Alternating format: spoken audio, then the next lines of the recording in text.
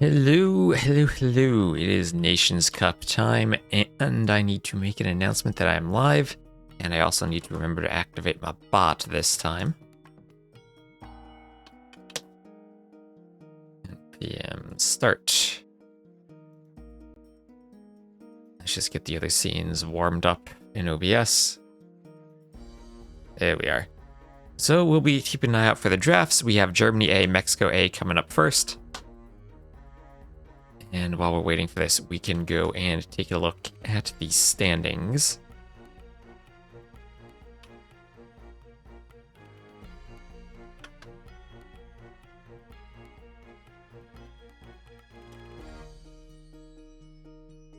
And I should also get the, I guess, lower bracket round 1, best of 5. I think that's the best way to explain the stage we're in right now. I should set them all up so they're in the drop-down menu. These drafts need to be set up per the right teams, but I'll look at the brackets, have a quick recap on the standings so far. So spoilers, we will be showing off the brackets. And here we are in the first round of this double elimination tournament. We had Germany losing a close series to Russia, and then Mexico, perhaps more expectedly, losing to Finland. So they will now face off in the lower bracket. Joining them in the lower bracket, how did I scroll up like that? Silly mouse.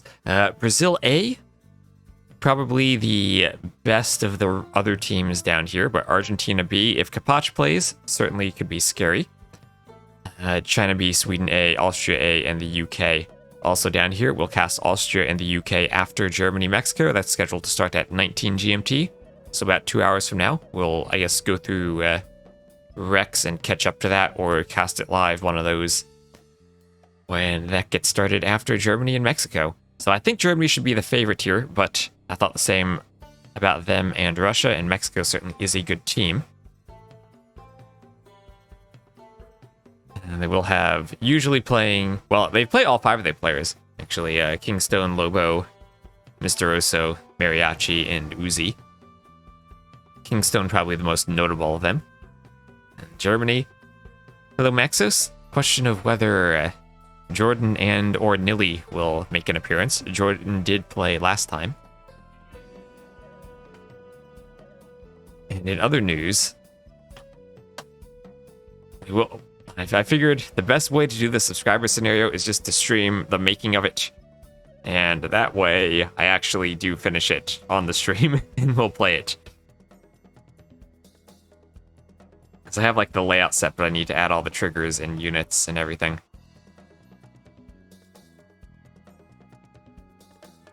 And that'll take some time, and it's time that I'll just stream it. And I think that'll be the easiest way to do it. And that way we actually get it finished today after these 2 sets.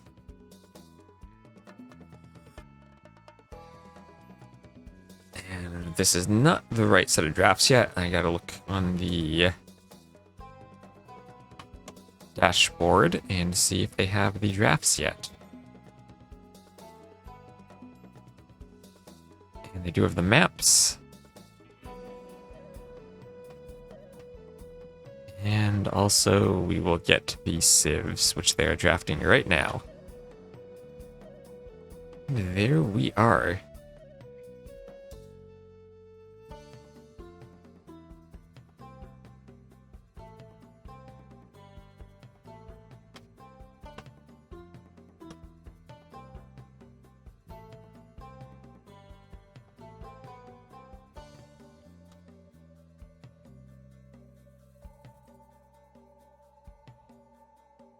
Make another post there. Alright, so Germany taking Britain's first, they get banned. Maps are Arena as the first map. Mexico does like Arena. But then they also picked Arabia and Team Acropolis as their home maps. And then Golden Lakes and 2 Rivers for Germany. Maybe 2 of the trickier maps to figure out, but I think Golden Lakes is pretty straightforward. 2 Rivers, maybe a bit more strategy gets involved there.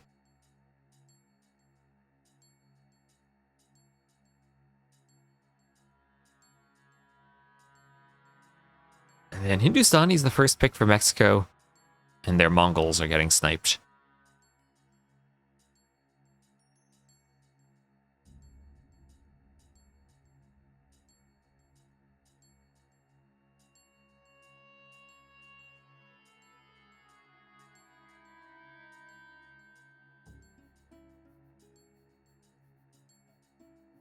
And hello, Squint Eastwood, 98.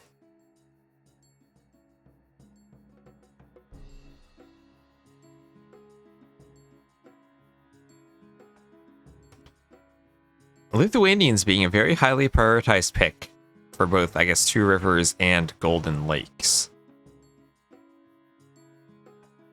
They do get a really nice fish boom. But I also do like camel sieves for Golden Lakes. And that Hindustani's pick for Mexico as the first pick I like for them. Mongols seem like they were for Team Acropolis, but I can understand them being banned. No migration, sadly.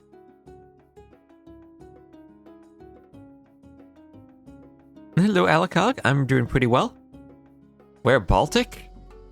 Where is Baltic? Not in the map pool, unfortunately. On a PogChamp? I can give you a PogChamp in the chat. There we are. Rigged? Very rigged.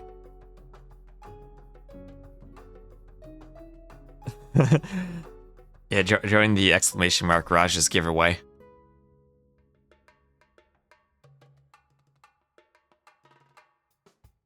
Jordan playing Admiral's Cup and therefore confirmed not here, I assume? Well, that would make sense. Any Prismata fans? Oh gosh, the old Zach streaming advertisements.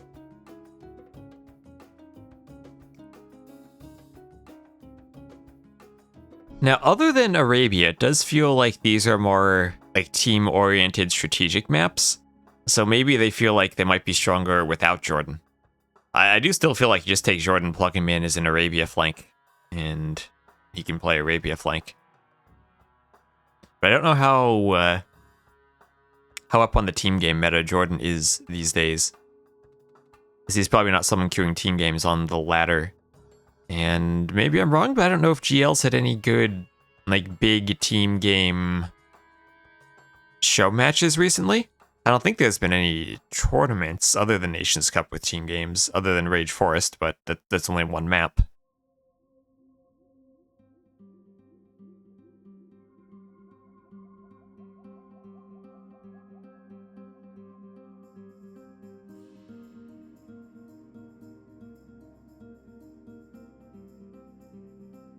You think L? Are you saying you think Germany loses this?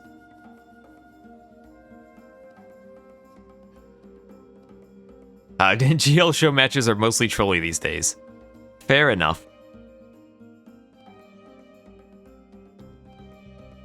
Yeah, that feeling when you hit enter accidentally in the chat. I know that all too well.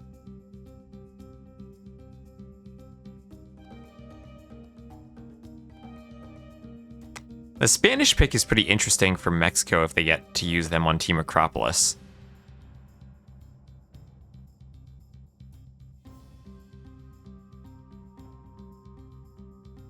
Also, Gurjar is a civ that maybe are useful on Golden Lakes, but still have a bit of an awkward start. Maybe they're thinking Gurjars is in Arabia pocket. Or just a camel civ on Team Acropolis, they're good there too. They have Italians, Japanese, so two good flanks for Golden Lakes.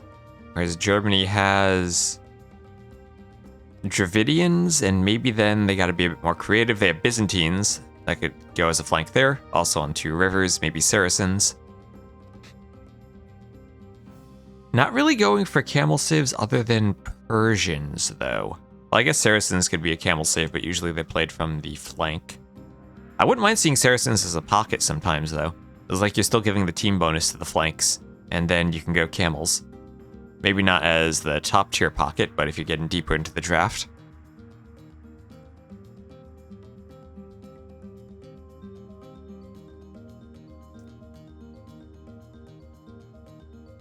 Oh, I should also turn the overlay on. There we are.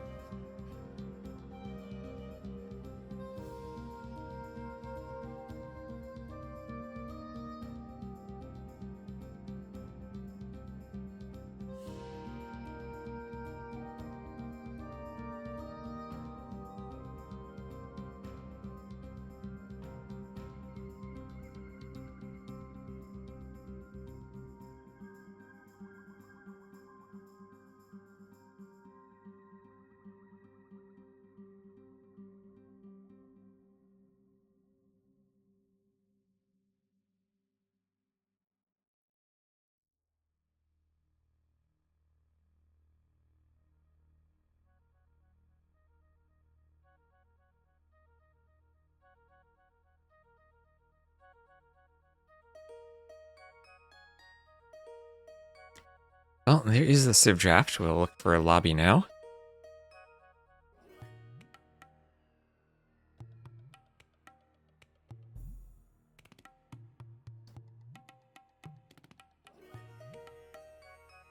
Vikings being the very last pick.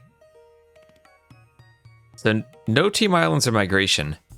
The presence of either of those maps turns Vikings into a top pick. But without them and without access to fire galleys, you're not going to use Vikings on Golden Lakes, and still kind of awkward to use them on Two Rivers. And then just other maps, no Thumb Ring, so they don't really make sense as an Arabia flank anymore. And no Dark Age eco bonus, so you can't even get a fast up with the like 18-19 Pop Archer meta. Don't make sense on Team Acropolis, and probably not on Arena. Especially not as the first map.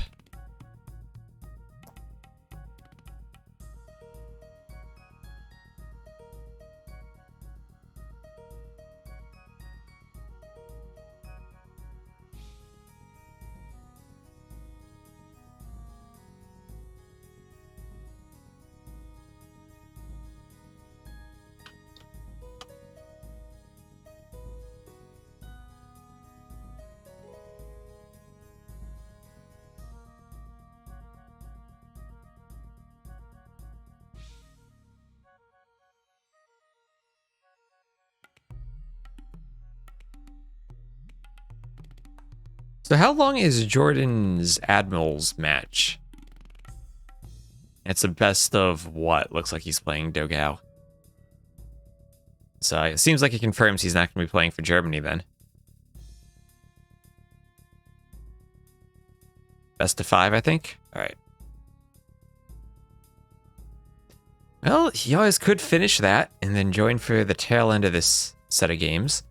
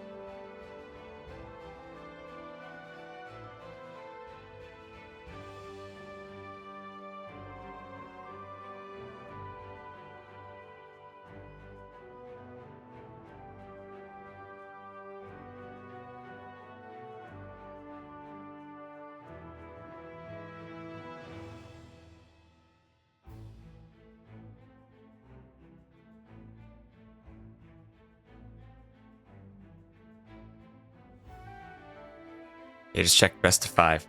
Alright, perfect. I wonder where this lobby is. Anatov's usually the type of guy who'd get the lobby going right away. Hello, M. Strange? I'm on OBS. Don't be dropping 192 frames on me. Hello, Johnny Bot. And Ace W AoE. I like those nearly DE emotes. And Josh, hello.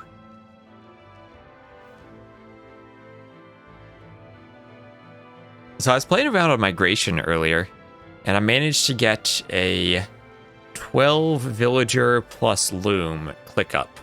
No fishing ships, but 12 villagers plus loom.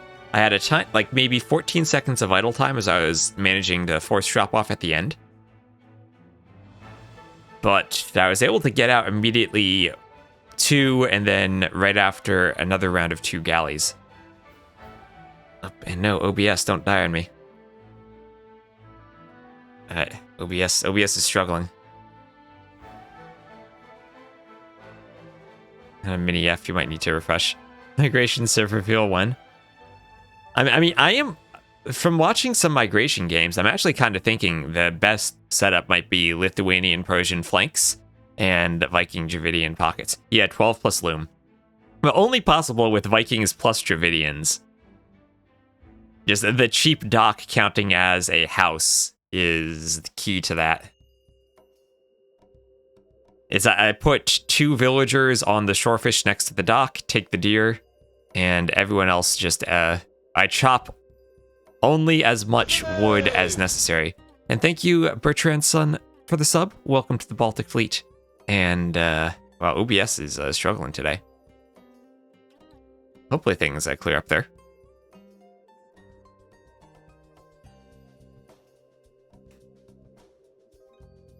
Yeah, thank you very much for the sub.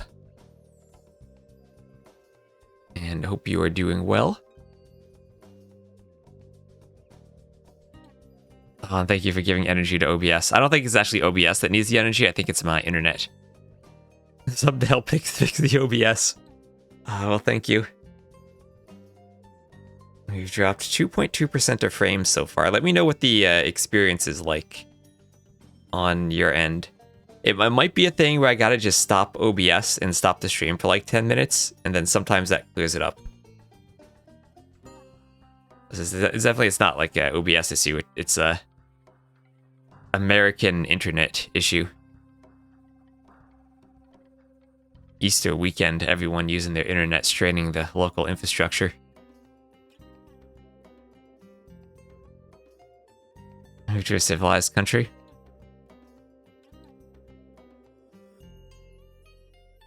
If only.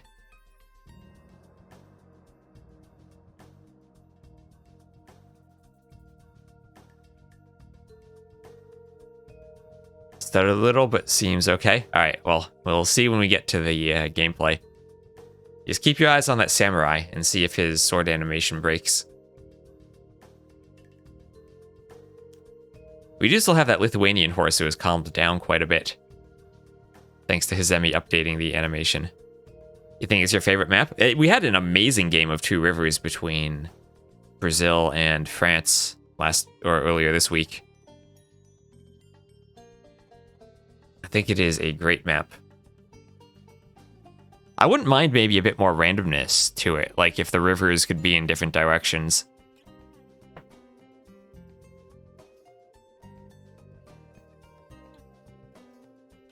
I don't know if them always being fixed is a good thing or not. Maybe it is. I've really been liking Golden Lakes too. What did I expect? I would expect like the rivers could also be rotated and run across like 90 degrees, and also like flip the sides so that the one attached to the edge would be attached to the other edge instead. Like the same pattern, but able to mirror it or rotate it.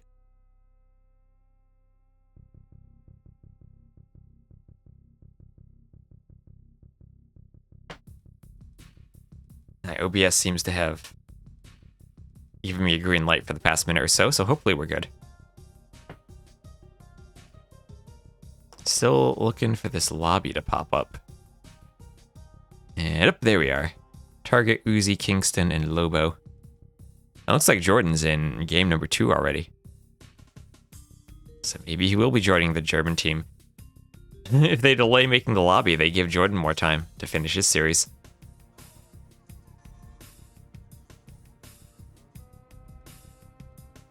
And again, we will have, of course, the UK and Austria coming up after this series.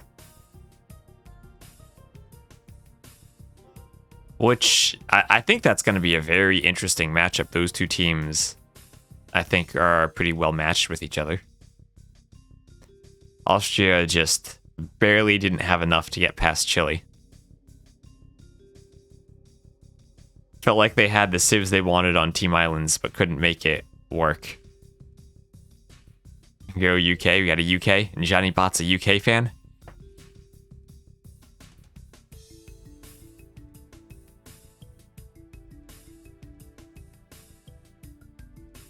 Yeah, the lobby's up, but the dashboard isn't picking it up as Germany versus Mexico. But that's okay, because we can just look at the lobby. And there's Anatov.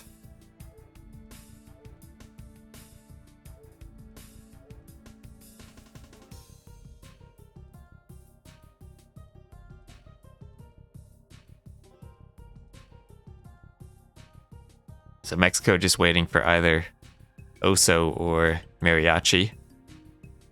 Germany needing to find 2 more players to join their lobby. One of those will not be Jordan because he's playing a best of 5 against Dogao right now. Could one of them be Nilly?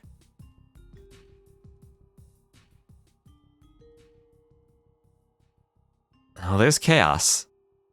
I imagine their final would probably be Running. Oh, and just as I say that, he joins. Just running a bit late, but still made it.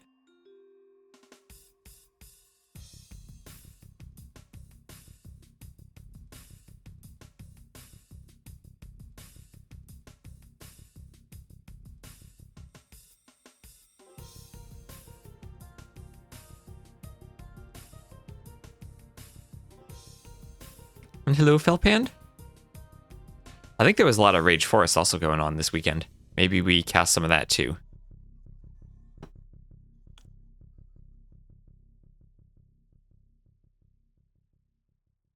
And next week, hopefully we actually get back to video editing. I should have some time now that I'm done with that Doubt video. I think it will be very even. Germany, Mexico?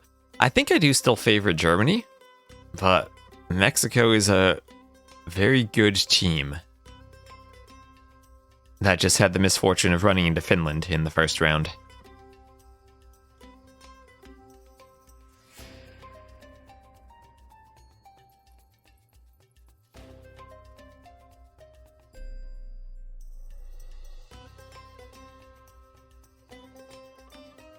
Use Maxos with videos. I know I have like a list of videos I need to get through, and then it's going to be more pacifist videos. I've been wanting to do those for like a couple of years now and just haven't had the time for it, but I think we're finally going to make it happen this summer.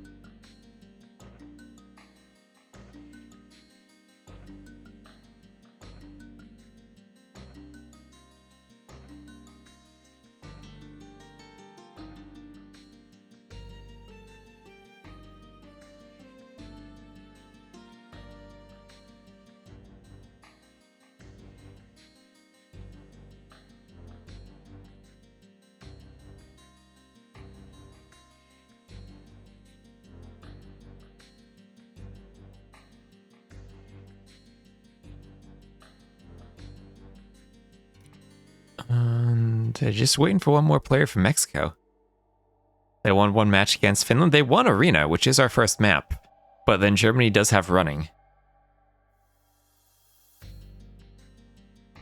So they will have a Clown.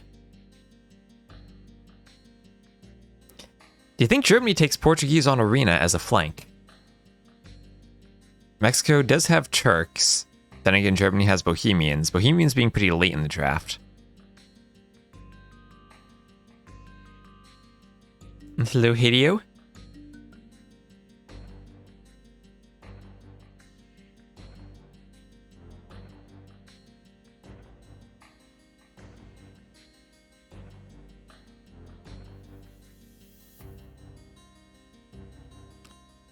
And not exactly sure when games will be next week, but I do plan on casting as much Nations Cup as I can, and probably some Rage Forest as well. I'm very excited to see USA B continue their dominance throughout the Silver League. I think they're our last remaining US team. Let me just check the Silver League brackets. Oh, yeah, it's going to be USA B against Italy A. Well, they did beat Spain, who was a much higher seed than Italy, so maybe that means USA B has a chance of advancing to the quarterfinals.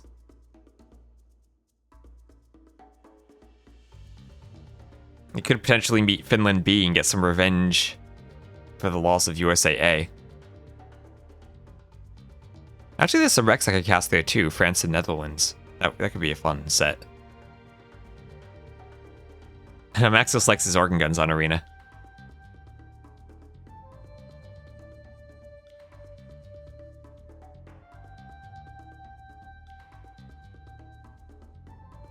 And oh, there we go. We have everyone. Mariachi joins the lobby with the longest name out of anyone because of that clan tag. Will I cast Brazil B versus Japan A today? What time is that? If it's during the other sets, we could always cast the Rex, the games live. These games are live. That's why we are waiting.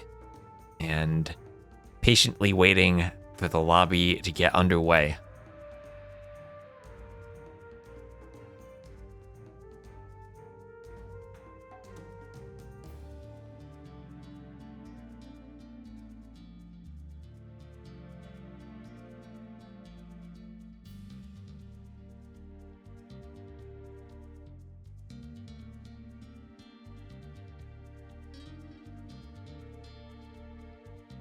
It's 5 hours from now, so then quite possibly, yes. Why is Jordan playing 1v1s then? Because he is not playing on the German team. He did play 2 games last week. And won the first one, but then won the Team Islands, then they lost Nomad with him. So, I don't know how active Jordan's going to be, or even Nilly. And that disappeared. Which just means that they launched and that I need to maybe click another button on the dashboard. Oh, I need to refresh the dashboard. Something crashed there.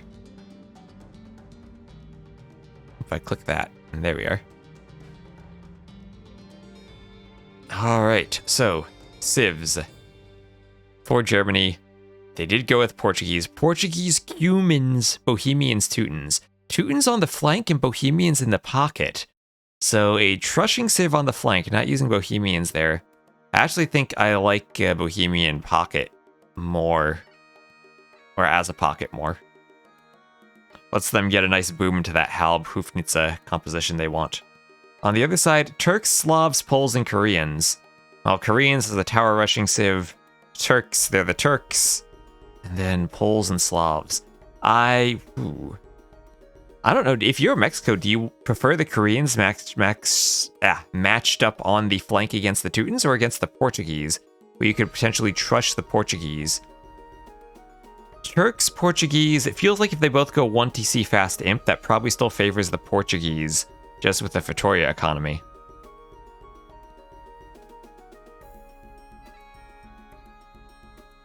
But Poles and Slavs, if Slavs get to late game, they should be a good counter to the Cumans. And Poles, how do they do against Bohemians? Can they spam enough winged hussars to take out the Hufnitze? Maybe.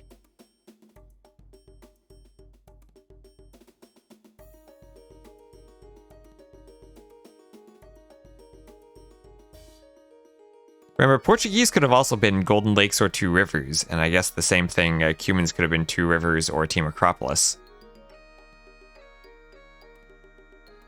Bohemians, though, and Teutons, you really want to use them on Arena. The same with Turks. And, I guess Poles or Slavs could have been Team Acropolis. Koreans, don't really see another good place to use them. Maybe Two Rivers, but they're more of the, I think a Team Islands or Migration flank civ. Maybe not even on migration anymore because of how fast the ups are. They don't have an eco bonus to click up fast. If they survive the Dark Age, they are, I think, actually the best galley save, potentially even better than Vikings, because they have a bigger discount. And then have Shipwright and Imp. So the Team Islands, I love them. But on migration, where the players are sneaking to the pocket so fast, maybe not as good as they were earlier in the tournament. This is live, yes.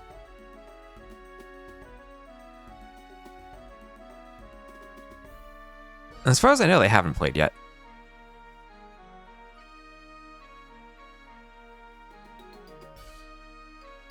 Let me just set the team names up in Capture Age, then I'll swap over.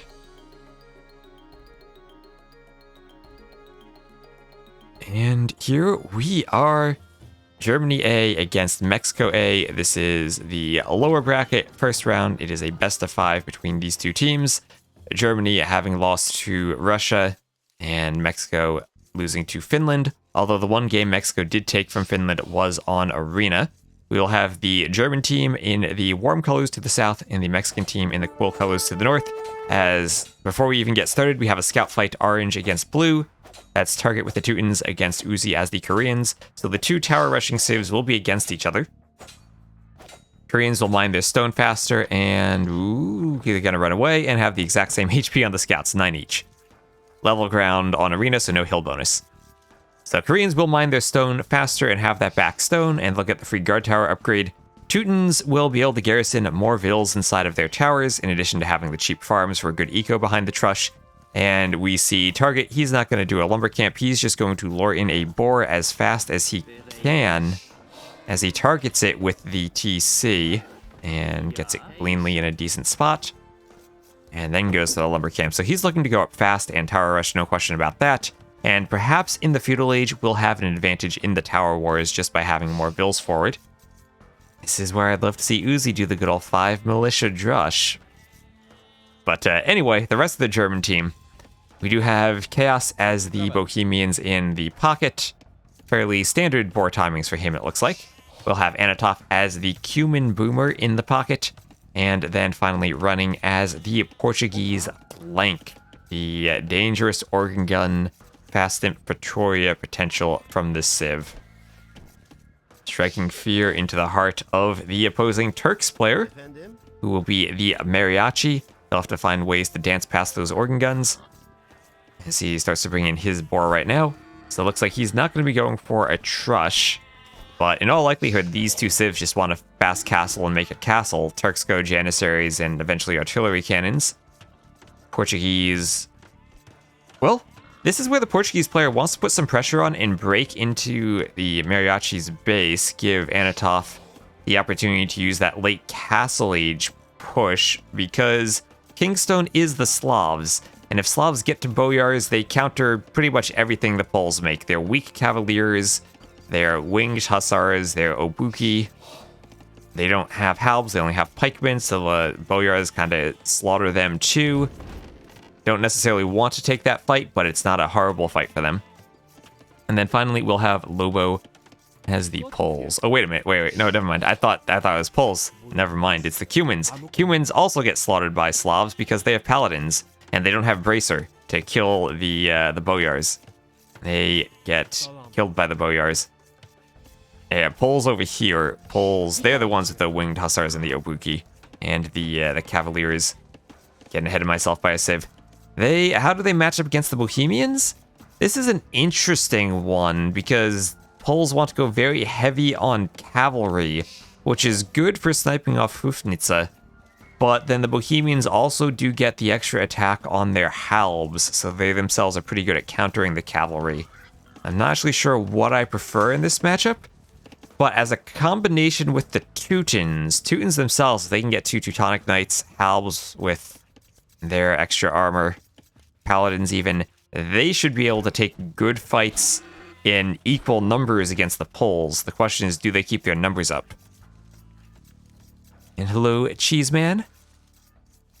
And then, once again, oh, is he doing it? He's doing it! I said this jokingly, but he's doing it! Oh, yes! I jokingly said he should go for the drush, but he's drushing. Now, I have experience doing this against the Teuton Trush. The Teuton sends so many Vills forward that you can't just make militia, you also need to send Vills forward to fight with the militia. So you gotta do Loom and make enough militia to win the fight. But he's gonna come forward, he's gonna scout, there are 9 Vills there, and the Drush will come out. It'll be 3 militia. You gotta send Vills with this though, you gotta do Loom and send the Vills. Oh, let's go Uzi. And they're gonna get the scout. And see the Vills. Here come the militia. They gotta go now. They gotta go now. There they go. Oh, they gotta waste some time chasing the scout. That's not enough militia, though. He needs more militia. He needs Vills. The Vills need to go out. He might even need to delete the walls to get out in time. And yep, he's gonna delete the walls. And here it is. Just gotta delete some more. And he's gonna fight. He's gonna fight it. Oh, yes. This is what I want to see, is the arena flank against the Teutons. The Drush. And he gets the scout. All the other players sending their scouts here. The Vills are still fighting.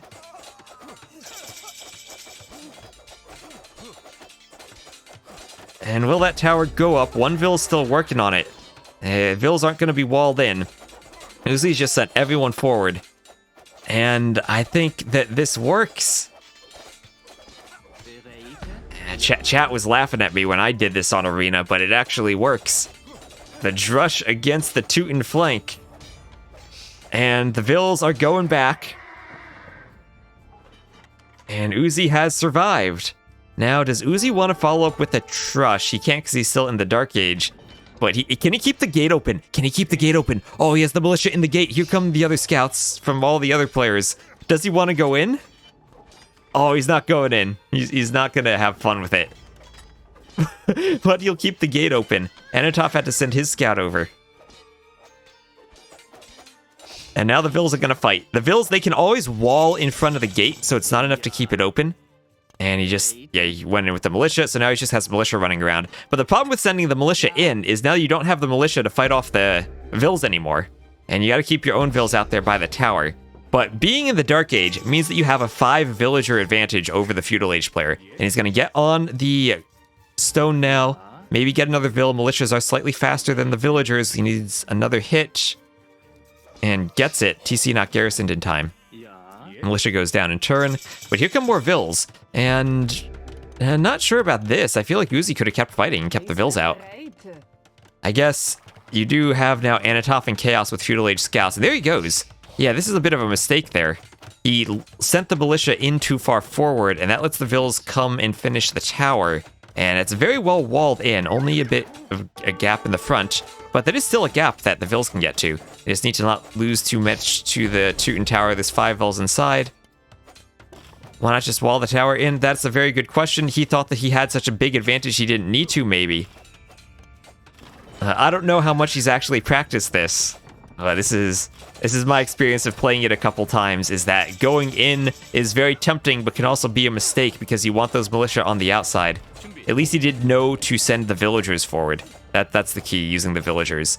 But this is now, he's Vill fighting. Maybe he can get the tower down, but the problem is there's just so many Vills here for the Teutons player. He's actually walled everyone inside.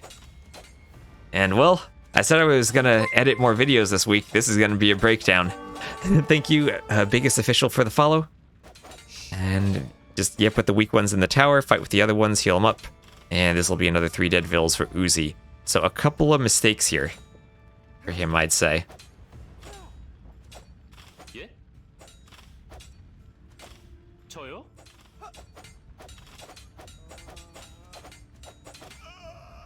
Vills go down.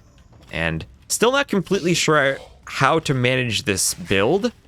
But diving in with the militia and letting the tower go up, I think, is a big mistake. Uzi is... And yeah, Uzi is still... Oh, he never finished the house. He's open still. You're right, and that's going to be another Teuton tower. But now the question is, can Uzi fast castle behind this? That's going to be rough because both of his golds are forward. Might not be a bad idea to start stone walling over here, maybe get your own preemptive defensive tower up, as you're pretty heavy on stone. This will be maybe a counter castle as soon as he gets up, and he probably will try to go straight to the castle age. On the other side, we have a Trush, but a fairly standard, less interesting Trush.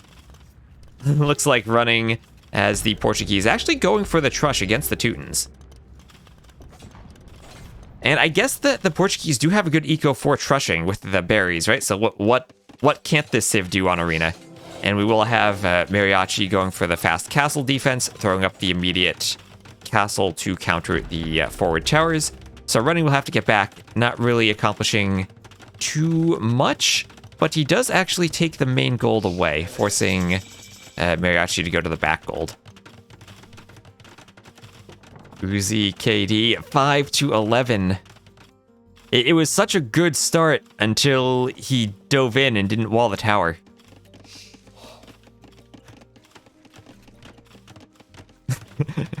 Max, I honestly do think that Portuguese right now are the #1 Civ on Arena. Actually, either in a team game, #1, in a 1v1, I'm not sure if Portuguese or Flemish Revolution is more broken.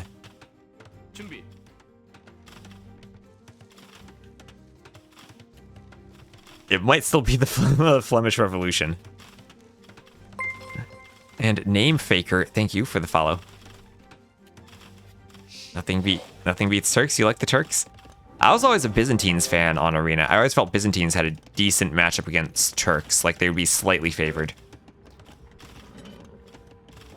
Aztecs always felt decent against Turks. There was like a... Turks kind of had tools to counter them, but Aztecs were still Aztecs. And then Mayans and Britons used to have great matchups against Turks, but probably not anymore. Just the Turks have been buffed so many times now with their insane cav archers and their extra Pierce armor on the Hussars. You have 30 guns, nothing organ guns, nothing stops you. I think you also need some monks to counter siege onagers at that point, but you get there on 1 TC and Fetorias. So now, this is the problem for Uzi. After that extended Dark Age, he still didn't have the eco to click up. We'll look at the eco panels. And he's not close to clicking up. And yeah, the Koreans have good towers, but they're going to lose one-on-one against the Teutons. I absolutely loved the strategy choice, but I think there's just a couple of mistakes on the execution.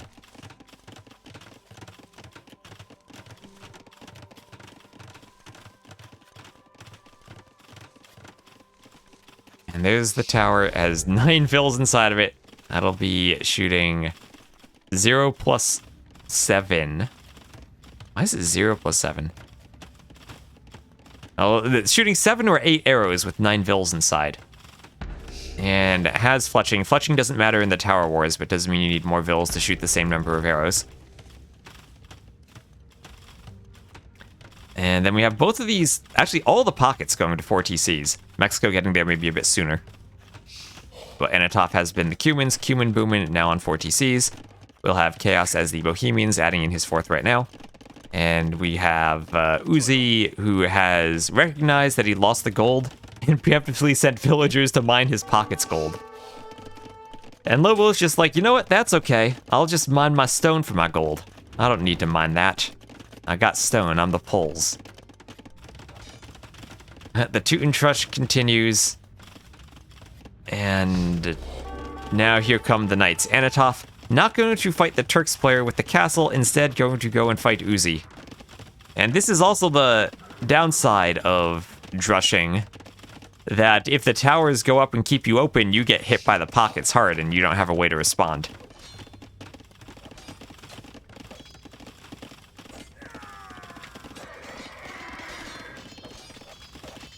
Do we know when Canada will play? Well, they just played yesterday, so they need to schedule their next round.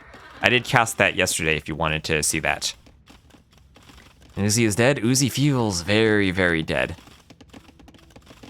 So no one talk about Canada. Don't spoil White Knight. You have a minute to click away. Uzi up to the Castle Age though. And looking at that stone count, 501, still is going to be mining a bit more. Gets a couple spears out. The thing is, he's going to need to plop down a castle right here, right in front of his TC. Will there be enough vills to stop that? And will that actually be a castle location? Because the vills could trush the wood line. And he was going to try to do is wall that to stop vills from going in and out, but they can also just hop over and get inside that tower.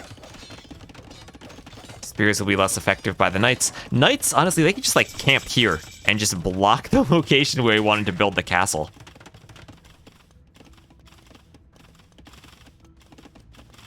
On the other side, nothing really going down. A few Janissaries being made, extra gates so they can sneak out. Ram to clean the towers. And we'll now have a TC and transition to a bit of a boom from Mariachi as he goes forward, maybe to look for areas to pressure with the Janissaries. Does have to be careful, though, about the Cumin boom in pocket being able to spam knights and clean up the Janissaries. But for the moment, we have perhaps... perhaps running a bit vulnerable as he is transitioning to Imp. But he is the Portuguese, he just wants to get Imp, and then plop down a Fatoria. He'll be going for a monk defense against the Janissaries, and some extra stone walls inside of his base to try to keep them out.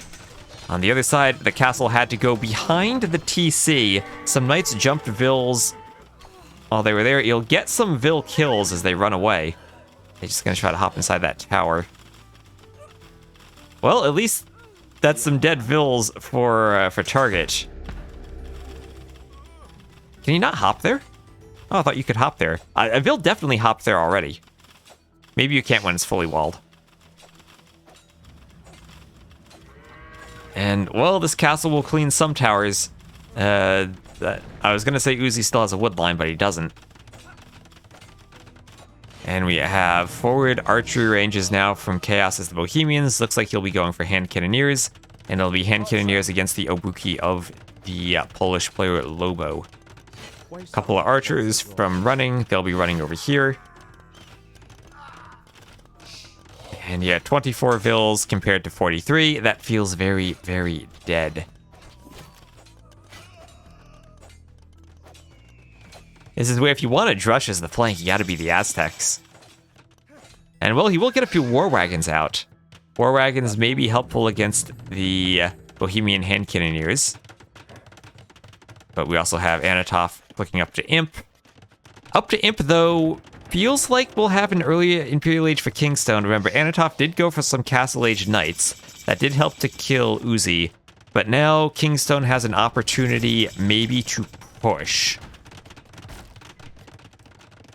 As the Slavs, I don't think you're very worried about Cuman Paladins. You can have Drazina Halbs and Boyars. The Cumans can't really do too much to you. What you are worried about, potentially, is the Portuguese and their gunpowder and cannons. If gunpowder can deal with your infantry and cannons can deal with your siege. Maybe Mexico has an opportunity right now to 2v1 Turks and Slavs against running before he can really go up. But looks like instead Kingstone wants to go for the pocket. Has just normal rams right now. We'll have to add in capped rams, get some trebs out of that castle. And it will be a double team on the pocket with some Janissaries. Janissaries, ooh, if they scouted that gold, could just sit there and pick it off. War wagons could even too. And, well, Uzi being about as useful as he possibly can. Trying to deny a castle. Actually, the Janissaries might be able to do some good damage on those Vills by that castle. They'll need to snipe off the monk, but that castle might not go up. And they get the monk immediately, and Janissaries war wagons together will push Chaos off of that castle. Wanted to go forward, but not quite in time. He doesn't have the same boom that the Pole player does. Poles will have the better eco and the earlier boom, and target is up by a lot over Uzi, but also not really in a position to help against the boomed Pole player. This is kind of a 1v1 between the pockets at this point, and Mexico is hoping that the Polish pocket will be able to win this, especially with the help of the Turks and the war wagons. Bit of a rainbow coming over here. Janissary is getting inside the gate. Don't know if they want to do that. They're going to sit under the TC and fight the hand cannoneers. This is a weird fight for Mariachi. And his dance will be stopped by the TC, but holding the gate open will let the Obuki in.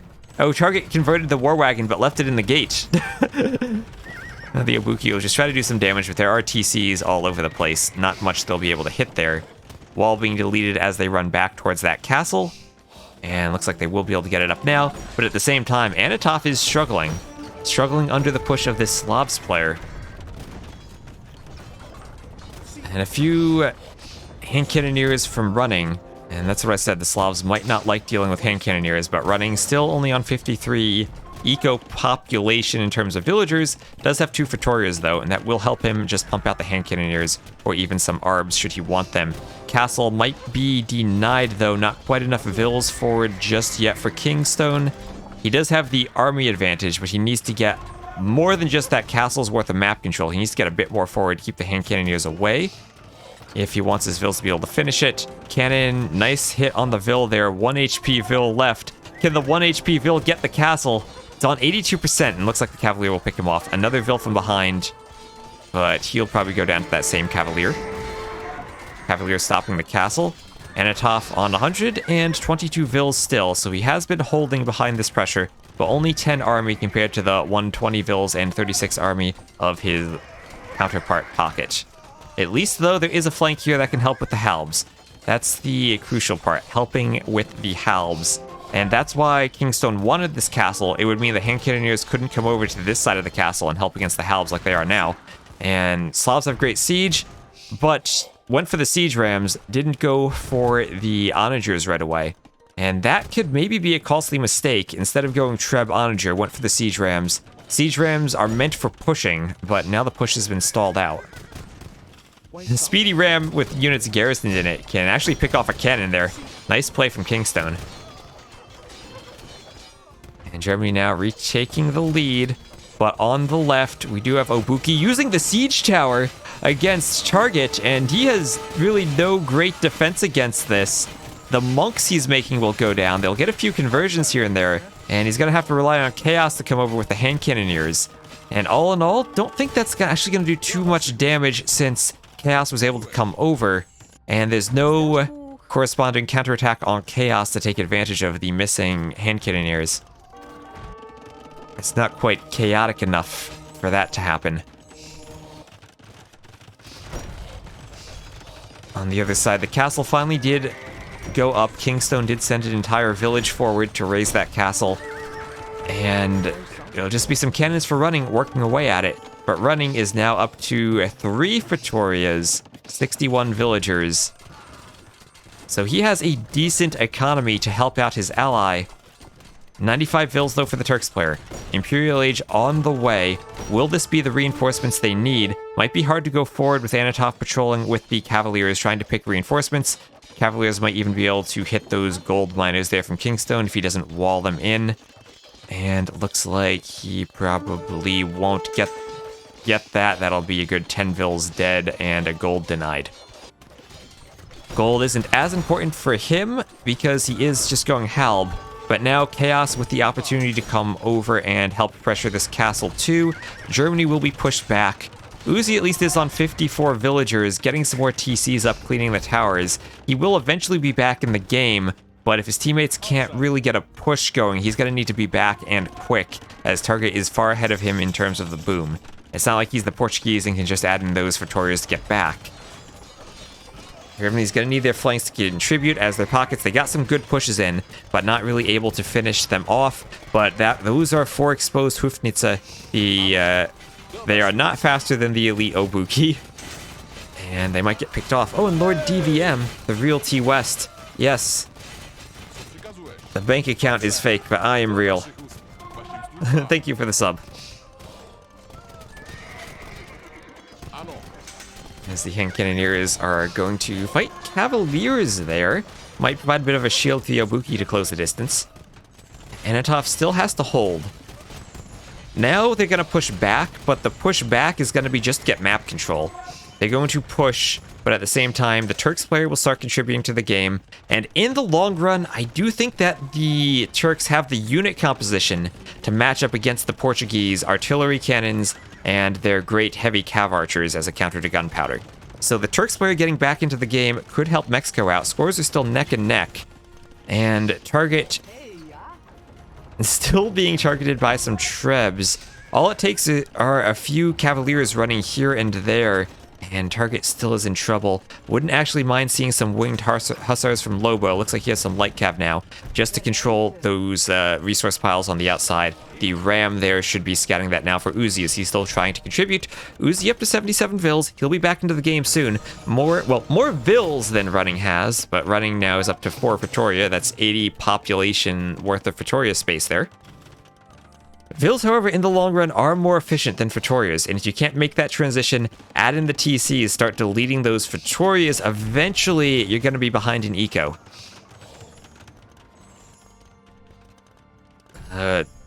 Mariachi has as much population as Running does Fetoria population, or as many villagers as Running does Fetoria population, and Target's still being pushed back. These consistent raids from Lobo never really killed him, but they have kept him down, only on 92 Vils. He is up to Imp, though, in a TC that's in the back. Okay, I didn't see the glowy bits on it, but he is up to Imp. He will reach Imp. And, well, what's he gonna do? Upgrade his monks? He's being flooded by these cavaliers. He really needs chaos to help out here. That's a lot of Hufnitze, though. That's 9 Hufnitze.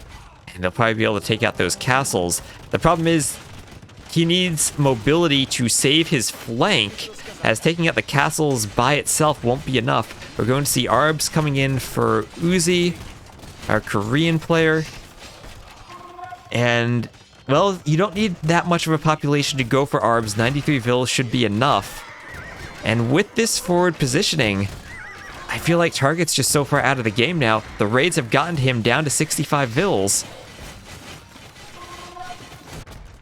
And Uzi was dead, but he's back. Nice cannon shot there. Arquebus and Hufnitze against artillery and Korean siege. And we're just getting heavy cav archers, 100 HP, getting all the upgrades in. Armor just now for Mariachi. And he can snipe cannons, he can push hand cannoneers back, he'll have the same range as them, but a bit more dancing ability. I guess maybe not as much with Arquebus. And still is Paladin. Like, this is where I'd kind of like to see that Boyar switch from the Slavs, if possible. I know it's expensive at this point and you don't have trade, and maybe staying on Halbs is better, but Boyars would beat all of the units that are over here so far. Cav archers being added in from Running, those Portuguese cav archers. Target will be defeated.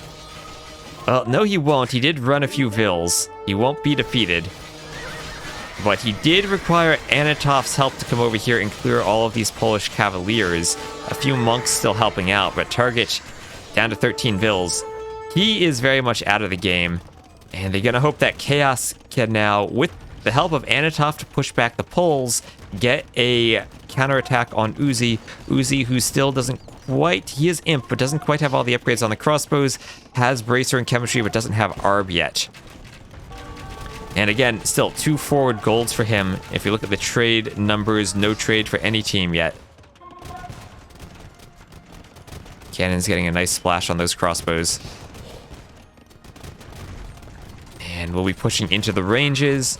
You're going to need some back ranges here for Uzi, but even then, gonna be hard to get the production going. Maybe if he's out of gold, skirmishers would even be the better play than Arbs. He has some Arbs now, but he needs to get the numbers up. Only 14 military against the 76 of the Bohemian Pocket, and we're gonna have some walls coming in. That's what Target can do. He is out, but he still has a bit of stone, and he can use his Vils to wall off the entire map, as they're maybe gonna think about getting some trade going. Looking at the Fetorias, still 4 of them, no deletes just yet for Running. I would eventually like to see that. Bombard Tower is not as scary when you have artillery on your bombard cannons, and also the rams from the Slavs to take them out.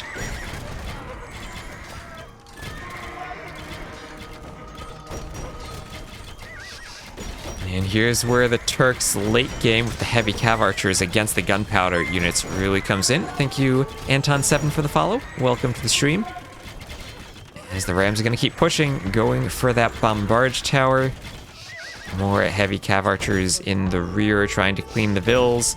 Remember, these aren't Spanish Vils. They don't have supremacy. They won't be extra tanky at getting the towers up. I guess Bohemian Vils could be good at forward construction too, with Sanctity and Fervor. But here comes the push. The speedy garrisoned Rams. I love seeing this, putting your halves inside the Rams to make them speedier. I think it makes them attack better. I forget if it's more attack or just a faster attack. But it does make them more deadly against those castles. now is having his castles run down by those rams. Paladins from Anatov won't be enough with all of the halbs there. And I think Mexico is going to do it. Still, they need a way to deal with all of these hand cannoneers and Hufnitze, but here are the skirms. If the skirms on the way for Uzi, he's out of gold, so going for the skirms, maybe would want to wait for the Hufnitze to die before adding the TC foundations, but he's going to add them back. Might need to find just another gate on that corner of wall to keep himself safe. But orange, up to 34 vills, that's more than red at least. As long as red runs, though, he is the Portuguese. He can just lose his Vitorias and rebuild them somewhere else and suddenly have eco again. Portuguese are a civ that you can never fully kill. You can make them run, but they'll always come back. You don't even need to spend time adding in the TCs. All you gotta do is add the Vitorias. But he is being pressured, and being pressured very heavily. This is where if you're Mariachi and you want to establish your dominance, you do redemption on your monks and you start converting the Vitorias.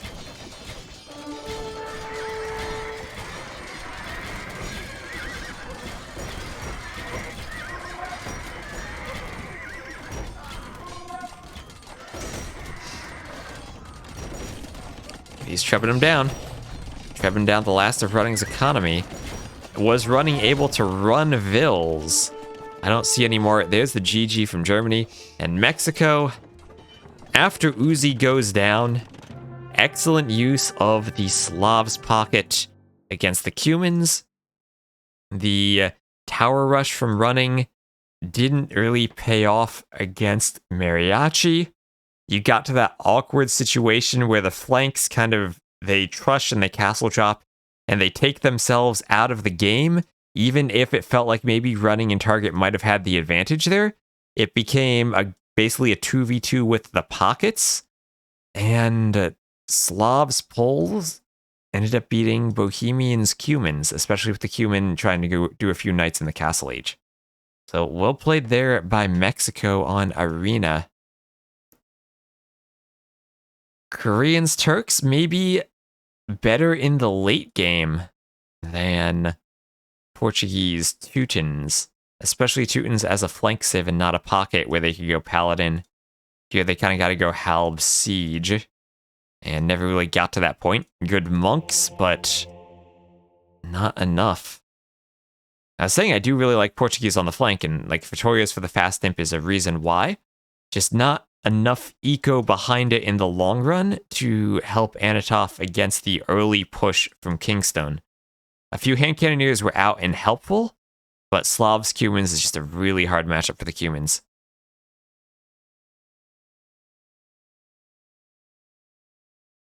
Imagine being at 280 pop. I wonder, since we did have some, it was a while ago at this point, like 45 minutes ago, I wonder if people actually need to refresh to catch up to real time on the stream, because we did have a couple of dropped frames earlier.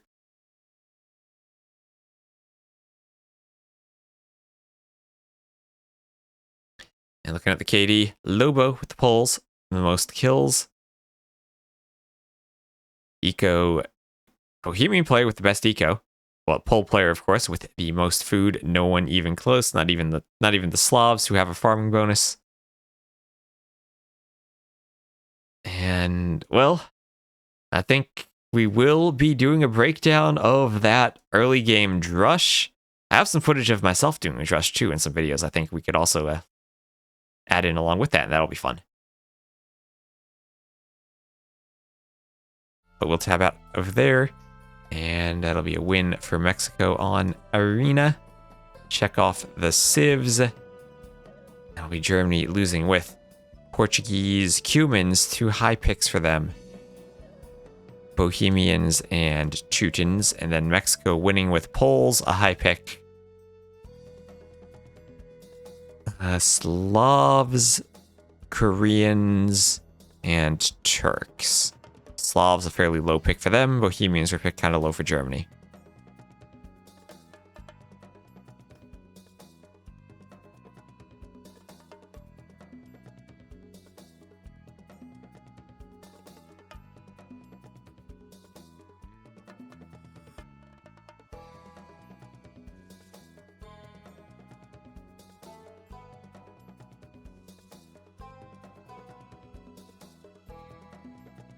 Looks like they'll have the next lobby up. And almost ready to go. And it'll be on Two Rivers, Germany's home map.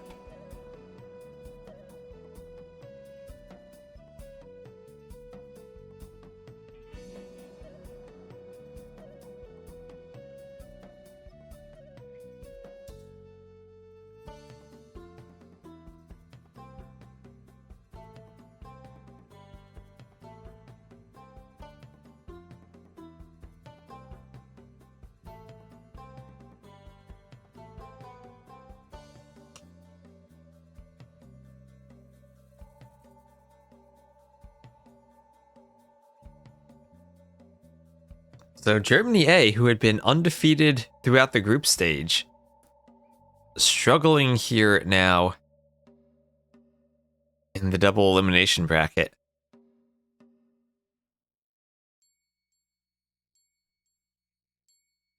Potentially at a risk of going down to Mexico now.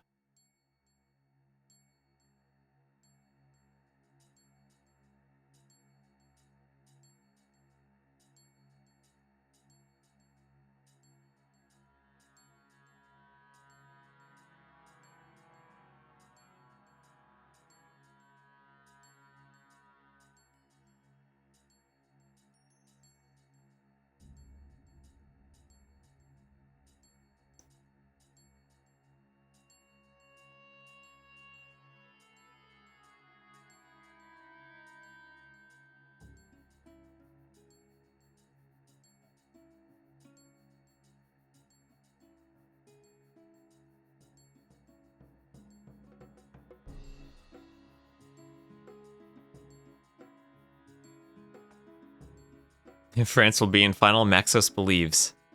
Maxos believes in France. He is loyal.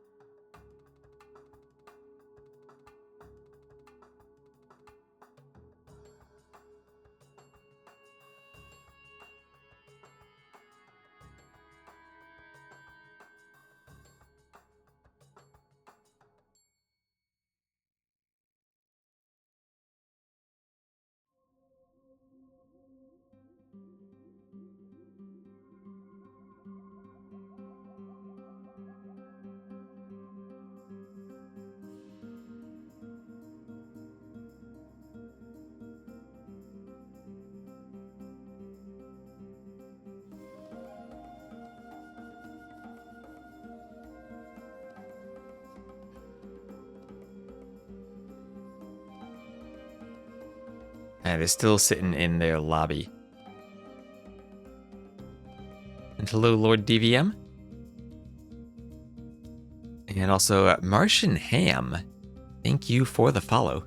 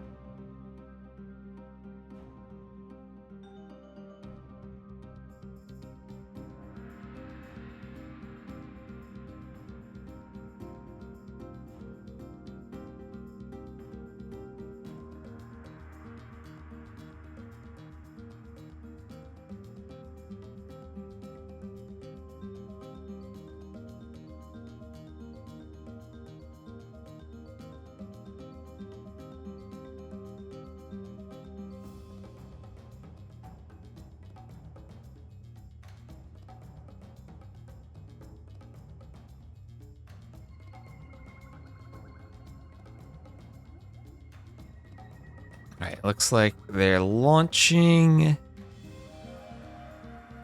And alright, 3 minutes spec delay. Gotta follow the rulebook and put 2 minutes. Anyway, for Germany, we'll have for Two Rivers, Burmese Dravidian flanks, Lithuanian Sicilian pockets. For Mexico, it'll be Malay Viking flanks and Italian Berber pockets. Viking flanks, an interesting choice on this map. I have seen straight galley openings. They are a bit better at sniping off the fish than our fire galleys. But you can also be very close to each other, so it is a risk not having fire galleys for the Civ. There are also variations on how wide the rivers are too. So the wider rivers would probably favor the Vikings more than the fire galley civs. Berbers, good camels, and also faster moving ships, so they're good on the water. Italians, fully upgraded cavaliers and hussars, but they don't get paladins, don't get any camels. Genoese crossbowmen, or Genoese crossbowmen should be good in the late game. Malay, interesting choice as a flank here. I kind of would have liked to have seen Italians as a flank on Golden Lakes. I guess they have... not sure what else. Maybe... Malians feel like a pocket there, other than Japanese. What their second flank will be there, I'm not sure. Could be Mayans. Nope, the game has not started yet. We still have that spec delay there for about a minute. We just see the civs on the lobby screen. So no overlay to change yet. For Germany, what are their Golden Lake flanks going to be? Maybe Aztecs and Incas. Eagles for laming on Golden Lakes might be very strong.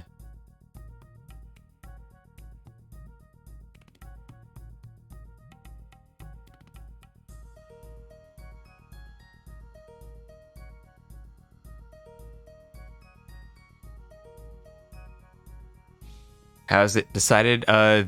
The teams decide that themselves. There are no restrictions or rules about that. Whichever 4 players the team decides are going to play, they end up playing.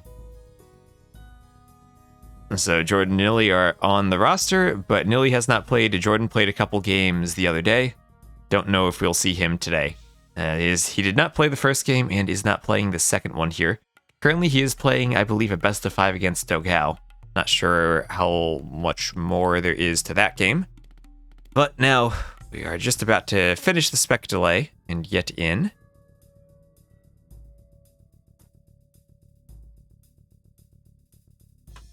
So we get the colors set up, and now it's overlay time. As welcome to Two Rivers, where, of course, your teams do spawn in that L pattern. This time, the Mexican team will be to the northwest, with Uzi playing the Malay flank, Kingstone the Italian pocket, Lobo the Cyan Berber pocket, and then finally Carinosa de 5000, who is Mr. Oso on the other roster list. So this will be Oso, I believe. Well, there's only 5 players, and they just made a sub, so he has to be Oso. He'll be in the gray as the Viking flank. Then we'll have Chaos to win as the Burmese, in the red as the flank for Germany. His pocket will be Anatov as the Lithuanians, already heading out to make that dock. 2 houses. Oh, I didn't go for the super fast Lithuanian dock, but we'll do an early dock with the wood and then the extra wood savings he'll get from the Dravidians team bonus. As we'll also have running as the Sicilians pocket, and then finally target as the Dravidians flank. Dravidians, of course, you get 5 population space for every dock, so basically you save 25 wood on a house every dock you make, which when you're going for very tight Dark Age builds, makes a pretty big difference. As I was saying earlier, when I had Lithuanians, Dravidians, and Vikings on one team, I was able to do a 12 vills with loom up on migration and immediately get 2 galleys out. I don't think killing all of the fish that early is worth having 0 economy, but maybe it is. That was the cute little test I had run. I got a 634 feudal, and that's with, I think, like 14 or so seconds of idle time, so I didn't force drop properly. getting a clean force drop there, oh, that would just feel perfect. At like 620 uptime. Anyway, the deer is getting pushed into the TC and taken out by the Vils. Chaos going to be hunting his boar. Very close to the TC, actually. Very easy lure there.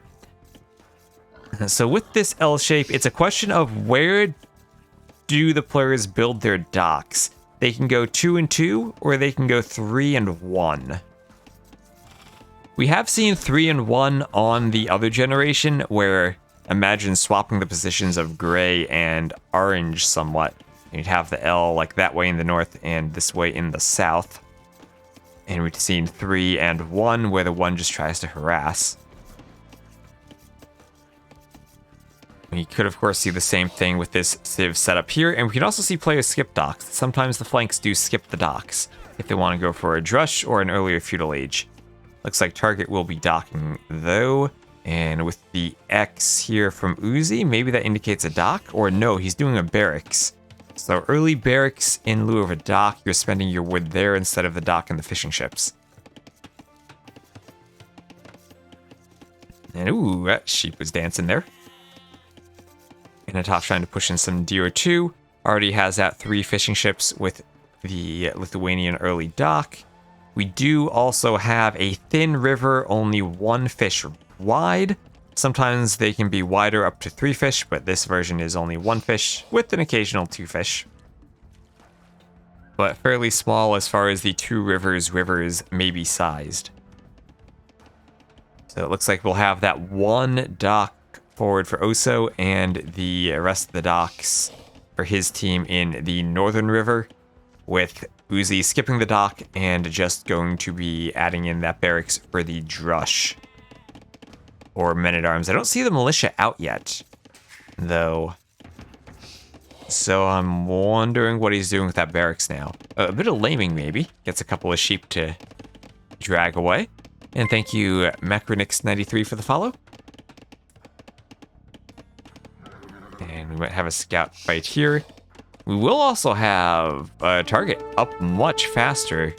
Not even adding in fishing ships in the Dark Age, just fishing at the dock with the Vils. And fishing ship is only as he's on his way up to Feudal.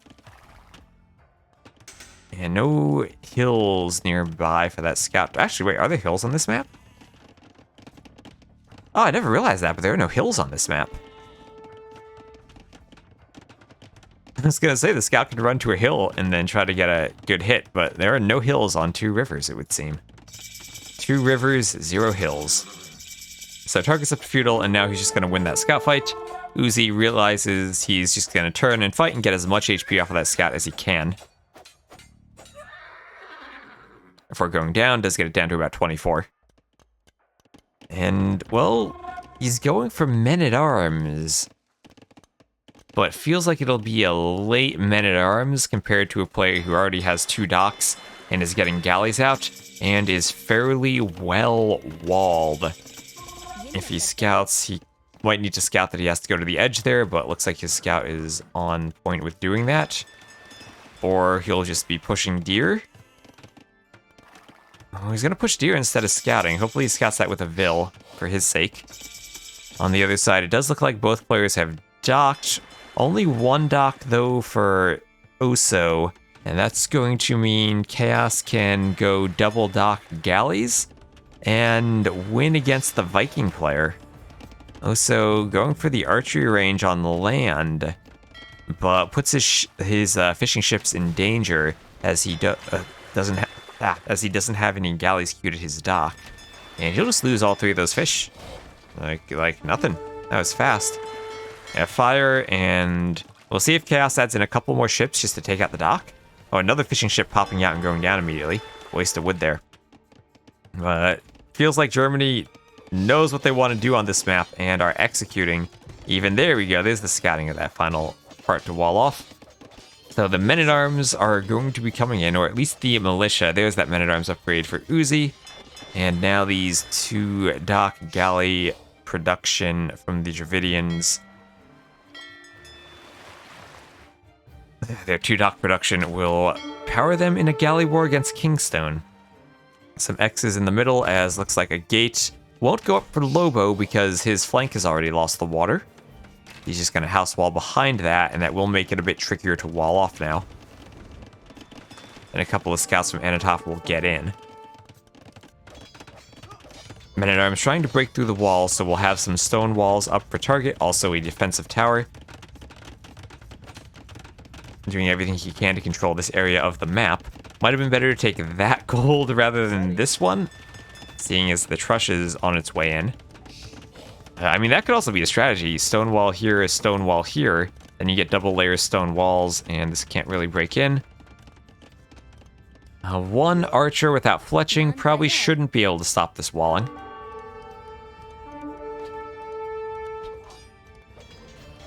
As the Vil could market wall, maybe.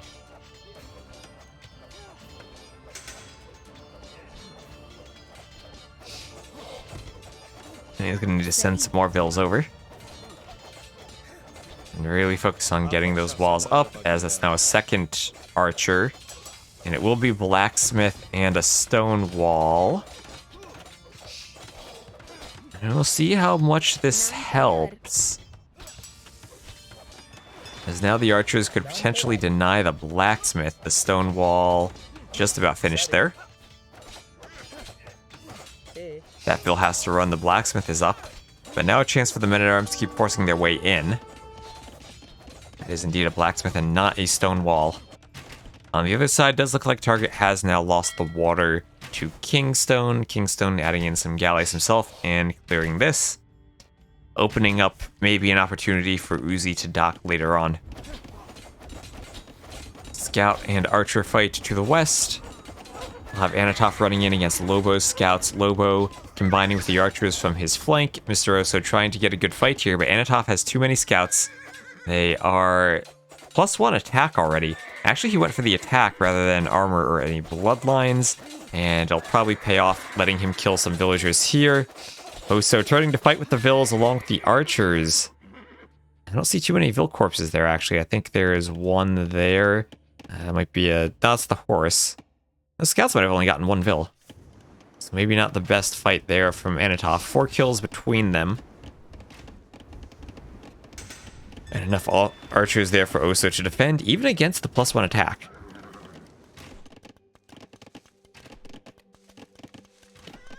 Lobo does now have to be careful, but those are low HP scouts. He can turn and fight with Vils. That's exactly what he wanted to do there.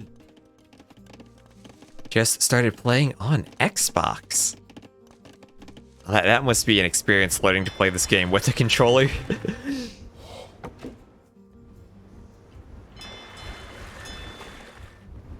I did manage to beat the extreme AI with the controller. On the good old xCloud version.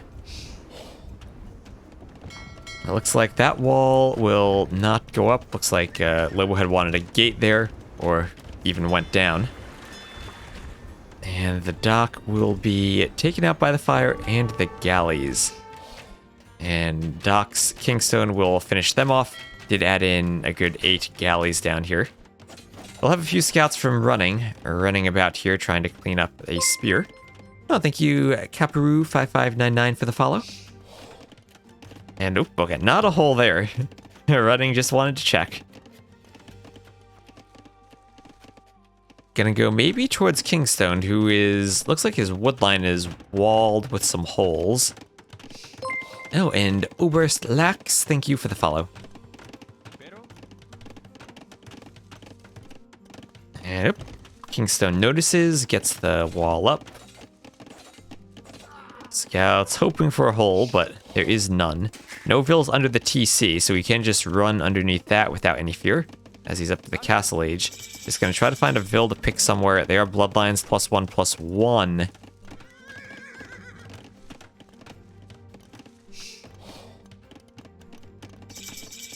Alt Taramis. Hello?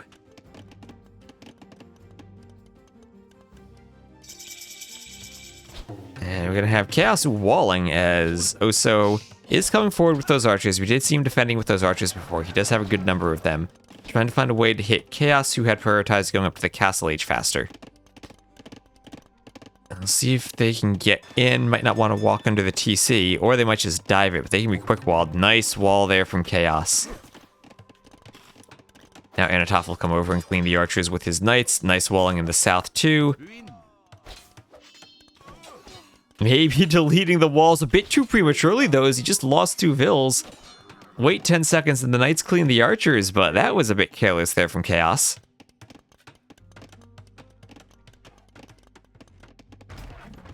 As we still do have Chaos winning on the water. Score is still neck and neck. Thank you, Dr. Diza, for the follow. As fire is coming out from Kingstone, as now Kingstone has actually docked forward. And we'll be cleaning up the fish from Chaos, adding in some fires. Fires probably do scale a bit better than the war galleys do in the Castle Age. And they're going to clean the fish from Anatov too. Anatov with some knights. Oh, I would love to see a demo on the knights. But knights don't really like to fight fires. Fires can just sit on the outside and out-micro the knights. Now they're across, or they should be able to cross the shallows and get the fish even up running.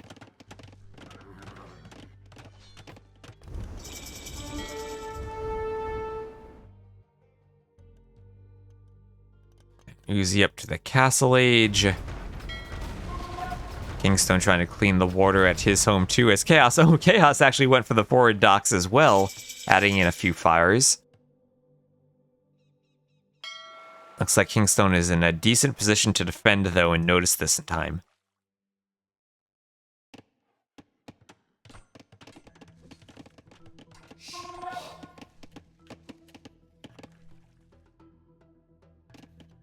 There's Town Watch on the way for Oso.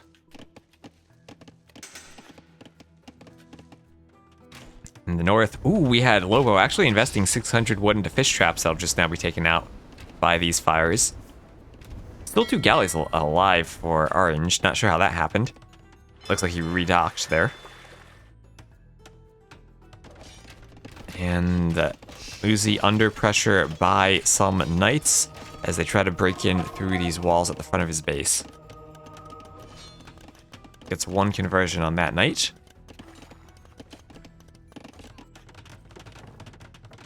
And Kingstone, monks defending in the south, but the fires will try to take out the rest of the fishing ships. Maybe Anatov will get 1 conversion, but that'll be at the cost of all the fish that had been added in down here. In the middle, still a knight fight. Anatov with the Lithuanians needs relics to have an advantage. We do have the Berber player adding in some camels. On the other side, Uzi pressuring with some crossbows. Vil counts slightly ahead for Germany. More army from Mexico now. These stone walls really buying time for Target, keeping his gold safe in the south. Feels like it was a great idea to have added them in.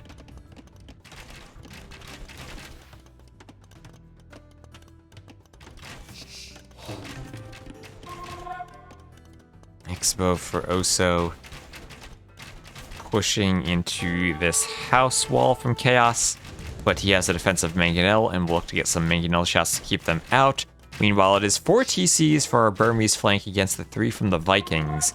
Remember, Vikings no longer have thumb rings, so they're not quite as potent of a flank as they used to be.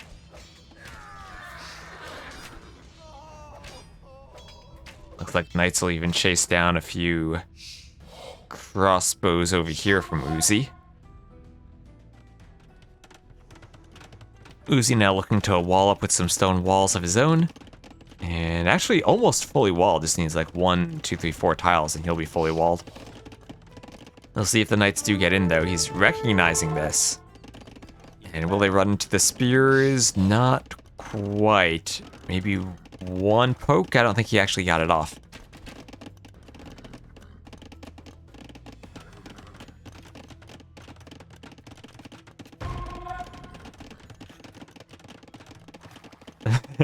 Yeah, I think he meant, was there a process like, do teams have to use all of their players or only some of them? And there is not. They can arbitrarily choose any of the players on their roster for any game. So Chaos trying to defend, fight fire with fire, but he doesn't quite have the numbers.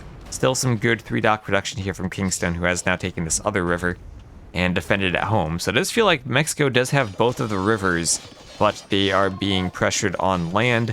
Bill count's now just about evened up. Lobo, even with the camels, doesn't want to fight there against Anatov. It'd be 11 against 12, and he might even win that with the camels added in.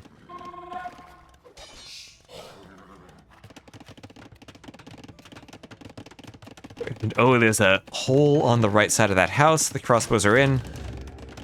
Workshop is on the way up, but crossbows will get a few Vil kills as they try to build it. Can't really get in too far with the double TCs, but can at least pick some Vils and run out before a Mangonel pops out.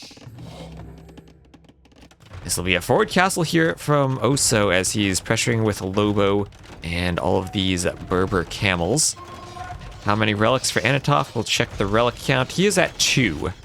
So out of position where he could take really good fights with camels. And actually, maybe that's why it's 10 plus 3. Maybe that's why they didn't engage earlier. He will have the attack advantage even more so if he manages to get the iron casting for another +1 attack. And is there other Castle Age upgrade? The extra attack with 2 relics, very scary in the Castle Age. It does make you equal to Cavaliers.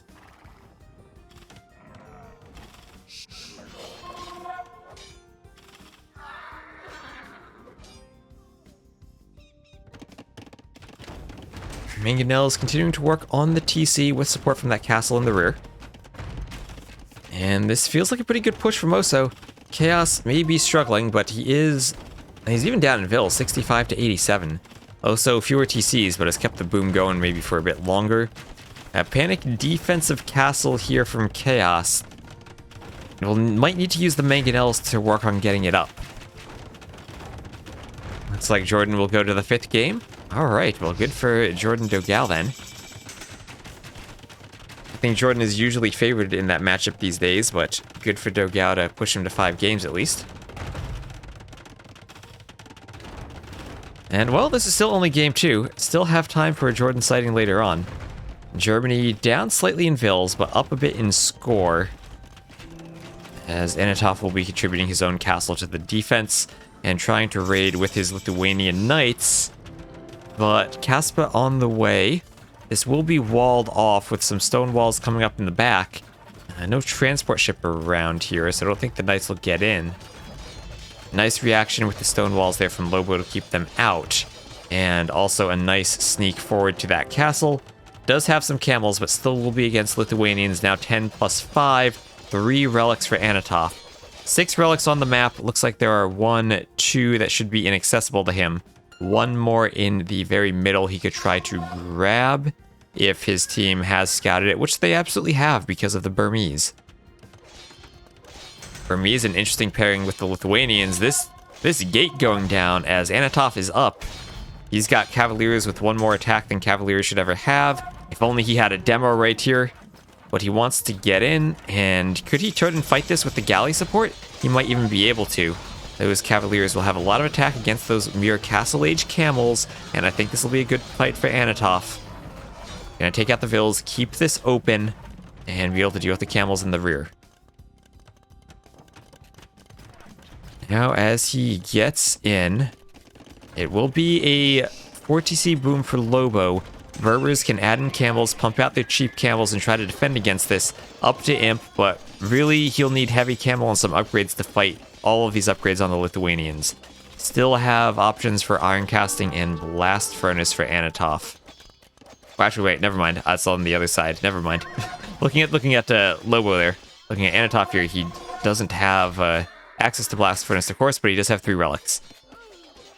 So 12 plus 5, they'll get Paladins. And if he could just secure that relic, it would be 12 plus 6.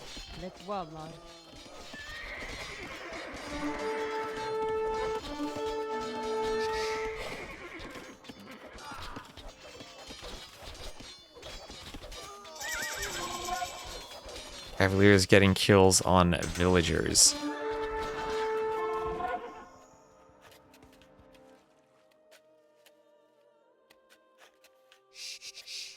The other side, it's a Treb war.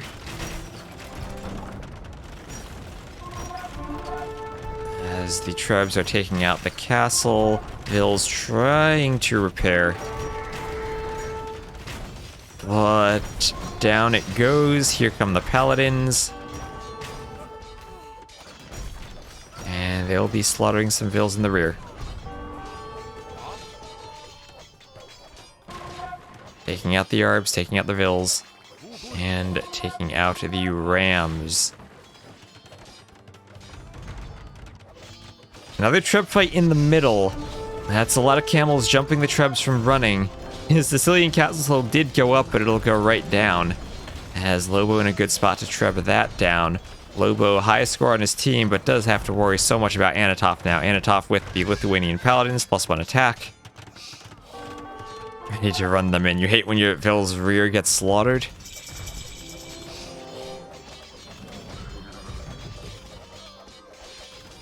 Oh, this Treb will get slaughtered here in the rear by those Paladins too. And more Trebs pop in for Anatov. He's right-clicking castles with Paladins. Looks like there's a hole being plugged there for Oso. Wants to stop the Paladins running in. Give his pocket time to spam those heavy camels. But heavy camels still, they are the ones missing the update. The upgrades. And hello again, Hadio. Taking a fight on the shallows. What happened first game? It was an arena game. Uzi Drushed initially stopped the Trush, but then went inside the enemy's base and let the tower go up. Turned it basically into a 3v4, but the pockets played very well for Mexico.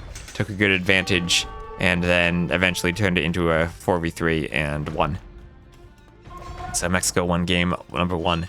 Now it's going to be Lithuanian Paladins against a lot of Berber heavy camels with some range support in the back with those camel archers. Do they actually want to take that fight though? They're scared of those Lithuanian Paladins. And Lobo doesn't want to fight. Still, the 3 remaining relics are on Mexico's side. And you can't really trade here with this river in the way. You don't want your trade going over those thin shallows, but maybe it's something that Germany wants to think about adding in. Some markets down here and some markets up here. There still is a lot of golden stone on the map for them to mine, though. And it does feel like Target is pushing against Uzi. Uzi falling down in score. Around 90-something villagers. And the workshop goes down.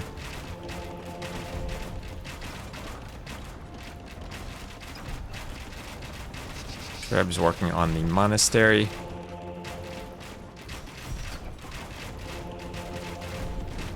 And down it goes.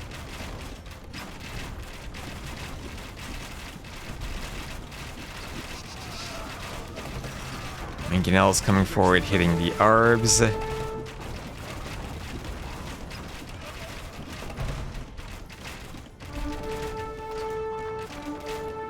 Bombard cannons on their way forward too.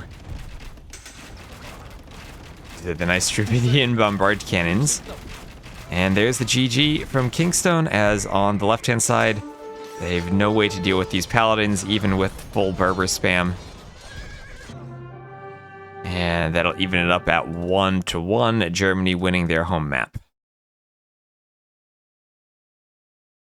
So nice middle control from Lobo, but can't fight both running on the front and Anatov on the side at the same time. Feels like Kingston not really in a position to do much. The Italians don't have the best cavalry. They would lose in a straight-up fight to the Sicilians, and they would need to get Genoese crossbowmen to be effective here, but it feels like these castles are going down. Good siege and Treb numbers there from running.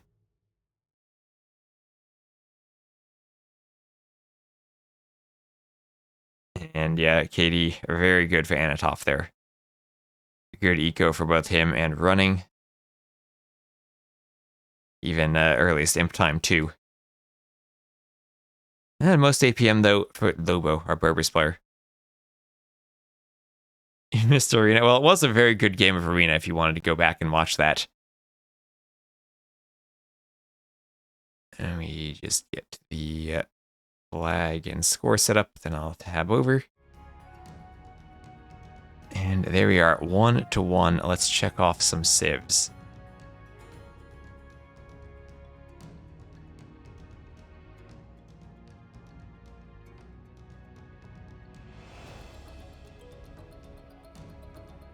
civs. We have wins for Lithuanians, Dravidians, Sicilians, and Burmese. And then losses for the Berbers, the Malay, the Vikings. Did use their final pick, though. And the Italians.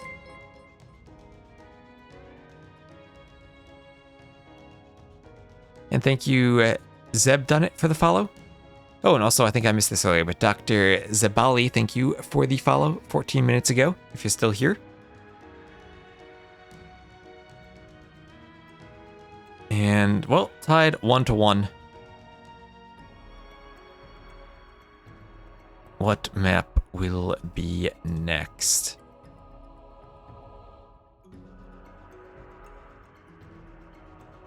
Inataf is hosting Arena, even though that's not what they're going to play again, as much as I'd love to see another Arena game. Mexico chooses from among the 3 remaining maps. They can pick their home map, or they could pick Golden Lakes if they wanted to. Our next patch is expected, I would assume, next week. But I did think it was going to be this week before, so I don't know. They might not even have a firm release date set. They are not very organized in terms of setting those from my experiences with them.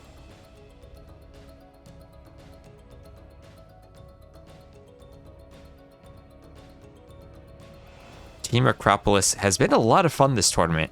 I think the version of Team Acropolis we have is a really good version of it.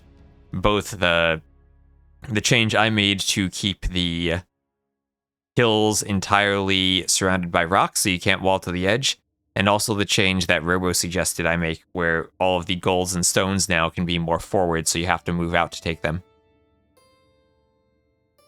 It's a bit boomy. Well, that's kind of the point of it. Would have been interesting to try out the 9 start on Team Acropolis, I think, even more so than Arena.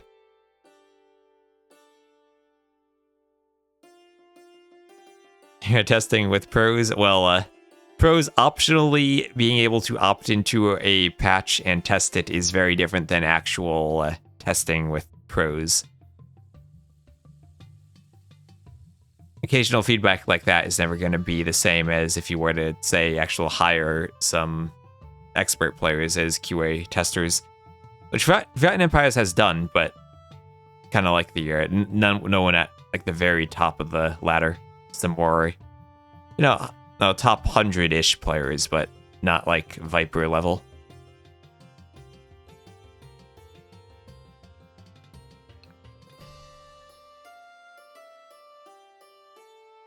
That's a software engineer talking. Well, they do very clearly have some software bugs in in their game. Yeah, they are letting them test it, but how much testing do you think Doubt has done? I think that's maybe the best way of putting it.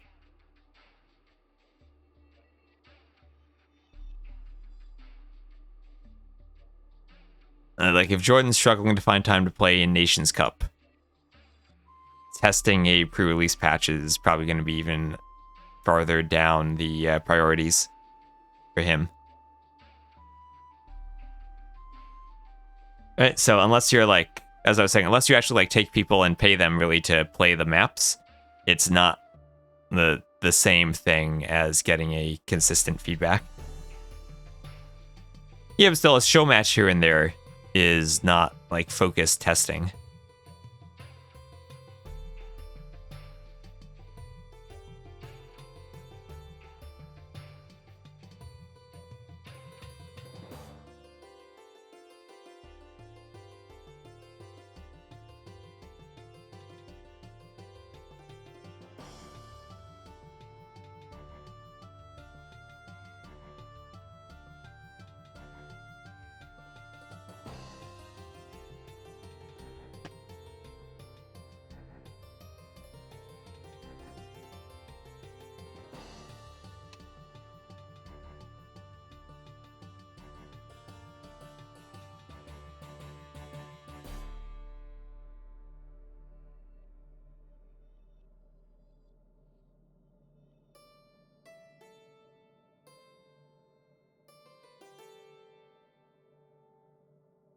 All right, so it looks like it will be Arabia. Mexico picking Arabia. And for Germany, we'll have... Well, I haven't seen the Huns use as the flank yet. Interesting. Ethiopians, Huns, Chinese, Franks. Would have thought Huns, Franks would be pockets, Chinese would be the flank, but Germany throwing a bit of a change up here to the civ compositions. Chinese are a good pocket, but you're not going to be able to go paladins with them from there. Huns...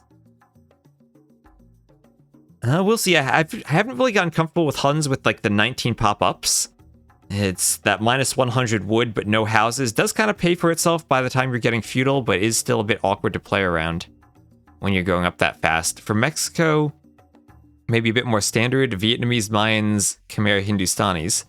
The advantage of Chinese as the pocket there for Germany, as we have 30 seconds left in the spec delay, is they can, of course, go for those camels. Why not play Huns on Team Acropolis? I think Huns are a bit weak on Team Acropolis. It's nice to have the team bonus and the cav archers, but when it goes to late imp, they don't really have anything special on their paladins. They don't have any extra attack or armor or HP or speed like many other civs have. And then their cav archers, they missed the last armor upgrade, so they are very not tanky. They're cheap and they have lots of cav archers, but they're not particularly a good cav archer in late imp.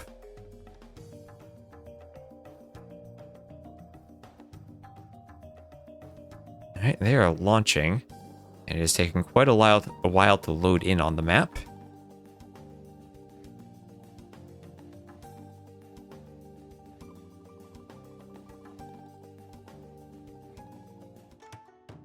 And here we are on Arabia. To the north, we'll have the German team. Ethiopian flank for Philip, Chinese pocket for Anatov, Frank pocket for running, and then Hun flank for a target. He's going to be taking that boar as fast as he can so he doesn't get lamed. On the other side for Mexico, Uzi in the blue will be the Vietnamese flank, with Kingstone as the Khmer pocket, and Lobo as the Hindustani pocket, and finally Mariachi as the Mayan flank. I do have good mobility, but lots of civs also have good mobility with a ton of other unique units to that kind of scale better than the Hun cav archers. Whether it's camel archers or Hindustani Gurjar camels, paladins from a civ other than Huns like Franks, Cumans, maybe conquistadors in the Castle Age from the Spanish, or a Rambai from the Burmese, an elephant civ like the Khmer. Could also be the map where you try to throw the Goths. You've seen that a couple times with mixed results. One of the things I do watch is how quickly does Anatov lure his boars. He likes to lure them early. He's a player who lures the boars before the lumber camp, as we see him doing here. I might want to make a video on this strategy, because I think it's an interesting one. Not everyone does it, but it looks like Kingstone's also doing it down there. Lobo not doing it. His boars are more of a classical build, and we'll have running apparently doing that too. What this does mean is, at least in my... someone's getting attacked somewhere. I don't see where. Oh, we have a lame going on. A lame, but double scouts coming to help protect against the lame. This will be Anatov and Philip coming to hit the eagle. And Philip needs to block and let Anatov get the hits and then occasionally turn and hit him. And yeah, they've stopped the lame. Nice job there, killing Mariachi's eagle. Gotta be a play. I think this is planned from them. But I mean, like, individually, like, they're still good civs. They can both play these positions. Just so far in Nations Cup, we've typically seen Huns as the pocket and Chinese as the flank.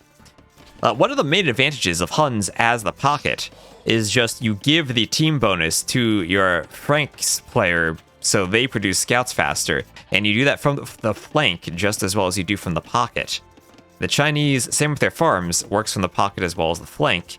And the weakness of the Chinese flank is just if you get lamed very early on, and maybe they looked and felt like Mexico was going to use the Vietnamese. We'll swap over to the eco panel.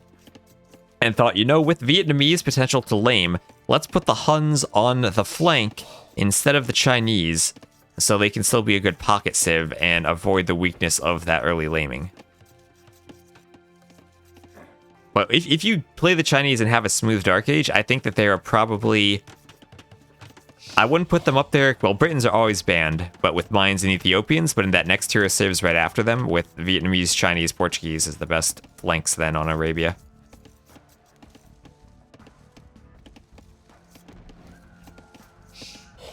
It's just that laming you gotta watch out for. But afterwards, they have a very smooth economy with the team bonus for the farms, with the cheaper researches, with the great tech tree. You can go ARB, potential for Chuko news. And yeah, Chinese is amazing in pocket too. I'm just saying that so far, we've only seen them as flank. Or at least mostly we've seen them as flank. And just commenting that the weird thing is that the Huns would be a flank, which I have absolutely not seen so far. Still good as a flank, but maybe a bit tricky to play if you want to make that Cav Archers transition rather than just going crossbow arbs like the Chinese would. Is not being able to house wall. I imagine that's a problem as the flank too. Like no matter where you put the Huns, that ends up being a problem. Here at target, not going to take his main gold. That's a bit too far forward for him. He'll wall towards the TC and take the secondary gold, make a wall towards the edge of the map. Easier to defend with archers than scouts. Very true. But I imagine that's also why you want the house walls, because you end up getting pushed a bit more with archers usually.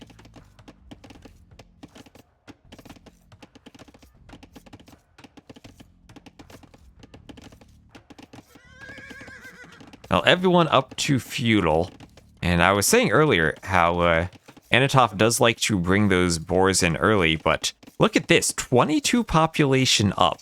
Now, as the Chinese, it's not going to be as late as other civs, but still fairly late. He will be the last player up, I believe, aside from our gray Mayans flank, who, I don't know what happened to him. Was he lamed too? That scout is fairly low. Maybe Philip actually lamed too.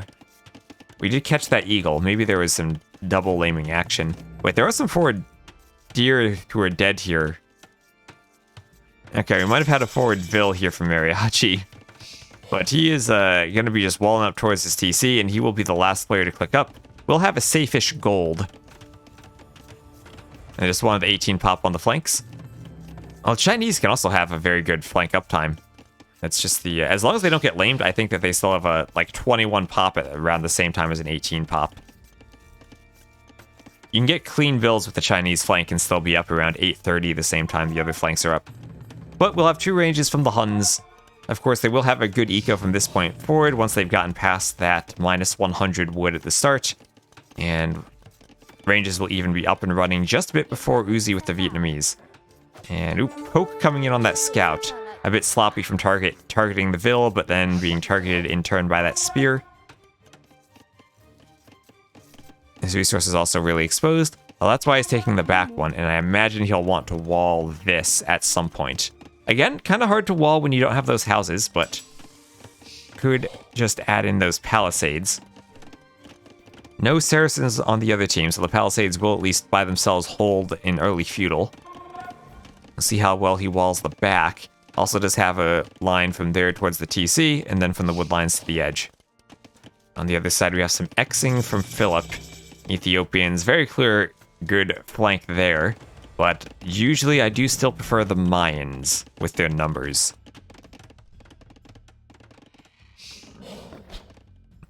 Lion trying to get the spear.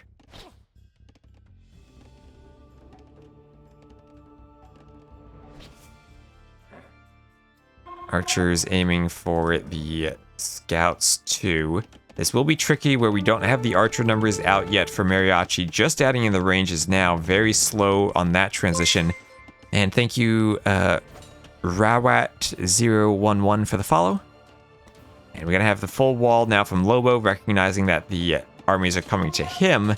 But he's going to have to try to defend this. And, well, this is where the Huns would face their lack of houses as a weakness if they couldn't wall behind this.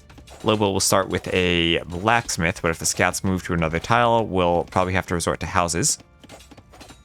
No Cyan Pocket Paladins this game. We'll have Cyan Pocket Imperial Camels, though, from Lobo. How strong are Byzantine Palisades with a Cuman teammate? Do Byzantines get the HP bonus on their walls or just their other buildings? I guess they do. I'm not sure. Well, I'll need to check. We can check. Remind me between games. We can check. And C4 Monkey, thank you for the follow. Welcome to the stream.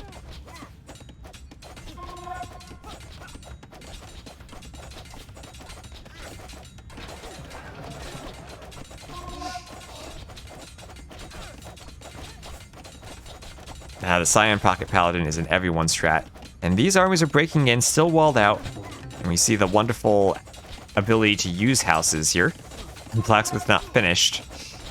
And Lobo is just going to have to wait until Mariachi comes over and hope that this army is too far forward so that they can clean it up. Right before that attack comes in, we're going to have an attack on the berries of Uzi. This side finally has some action happening.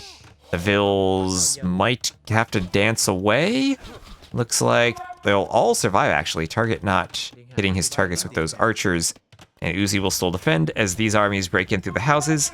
And now the scouts are running in. Archers fighting each other. And scouts on the way, hitting the spear. Trying to take the archers down. And something just sped up. Someone lagged or paused or something. And now they're back, and these armies do get cleaned. Try to keep this at the 1.6 speed in case Capture Age does that. On the other side now. Great job defending from Lobo. And here's a big and awkward hill at the back of Uzi's base. Looks like Uzi does have more archers now than it does Target. And still, these are Vietnamese archers with ever so slightly more HP. These will also be Frank scouts from running, as my mouse disconnects and reconnects. And Kingstone will have bloodlines and armor. So this will be a much better army for Mexico, and they should be able to clean this and take a good fight. And hello, Meta Nation.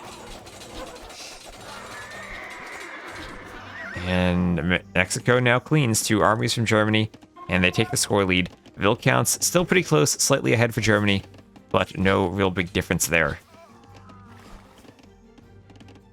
Running still finding something he can do with his scouts, but does nothing but run to archers and find his death there. Might pick a scout here. Good job taking Uzi's scout and then running away from the spear. As there are some doinkings there as Anatop has run his remaining scouts down over towards Kingstone, but he'll be met with a not just a stone mine, but also a palisade wall, and Kingstone will have enough scouts to fend him off. On the other side, we'll start to see some full walls, but Lobo getting in. Looks like Anatop maybe not paying enough attention to fully commit to the walling. And, oh yeah, had an unfinished house. Just gonna delete that and add in his second stable.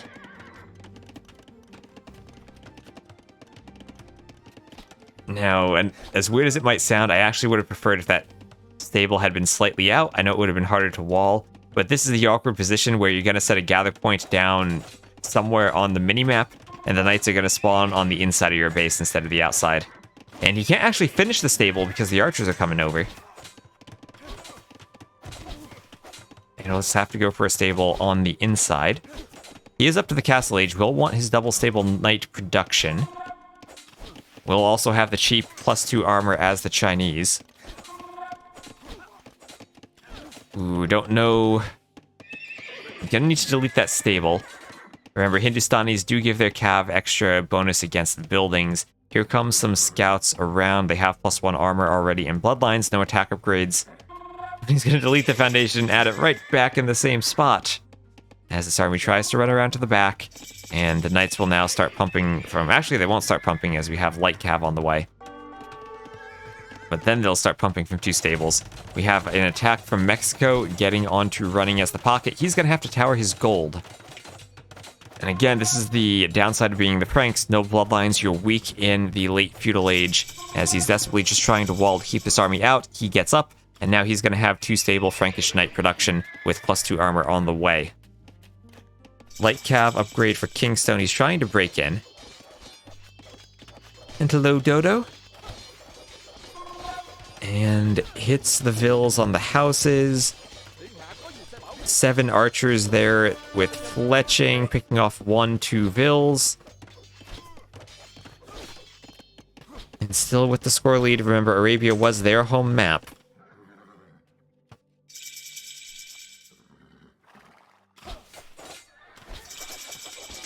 And now we're going to see some micro here from Mariachi, trying to keep his archers alive as long as he can against the light cav of Anatov.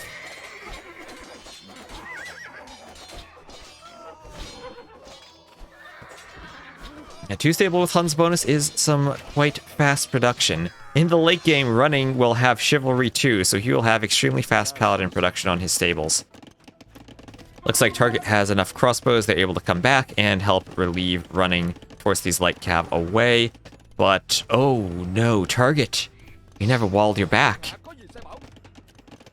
Well, Tuna calling it, Huns don't have houses to wall with, and Target, even as the flank, might be facing the difficulty that he has not walled the back of his base. That university there, he doesn't see what's on the way.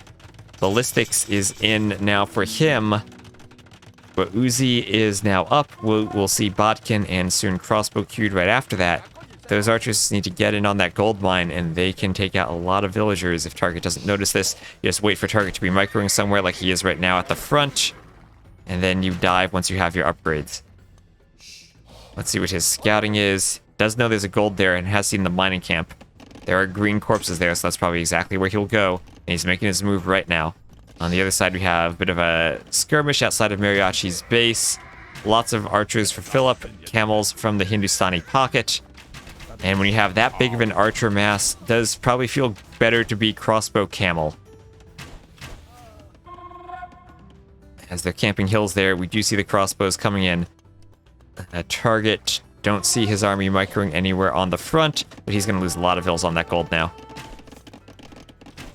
Crossbows just need to hit their targets, and he's noticed and he's running. But let's count the corpses. 1, 2, 3, 4. Not really hitting that well. 5 and 6. That vill should go down. Or not. 5. I'll get some farmers, maybe. Now Running's gonna come over and try to clean this up, but that was a good use of the crossbows there for him. Meanwhile, on the front, it does feel like Kingstone is getting us around on Target's remaining crossbows. Running doesn't have too many knights in the area, and this, again, is going to be a win for Mexico. Vill counts are still equal. Germany does have the army numbers lead, but that's going to be mostly on the right-hand side, as Mariachi is struggling a bit. If there's one civ that can get their archer numbers up in a hurry, it is the Mayans. He is on 4 ranges now. And it's just going to be difficult fighting camel crossbow versus knight crossbow when Philip has such good crossbow numbers. Knights can dance much better than camels can. And hello, Brigand. Oh, and also C4 Monkey, I think I missed your follow earlier. Thank you for the follow. As they'll be camping that hill and chasing them away. Germany also in retreat, losing a few units on the left-hand side. Target just adding in more ranges for more crossbows.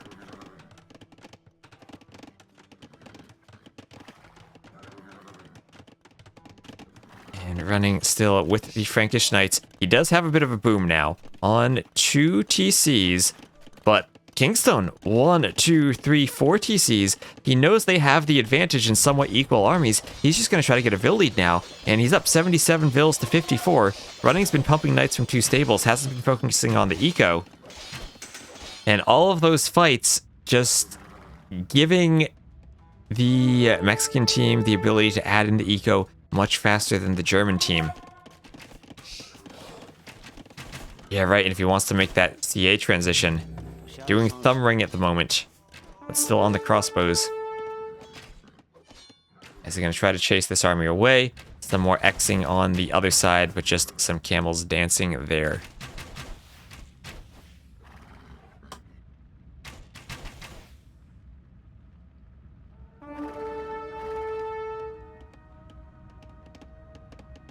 And remember, the Huns do not have arbalests.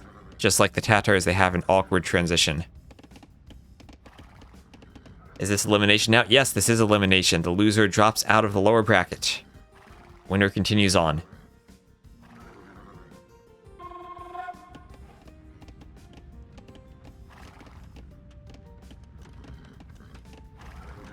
And Vil counts starting to climb in favor of Mexico. A lot of it's due to that boom from the Khmer pocket. Also 85 Vils from the Hindustani pocket. A lot of knights and crossbows here though for Germany. And this is maybe their chance that they can get a good knight and crossbow fight before the army numbers really can recover here for Mexico. And that's Lobo now under a lot of pressure. I think it's all about the crossbow numbers, though. It's that he doesn't have the crossbow support from the pocket, or at least he didn't until now. That's 44 crossbows to 34. These are still Ethiopians. They just need to fight together. Knights will be taking out a couple of stables. Camels will die as they have to run away. So good initial engagement here. And now it's all about what can Anatov do with the knights. Can he fight these crossbows? I don't think he can dance here. I think he has to run at them. I think he has to fight here. And that's exactly what he's doing. Crossbows continue picking off the camels. And this is why you have crossbow knight instead of crossbow camel. More camels coming from the other way. Crossbows trying to get on a hill. Where crossbows don't kill knights the way they do camels. Even more camels coming from Lobo. He just wasn't in position at the start of the fight. Is this going to be enough knights here for Anatov? They're deciding to take the fight. The archer numbers now are dwindling. That was 44 down to 9. And still 28 crossbows here. Are these crossbows enough to micro back and kill the camels? Maybe they are. But there goes that huge army advantage that Germany might have been able to get. As well, they killed a lot of Hindustani camels, but that's a player who still is slightly ahead of Vils, even over Anatov as the Chinese. And as things go on, Anatov will not be able to get to paladins. He'll just have cavaliers, and that could be a problem against the mine flank in the long run. Still more camels going down to the crossbows, as a few more knights finally come in from Anatov, another group of crossbows from Philip, and maybe they can continue pushing as Philip's up to imp. Up to imp, and on the left-hand side, looks like we will have an elephant transition from Kingstone as the Khmer player. It feels like Mexico ahead on the left by a good amount, but the right-hand side might be Germany's ticket for controlling this game going forward, with both of their players up to the Imperial Age. The Chinese, what do they have to stop Khmer elephants, though? I feel like heavy camel won't be that effective, especially if Uzi, with the Vietnamese, is able to keep a good archer mass. Not only do we have an elephant transition, we also have a mangonel. Running will be running at that with some knights and diving it. The elephant goes down, and maybe this transition not here at the right time for Kingstone. Not keeping up the knight production, and that means his flank will now take a bad fight. 54 crossbows for target. And yeah, that was a lot of dead camels for Lobo. But it still will be Hindustani against Chinese. And Kingstone, ooh, he had his knights forward. He wanted to raid Anatov, and Anatov was not walled. This was just the moment to hit him while he's up to imp. He had that TC out there on the back near the gold that could have been taken out.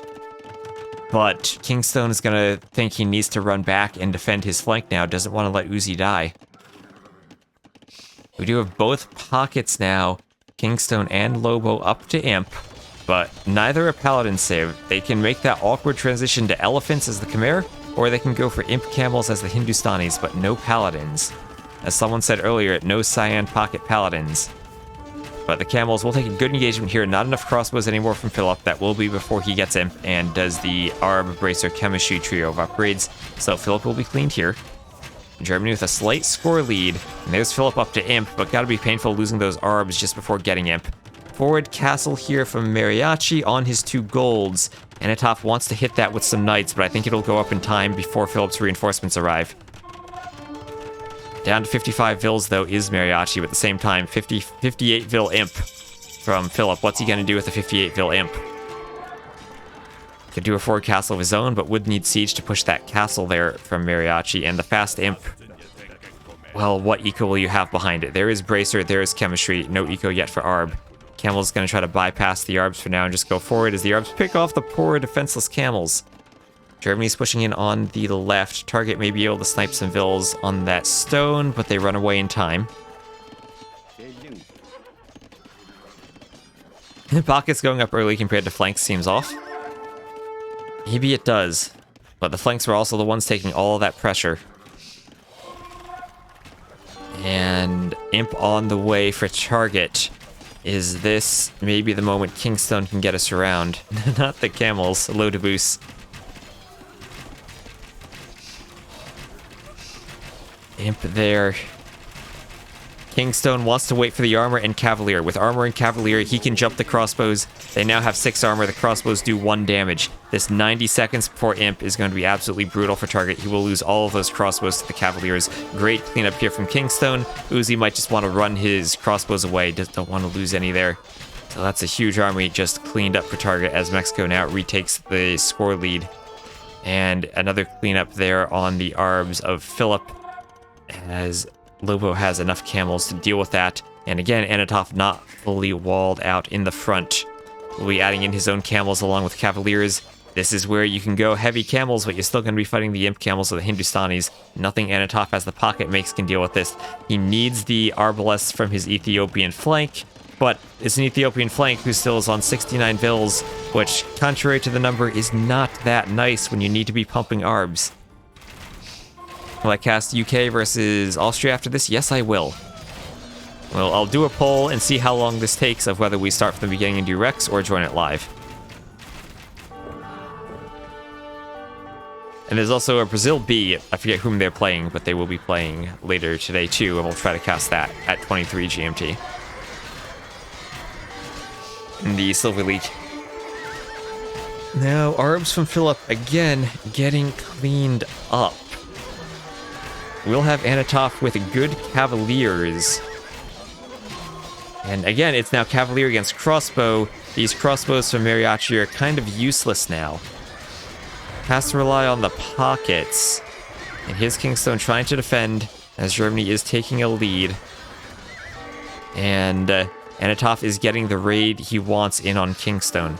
Kingstone facing the awkwardness of not having a paladin transition. The elephants didn't work out for him. He's going to try to raid. Cav archers will be probably much better against the Cavaliers than Arbs could have been if they do get all their upgrades and the heavy Cav archer upgrade, because they'll have 1 extra attack for punching through that 6 armor. Cheap as the Huns, and just kind of weak to the Vietnamese Rattan archers. That's going to be the problem, or even just Vietnamese Arbs or Imp skirms if Uzi is able to get his numbers up. The Vil count's still very even, slightly in favor of Germany, and that's in large part due to these raids. Now 2 pockets over here running, also getting his knights in underneath these TCs just after Anatov had raided. Still can't get the Vils out. Can Kingstone, and down to 90. His eco's dropping, and that's not what you want from the Khmer player. You want the Khmer player to get their raids in. Camels walled out for the moment from Anatov. They will be trapped, and well, this will be a decent fight there. Ooh, we can actually get a bigger trap here. Running wants to come in too. Anatov probably should wall in from the back. Rainbow here from Germany as another group of Cav archers come in.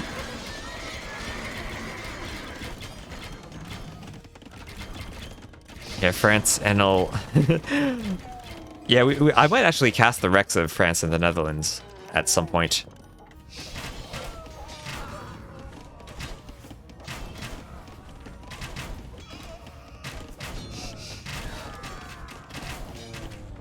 And Philip again being picked off, but he's taking some Camels with him this time. It's a lot of crossbows, 37 against 14. They can try to jump this, but they probably do need to be grouped up. A few more Imp Camels even going down.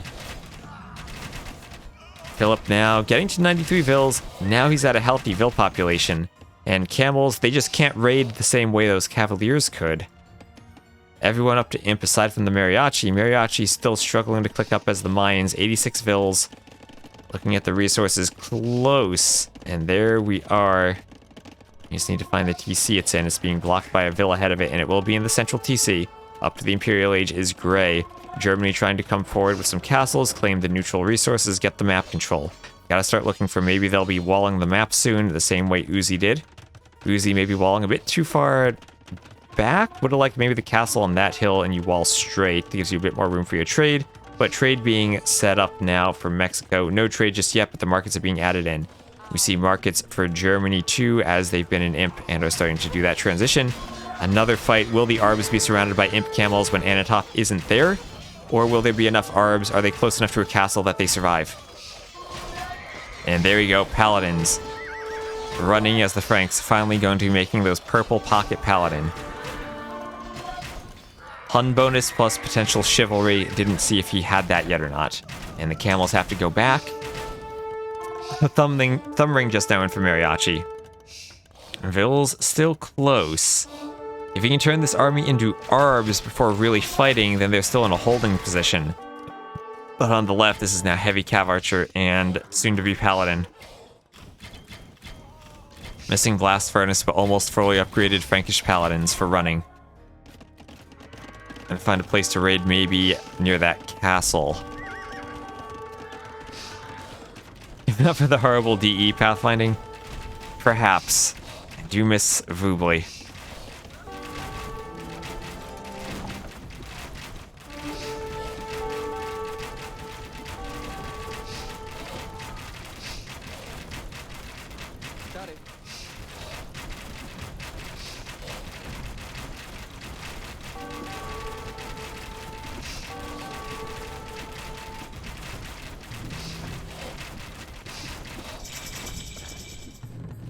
Lots of ranges here. How many ranges for the Mayan? 6 ranges there. He is up. Needs to get Arb. Needs to get Bracer. Well, there's Bracer in chemistry. Arb is hard to afford now. Does need to squeeze that in, and then he can take a fight. He'll have 52 crossbows ready to turn into Arbs, but he needs to turn them into Arbs, especially against the Ethiopians. Have the better units late game. Well, if they can get to Elephant, Imp, Camel, Rattans, and Mayan Arbs plus Plumes, maybe some Imp Skirms too, then maybe. They're going to have a 2v1 again, some Skirms are in, so this army not as deadly as it had been in the past. With Bracer in, the crossbows are just going to dive along with the Camels, and actually, this will be clean for Philip. Philip will also lose 3 cannons and some forward gold miners, so nice fight there from Mexico, cleaning that army up. Vil counts still only 30 apart, and scores still fairly close. Running has 1 Paladin in getting some raids, that's it. Trade, not pathing that efficiently, but maybe a bit more trade for Mexico being added in earlier. Germany has a lot of the map control though. In the long run, they will have wood.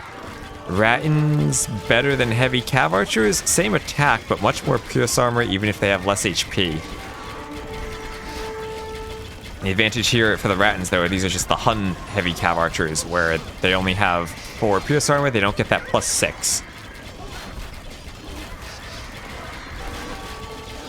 And Kingston coming back now, but Khmer, if they don't have elephants, can struggle to fight the Frankish Paladins.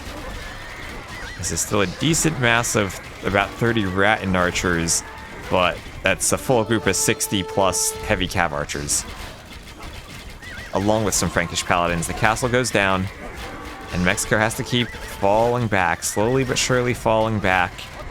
And we'll see how well the Rattans can defend that.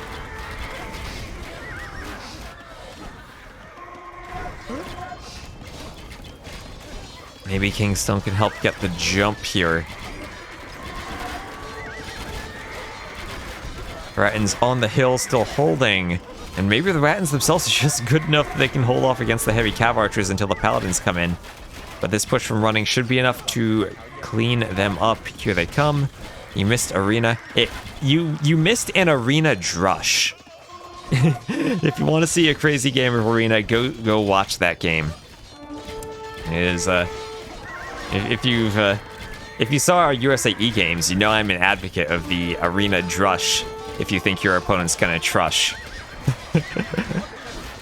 So Paladins now pushing in, pushing the Rattans back. On the right-hand side, though, it's the Mayans. The Mayans. But Kingstone's calling the GG. They're calling the GG when they're pushing over here. Ooh. Didn't think they'd call it right there. I mean, both of them are about to cut off each other's trade. Target does have the castle up. But that would have been like a rotating game where Germany might have had to move their trade here and Mexico moves it up here. Anatov, maybe Anatov's still in a much better position than Lobo, but still, Hindustanis against Chinese pocket, forcing him to go for the Halbs. Looking at the resources, if he is... He was feeling out of goal, or... More gold on hand for Mexico than for Germany. Oh, there's a 2-1 lead. Look at P1's pop. Oh, okay, yeah. He is very dead. That is fair enough. Oh, fair enough to call it there then, I guess. Did still feel like they were winning the other side. They do have the option to kind of buy time for him to reboom, but Germany was starting to pull ahead there. And, well, Chinese pocket, Hun flank wasn't that clean, but it did work out for them in the end. Yeah, full population of each player was shown on Capture Age. That would be nice.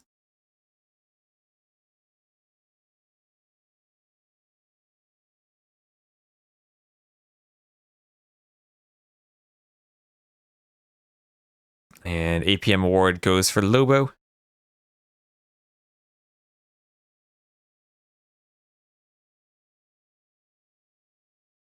As Germany will take the win on Arabia. And we'll have to check off some civs now. So that's a win with Franks, Chinese, Huns, and Ethiopians. And then a loss for Mayans, Hindustanis, their first pick, Khmer, and Vietnamese.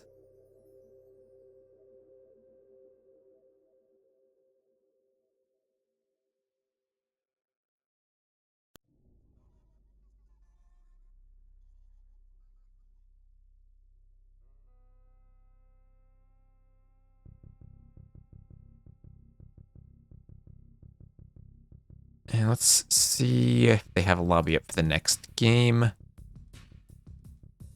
They indeed do.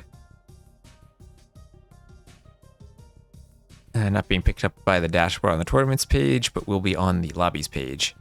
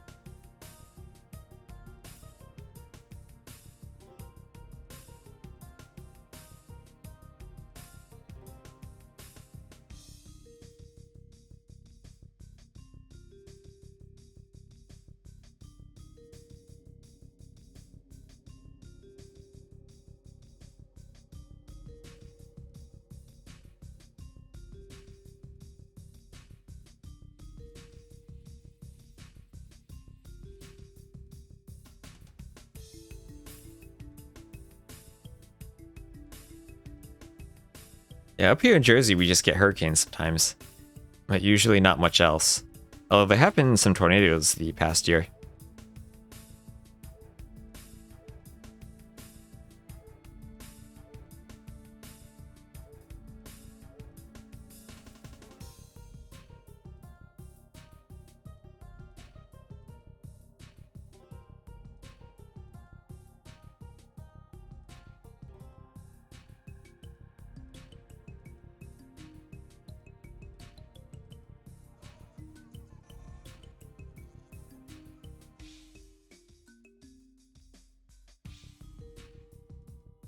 I think Ashley had to deal with those. She's down by Trenton.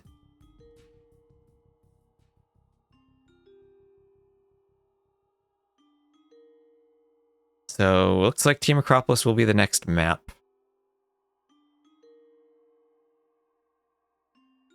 And well, what civs do we have for that? Spanish, Tatars, Goths, and Bengalis, maybe? And with Spanish, Gajars, Tatars, and Goths, leaving Bengalis, Japanese as flanks for Golden Lakes, along with Magyar and Malian pockets. I think that's how Mexico will set things up. For Germany, feels like Aztecs and Incas are flanks on Golden Lakes. But it feels like Byzantines are a flank on Golden Lakes.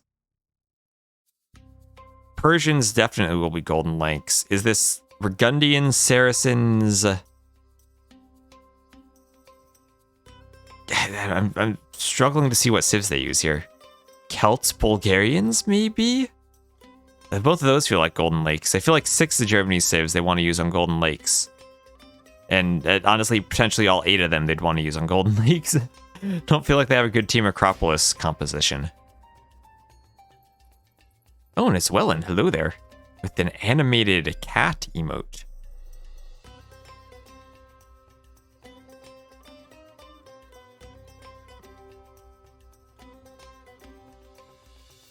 Jordan could be coming. Nations Cup games are all amazing. I don't think Jordan's gonna play with this German roster. Is he done with his show match now? Because maybe if they free him up and they feel like they need a win, they could try to plug him in. But I feel like this one could go all 5 games and end up with Germany winning Golden Lakes to end it.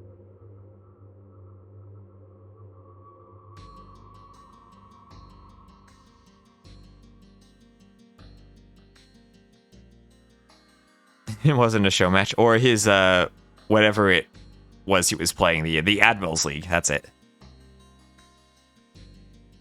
How dominant is someone like Jordan in a game like this? Individuals stick out much less in team games. This is where Jordan did play 2 games with Germany in their last series, but he also hasn't been playing and practicing with the team as much as the rest of the team has. And so it's, I think it's a good question of whether sticking him in actually makes them better or not. Nilly, I don't think we'll see Nilly play, because he's in that same situation of he hasn't really been practicing with them, and he isn't quite the quality of player that Jordan is. But whether they add Jordan to more games going forward, if they make it going forward, right, because Mexico could still knock them out here, will be a fascinating question to answer. Dave's here. Yes, I did cast Canada yesterday. Indeed, we did.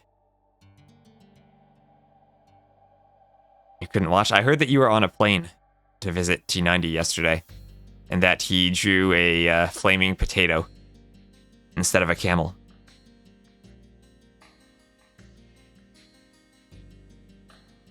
I was in the Atlanta airport waiting for a rental car. Ooh, I've been there before. Did they look good? They looked exactly how you would expect Canada to look, which was very, very good.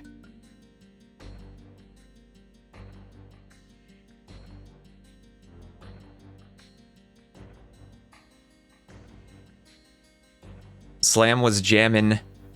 Mentalist was playing some mind games. Harrow was spamming his scouts and light cav. Chris was being Chris.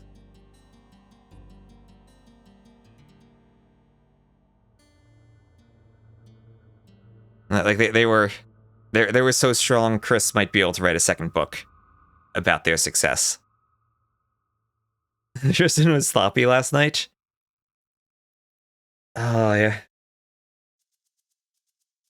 Just so chat knows, we have a Discord channel in T90's mod chats where he types his drunk messages.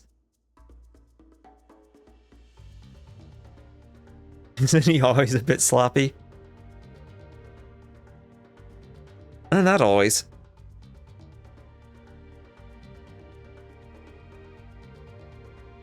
And there we go. We have a 3-minute spec delay. But we will be getting started on Team Acropolis. Oh, and thank you, Wellen, for the sub with Prime. Welcome to the Baltic Fleet. I still need to redo the overlay so the text of the sub message doesn't overlay the lobby information. Once again, thanks to Happy Leaves for the awesome overlay, letting us see the lobby information. He's going to make a bit more changes to it so it will be vertically stacked and not horizontally stacked, so I can make it a bit bigger. But it is lovely being able to see that. So for Germany, it'll be Bulgarians, Celts, Saracens, and Byzantines. I don't know what to think about that. I feel like all of those civs I would prefer to have on Golden Lakes, but then again, Golden Lakes, they have Persians, Burgundians, Aztecs, Incas. Makes sense that they would save those 4 civs and use these civs here. Byzantines could potentially be a flank on Golden Lakes, but feels like they want the American civs for some laming potential there. Mexico, Gujars, Spanish, Tatars, Goths. This is the key to Nations Cup, I feel, will be how do you figure out ways to use the Goths? And Team Acropolis has been a map where teams have been trying to stick them. But Bulgarians, Celts, and Byzantines all are civs that have really good options against the Goths. And my personal favorite viewer, thank you for being now my personal favorite follower. Thank you for the follow. Biz to counter Goths, Woad Raiders, Bulgarian two-handed swordsman with the extra armor. All of them work against Goths.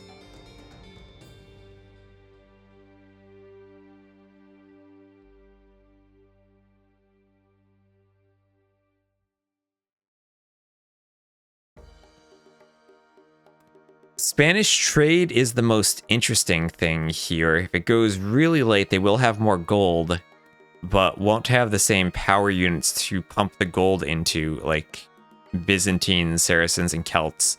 Bulgarians, I don't know how Konings do in the super late game, but at least they do have Cavaliers with stirrups.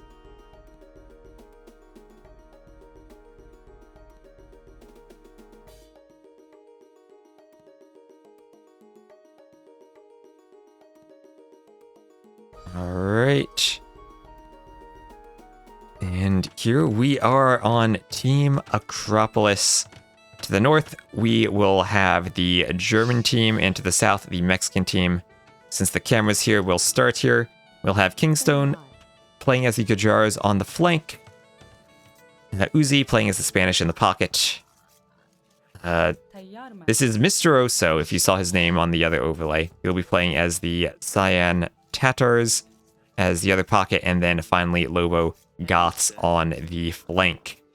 For the Germans, we'll have Target as the Celts, Running as the Saracens, Philip as the Byzantines, and finally Anatov as the Bulgarians. It'll be a Byzantine and Saracen pockets. One thing to watch out for will be whether they dock the middle, only 3 deep fish this time. Some teams do like to dock that. A very early Borlore from Target, interestingly enough, before he did a lumber camp. Ontelo, Bengudi, and Snippy. What team has impressed me the most, and why is it Canada? Well, Canada, if Dave wants to watch the matches instead of being spoiled, he should close his ears right now, but Canada does have the distinction of being the only team not to have lost a game so far. They've won all of their games. And, oh, Snippy's an Acropolis fan. So, once again on this version of Acropolis, I did set it up so that the rock goes all the way around. You can't just wall to the edges like you sometimes could on some versions. And also you don't have any gold in the back. You would have wood or berries or hunt there. But all of the golds and stones will be pushed towards the middle of the map, so you have to expand out, claim the middle, and try to grab them. Relics should also be split up roughly 3 and 3 on each half of the pond with some randomization. And Maxos wants the France rematch with Canada. He wants the bracket to get to that point. And I'm interested to see what composition now goes for scouts or archers on the flanks, and who goes for a fast castle. We've seen all sorts of strategies here. We've seen just straight booms, we've seen aggressive feudal play, sometimes we've even seen forward ranges into aggressive archers to crossbows. And we've also seen docks, and Philip will be going for that dock as the Byzantines. Kind of makes sense in case your opponent docks, you do want to have those Byzantine fire ships. More useful here than the Saracen galleys, each of them firing faster, but in such a small pond, when you don't want to invest in deflecting, the fire galleys do make a lot more sense.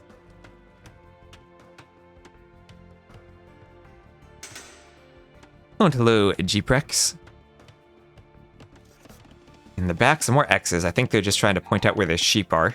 Or trying to point out where the edges of the cliff are. Ooh, actually didn't find the turkeys. Or it's not turkeys, it's the geese. The honkers. Honk honk. More boars being lured in by target. Oh no, he lost the Vil. Down she goes. Oh, poor villager. And now the boar corpse will just be on top of her. You should get some extra food. If your boar dies exactly on top of the dead villager, a bit of extra food you can gather there. Like a good plus 10, plus 15. Don't let the Vil go to waste. Well, to make up for that, we do at least have a fishing ship out, so Germany still does have that one villager lead.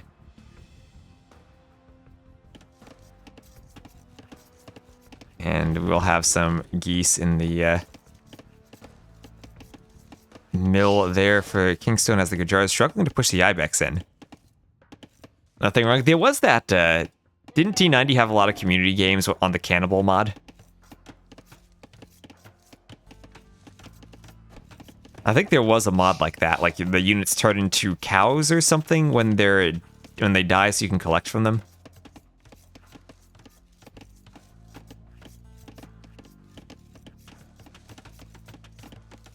Nice lumber camp positioning on those Vils. I like how they're kind of trapped in.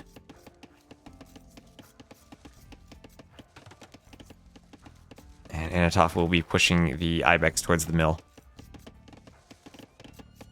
So if you look at, let's look at the KDs, or the eco KDs. Target's the only one to have lost a Vil so far. Bit of idle TC time from some other players, but only target with the dead Vil. So only one boar mishap. Now this map does have a few extra boars, but they're down in the valley, far away from your TCs. So luring them in, especially without loom, can be a bit tricky. We don't have loom for target, and that resulted in that dead Vil. Sad that she died right under the TC when she needed to be garrisoned, though.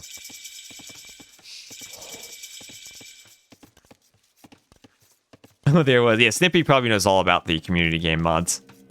We'll need to get Snippy next time we do. I did make a mod where back in the Age of Kings, before the Conquerors expansion, if you placed a foundation near the shore with a villager, a fishing ship could actually finish it.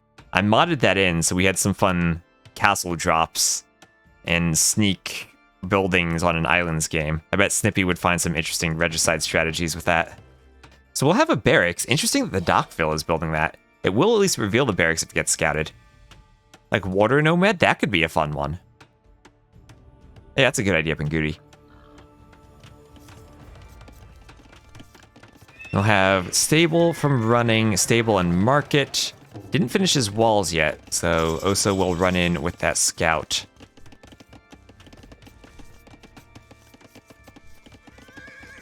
And we'll see if he gets anything to hit. Germany not really prioritizing their walls. We see Mexico already is fully walled, even walling off the back, encircling their entire hill with these palisades and a few houses.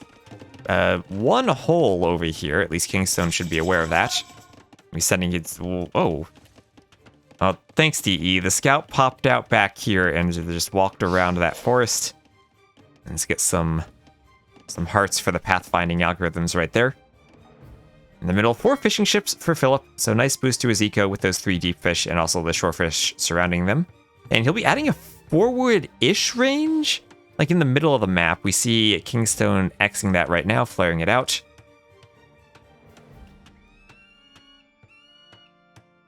And we'll at least be prepared to scout those archers.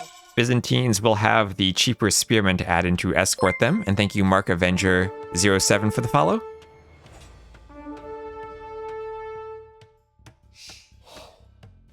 Oh, the tree streams. Yes, I remember those. Oh, we have a pause. This is when Capture Age doesn't display the chat. So I tab over to the game, and we see Target is saying, I have lag spikes.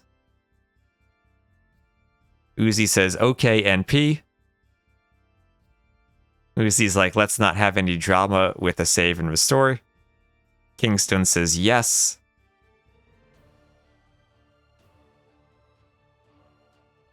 Yeah, the guy who was chopping wood 24/7. That was hilarious. Oh, Snippy means something else. Thank you for streaming the games. Well, thank you for watching. Hope you enjoy.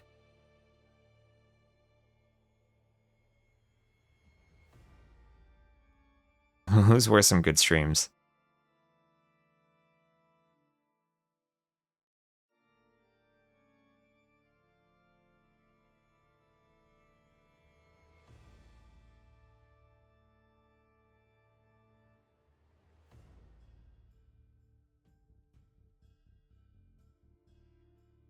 All right, well, we're caught up to live. And, oh, wow, I changed capture age with arrow keys. Thank you for the doubt video. Oh, that doubt video was so much fun to put together. Doubt just messaged me out of the blue and was like, I have 16 minutes of audio that needed to be edited to a video. And I listened to it and I was like, oh my gosh, this is the most amazing video that I've ever heard.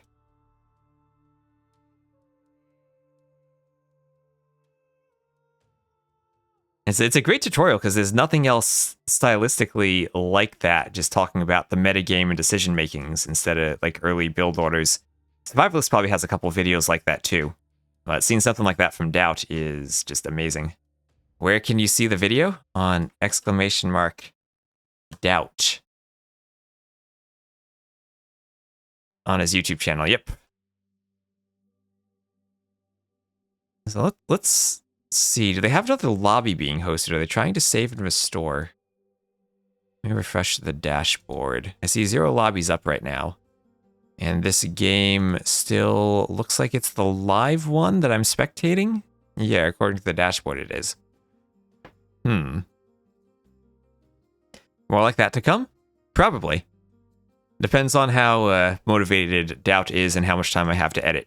But I absolutely loved the final product. Still some things we definitely can improve.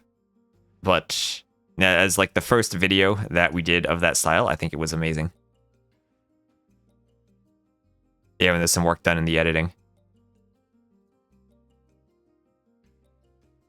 It really helps when you put in the effort, because it takes a lot more time than just, say, streaming yourself on Twitch, and like, you know, you can do a couple build order things in, you know, like 30 minutes or so and put together a decent video. But it's not the same qualities if you go through the process of editing it. You can't wait to watch. Well, hey, go watch during the pause. We have just enough pause time, right? It's a pause, and then even if they continue, it's going to be a bit of a boom, right? We got time before the siege onager booms come in.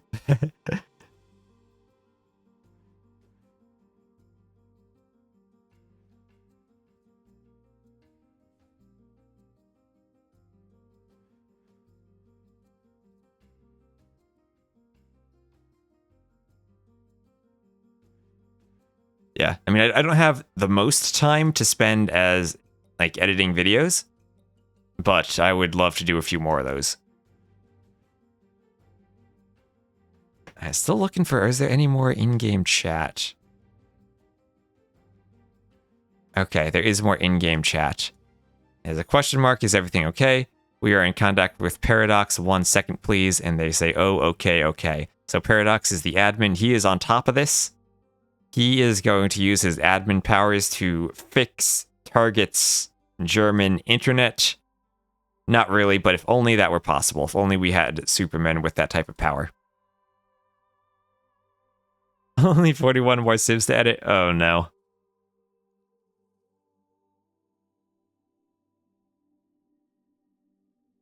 Don't underestimate Paradox. He is from Scotland. He does have the power of the William Wallace voice narrator behind him. I like how the X just remains on the mini-map during the pause, saying, hey, Uzi, get your walls up. We're gonna team wall together.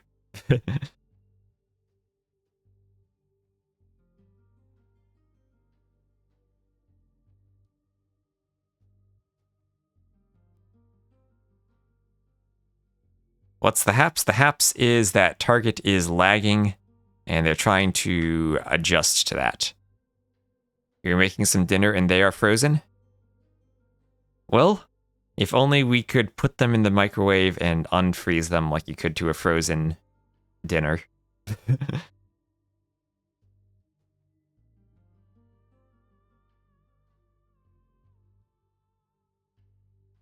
Well, if we look at the ground closely, I think the villager corpse has all but disappeared from underneath that TC. Let's see. Actually, she's gone. Is that her under the grass? That might be a boar. I think that's a boar. He's putting a target on himself with these freezes. And covered up the evidence. Yeah, you use the grass to hide the villager corpse.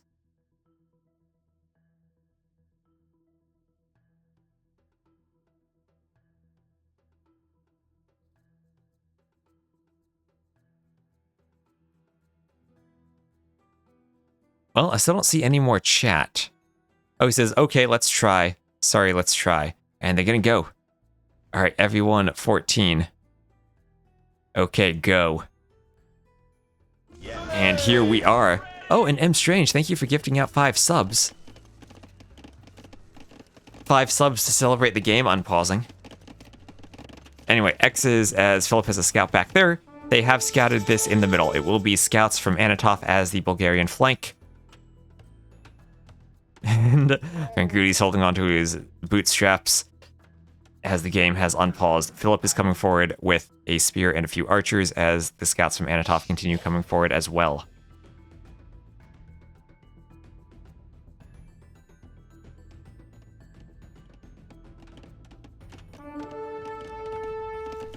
Some X's in the back from Cyan and also from Lobo. A wolf coming forward that Phil does have loom. As long as he's better than Doubt, he should survive. And down goes the wolf. Up goes the house.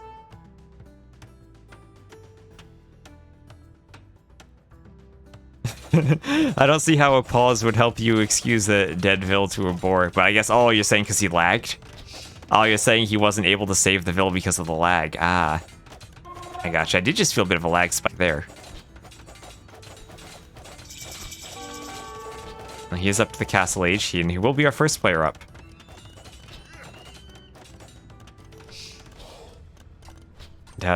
Yeah, I think we can improve that, right? I don't think it's his English. I think it's just like voice acting. Like I think he did everything in one take or so. So I think we just gotta pay attention to that and have him like repeat lines a couple times and take the best take. Can't see him serious. Yeah. Because that video everything was already recorded before he just sent it to me and asked me to edit it. So I think that's definitely something we improve if we do more in the future. I was able to fix some of that with editing, but sometimes it just makes it a bit too unnatural to cut out some other parts. I mean, he did a very good job of making everything sound natural. Right? It's not like he's sitting there reading off of the script, so from that point, it's already pretty good. But a few things here and there, I think we work on, and it gets even better. I have to put captions. Sometimes I do that for my own videos. I sit down and I type the captions in. Actually what I do is let YouTube generate the auto captions, and then I just watch the video through and edit them. It takes a bit of time, but I think it's good to have those captions set up properly. And so we have a few scouts here from Oso running around the back of the back. This is Germany not fully walling themselves, and instead deciding to defend with some scouts. We'll have target on the deer in the back. Gets a couple nice kills with the TC. Oh, 3 kills with the TC. Oso not paying attention to his scouts there. Wasn't expecting to run into a TC there. Look at that Goth boom. The Goth boom from Lobo. This will be 1, 2, 3, 4 TCs. This one out. Doesn't even need to lure the boar, just can get it under the TC. We'll need to notice the scout there, and he does. gets the scout and continues chopping wood. In the middle, we still do have the fishing ships. And Vil picked off there from running. Kingstone active with the scouts. He is the Gujars, so would potentially go for Shravamshriders and or camels as the game transitions into the Castle Age.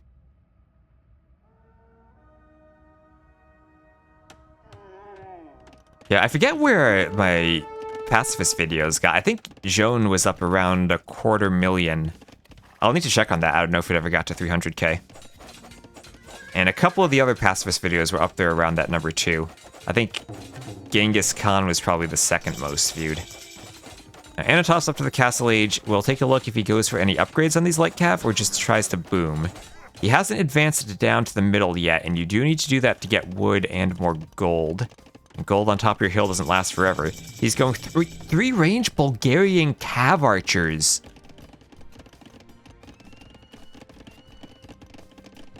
Bulgarian cav archers. What is Anatov doing? There's husbandry.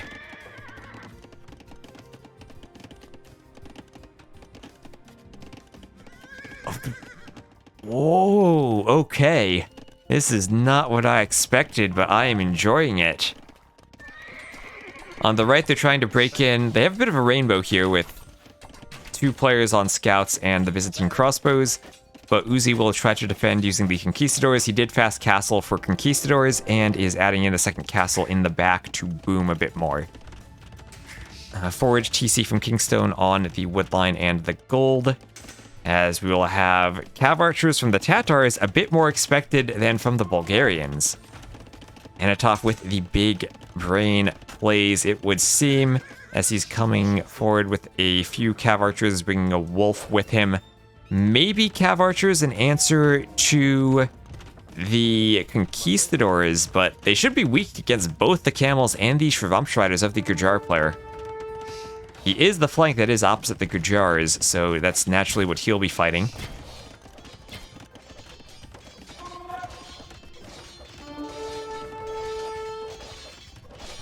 I'm guessing they're subpar. It's not one of the Civ's strengths. Let me just double check the tech tree, because people do go them sometimes. Let me check the Bulgarians. Cav Archer. They do have heavy Cav Archer, Parthian Tactics, and Thumb Ring. They missed the Archer armor in the Imperial Age, and they don't have any upgrades for them. So it's like the Huns, but without the discount, basically. Unless I'm missing something in the tech tree. Yeah, all but last armor. So like they're decent, just that they don't have a bonus like you usually need to go for cav archers.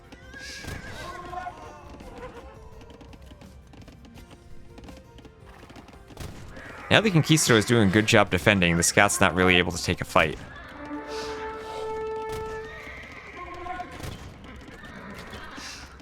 Well, there they are. They will be fighting Shravamshriders soon once Kingstone gets a good number. That could be a difficult fight for them. He's just trying to amass a few more riders.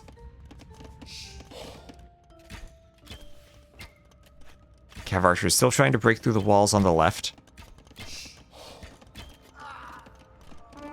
London Scottish is undoable. I will say, when I did visit Manchester for the ECL, I had difficulty ordering food in a restaurant because I had to really think to understand what they were saying.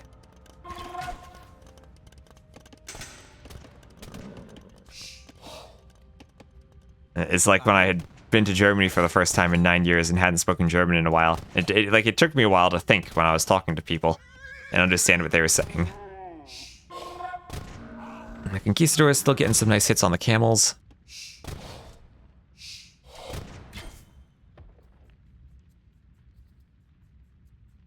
And not too many Shravamshriders, though. They won't be able to engage here, especially not when the camels are mixed in.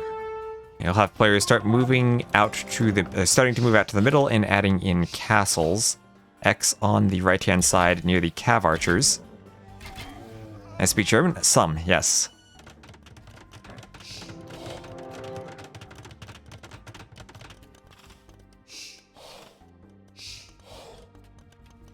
I was close to a B2 level about 10 years ago, but I haven't spoken it since then.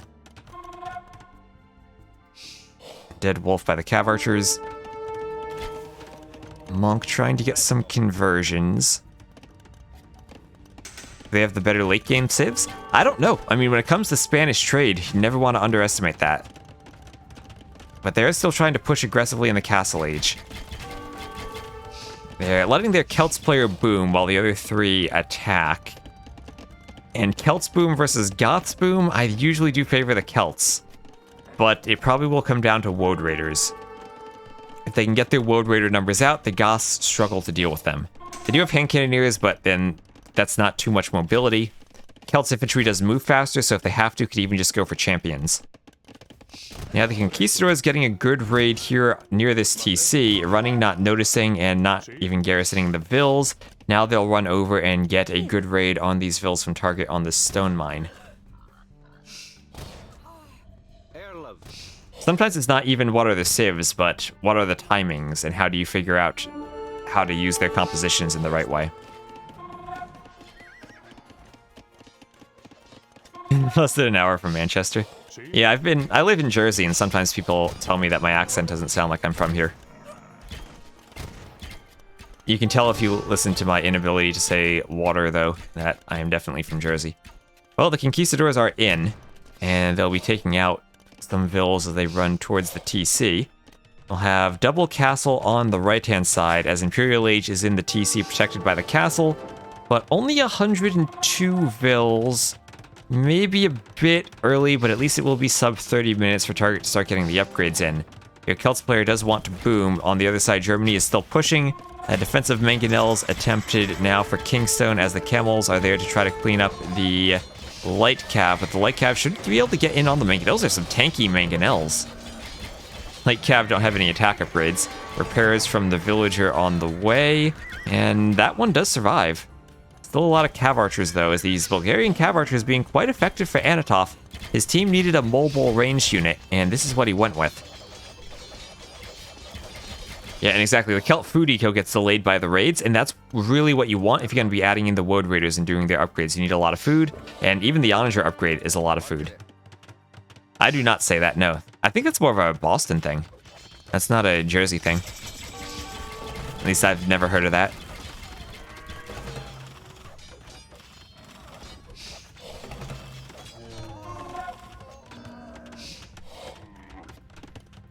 And raids look like they're cleaned here other than these cav archers, which have been a pain for these players to deal with.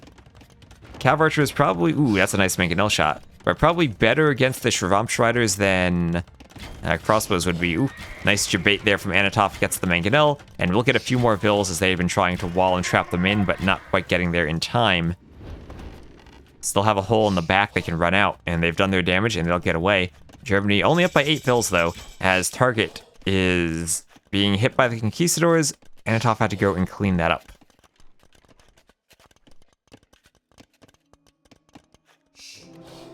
They'll have Elite Huskarl for Lobo. So going for the Huskarls, not for champions, opening with Huskarls. Against Celts, champion opening might be better. The good thing for Lobo is that he is untouched. His eco has not been raided, he has 130 Vills. Can he punish target before a target gets to good Woad Raider numbers? I do just worry that the Huskarls might not be the right unit, but maybe in combination with these Tatar Cav Archers, they are better than the champions. And here we go. They are more mobile, of course, and they will get a raid, potentially deny this castle here from running, make those Vills run back to the TC. And first Treb is out. Treb is out for Lobo, and he'll be adding more. Cav Archers here to help deal with the Woad Raiders. Castle on the left for Anatov as he is advancing down the western side of the map, and Philip will be walling behind him there. Looks like Germany will try to control the eastern corner and get their trade running from north to east. Another Treb on the way for Lobo, as target making his own defensive Trebs.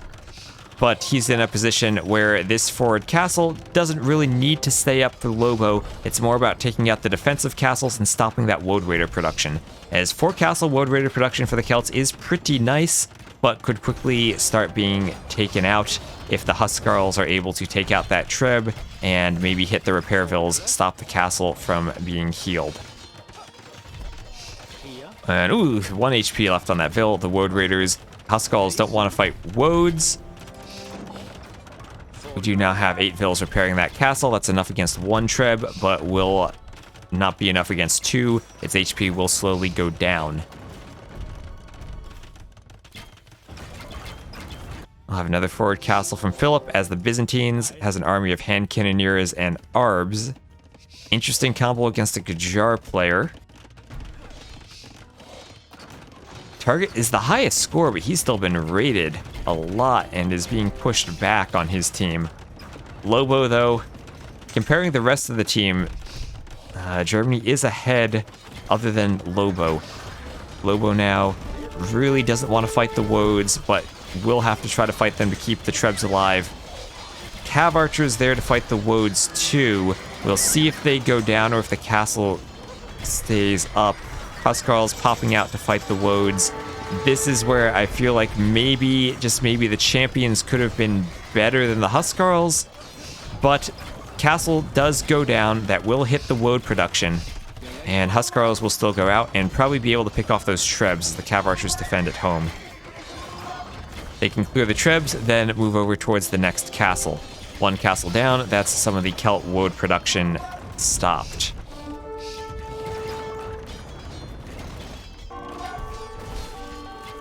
And there go the Trebs. Cav Archers won't be able to help against the Huskarls. And maybe that's the problem. Maybe the Huskarls are there just so that Anatov wouldn't be able to come over and help like he would be able to help against champions.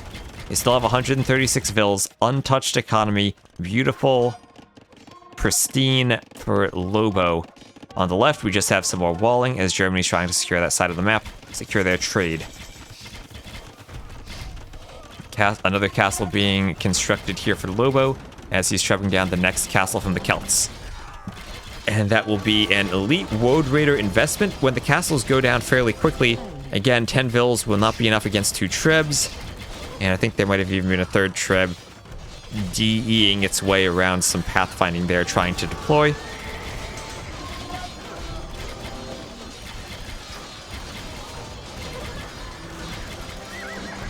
And another volley might finish off that castle as the shots are coming in, and down it goes. That's half the castles cleared so far from target. His production is going to start slowing down. Now, Lobo, the decision is, does he move to the right?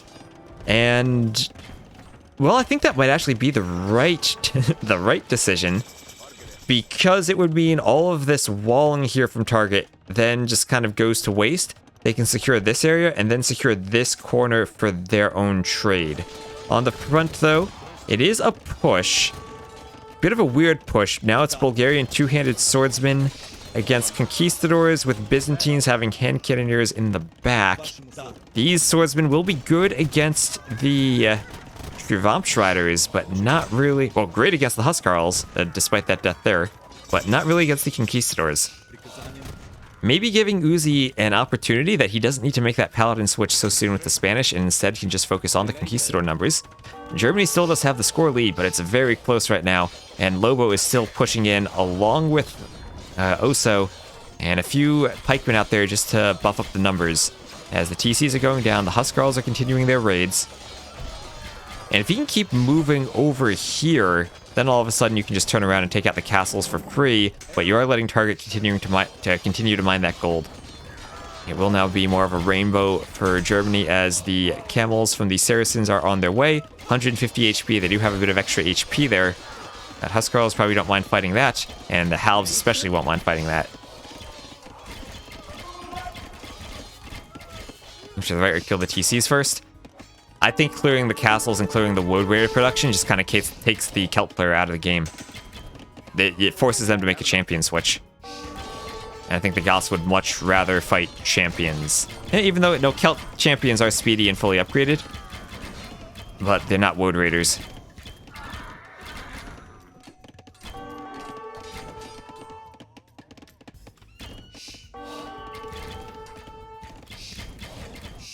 Looks like we have some Woad Raiders doing a bit of raiding here from target, trying to get on the wood line, but the Goth spam can clean that up. We'll have another TC there from Oso to try to secure his place moving forward. And yeah, this is where the Woad Raiders will be annoying, and why I would have liked those castles being cleaned, as we're now getting a third castle on the right. As they're continuing to push up onto the hill, and that will be isolated, but also really annoying. The Gujars are going Elephant Archers, and okay, that is a very good unit, even from the Gujars, to mass them in these team game settings. If you look, let's look at the trade numbers now, and no trade for anyone yet. No trade being added in. And I have to wonder, target with 3 castles, is he holding long enough over here? Lobo has to use his population for the halbs to keep the cav archers alive from the camels. The Trebs are now working on that third castle, maybe a bit too far to the left, but target might have been safer to put it in the back, or even to think about putting it back at his home base. He's really just trying to secure that side, but now the camels are diving. Lots of barracks is here, but they need to pump out the halbs to fight this. If there's one civ who can get production, it is the Goths. And the camel number is down to 36. They are starting to dwindle a bit. Castle's still being repaired. The camels are there. Their number is down to 26 now. And Abomination, thank you for the follow. Oh, thank you also V1XXX AoE a few minutes ago for the follow. Time for Uzi to switch into Paladins. Hard to switch into Paladins against the Saracen Camels. And Talent but no farm, thank you for the follow. Better to have no farm than a T90 farm. Treb from Oso getting mixed in here. And this is where the Goths player needs more than just halbs against the Woad Raiders. This is why I wanted the castles to be focused first, to stop the Woad Raider production. This is letting target stay in the game with the Celts, and at the same time the other side slowly but surely is being pushed. Gujar elephants, they're cheap, but they don't really have the same bonuses that Bengalis or Dravidians do. And not the same quality of elephant archer. And now we have the Bulgarian player adding in halbs. And feels like Germany, maybe they withstood the Goth push. Maybe, just maybe, they will stay alive. Yeah, neither civ has the corners. Germany at least has outposts over there to check. And really no trade for anyone yet. This is just turning into a trash unit spam fest, which, well, the Byzantines like that. The Celts and Goths probably like that too, though. It's just about how much gold does target have left. 30 vils on gold. And again, that's the castle positioning. On those golds, the Goths player can run out of gold. Target will still be able to pump out the Woad Raiders. And now he's turning around for a counterattack with his own Trebs. And these heavy cav archers from the Tatars doing a great job so far. But it is still double gold units here. No champions, no more Huskarls from the Goths, just halbs. And those camels are threatening to cav archers in a way they wouldn't be quite so threatening to Arbs.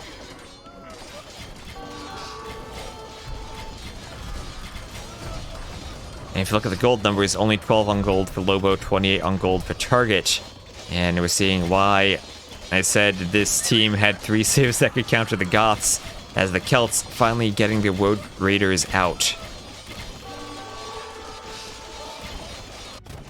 And on the left-hand side, slowly but surely, this German push is working its way up the hill. Anatov wants to add in that Krepost at the top.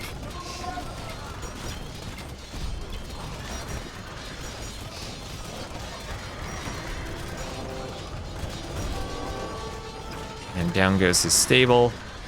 Down goes his range on, or, well, range being worked on the left. And I like this. I like this forward wall from Philip. Really gonna try to secure this side, even cut off the little trade that had been established so far. We'll have a market there from Anatov. And this is looking pretty good for Germany. Yep, there is the corner finally. And also, what is this? A forward wall from target? They're gonna try to get three corners. And gonna eliminate the ability to use that Spanish trade bonus. You pick the Spanish Conquistadors, Paladins, Halbs, Bombard Towers, and trade. They don't have any trade. Only 13 trade, and only for the Tatar player. The Hussars coming in. And on this right-hand side, 3 castle road production now, but target is out of gold to mine. We're down to 13 vills on gold, not sure where they are, but there's the GG from Kingstone. As Germany wins 3-1. Mexico out of the tournament. And behind the strength of Anatov's Bulgarian cav archers, Germany takes Mexico's home map of Team Acropolis. We'll check the KD. 346 kills for Lobo, but 450 for Target, actually leading the game with those Woad Raiders. And it felt like after that initial push, maybe Lobo would have had an advantage, but couldn't. I think maybe it was a mistake not going for the castles and instead going for the TCs, getting slowed down a bit. Best eco for the Goths player overall, but strong eco for Target 2 is the Celts. Usually you do see the Celts with a great eco with their wood bonus. And even after that early imp time, I feel like you went up with a bit too little resource in the bank, but made it work in the end. Might have wanted like a minute slower for more eco. And most APM does go to fill up with the Byzantines. 400 halbs in a 15-minute game, that is the Goths for you. So let me just check that off as a win for Germany.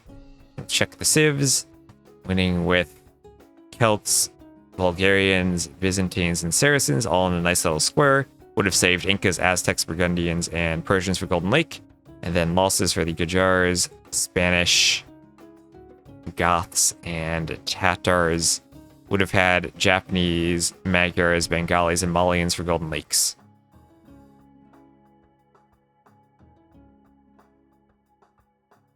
So well played there.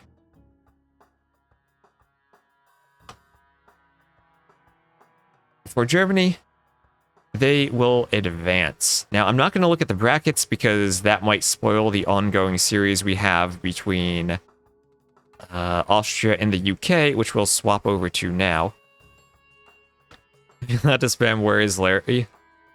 I think you're allowed to spam LB10 with Research Bracer. Not really, though. So this is Austria A versus United Kingdom A. And let me just see how far they are into their series. Let me know if you want me to just go live with that series or catch up with the games. I don't actually see a live game right now.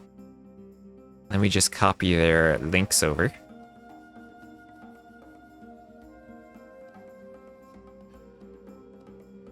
And let me also change the teams. Have Austria A and United Kingdom A.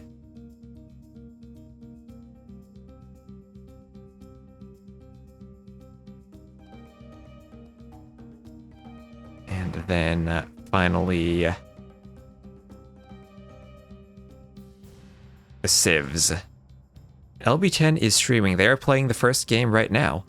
All right. So we don't even miss anything. How do I find this game now? LB10. I see his stream. I see he's in-game on his stream on Team Islands, and it looks like it's late game, but I don't have an option to join the game from here. I think we'll just get game 2 if they don't have this one up, or if I can't join it. Trying to find a way to join it, but I don't see a link on LB10. Someone has the code, let me know. I'll see you later, Daboose. Maybe I can search in-game.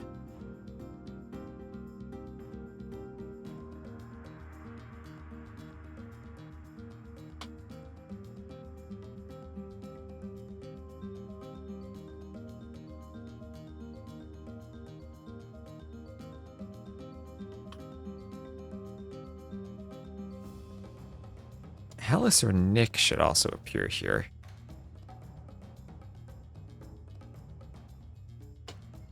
Alright, this is the struggle of how do I actually join the game to watch it? If someone has the code, That would be useful. Did they post the code in their Discord? No, they did not. Is AoE2.net working? Yeah, if it's first game, we'll speed up to live. But I actually can't find the link to the game to join it. It's not listed on the dashboard. Maybe I gotta refresh the dashboard? Yeah, it's not showing up there. Not showing up on the Nations Cup screen. And it doesn't come up if I search for it in-game.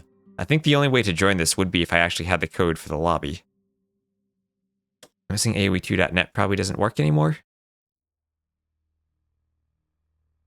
I search for ongoing matches. Does this load anything? Looks like it's not. Accept the cookies. Oh, it is. Nope, that doesn't search for Teutonic Tanks.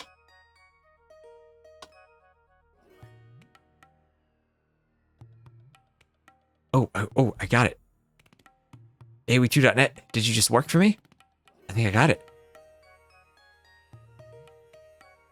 Teutonic Tanks is unknown.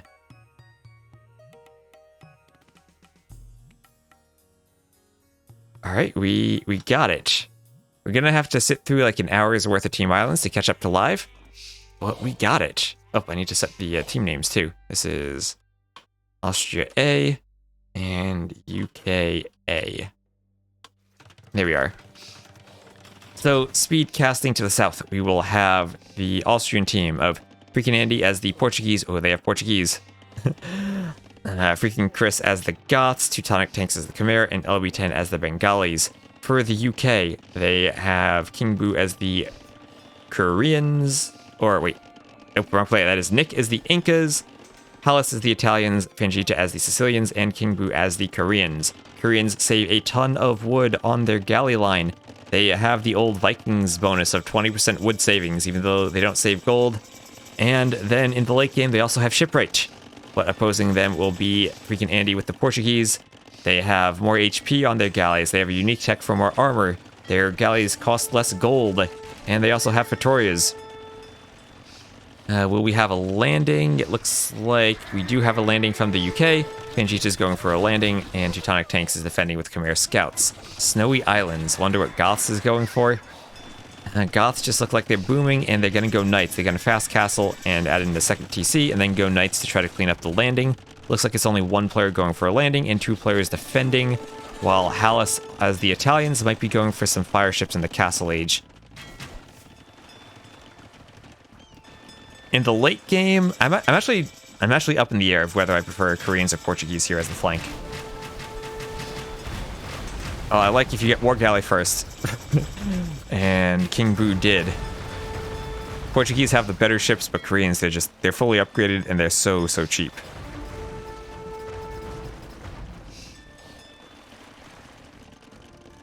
You should have the numbers, but you really need to invest into more than 3 docks if you want the numbers. Falling back, but still staying alive. And still about an equal fight on the other side of Bengalis. In the long run, probably a better water civ than the Incas. Incas do get a good start with their wood discount on the... or with their wood bonus that they get 10 pop on the houses, so they only need to have as many houses. And looks like, for the most part, the landing has kind of been cleaned. A few knights still running around. Oh, there are more stables over here. Outposts from Teutonic Tanks so they can scout everything on their island, but they have pretty good vision now. And feels like they'll clean this up, not too much issue.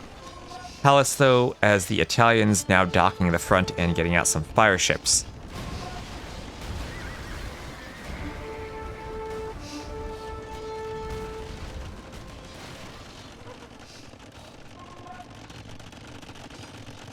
And a couple of knights still running around, but the landing's clean. Don't see any more transports now. Austria does have the score lead, but you gotta watch Hallis. He's gonna be scary with that Italians player, as the Italians player, if he gets a good boom. Going for some fast fires. He is the first player in Imp already, and maybe fast fires here are enough to win the water, at least for now, for Austria. I mean, for the UK against Austria. As we'll have some stone walls. This is what Austria did last time. Worked decently well for them, but you still do need the navy. You can't just use stone walls to defend.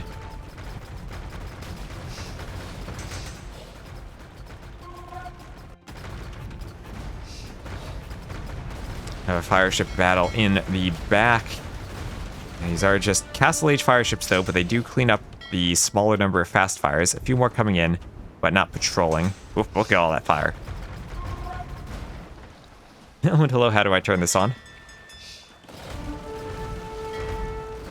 We'll have the galleys working on the fires. Teutonic tanks not liking something. Up, getting hit by the chat filter.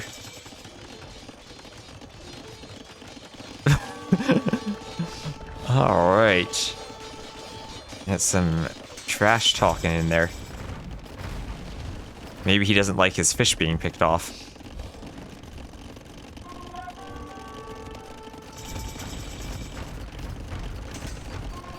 But it does feel like right now the UK does have the water control, and they are going to be going for a landing. Forward castle here from Fengita, castle in response from freaking Andy, and freaking Andy is up to imp already, so he will be able to get the trebs popping.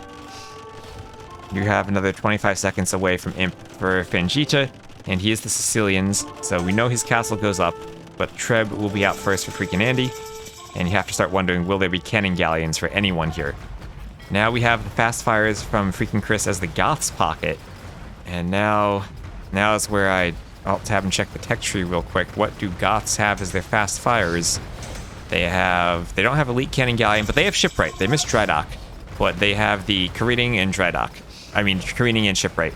So they won't move faster, but otherwise the armor and the cheaper upgrade, so they can do some decent fast fires. And it's Treb war time, and with the water control, King Boo might have the ability to hit those Trebs. Looks like the castle from Fengita will go down. Not gonna die at the Trebs, actually. Koreans can sacrifice galleons. They're gonna be so cheap, especially with shipwright. And the Trebs go down, and both castles will be traded off. Probably happy at least to have killed the landing castle, though. And thank you, Sekigahara1 for the follow. As the Goths are now fighting, but without the war galleys. I guess the war galleys aren't particularly useful in the fights against the galleons. Freaking Andy finally doing elite caravel. Oh, he's going for caravels. Caravels not good against fast fires. Are they good against galleons? That I don't know. I feel like your own galleons with extra HP and extra armor might be the better play. We also do see the Victorias added in. This one kind of by the coast, though, might be knocked down. Any other landings? Doesn't look like it. We have the forward castle and some walls here from Teutonic tanks. Feels like his team has secured the front elsewhere on the island and just need to finish dealing with these Sicilian cavaliers and stables. This is almost cleaned here. So now the landings are cleaned, and it's becoming a water map again. And thank you, Animal8988. And once again, we're just going to catch up to live time on this game. We joined it late. This will be our second series after the UK. And we'll see if I have time to cast Brazil B. I might not be able to cast that tonight, but if I don't, I will do the Rex another day during the week. Also, I didn't think the stream would be this as long as it looks like it's going to be, so I might not actually have time to do that subscriber scenario today. So I don't want to push that back again, but maybe I have to just one more time. I at least made progress on getting it working, so this will be the last time we have to push it back.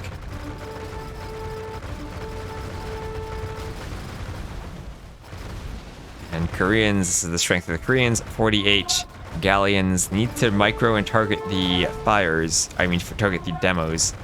But doing a good job of microing here, demos getting stuck in the back. Kind of showing why galleons are usually the preferred late game unit. Just, they have so much range, it's hard for the fires to pathfind.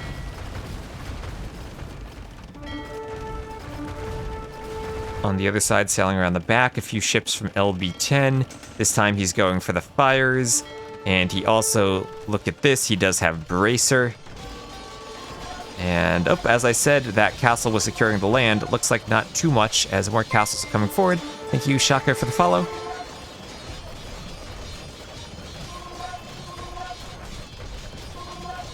And looks like this landing, though, once again, will be cleaned from Pallas.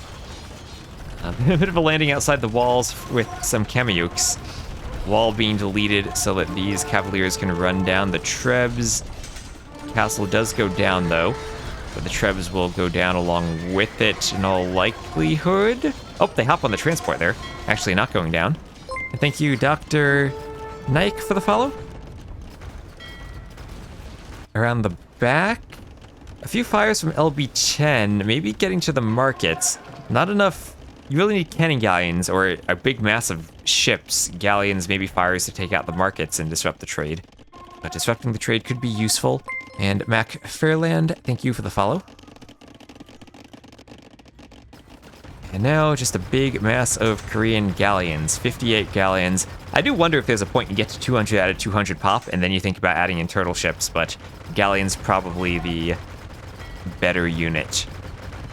Imagine if you get like 30 turtle ships. I actually don't know how Galleon Micro does against that, because they don't have much range. Now bombard cannons being taken out. Fighting the Koreans on late game is such a difficult task. Portuguese may be the only civ that could do it, but I don't think caravels are the answer. I think you actually need your own galleons.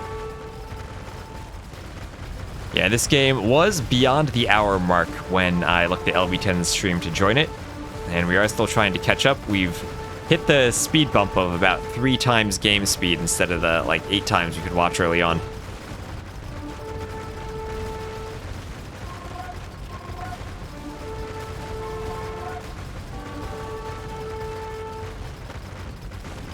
The ships are coming in, hitting the docks. Heavy demo dock would be destroyed before the... Nope, it gets in.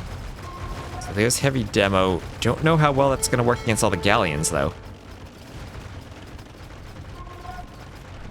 And it feels like this is still a close game on the water, but a close game on the water means in the long run, Portuguese will have their Vitorias. Portuguese will have their Vitorias.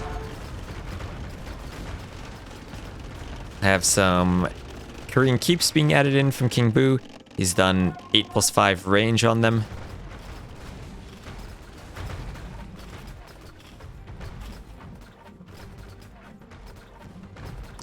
And LB10 getting a bit pushed back here. Nick with the Incas. This is where I also check the Inca tech tree. What does their late game look like on the water? Incas, galleon, careening, dry dock, shipwright, fast fire ship. And that's, yeah, so they will be fully upgraded on the water too. So Inca's a good late game water save, just missing the cannon galleons. And just no bonus to them like the Bengalis have with their healing.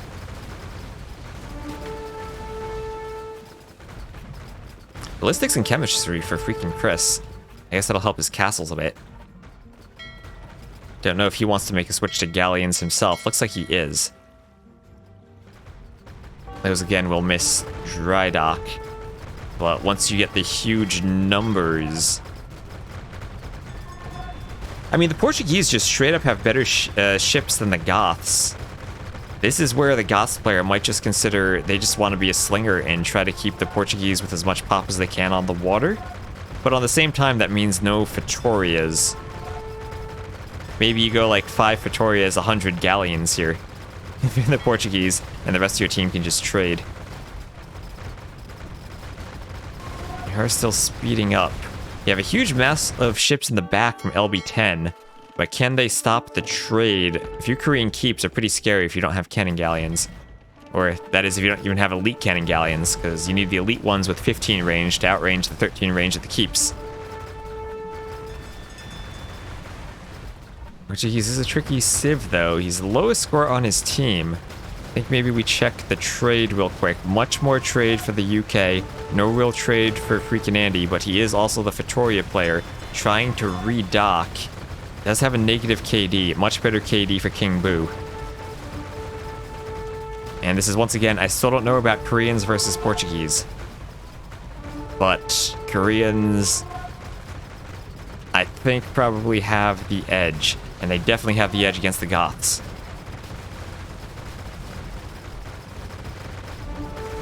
Just needs 100 pop Vitoria. I think he needs 100 pop Vitoria, and the rest of the team slings him to make the ships.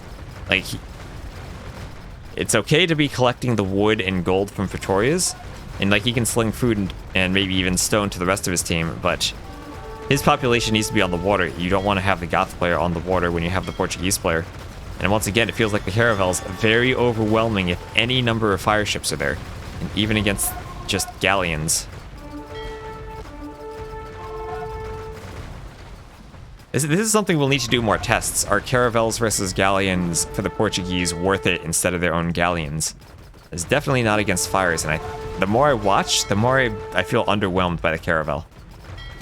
I mean, to be fair, it is the Koreans, and they have just insanely cheap galleons of their own.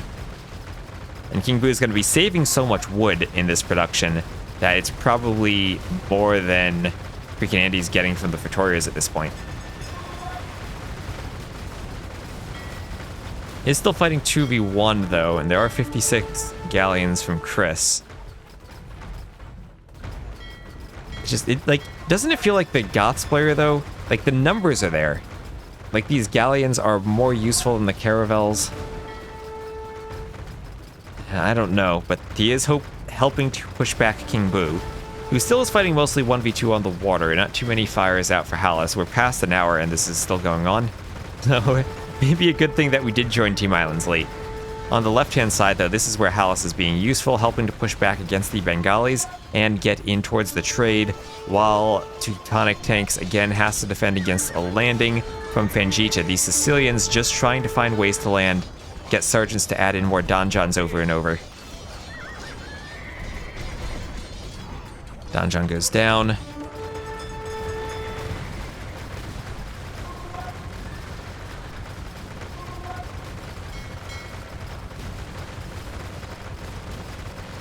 Galleons exchanging rapid fire here on the left-hand side.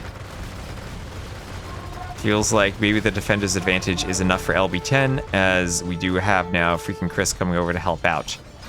Feels like Teutonic Tanks not on the water. His job is just to deal with landing after landing after landing and clean it up, as the Khmer reacting with Cavaliers.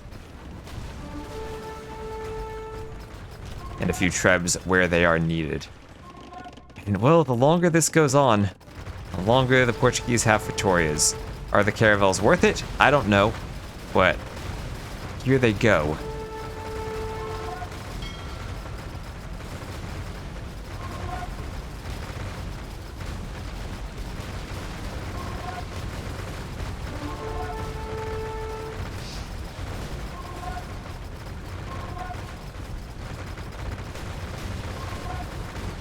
Big fight from King Boo, again with the Koreans, getting those cannon galleons added in the back. Some wood there. Well, there's still some wood there. 23,000 wood in that forest. And still a fight that the green player with the KD advantage is just saving so much wood. Look at the resources. How's everyone doing on wood? 4k and 2k for Vegeta and Hallis, 1k for Nick. King Boo still just spending it on ships, but does have 19 bills collecting it. And this is where you even consider landing and doing a lumber camp here if you're King Boo. Just try to control this area and chop the wood.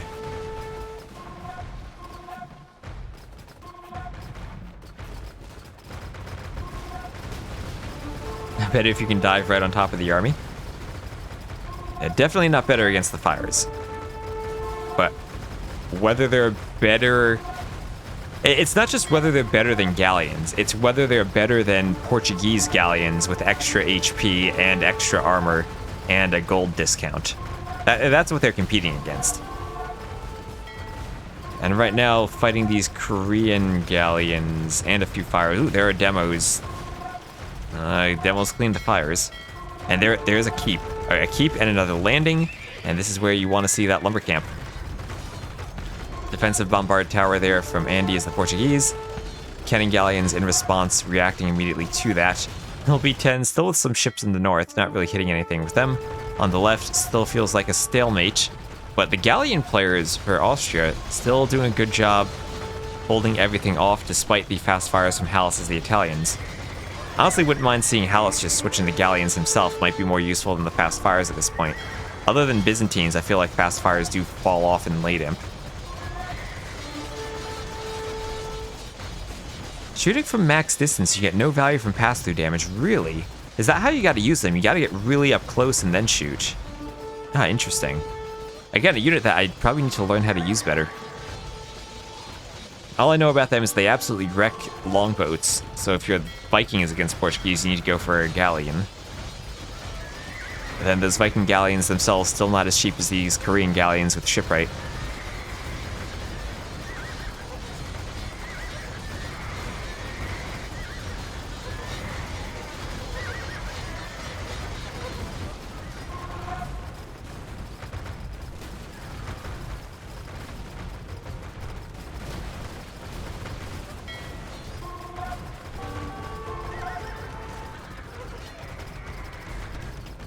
Those Huscarls, like rams, absorbing galleon fire on the shore, it does feel like the UK is starting to make progress, though. And looking at the wood, still 5k left for Fangita, only freaking Andy with the Pretorias has wood on his team. Cannon galleons now can slowly whittle down the castles from the safe distance on the shore. Looks like LB10, ooh, he can patrol, but can't really engage, as we're still trying to catch up to real time. I think that we're actually not speeding up anymore, and like that 3.0, like, maybe we're slightly faster, but it doesn't feel like we're catching up anymore. Look at Boo Vil count. 99 Vils, 100 Vils. He's deleting Vils for more galleons, right? And this is where the Koreans shine. How do you get to this late game period, and then all of a sudden, they have 82 galleons. They have this huge navy that you just can't fight if you have Pretoria population. No one Vil. What bottlenecks? I don't know if Capture Age actually bottlenecks at some point in the late game, but it is probably CPU single core performance. I don't know if running Capture Age in addition to the game speeds it up or slows it down. I would imagine it's just the game can't simulate this fast with this much stuff going on. Because I usually have a really good performance compared to some other people. Like Mem usually is like, he's perfect, he's the benchmark, and if you keep up with Mem, then you're simulating at max speed. And then other people, like I know Ornlu struggles in the Rage Forest games sometimes to keep up. And I even saw Dave struggle a couple times. I don't know what his setup is. T90's probably fine. I think he probably has a OP setup that Willis would have given to him. But now another landing. Now there's enough room on the coast that they can castle the forest. And Fangita has Sicilian Cavaliers. Yeah, Mem is the gold standard as far as running the game quickly and simulating. He is always on point with all of his overlays and all of the stream setup stuff. He always has that working on point. Only Fangita has a wood bank left.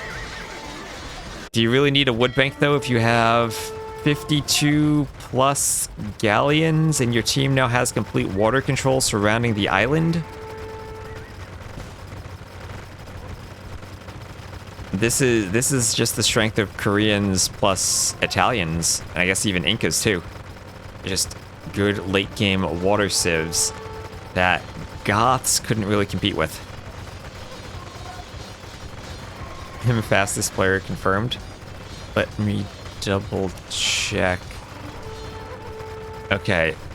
LB10 is still in game at about 139. So we still have some catching up to do. Oh, padded archer armor from LB10, of course. Exactly what he needs. That impacts exactly 0 of the units he has. Maybe it'll be for Skarm's late game. And now Austria's hope is that we have 10... We have 10 Pretorias from freaking Andy.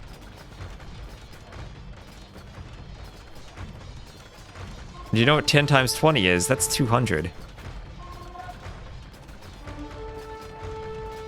Sped up carts, all of them running together. Look at them go. Alright, so it is time. It is time for full Pretoria. We have 1, 2, 3, 4, 5, 6, 7, 8, 9, 10. They're 20 pop each. You can go over your pop limit to create them. I think as long as you have 10 pop space, you can place the foundation.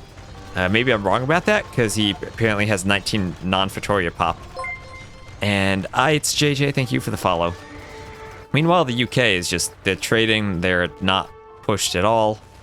They're just living life to its fullest, hoping that they can end the game within maybe 3 hours before the 10 Fatoria payoff.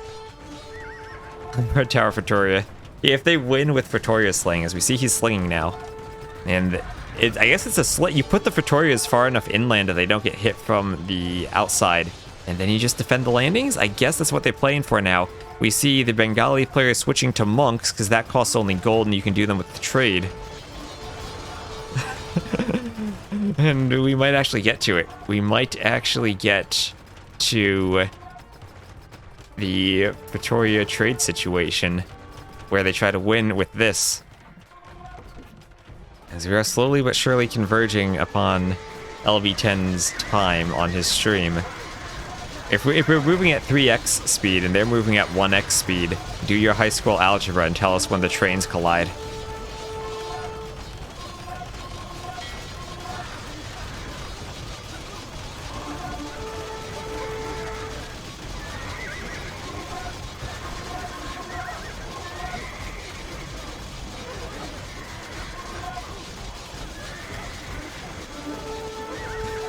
There's so many trade cards. Well, we'll look at the wood banks. Still decent wood for the UK. Only Portuguese Fatoria wood for Austria now. More trade cards for the UK by a lot.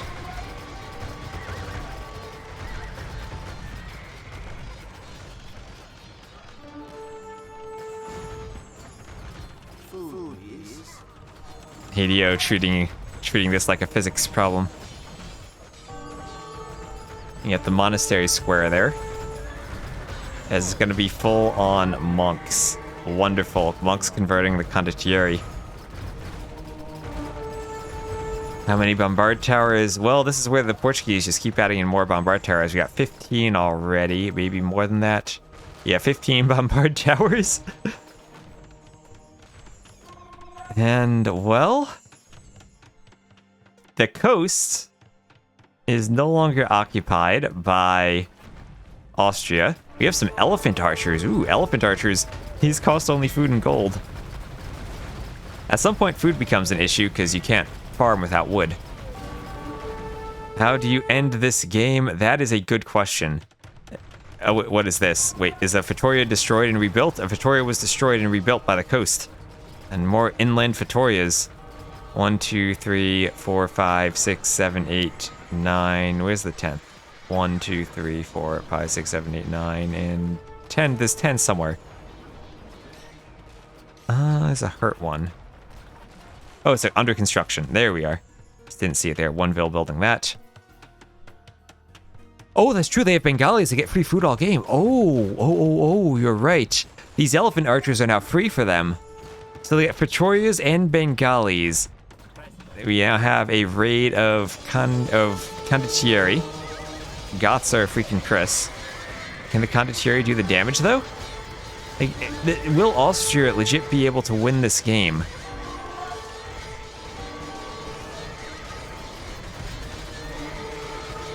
Let me ask you here, is this a situation where you actually delete your navy and try to go just 800 pop landing? Or trade and landing? Why free food? It is the Bengali Civ bonus. They get food, their trade cards generate food along with gold. I believe it's 1/3 of the gold you get in food. Someone correct me if I'm wrong about that. And thank you, EA Don20 for the follow. If you delete Navy, he gets back on water? Well, does he really though? He only has 700 wood. You can make like 10 ships with that. You don't need to delete Navy so much as delete like, I don't know, maybe 20 to 30 pop, right? Because he's... Like, Nick right now is not contributing anything on the water because there's nothing to fight on the water, and he could just land over here on this side of the island, maybe with some eagles.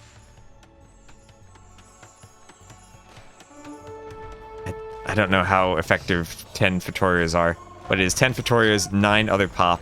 Okay, that's it. Yeah, 10 Fatorias, 9 pop. This is the pinnacle of Freaking Andy's eco. Yep, this is exactly what I said. 8 trade carts, 1 villager, because you can make them when you have 10 pop space to spare. So you have 8 trade carts and a vill. Oh wait, he's trading more vills? Maybe I'm wrong. He has to be housed though, right? Capture age isn't showing him as housed. Wait, he's trading vills. How's he trading vills with 10 Fetorias? Oh, I know why, because he's the Bengalis and the vills are cheaper. That's how. Oh wait, no, never mind. No. That's LB10. That's not a team bonus. It's not a team bonus. It's a civ bonus. How is he doing this? Wait a minute. Maybe it is... Wait. I'm confused now. Let me check this in the actual game.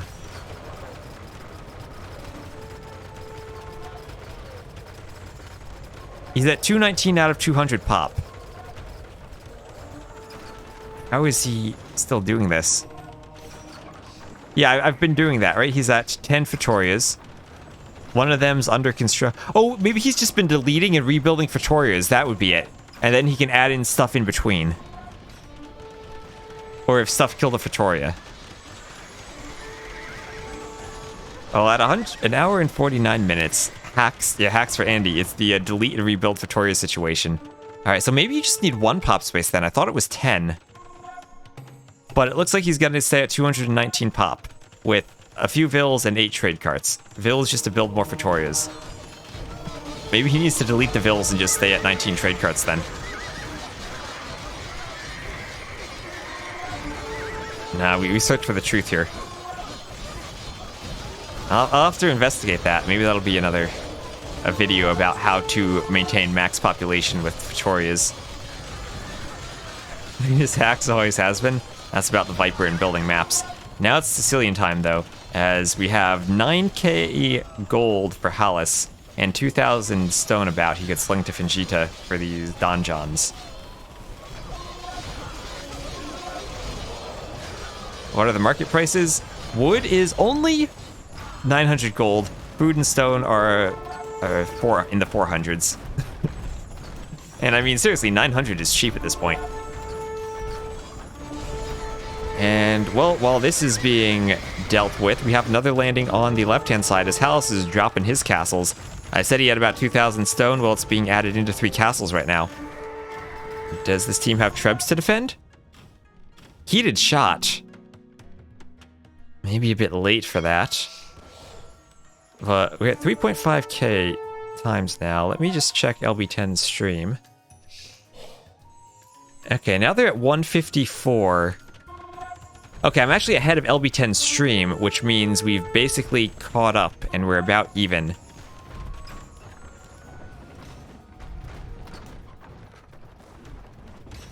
And thank you, Pokezel, for the follow. We have a wonderful landing surrounded by gates to protect Trebs that does nothing because elephant archers are there. Nice idea from Nick, but not going to be useful here. Well, the Fetorias can go down. You can just keep rebuilding them. He's got 9.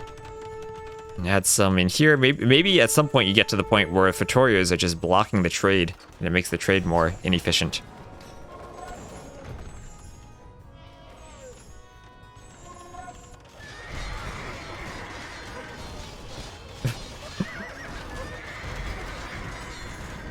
Every time would have a stream delay? Not necessarily. You can stream live if you want. And we're at, look at that, 1.6. I think we've caught up. I think the game has lasted 2 hours, and that has given us enough time to catch up. We're at 1.7. I'm going to click play, and here we are. Monks are the cheapest unit now, yes. That's why our Bengali player is going full monks, but also elephant archers because of the food with the trade. Trade will be much better for the UK. Now the question is just, is using trade and buying at the market better than using Fetorias? And in the short run, maybe the market prices are not insane enough. Only 971 wood. Food is kind of cheap. We can Andy send in food to LB10. And remember, that Bengali bonus is a team bonus. The entire team is getting trade here. And stone, like wood, is a finite resource that just gets more expensive at the market as time goes on. If these cannons can slowly but surely swipe off the donjons, that's going to weaken the landing. The Cavaliers are running through, but let's check the bombard tower count now. 47 bombard towers. 47.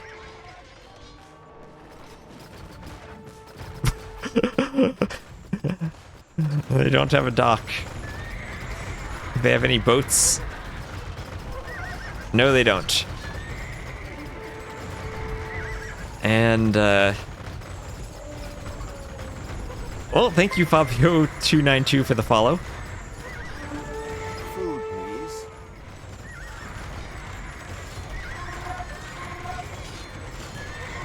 In, like, a game of Arena, where I did play that one Bengali versus Portuguese 1v1, where the guy just went full Fetorias and Bombard Towers, selling wood is more efficient than using Fetorias.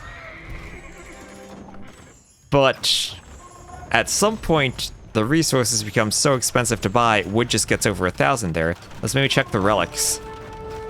Wait a minute. Only one relic. There's 3 on each island. How do you have but a single relic garrisoned? Wait, what? Did you lose a monastery somewhere and have them ejected? Maybe that's what... Okay, this is where we gotta find the relics now. This is now a search for the relics. Oh, this is the most fun. It's 2 hours in and we're just getting started.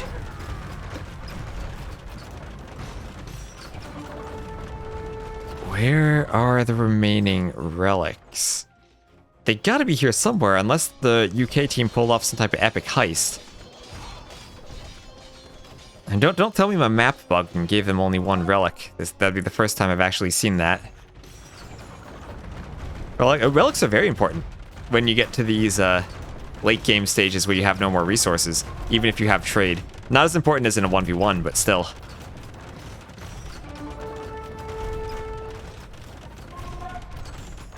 Like, everyone enjoys these types of games. Like, imagine if we get Ruben Andre, but it's a team game. Yeah, everyone enjoys this type of engagement, but... Can I toggle that? In Capture Age. Maybe I can toggle that in the game, though. Wait, let me... Go to Eco mode.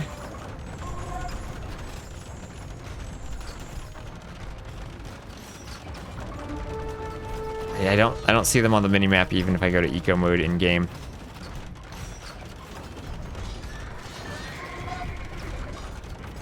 Oh wait. Oh, okay. Okay, I've spotted them. All right. I'll show you where they are now. One of them is just outside this relic, just sitting there. Just sitting there. And the other one is up here by these walls. And honestly, they probably shouldn't just pick them up. They have monks. Is it worth it to make fish at this point? If you're the UK team, probably, yeah. Like, you can fish, you can add in fish traps and have more efficient food than farms. Like, I guess eventually buying wood for fish traps hurts, and maybe you're at that point now.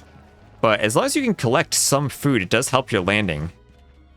And I mean, it is free for you, basically. You can even do a forward dock and fish the corner. Elephant archers, though, for LB10. This is the strategy they wanted for against Chile that didn't work. But this time, LB10, he remembered his bracer. I think Austria has this. The UK's had the score lead forever, but I think they have it. Reminds me of that one game back when the Malay had infinite food fish traps that Viper was raided by Hera and had literally 0 villagers. But with the harbor docks, Hera had no way of killing the fish traps, and Viper still won with 0 villagers. No armor on them. He did do one of the armors earlier before his blacksmith went down. But you are right, he should do the armor. Not as important as the bracer, though. You need to be able to punch through the enemy units. And they've just slowly but surely been using sergeants to zone off the bombard cannons over here and try to keep the donjons alive. Jita with a bit more stone. Market prices still climbing. 1,042 gold per wood now. Why no Korean siege onagers? They cost wood. That's probably why. He does have 2k wood. This team is still banking some wood. This side of the landing slowly being pushed back. I feel like Chris might want champions rather than Huskarls here. I guess neither is particularly good against the sergeants, though. Actually, he'd want some hand cannoneers, maybe.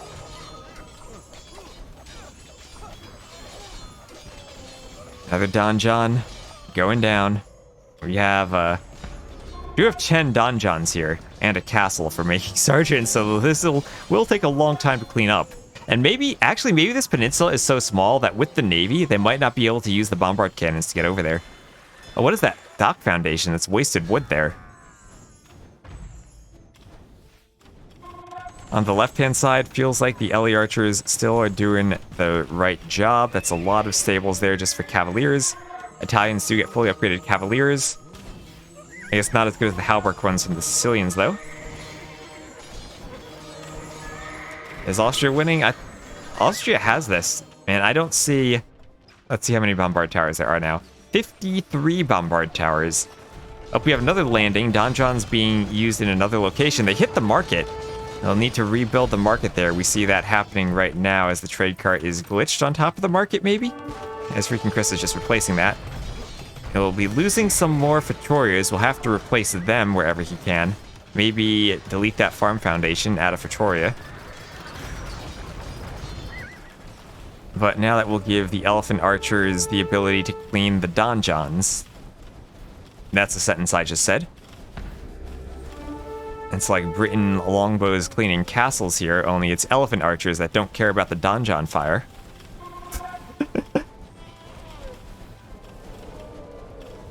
Oh, the sergeants are distracting them. Is this change in landing venue enough? Well, the cannons cleaned 3 of the donjons already. Maybe the Huskarls will do the rest if their sergeants are going down. These cannons can just hide under their own bombard towers for cover. This will be cleaned. Fingita now out of stone. Nice idea. It did snipe off the market, but didn't really work. Did slow down. This side's being cleaned. Can the donjons be converted? No, I believe they can't. Oh, actually they can. Yes, they can. They can. You just can't train anything from them. They just become like a tower. Yeah, towers can be converted, and donjons can. Yes. Yeah, the castles can't. The donjons can be, but you can't train no sergeants, and you can't train your own unique units from them. It'd be cool if you could train your own unique unit and then have like an elephant archer building that could build buildings. But, no. Krepos can't. Yeah, Krepos can't. Those are more like castles. The donjons are more like towers.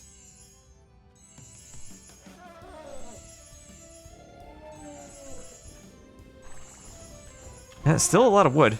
2,500. APM of Andy. How do I do that?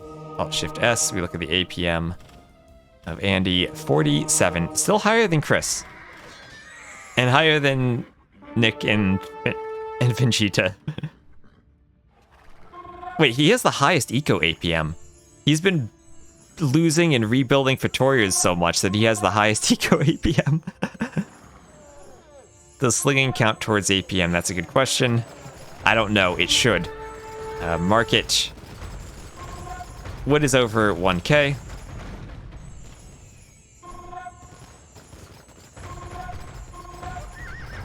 Genoese crosswind do cost wood, and I'm not actually sure if they trade well against the elephant archers. Like, they just have so much HP. I think the elephant archers are still kind of okay in that fight. Especially the Bengali ones that resist some of the bonus damage. Should delete their fleet and finalize the landing. That's what I'm thinking, honestly. Like, I think that's their only chance of winning this game, that they have enough population that they can overwhelm the defenses. But it's hard to do that when there's now, how many bombard towers? 62 bombard towers. At least they have longer lasting Sicilian farms.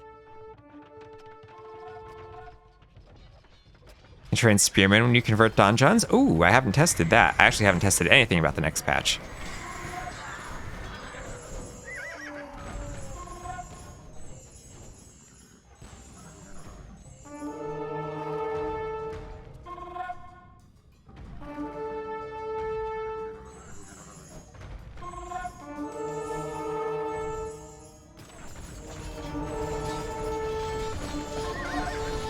Another fight. Elephant archers fighting off the cavaliers. And just having a food and gold unit is so powerful right now. 3 trebuchets, but with all those cavaliers, is that even going to be enough? Trying to get more cover for them, but that's just going to let the bombard cannons come over.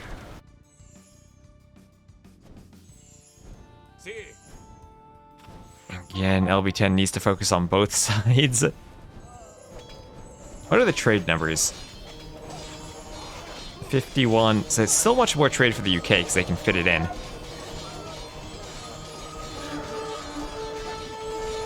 Everything does count for a win, yes. This is the beauty of Team Islands.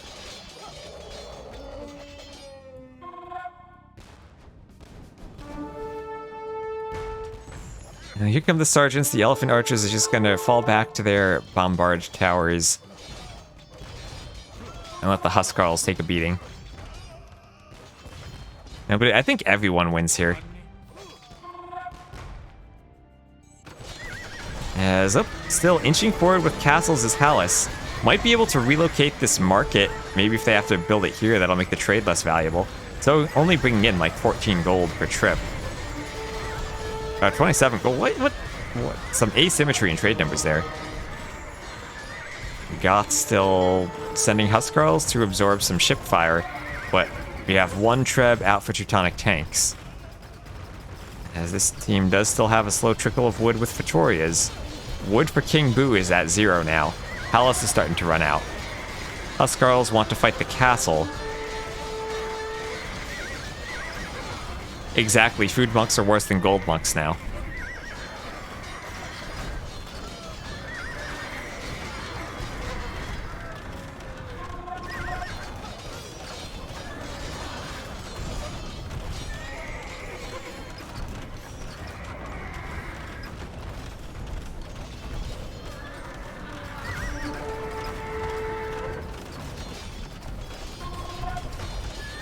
Forward castle probably gonna go down. Maybe they sniped off the market, but yeah, they just moved the market. Trade will be ever so slightly less valuable now until they clear this castle and remake the market out there. Man, this castle will go down. And Austria... They have the army to fight off any landing attempt by, right now, just 2 players. And I do think that the only hope for the UK right here would be if they delete their ships, get more players involved in the landing. But this is crazy that they have infinite wood and stone from the Fetorias and infinite gold and food from the trade. So in the super late game, maybe Bengali Portuguese is even better than Spanish Portuguese on this map. Market price is 1,118 wood. I mean, 1,118 gold to purchase 100 wood.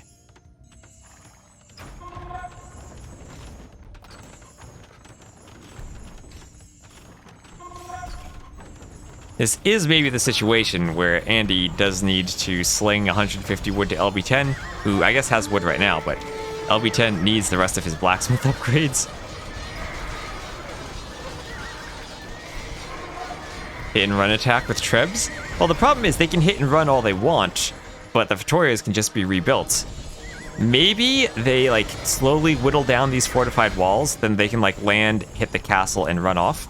But they have the Goth player with Huskarls to respond to that, and now Teutonic Tanks is adding in elite battle elephants as the Khmer, and that's another castle down for Hallis. I don't think the UK has a strategy to deal with this right now.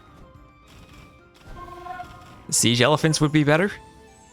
I mean, siege elephants right now, right? Oh, the rams! Rams don't even cost wood. It's just food and gold for the Bengalis. They could add the siege elephants. Again, they would need some blacksmith upgrades for them. They could add them.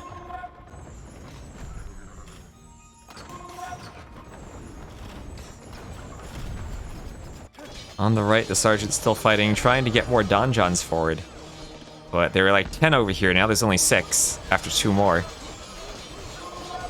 Yeah, Bengali monks also good.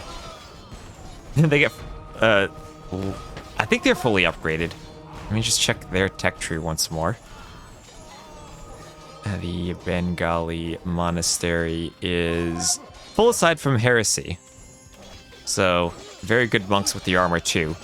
Heresy could be missed, but that's not necessarily. It's only monk versus monk. Monk versus other units, they have full monks. I mean, you draft the civs. It's fair. It's more just a game design problem. That's not. I feel like there are some big problems with a lot of the civs post DE, but up through DE, I felt like the only thing that really I don't like is the Pretoria from the Portuguese. I think otherwise, most of the Forgotten African Kingdoms and Raja civs are in pretty good spots. Maybe the Burmese are a bit weak, but it's hard to balance the Arambai properly.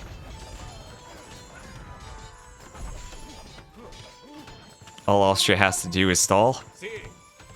Yes. And Mad, thank you for the follow. Also, Fabio, I forget if I read your name, but thank you for the follow earlier. Oh, now we have Aztecs. We have Incan monks. I mean, I say we have Aztecs. We have monks. We have Incan monks.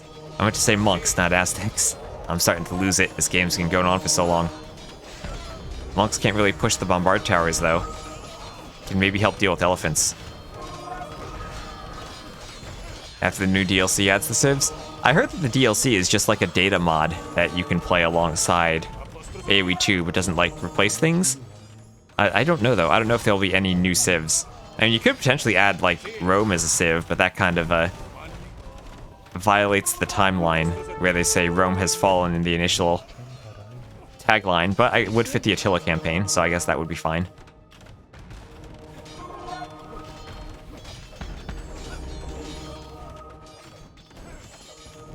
Well, Pretoria is broken in Team Islands and Team Games, yeah. That is for sure. Or cannons destroying buildings as we hit 2.5 hours.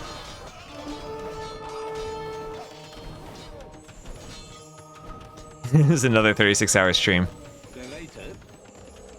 I mean, if it's one game, I wouldn't mind that.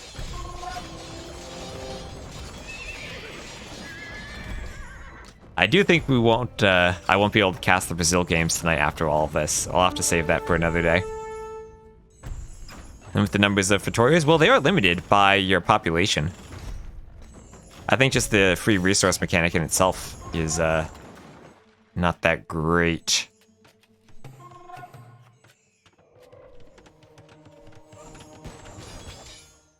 Oh, we have a pause.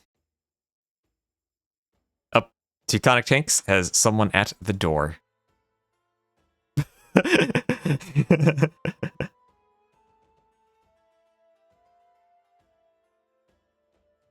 At this hour.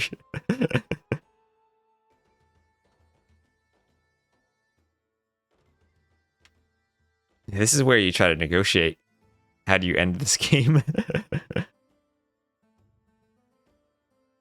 You know, we can see the relics clearly here on the minimap there. And looks like, oh, they did pick up this relic. But there is still one unclaimed relic. If the UK notices it, they could probably pull off a heist. They just need to get rid of one piece of fortified wall, transport ship, grab it, and go away.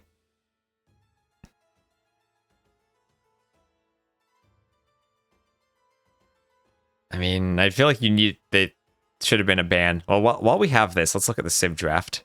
We didn't get a chance to do this when we just jumped right into it. Oh, I do have a notification in-game that says I caught up to live gameplay, so we are good. Oh wow, somehow Britons didn't get banned on the UK. So this is both teams being nice to each other. UK didn't ban the Portuguese and Austria didn't ban the Britons. I mean, Austria took Dravidians first. I feel like Britain's Portuguese should have been the two picks for the UK there. Okay, looks like they're getting ready. Teutonic Tanks is asking everyone to go. In-game is 1.7x. We can actually, you can see this up here, where it says normal dash 1.7. And thank you, Alpinilo, for the follow. Elephant Archers cleaning the monasteries, cleaning the donjons, but a mere 4 donjons remaining on this lonely peninsula that will soon be cleaned. Soon to be devoid of any UK team, as they're going to transport ship to Dunkirk their sergeants away. 2 vills here still, chopping the wood.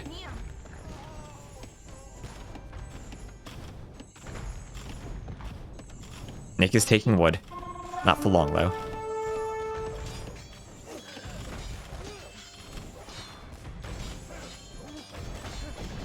I hope it wasn't important. At the door, tell him to come back later. Yeah. I should have just not answered the door. Oh, there's a fishing ship sailing by. Yeah, this will be cleaned. This will be cleaned, and, well, if they want to, Austria might be able to chop wood again, even though the Navy should be able to deny that. Here come the ships back, I guess, just to deny wood chopping, but enough elephant archers, maybe they can fight ships now. UK still has the score lead, but it's getting close, and as the castles and donjons go down, maybe that'll be flipping soon. Oh, this side is now cleaned.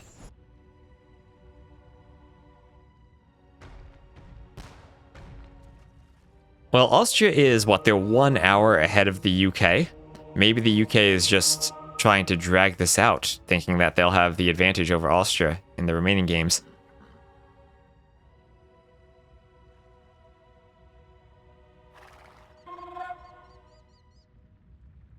And 1 hour ahead. Well, the landing's cleared.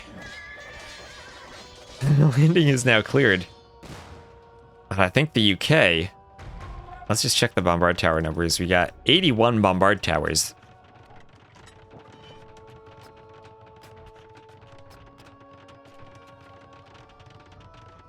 Trade is now 1,189 gold per 100 wood. Elephant archers, they're free with the food trade, so they can just take fights against the Navy. Austrians will have family gatherings tomorrow. Well, I mean, it's Easter, like, everywhere, right? I guess it just depends on your team members who is celebrating. Yep, first of a best of 5. And now, well, this is what the UK is thinking. They're thinking, Austria, how do they ever make docks and land? And I think the answer is, over time, they will have elephant archers and monks that will just whittle down the remaining navy, as we see here. And, you know, just take out a ship or so. You can lose 10 elephant archers, that's fine. You can rebuild them. The UK can't rebuild their ships as cheaply.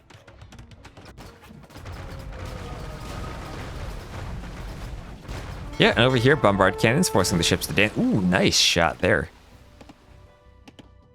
Forcing the ships to dance. Why not siege onagers? There's no wood left for siege onagers. Like, there's not even wood left to build a lumber camp. They're just gonna long distance chop that wood. Yeah, great warm-up game. Yep, Pretoria gives wood, but no siege onager civs for the Austrian team. Only for the UK team with their Koreans. And the Sicilians, but no siege engineers there. You'd want the Koreans doing it.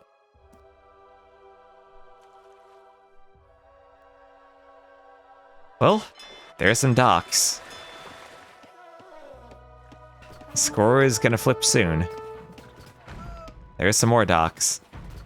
3k wood for freaking Chris.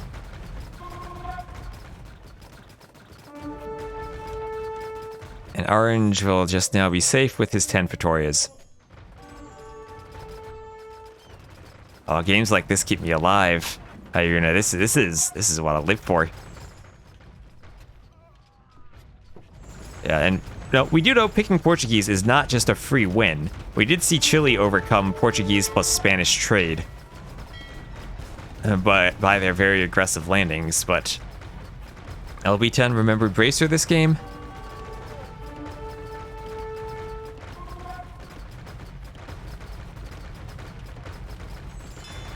And feels like maybe it'll take another hour, but eventually be able to clean the navy, make their own navy and cannon galleons, take out the keeps, and slowly make their way onto the shore.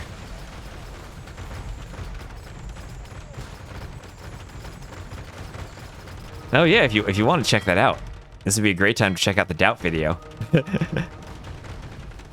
And hello, Eagle. 2 hours 39 minutes. Yellow did land with a few Cavaliers. How did he find space to land there? How the heck did Yellow manage to land?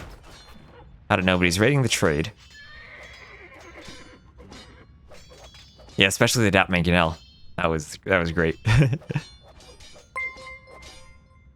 Oh, thank you, Eagle, for the follow.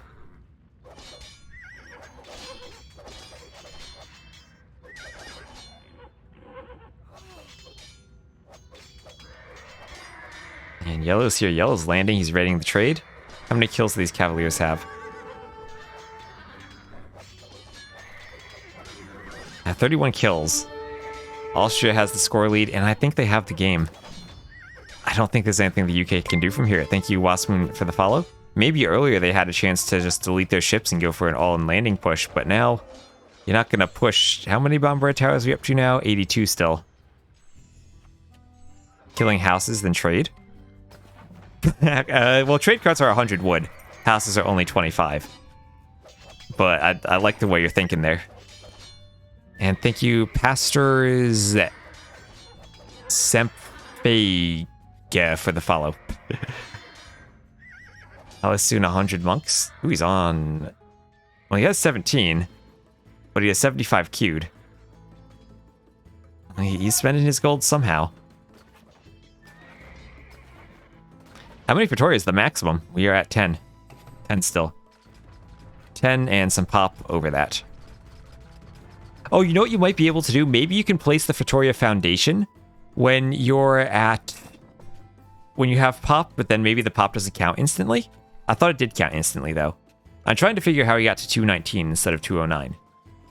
That'll be some figuring out. It does? Yeah. Okay.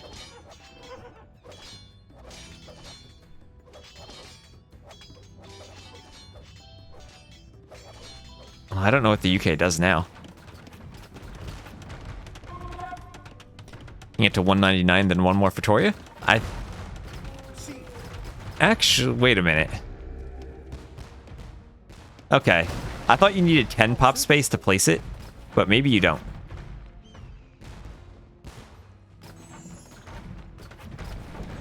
Wonder victory after 2 hours. Want to see the conversions? You can convert Pretorias. Let's check conversion numbers. Beyond military. 88 conversions for LB10.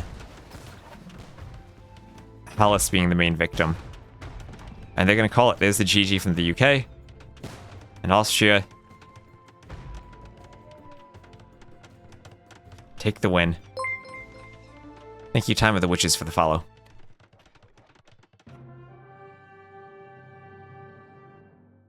And there we are, freaking Andy. 197 caravels, but really that's 10 Pretorias. For 1,000 sergeants. Oh, Fingita with all those kills, just not enough. And the story of this game is just wood collected for freaking Andy.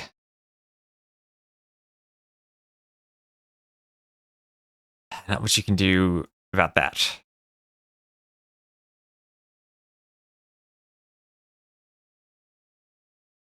And had the most eco APM because in the late game, rebuilding the Pretorias, he was the only one with an eco to manage. And thank you also, Bulu, for the follow.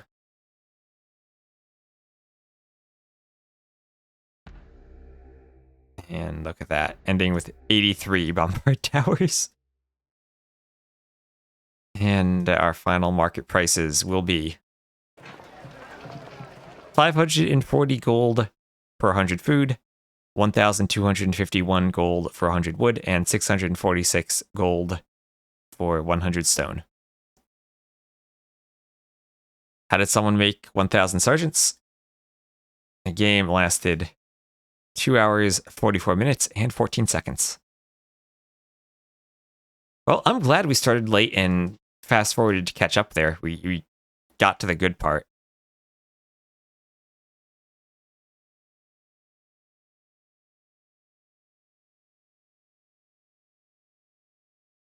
And that will be Austria winning game number 1. Let's check off the civs.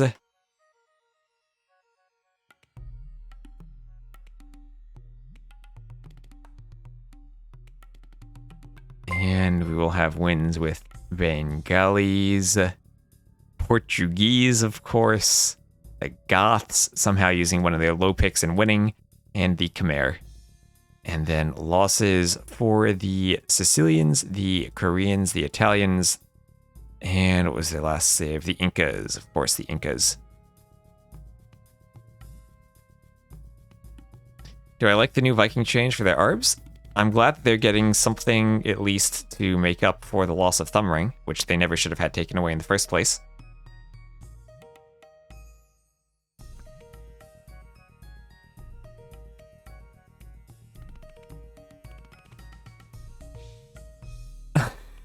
But hope you all enjoyed that game. I'm gonna look for a lobby for game 2 now. Oh look, they have the lobby up already. They're efficient.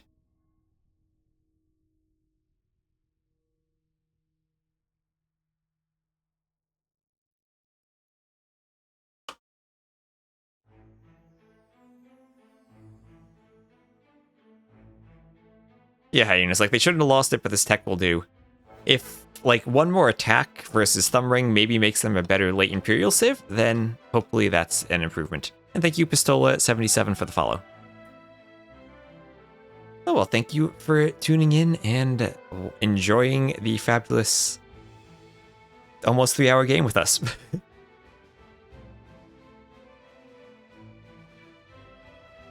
I agree with you, Jacob. I've heard they might not actually go through with it, but I agree with you there.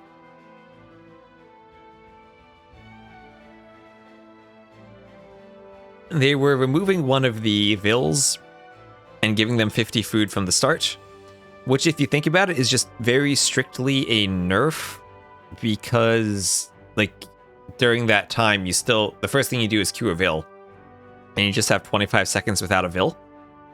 The hope would be that it becomes slightly easier for new players, that they don't have to force drop food as much. But I don't think it actually really helps too much there. It's like you're still dropping off the same amount of food, but just have fewer vills.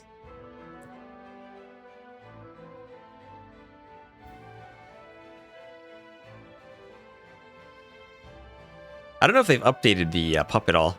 I thought they updated it with some more changes. I don't know if they did or not.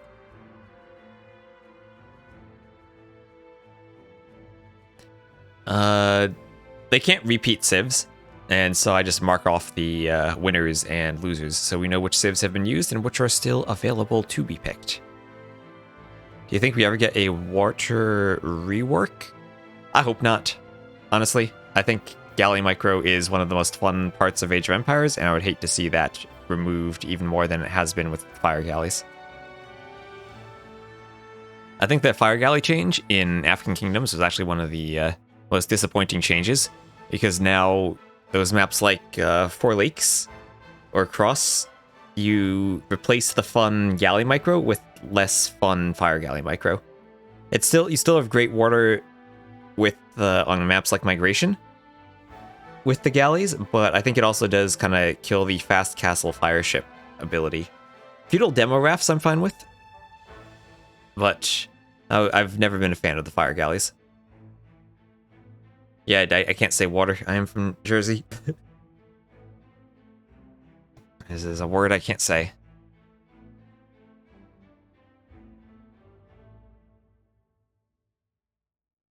It looks like this will be 2 rivers, so we will once again get a water map. And there is Migration also for Austria.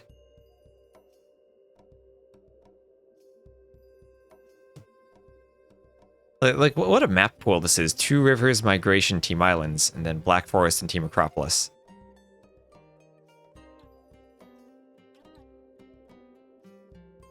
Take them away from Feudal and give them auto fire ship without the need for the tech. Oh, that's a good idea, Jacob. Yeah, I bet you could have some interesting nomad strategies where you fast castle and go for fire ships instead of feudal galleys then.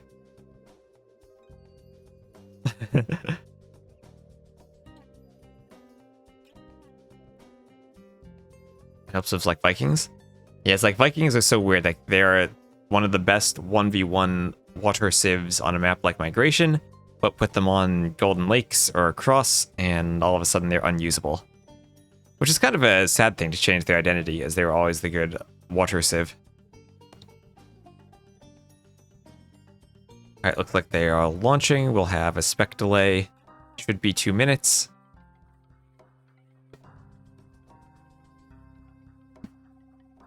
Or maybe not.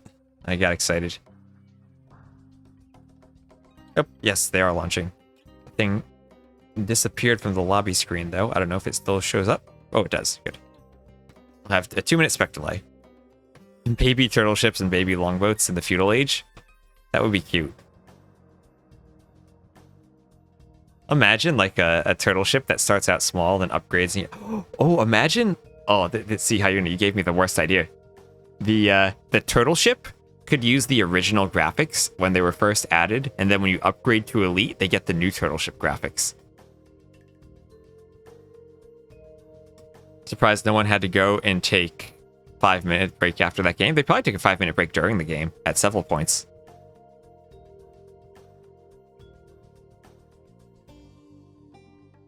All right, well, Two Rivers we'll have for the UK.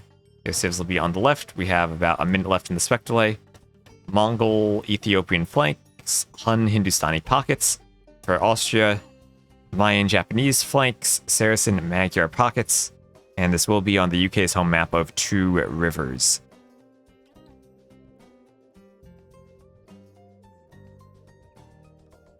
Let me refresh the spec dashboard once more. And that should hopefully show the spec countdown now. Yes, it does. Waiting. We're also supposed to have, in 2 hours, Brazil B versus Japan A, but I think I'll just cast the Rex of that at some point. I don't think I'll be able to keep going that long.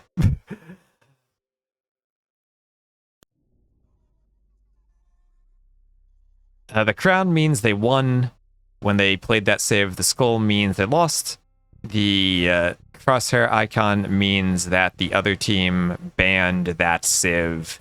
After like the first, I think it's the first 5 picks, you have one ban. You can ban one of the civs the other team picked.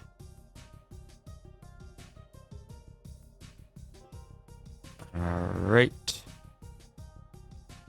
And as we're getting started on this map, from the beginning this time. And to the south, we'll have the UK with Hallis, the Ethiopian flank, not blocking his barriers with a house. Nick, the Hindustani pocket in the Cyan. King Boo, the other pocket as the Huns. And then finally Stake as the Mongol flank. For the Austrian team to the north, we'll have LB10 in the red as the Mayans on the flank. Teutonic tanks as the Saracens pocket.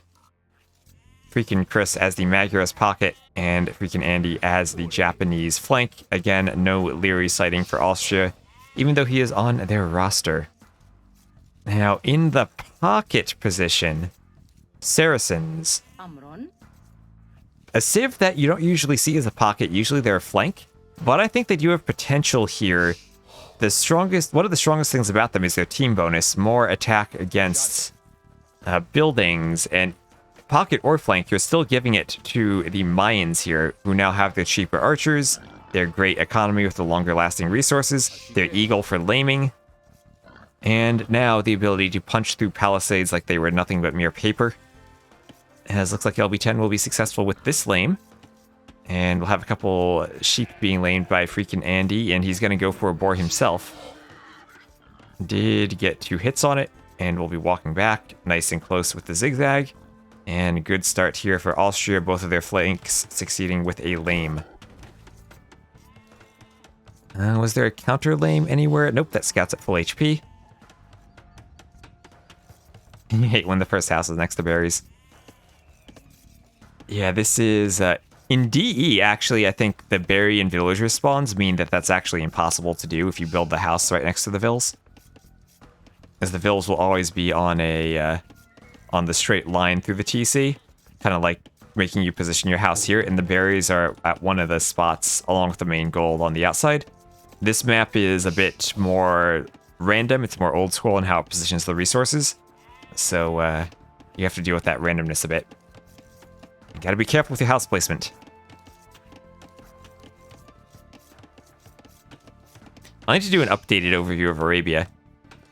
As I did make a lot of changes when I did the TTL version, and I was much more happy with that version. But it has definitely changed since the last time I went line by line through the map scripts in a video. And hello, Nerdman.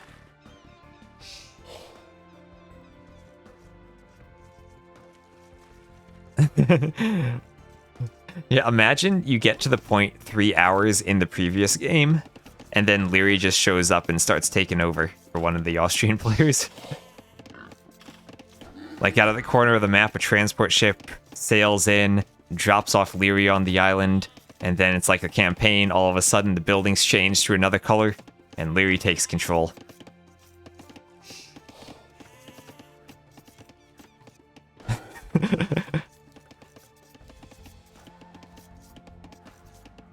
Oh, that would be so perfect.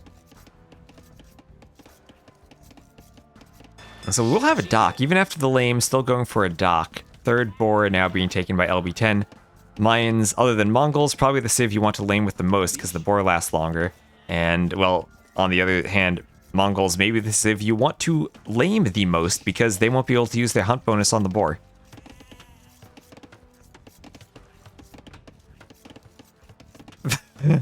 Stall with Artorias was for Leary to finish a meeting. That's what Germany needed to do earlier for Jordan to finish his set against Dogao. But turns out they didn't need him. Germany's still a good enough team, even without their best 1v1 player. And maybe their... I don't know if Nili would be maybe their fourth best 1v1 player behind Anatov and running at this point. Probably depends heavily on the settings. He's anywhere from their second to fourth player in 1v1s, but not sure about team games with the rest of the team. What's the best pizza I ever had? As I'm partial to my hometown pizza, like the stuff I had growing up.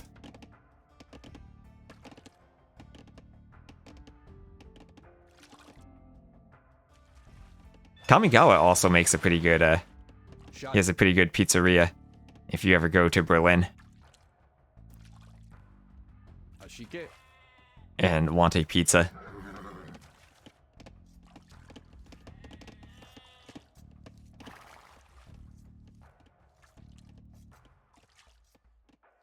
And forward Vil to help the Eagle in the scout fight. So maybe the BF player showing from LB10. Krusty Krab pizza. It's the pizza for you and me. Eagle wants to fight in the Dark Age, but there's stake up to feudal, and this is the danger of having the forward Vil, but also why the forward Vil was necessary, knowing that the Eagle wouldn't be enough in the feudal age, especially after the lame, so the Vil's there to help out in the scout fight. And now at least they might be able to trade off scouts if Stake isn't careful. One hit left. Oh, that's a quick wall. And LB10 going to work on walling this off. Now, Stake is up, but doesn't have anything out of the dock yet. Ooh, didn't get the hit. Pulled back just a bit too soon there, Teutonic Tanks did. He might be kicking himself for that. Oh no, the ranges are up in a spot where he can't run in a straight line anymore. And oh no, the pathfinding. Ooh, the DE pathfinding just cost Teutonic Tanks his scout. LB10 might have wanted to leave a gap between those two ranges for the scout to run through. That would have been epic. But oh, the Vil gets the scout there from Stake, so he will be able to finish walling up. An anchovy on pizza fan. I've never actually tried that. And we have some Viper quick wall attempts, but nope. Freaking Andy, you are not the Viper. Your Vil dies to Nick's scout. And you will be against at least 3 dock production here. Nick doing 1 fire galley from the pocket. And we'll have double docks here from Hallis on the flank. I really do like when the pocket does like 1 or 2 fires. Because unless you really want to rush bloodlines, it doesn't put you behind in the scout fight. And nice blocking from the fishing ships there. I don't know if that was intentional, but gonna stop that from running away. Repairville also out. Need to hit the low HP one. Nice blocking with the fishing ships here. Fishing ships will absorb the fire if they get in between a an enemy fire galley and your fire galley.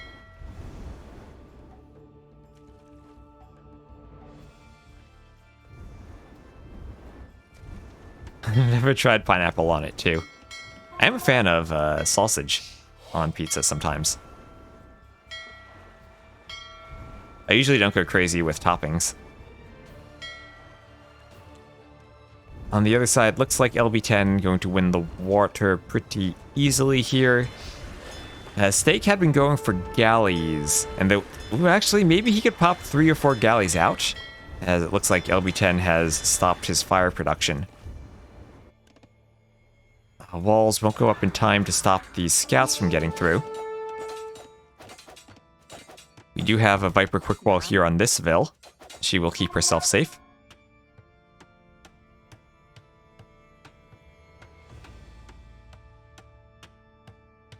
Sausage and pineapple is good if you like pineapple.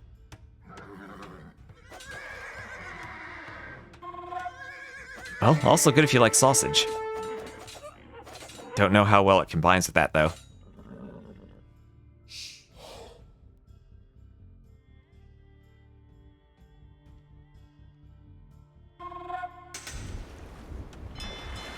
This will be 4 galleys, and with 4 galleys, he'll probably just try to sail past the fires and snipe off as many fishing ships as he can.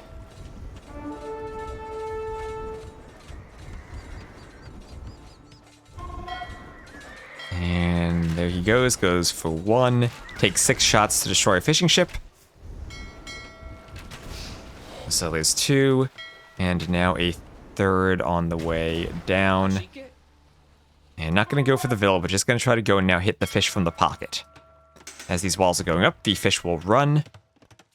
Fire galley's giving chase. We'll see. This might be an opportunity for Chris to add in a fire of his own. Oh, the scouts will come over. Wait, the scouts will try to hit the galleys. Oh, this is beautiful from Teutonic Tanks. He's going to use the scouts to try to get HP down on the galleys as they sail through. But he's going to block with the fishing ships, try to keep them trapped on the shallows. 1 galley goes down. The scout gets another one. He lose some fish there, but I don't know if it would have been better for him to run the fish, but that was a good play with the scouts, and these 2 fires need to keep chasing. Ooh, a bit of a mistake there from LB10 not microing when he should have.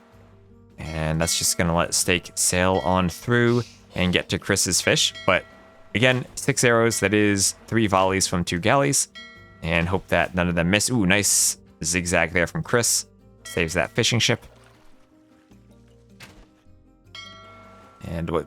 Sailing behind the dock. Beautiful. Who's number 1 seed? Number 1 seed going into it was France A. Although Finland, probably a lot of people's favorites. China A, also a strong favorite as well. Brazil and Germany, also 2 really good teams, which got knocked down to the lower bracket. Argentina has a really good team.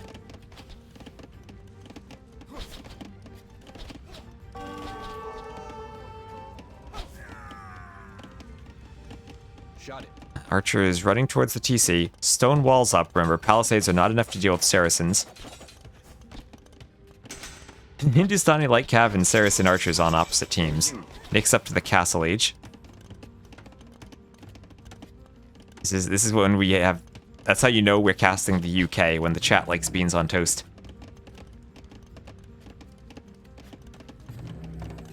Is Viper still a part of it? Norway A is in the Silver League. They got knocked out of the main event.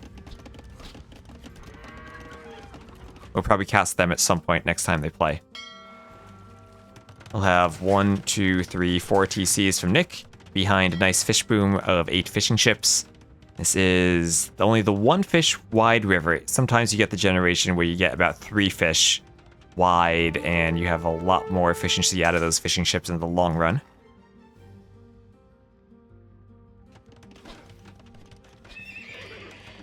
Norway A. Yep, UKA swept Norway A. Helped knock them out. Viper and MBL, Keller, and 4th player were not able to overcome the UK. As much as... I used to play with Buddy, actually, but...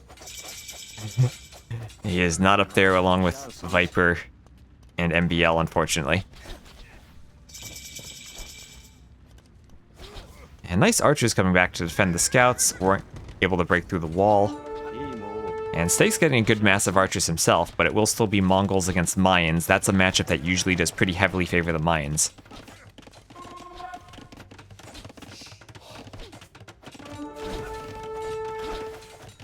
Oh, hello, Chief.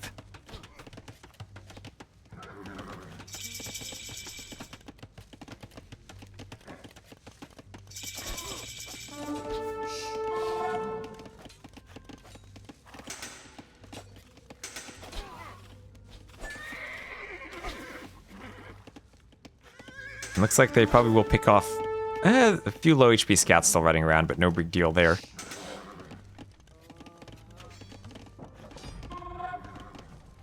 Archers maybe still looking to get some nice shots in. They will.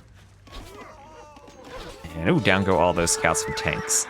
Looks like that's most of the action, as everyone is just stonewalling and booming. I think both teams have secured their own pawns at this point. They'll have some crossbows. Ooh, actually pressuring the gold here. They don't have ballistics yet, so the Vils can run.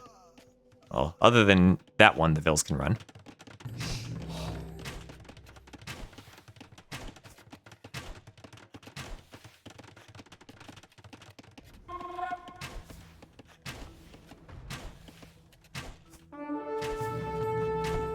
Well, Canada is just 4 really good players. I think that's the key to the team games. You want 4 really good players. And that's what Canada has.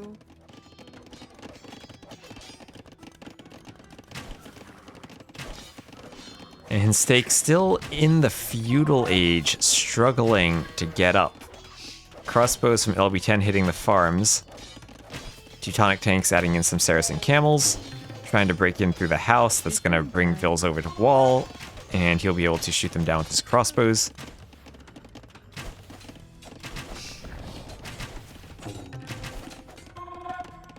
And now they are in. We'll have to dodge a bit of TC fire. Do you think maybe they just want to focus down the ranges? I always do like focusing down ranges like they're doing now. Just 175 wood is still a pretty good amount of wood as you're transitioning to the castle age. If you think about how expensive TCs are at 275, this is a pretty expensive building to have to replace. And it also will be a bit of a gap in your production. And crossbows eating some TC fire for a bit. Still wanting to get in. House walls here won't hold up too long to crossbows, but at least they will provide some cover. Oh, and thank you, Raccoon Borther, for the follow. Welcome to the stream. Well, range is just going to be focused down on the other side. Just crossbow knights, nothing too crazy going on over there. We do have some forward docks from Nick, trying to go forward and dock this pond or this river again. Adding in some fire ships, not just the galleys, but the ships that will force a response from the UK or from Austria if they want to keep this river under their control. Yeah, in the past, it might have been a bit easier to hide a weaker player by having them sling. But with the anti-slinging rules we have now, it's no longer possible.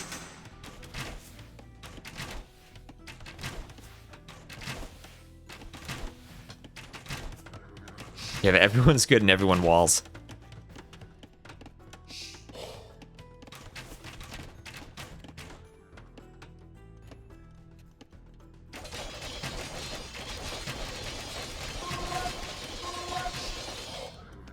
Camels will take down the range.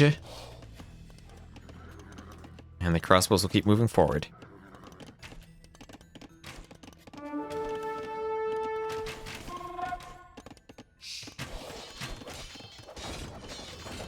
Whereas he is on the roster.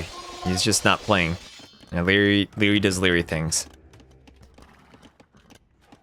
And just wasn't enticed enough by the best Age of Empires tournament in years to want to play.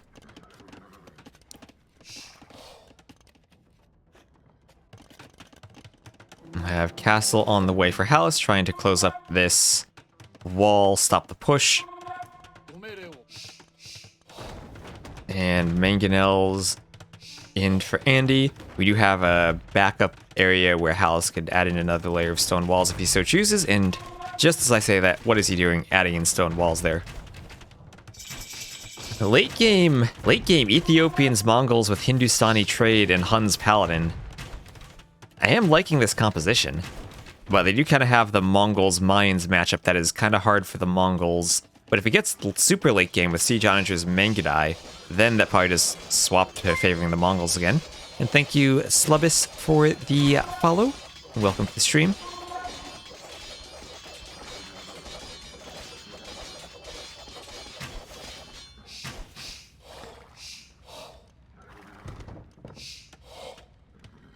It's also like these players play together a lot more than they probably play with Leary. So I imagine there's still an aspect of, it's a question of how much does adding Leary to this team really improve them if he doesn't have the same teamwork and chemistry. Kind of like Jordan with Germany. And we see those Saracen, that Saracen team bonus even on the Japanese archers, helping them break through those walls faster. Does do a good bit of damage to them. Maybe the archers could actually deal with the fires and kind of break through over here.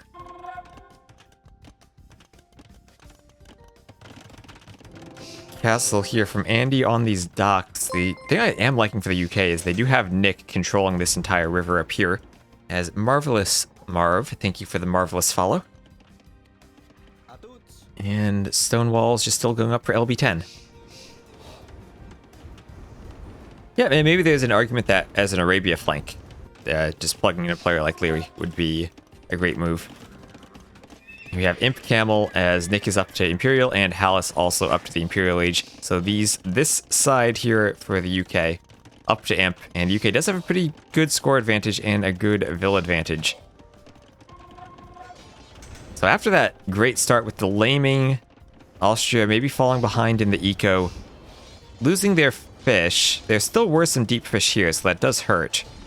We all know how important those fish traps are in Black Forest, and it's like you just lost a pond. Oh yeah, absolutely, Finland. I mean, how great is Finland that they lose a player like Zippy and can still just replace him with Valis? And maybe even be better than they ever have been. Even with Max not really doing the 1v1 events, he's still a great team game player. Alright, freaking Andy doing the classic tactic of putting two docks together, but leaving a beach hole between them where a ship is totally going to spawn there and then get stuck. Keep an eye on that and see if he ever actually does get anything stuck there. That's like the worst feeling when that happens. The transport ships have a lot of Pierce armor, it seems.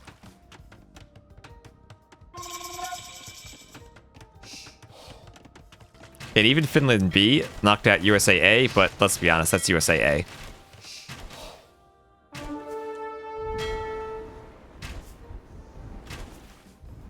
Crossbows, I think, do only 1 damage to the fires.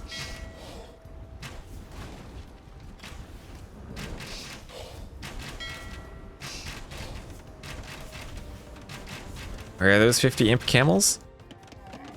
Where are they?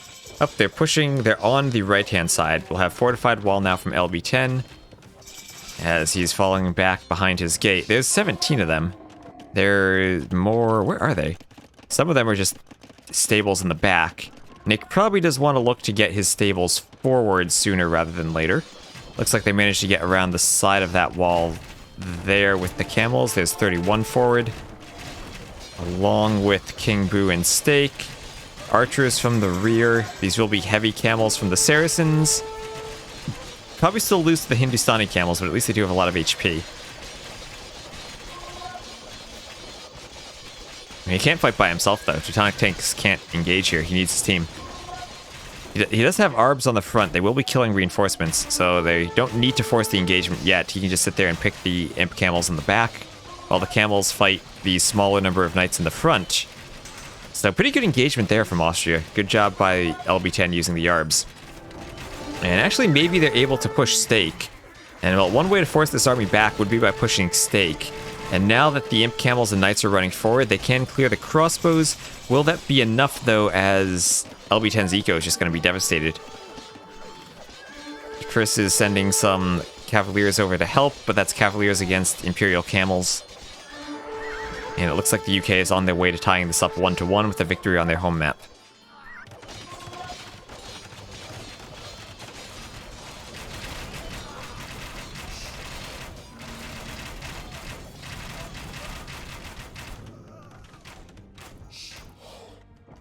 USAB? Well, USAB is still alive.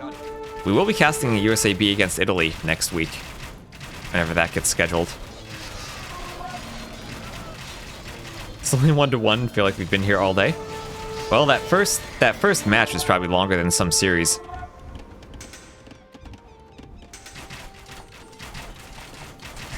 I was thinking, oh, there's only 2 sets. I'll need to find something to make the stream longer, but nope, that's actually going to be longer than I actually wanted. But we will adapt. As we're going on about 5 hours right now. And this has been a good set of games today. 0-1. Well, in all likelihood, feels like the UK has the advantage now, but I mean, scores are close.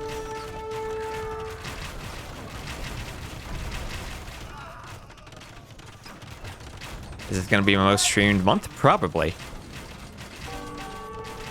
I'll see how we finish it out.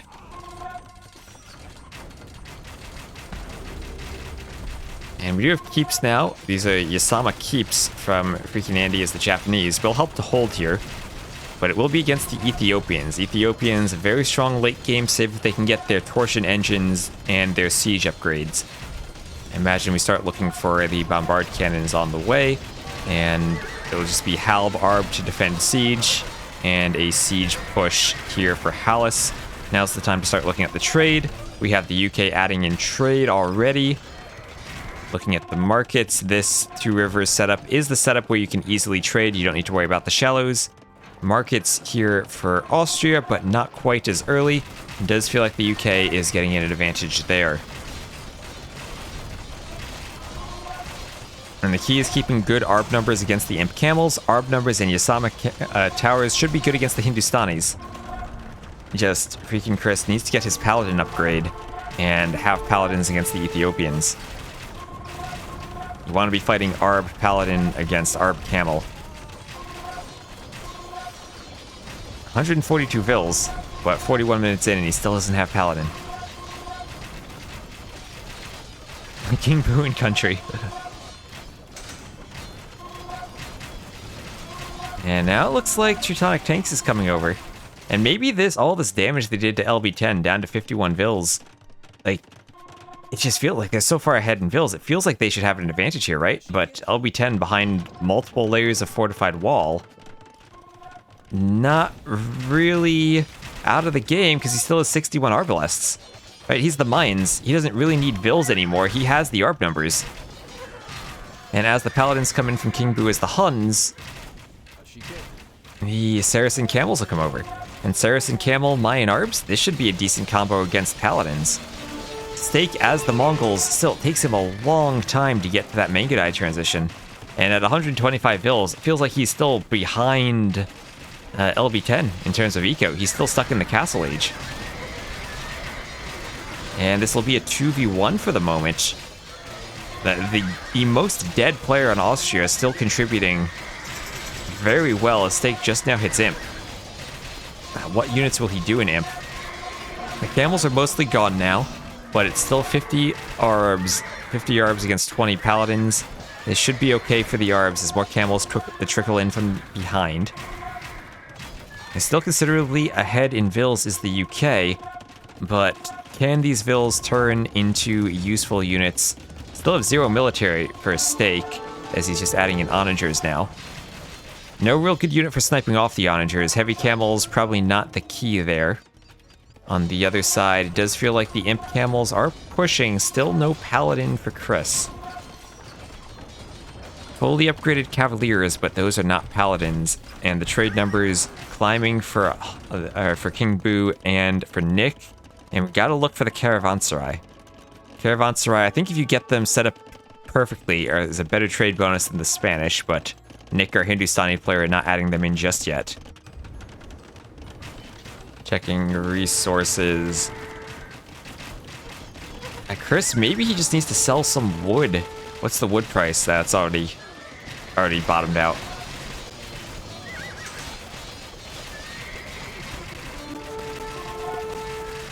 There's so many Arbalests here for LB10. They're so cheap. He lost all of his Vils, but it doesn't matter. A 67, that might be all the Mayans need. Might finally lose his Arbs to a Paladin surround, though. And Nick is still pushing on the other side. Here's an Onager. Could we get a good Onager shot? Feels like LB10's just running. He's not going to give his Arbs to the Onager, just will die to the slow Paladin attack. On the other side, oh, thank you, Ragei C64 for the follow. Yeah, now Stake's going Onager. We still don't have Paladins. Still the Japanese player trying to hold, hoping maybe that the other side can still win, but they are on that timer before the Siege Onagers come in. We do now have Drill on the way for Stake, and thank you, Marianne Belladelph for the follow.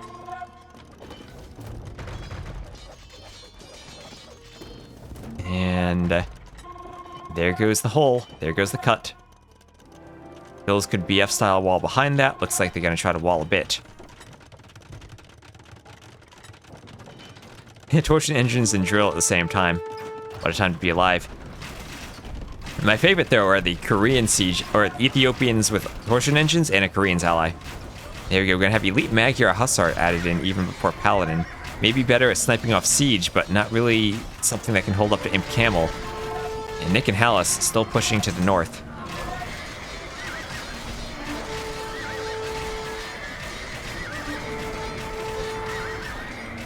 Herb's getting pushed back. You have to garrison in the castle to stay alive. Garrison in the keeps. That's a lot of arrow fire, though, still from the Yasama towers. Alright, torsion engines on the bombard cannons. Suddenly gives them a big blast radius. They can become very useful against the Arbs. And now people wanted Siege Onager last game. Well, we have seen at least Onager so far this one.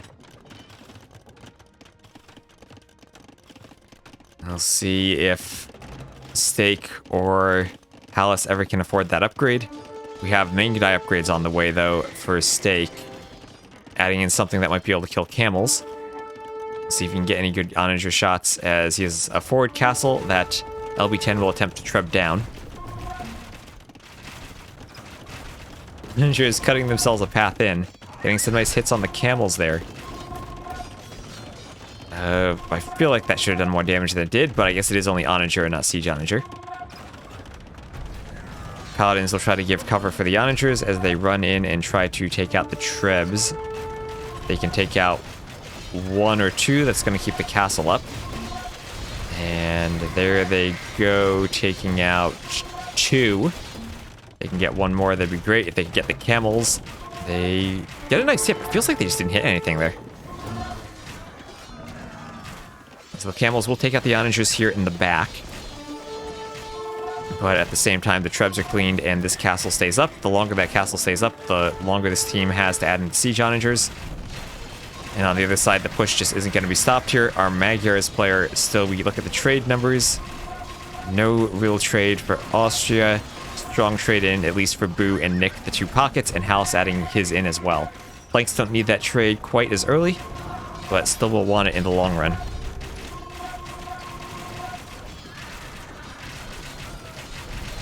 And the Yasama keeps just keep on dropping as the Trebs in the back are moving forward, inching their way into this eco of Orange now. Orange having to retreat back to his team's side of the river.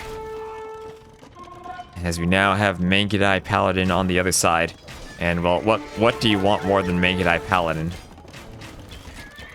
Maybe some Siege Onager. There's Parthian Tactics. Chemistry on the way. Still looking for that Siege Onager upgrade. You are going to rely in the long run upon the Mongols player to deal with the ARP mass.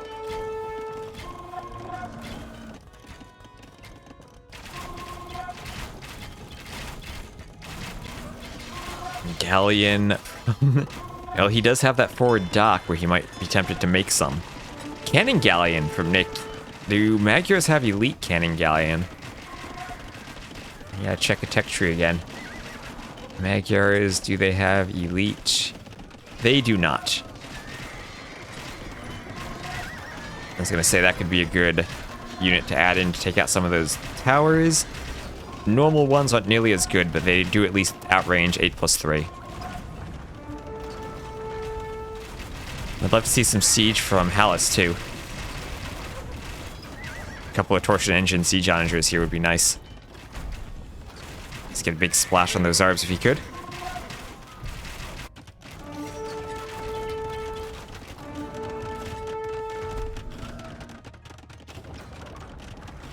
On the other side, this castle's still being repaired. Only 2 trebs, so you can repair against that. Not too difficult.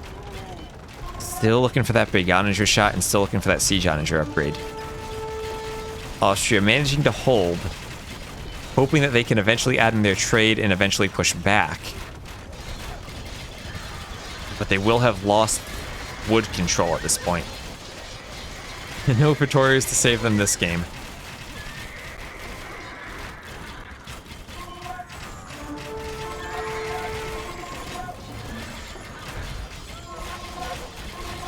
Yeah, all those poor farmlands. Maybe now we get an Onager shot. And not quite. There we go. Get some of them in. The others get into the castle. Plumes are being added in, but Plumes actually have 1 less attack than Arbs, so they fall off against the Paladins. Oh, and Tuxness, thank you for gifting that sub to Cantil. Welcome to the Baltic Fleet.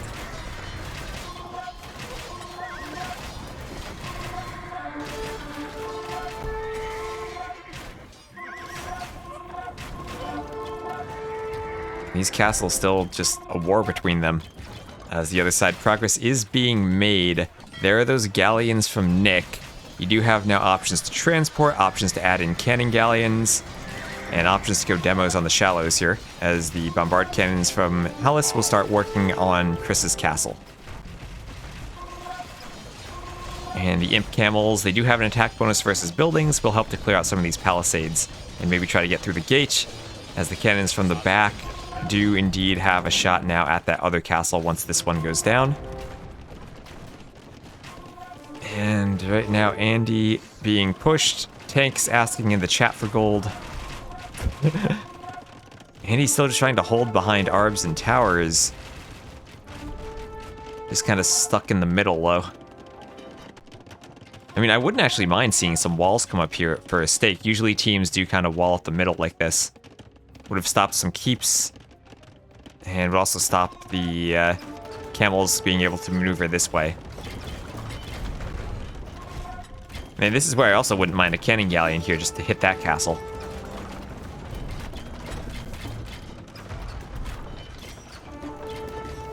If you look at the map colors, it doesn't look like Andy should be leading the score for his team, but he is. Yeah, Yasama keeps. They are misleading in how strong they are. It doesn't show up like army numbers do on the map.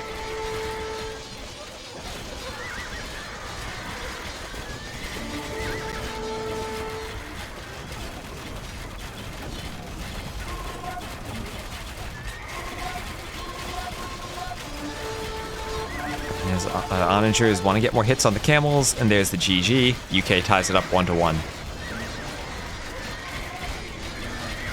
And while Two Rivers continues to be a very interesting map, Austria trying to hold on. You gotta think maybe with some type of civ composition, maybe like Spanish trade. If they were able to sustain this hold for a long time, maybe they could turn it around. But, well, game 2 lasted an hour.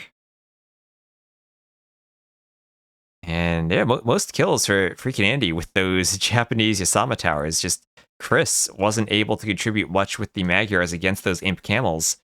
And I think it's just he didn't have his eco in position to do Paladin, and then never had the trade numbers to get them. Maybe just relying on Hussar spam to get the trade going could have worked, but still, it's against Ethiopian Arbs and imp camels. It's hard to make that change. Without the Paladins, he didn't really have a way to contribute to that fight. It felt like the other side was just slowly losing too.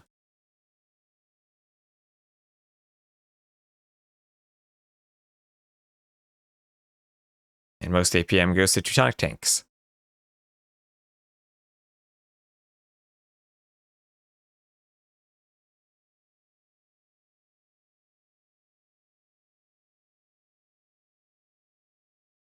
So let me check off the civs. And we'll have, let's see, that is a win for the UK with, what did they use again? The Hindustanis. Where are they in the draft? There they are. I keep looking for a camel. Hindustanis, Mongols, Ethiopians, and Huns. And then for Austria, those are losses with Magyars, Mayans, Saracens, and Japanese.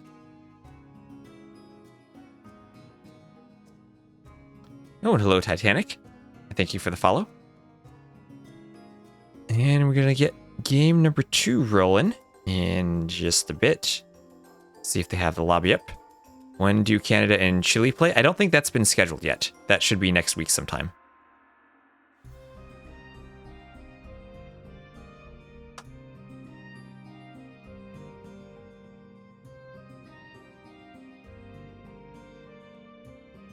If you check the spectator dashboard, there is a schedule tab that has everything scheduled, and that you can view everything that has been scheduled.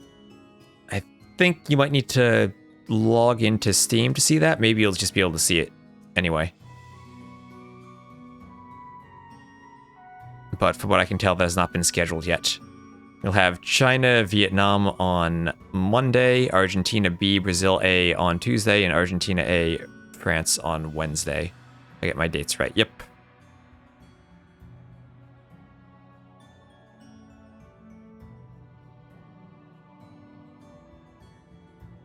Okay, I don't see them with a lobby just yet. They might be taking a break after their long first 2 games. And thank you, George Wylem, for the follow.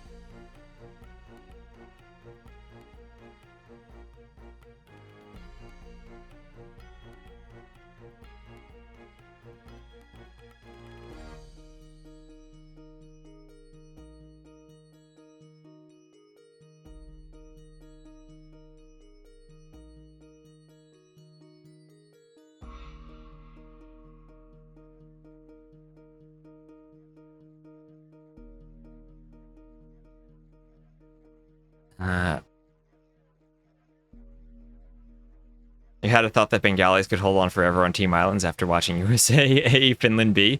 This was another level. Yeah, this was another level. And yeah, UK just finished yesterday with Canada. And looks like they have their set ready, and Austria is picking Black Forest as their home map. And they did win this map against Chile, if I recall, with a good Cumans. I think it was them with the Cumans Turks push. And looking at their civs, they do... Well, it's the UK who has Cumans here. This could be where the UK goes Britons, actually.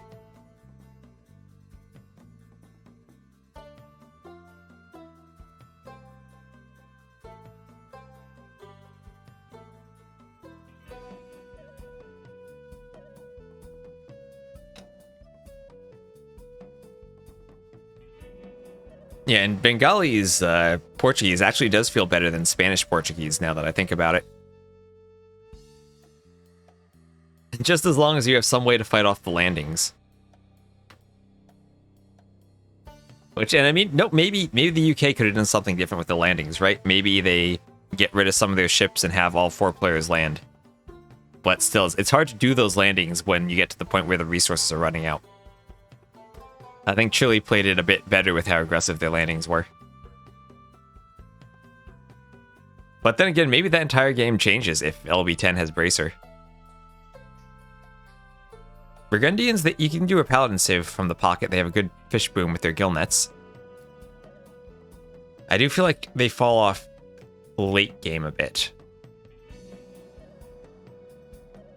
Burgundians could also be a pick for migration.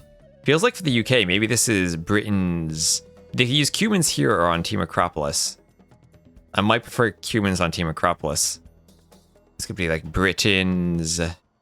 Aztecs can be a BF civ. Slavs could be a BF civ. Definitely Celts. I mean, Britons and Celts on BF. That's... You're feeling pretty good about yourself. Spanish Bohemians, though, for Austria. Spanish Bohemians, Teutons... Burmese, maybe. Maybe Byzantines. Maybe Poles. A few options there. It feels like Malians, Vikings, Persians, safe for migration.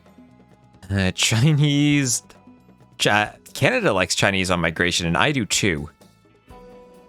But maybe Byzantines for migration, Chinese for Team Acropolis. And this could be Spanish, Bohemians, Teutons, and Burmese. Oh, we'll see. Exclamation mark Flemish. Flemish in a team game don't think is as... I think it's still design-wise doesn't fit AoE 2, but it's not overpowered like it is in 1v1s. Like, it's one of those things where even if it wasn't overpowered, I don't think it really fits into the game. Really strong in 4v4? I feel like it's not as strong as a 1v1 because the other team has trade and they can... Like, they have the gold units to fight the militia. In a 1v1, you can kind of just wait until the gold runs out and then hit that button, and all of a sudden, trash units can't do anything against the militia. But here we will have the civs, as we have a 2-minute spectrally on the left side of that overlay. For the UK, it'll be Britons, Celts, Slavs, and Turks. Pretty good set of BF civs, I have to say.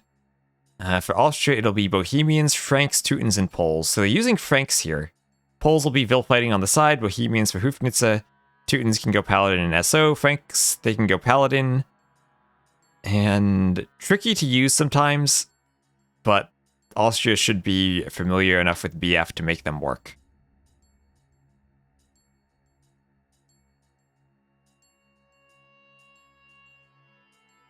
And how wonderful is it, in addition to all the Rage Forest, we also have Rage Forest in Nations Cup.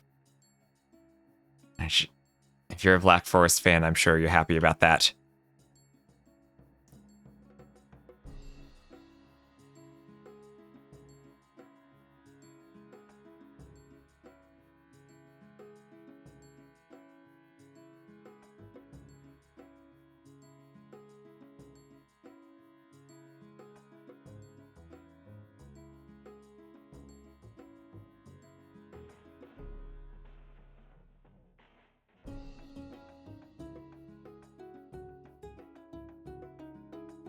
And let's see. Should be getting into this really soon.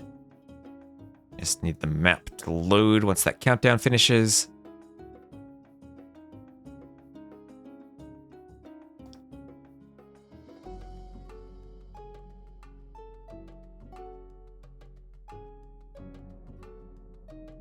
And here we are on Black Forest, tied 1-1 between Austria and the UK. Austria will be to the north, the UK to the south.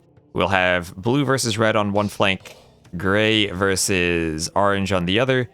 Freaking Andy very far away from Darvoy. Darvoy coming on to the UK to play Black Forest. Any Black Forest expert can chime in and tell me if you pick the Poles to Vil fight, whether you like being this far or you'd rather be close. On the other side, we'll have walls going up for LB10. We'll get one of the passages walled, but needs to worry about the other one still. Blue Scout is forward. Y for Teutonic tanks. Actually, looks like some laming there. Is that just a yes?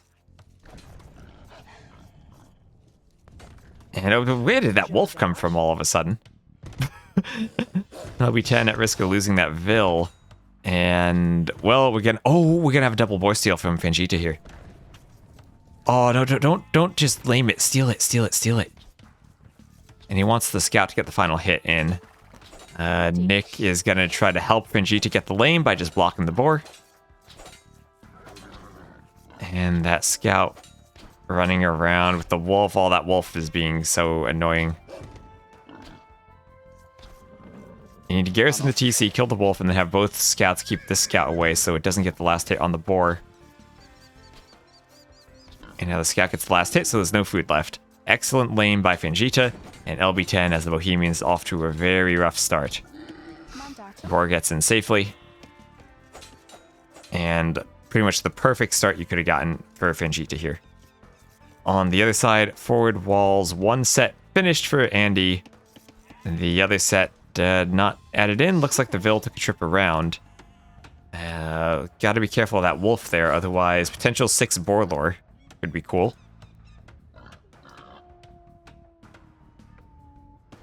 Always love seeing a good game of Black Forest with the laming. Oh, and here is Andy. Gets the last hit with his scout too. So each side getting a lame. Poles perhaps expectedly winning the Vil fight situation here. Darvoy doesn't look like he wants to fight. Now 2 pawns on this flank here, and then each team has 1 pawn for their pockets. You'll see Chris heading back out there with the Teutons already, and Nick heading out to his with the Celts. Maybe a bit easier for the Celts to use the pond with their faster wood cutting bonus.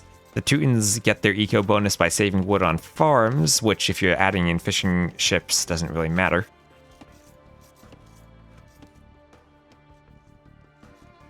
Vil's still walking back and forth on the right. This is where we can look at maybe idle time on the TC. We see LB10 starting to accrue a bit of that. Needs to find ways to keep the TC running without the boar. And if he needs to push deer, that's a scout he's not going to have. Teutonic Tanks doesn't even have a pond to dock himself. He's going to go for the triple boar lure. Let's see if he can pull this off. And oh, only goes for 2, doesn't go for all 3. He goes for the house trick. Going to try to use that sheep to block, but I think he'll run away from the boars before the sheep gets there. And remember, he needs to stay in the line of sight of the Gaia player. Looks like he'll do a good job of that. That Vil has a bit more HP left. That sheep still trying to help. The boars can't figure out how to zigzag their way past the house. He'll get some shots from the TC on the boars there. And finishes off with the Vils. So nicely done there, but only 2, not 3. Not going for the big plays, the big risks. Needs to remember to delete that house foundation eventually. On the right, does look like we have a wall off, and the final sneak Vil probably chased down by LB10. He does still have the scout alive, can block a bit, let the Vils help out. Nick is over 2. When does Chile play? I don't believe that has been scheduled yet. They will be playing Canada this week at some point. Risky Venik Buma. Is that how we speak German? Is risky a German word? He's apparently, I guess, not using his mic. And maybe it's too late for him now.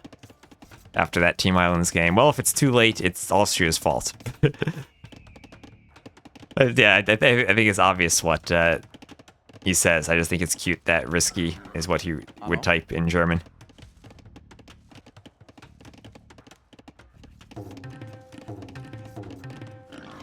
And still needs to delete that first house. He uses Anglisms.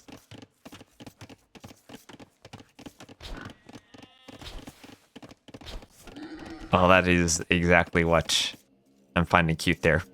And so, for anyone wondering, this is indeed the Rage Forest 4 map script. The only difference, or the only real difference, is we have 6 relics, like all other Nations Cup, instead of the 8. Or like all of the Nations Cup maps, instead of the 8 that they use on Rage Forest. So we follow the Nations Cup convention, not the DE convention.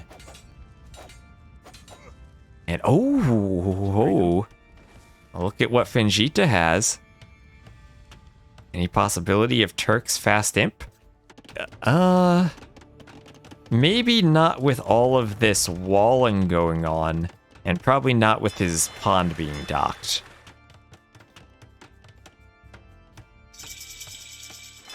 And feels like the feudal time is a bit too fast for a Fast Imp. Goes up on 27 vills, or 27 eco units when 6 of them are fish. So he'll get out a fire galley. Probably will be able to take the pond. Oh, this will be double docks from Andy. He really wants to stop Darvoy from taking this pond. Vill is exposed, needs to wall herself in, and ooh, big mistake from Andy not being walled there. Or actually, never mind. This guy has no HP.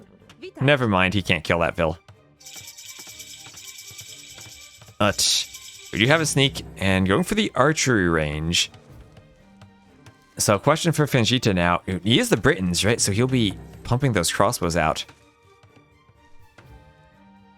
Oh, wait, there's a Vill over here, too, but he goes down to that Vill, so no counter sneak from LB10.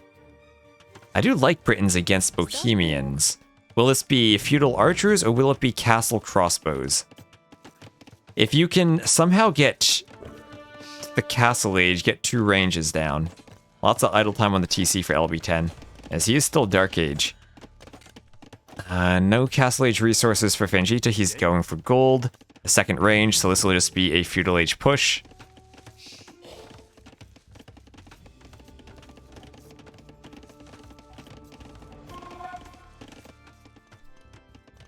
And looks like Fengita is just walling up with stone walls.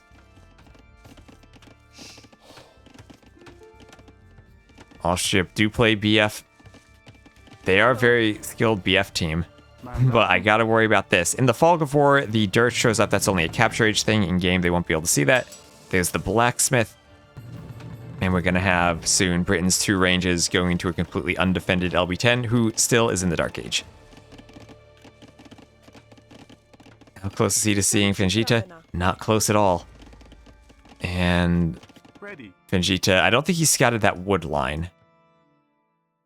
Well, okay, this is now up to Nick. Nick needs to determine where those archers will go. On the other side, still a fire galley fight. 2 docks over the pond. It does look like Darvoy will end up winning that. Oh, but there's a demo. Maybe. Oh, actually, great positioning here from Andy. His dock will block the fire. So Darvoy not going to notice this. Darvoy needs to sail just over here and then finish that off that fire galley. But he's not going to notice that, and he loses his fire. Docks block enemy fire, but not your own. So there, we have the quick wall masterfully done there from LB10. Going to keep these archers as far from the woodline as he can. And, oh boy, that response from LB10 to the archer is absolutely perfect. Archers now, they can't really go to the pocket now, but they will at least force a workshop up from Teutonic tanks. Excellent reaction there. And he says they're already through, so he can't just wall them off. So he'll be adding in that workshop for a mangonel. Hard to fight Britons with mangonels, but if Fengita is in the feudal age for a long time, the mangonels will have the range. And looks like tanks shouldn't be losing anything more than 1 Vill there. Almost said he shouldn't lose a Vil, but then he lost one. Oh, good pressure from Fangita right now. And archers are in. That does provide one key thing. This is walled only with a palisade. And that means in the Castle Age, if they ever wanted to go through and apply more pressure, they could just break through because the archers won't let anyone re-wall. But Nick feels like he's content to boom with the Celts, 4 TCs, and a dock for the fish traps. Living life to its fullest. Archers will come over. This is where things get dangerous. This is where Chris probably does need a galley from the dock to deal with archers. But if they can get in and hit anyone, the more they can hit, the better. And they'll get some Vils here from Chris. 2, and potentially a third. 2, and nope, not getting the third. I am kind of surprised they don't go towards that pond and try to hit the fish traps. Archers are very good at denying fish. But they'll get some more Vils on this wood line. Hitting the pocket, slowing them down. Teuton's pocket. Oh, that's a mangonel now from both pockets that needs to come out. Vils getting the quick walls in as the mangonels come over. Nice hit there. Very low HP on the remaining archers. Is this live? Yes, this is live. Nice quick wall there. Chris trapping the archers, and the mangonel will finish them. Oop, nope, they dodge, but down they go to the TC and mangonel combined. Nice defense here from LB10, so walling off his pocket, Scorpion forward for Chanks as the Franks, 2 Scorpions, but this, as devastating as that could have been, great quick wall here from LB10, keeping the walls far enough away from the lumber camps that the archers weren't able to get in and damage those Vils. And on the other hand, the pocket's able to defend. Maybe, though, the damage comes not in the form of Vil kills so much as just workshop, right? That's a workshop, 2 mangonels, and a Scorpion. And I'm sure Chris would have loved to be on 3 TCs right now. Gonna add in a dock and try to keep the fish booming. Only 1 dock for Nick, and he's gonna be farming a lot. On the other side, still a fight over the pond. We have King Boo going for knights, and he's going to try now to Night Rush Darvoi. He knows that the Teuton player is behind, so he's thinking maybe he can get away with a bit of a boom. He has the great Slavic farmers, and push with his knights. Oh, he is forward docked. Wait. Yes. He is forward docked. Forward docked with a range, still in feudal. Taking Andy off of that Folvark. And he has to fall back. And those archers... There's no hole there. There's a tree behind that house. I did somehow manage to click it. Knights unable to get in. These archers are trapped, but knights could be able to free them if they get to the tower. Nice tower there also from Darvoi. And Darvoi going forward with his own tower rush in range. Night rushing...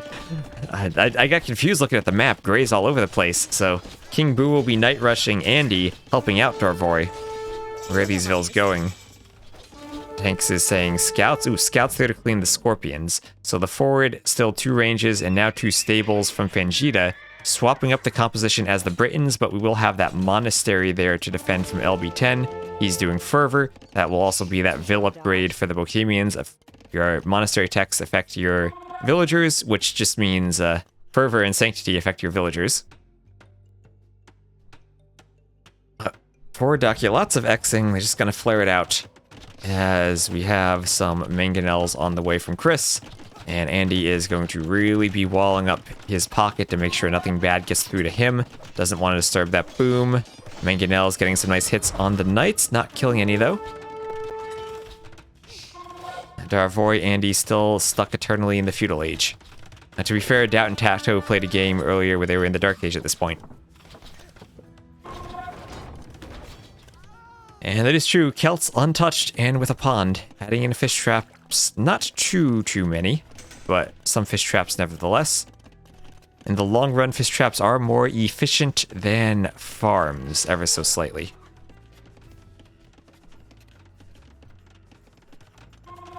You do get that food a bit faster from them. And this will now be the forward workshop from Nick.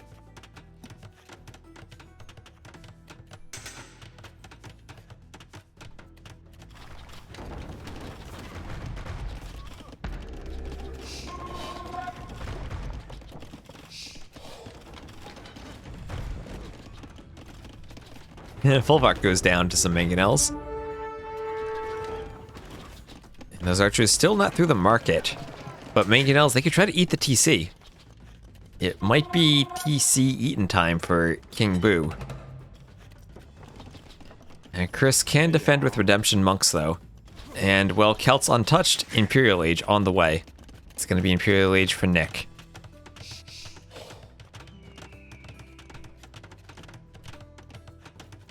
And walls up for LB10, but it'll soon be cut in time for the Celts.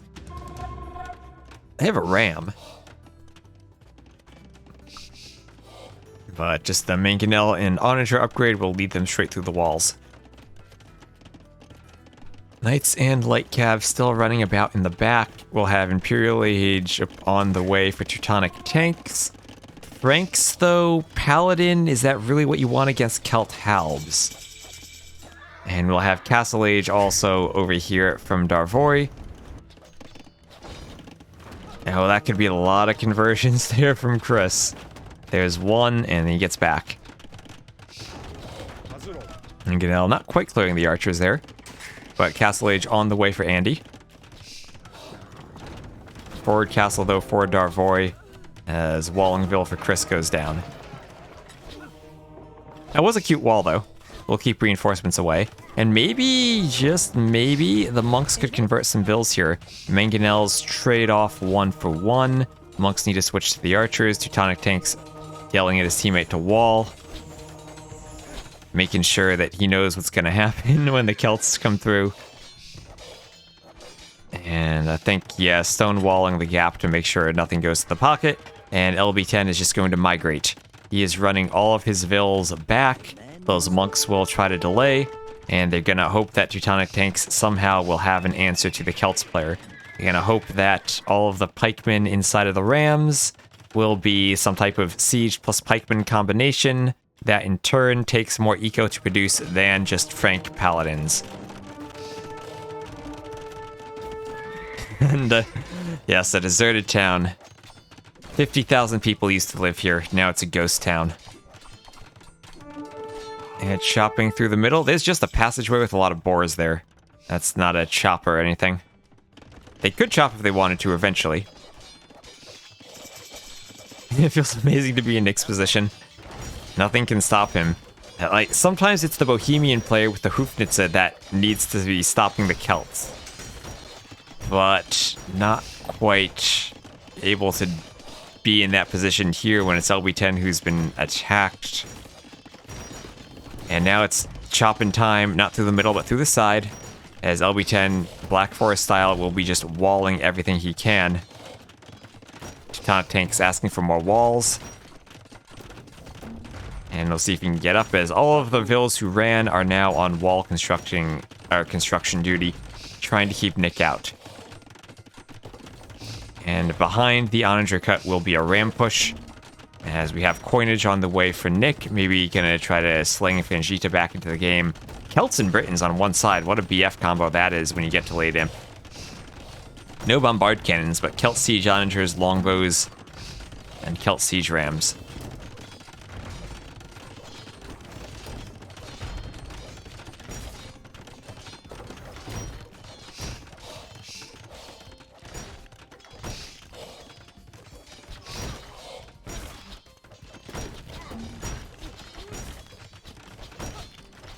Rams wanting to push through that wall. Castle could have been on the hill. Oh, you're right. That actually does matter a lot. Axeman out to deal with the Rams, but Onager would have something to say about them. And they're through. There's a hole in the wall. Axeman trying to deal with the Halbs, but Onager can flatten the Axemen. And Paladin not even in yet for Teutonic tanks. Nick just has such a nice boom. He's ahead with the pond. And now on the other side, King Boo even gonna start raiding tanks. And that's gonna be the GG. From Austria, losing their home map of BF to the UK. But I do have to say, what a set of BF civs for the UK. Celts, Britons, Turks, and Slavs. Like, good civs for Austria, sure, but that is some insane drafting. Oh, we'll head over to the stats. we'll have military counts. Fingita with the most kills. Doesn't even really go late game. Maybe Austria, it's getting late for them. Wanting to make sure they can keep playing the rest of the maps, try to get 2 wins. But aside from the Portuguese pick, where it felt like as Darvori gets the most APM, it felt like the UK just didn't have a strategy to answer the late game after potentially having won the early game. The UK has been looking strong, winning that BF game right there. And let me get my overlay correct.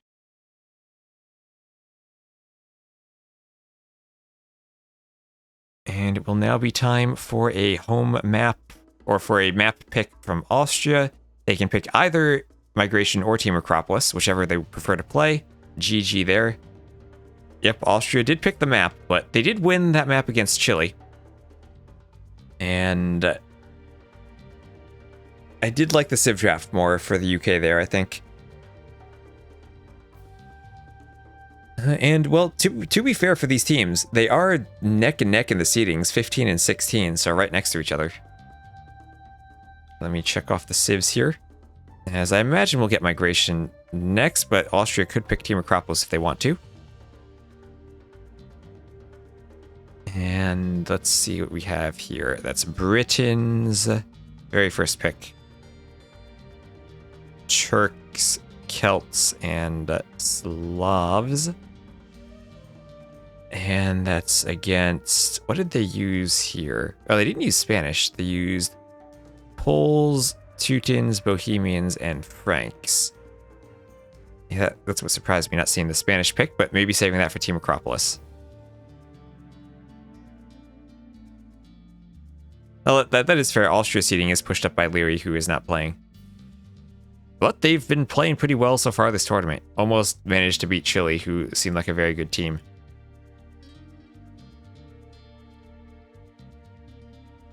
I feel like them in the UK should be a fairly evenly matched set. Leary or no Leary. And looks like the next map will indeed be on Migration.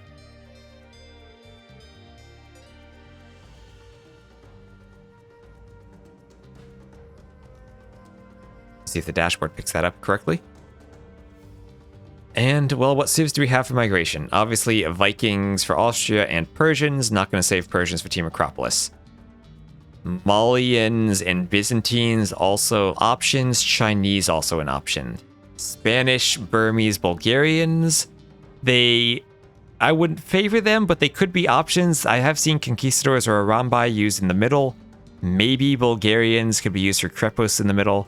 Not really a fan of them. Feels like Spanish, Burmese, Bulgarians, Chinese could be saved for Team Acropolis. And they go with Malians, Byzantines, Vikings, Persians here. Vikings and Persians being the flanks, Byzantines and Malians being the pockets. Canada has been using Chinese as a pocket there, and we have seen Byzantines on Team Acropolis before, but I think they're probably going to be used on Migration. Thank you, Gender, for the follow. For the other side... what do we have? Berbers, Malay, Burgundians, potential Aztec flank maybe? I don't see Aztecs being saved for Team Acropolis for the UK. Yeah, liking Berbers on Team Acropolis too, that's true too. Other than the Malay and Burgundians, I'm not really seeing good civs here for the UK. And thank you JDH Train and Krakobox for the follow. We're almost at 6,500 followers. We're at 6,484. What is the go-to late game comp for Turks versus Hindustanis? I imagine just like gunpowder, maybe heavy cav archers and bombard towers with cannons. Really using artillery as well as you can. Thank you, Rand AoE, for the follow. Yeah, Vietnamese could be a water civ, and Aztecs could be fine through the Castle Age. And it does feel like both of them do probably not fit in on Team Acropolis. And I nubbed, thank you for the follow. I'm realizing that the follower names are not shown in their correct capitalization. They're all lowercase on the overlay. I'm really going to redo the overlays at some point. I think I'm just going to ditch stream elements for everything aside from donations and just do my own reading from the Twitch API. All right, so we have the map, we have the civs, they've launched, we have a 2-minute spec delay, and about 90 seconds left. So this will be for the United Kingdom. Berbers on the flank, Aztecs on the flank, Malays the pocket, and Burgundians. So they're not going to save Berbers for Team Acropolis. They will use Vietnamese there.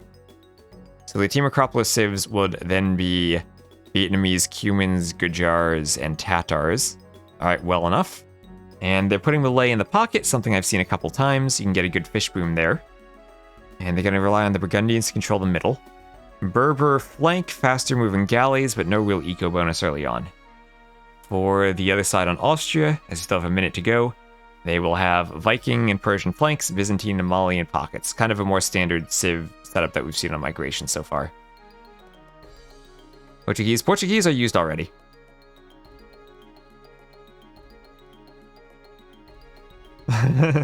Yes, that's Hadio's making a joke that the Austria won the first game on Team Islands in 2 hours and 44 minutes because of one player making 10 Victorias.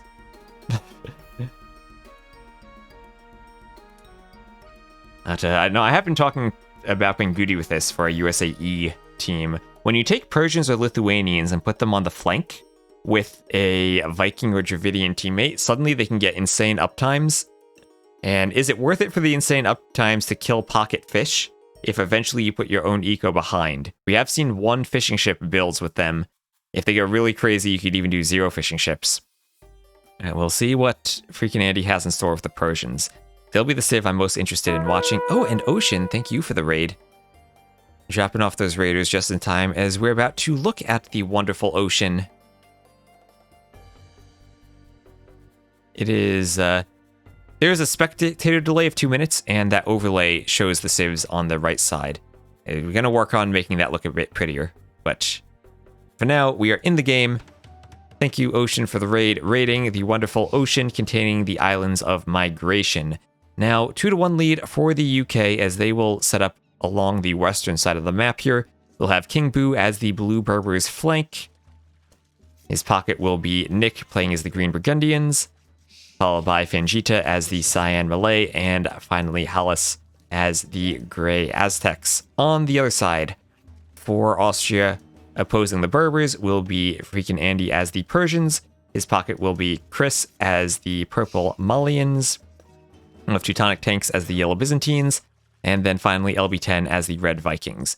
Question is, will Teutonic Tanks fall into that fast imp fireship trap that we've seen so many teams go for and then fail to a team where 2 players went to the middle? Does feel like Byzantines have more opportunity to go to the middle than the Malay do, but late game Malay could maybe make an elephant switch. I think Austria's civs a lot more here. I think they're more standard from what we've seen on Migration. Aztecs, they have a production advantage in their docks, so they produce faster, but, well, so do the Persians, and, well, Aztecs don't really have an early game eco bonus. We see the Persian player already with a dock, going for the dock before the lumber camp and chopping the straggler trees. That'll let them get out not 1, but 2 fishing ships early. All right, I've seen this build where players go 1 fishing ship and try to go up really fast, just so they can get 2 galleys out to snipe the fish of the pocket. As the flank, you have 2 goals. 1 is to snipe your pocket's fish, or the enemy pocket's fishing ship, and 2 is to keep your own fishing ships alive. We'll see also 2 vills out on the shorefish there. Have to be careful that you have a flat area near the shorefish there, so you can fit 2 vills. If you have a diagonal shorefish, not quite like that one. Or that one, or that one. Let's see if there's a diagonal shorefish. I don't see any diagonal ones. Maybe like this one. You might only be able to fit 1 vill. You just gotta make sure you put the dock in a spot where you can fit 2 villagers. Oh no, I'm not seeing any bad examples. Anyway, everyone else adding their docks in now. Persian player already has 2 fishing ships. This will be a nice eco boost, but you have to manage the Dark Age to chop the trees and get the lumber camp up. I was saying earlier, I did manage to pull this off with Lithuanians. You have 12 villagers, or a total of 12 villagers and a loom. And you don't do any fishing ships. You just do a dock and a lumber camp and use those to click up. And then all of a sudden, you can get 2 galleys out immediately. You're going to be idling a lot of stuff in the feudal age, but an immediate 2 galleys.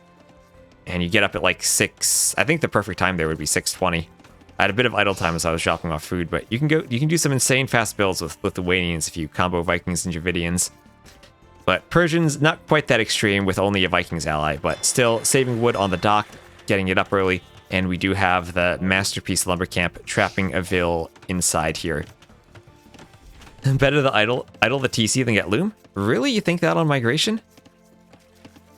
I think it's always good to get Loom just to... Like, if you're going to have the Vils fishing out by the docks, you want them to have Loom.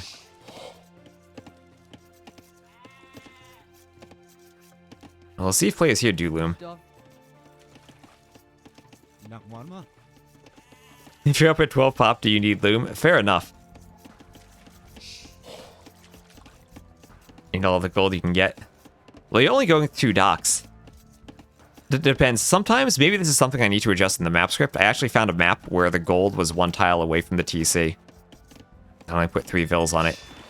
But I guess if you skip Loom, you could literally just put everyone on wood and you don't need to mine gold on your way up. So maybe idle the TC instead of Loom works.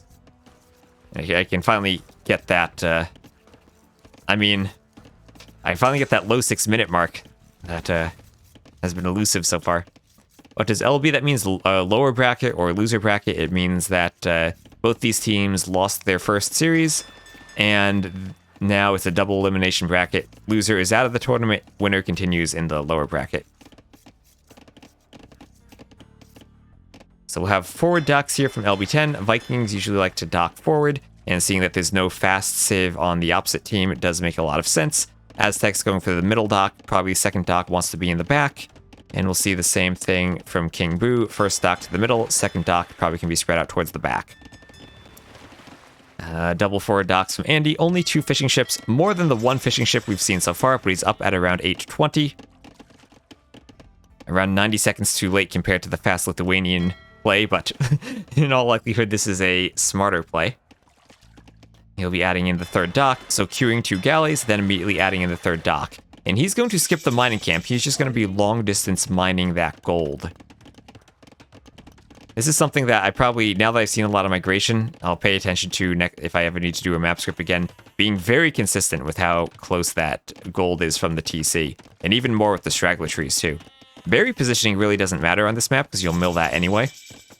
But just the gold positioning and being able to mine that long distance from the TC, that's something that I think should really be fair from the flanks. You're going to see the mining camp from King Boo as he's going to go up. We'll see how quickly he adds the 3rd dock. 3 docks from the Persians will pump out those galleys pretty quickly. Persians do, of course, work like they have a faster working TC. They also have faster working docks with more HP. So King Boo will have to run the fish. He's trying to get out galleys, and he's going to need to chase Andy. Make a bit of a wrong turn there. Lost a few seconds as he's en route to the pocket. And we see that Nick has put his 2 docks all the way in the back, going to keep his fish as safe for as long as he can. I think this is a reasonable question of, do you actually want to snipe off the flanks fish? Because all of a sudden you put them behind and slow down their castle age time. And well, a bit of a detour on the way to the pocket, but now it is 2 fish versus 3. And you do have an opportunity to catch up.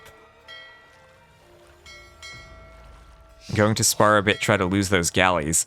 This is where, if you're Andy, maybe you want to think about actually fighting the galleys instead of just making a beeline to the pocket. Well, he did get the scout. And this is where that Loom matters. This is where King Boo wants to keep that Vil alive on the dock.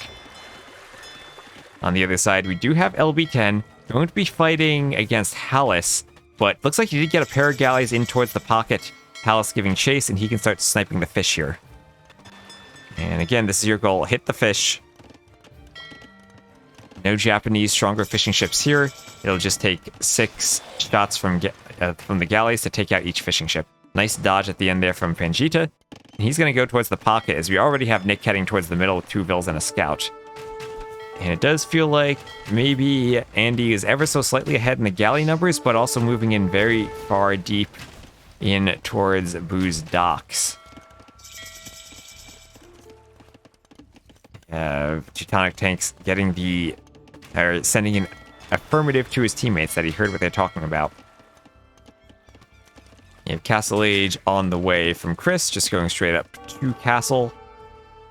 Look at the fishing ship numbers 16 and 17 versus... Well, only 7 for Nick as the Burgundians. I guess he has taken some losses there. Let's look at the Eco KD. He did lose 2, but still 7 feels like a small number. And 13 for Fangita, who hasn't actually lost any. 1 down for each of the flanks there. No kills on the Austrian team. Or no deaths on the Austrian team.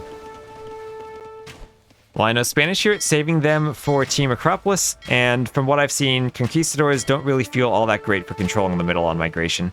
I feel like the Camel or... what is it? The Burgundian civs might be better.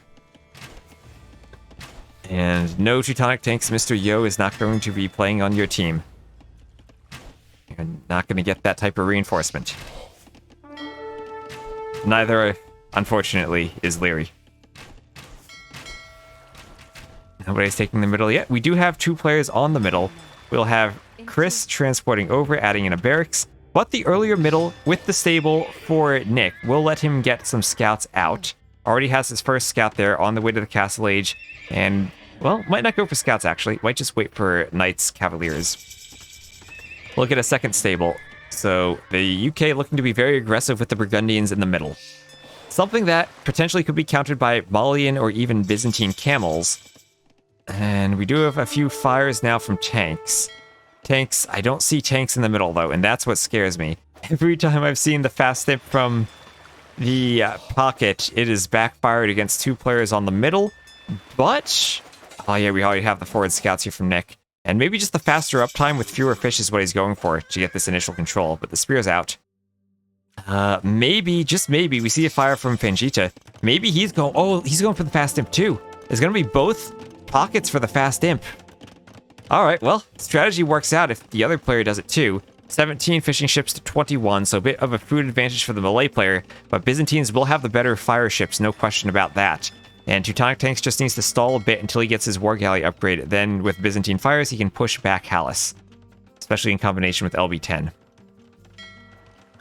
I know Italians here. They were used on Team Islands already. Attack an enemy now. And he's saying, let's go. Staying 31, not spamming a 14, he's sending a 31. Makes us ready to go to the middle, has them in the transport, and there he goes. But he's also up to Imp. Fangita will be slightly faster up to Imp as the Malay. Faster research matters. And he is in the middle, but he's doing a dock. This move I actually do really like. You send the dock to the side and you get more deep fish, so you can delay your fish traps. Wouldn't mind seeing a dock here or over here from either of the pockets, really. Here would be a great dock for Chris. And even here, just get another dock to the middle would be good for him. So it looks like he has survived and will be going double stable camels along with a couple of TCs. So 2 TCs here from Nick.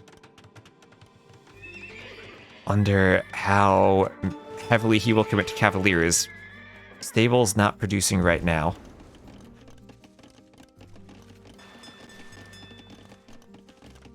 Doesn't make 20 fires more than he was told to make.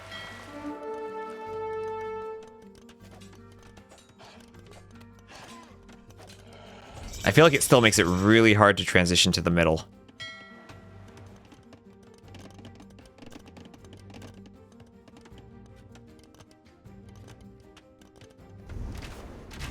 And well, both teams going for it here.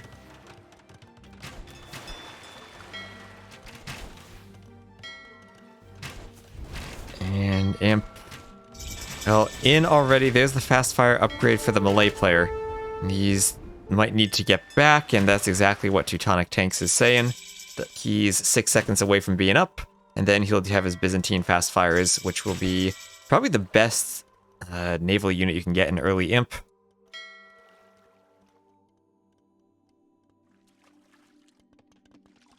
And he'll have a good mass of fires in the back, 45 seconds away till they fight, so they'll just fall back a bit, then turn and fight. Needs to get careening too against the war galleys. Wouldn't matter against galleys.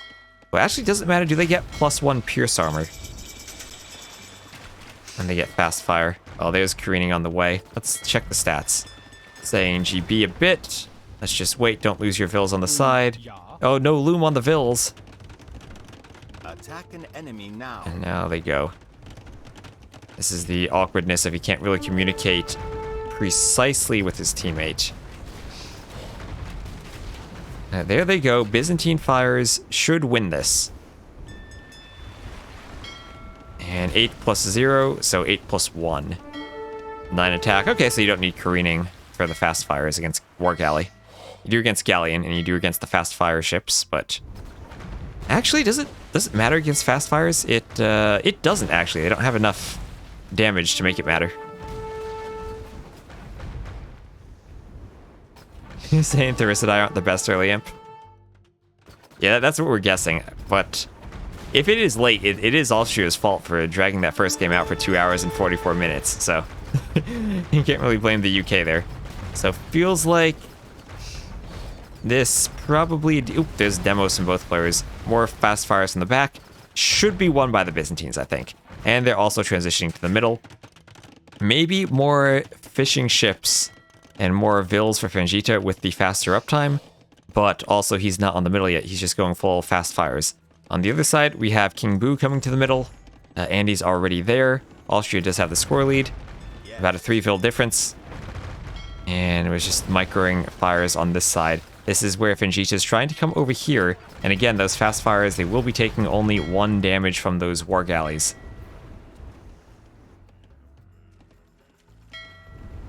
Actually, that's an interesting thought. Does careening actually not matter against War Galley and Fast Fire Ship? I guess it doesn't. Because it only adds +1 Pierce armor. It doesn't add ship armor. And you're already blocking all the Pierce attack from the fires. And you will be with 8 armor block. You'll take only 1 damage either way from the War Galleys. So yeah, actually, maybe careening was a bit of a waste unless you're going to use it for the transport ship.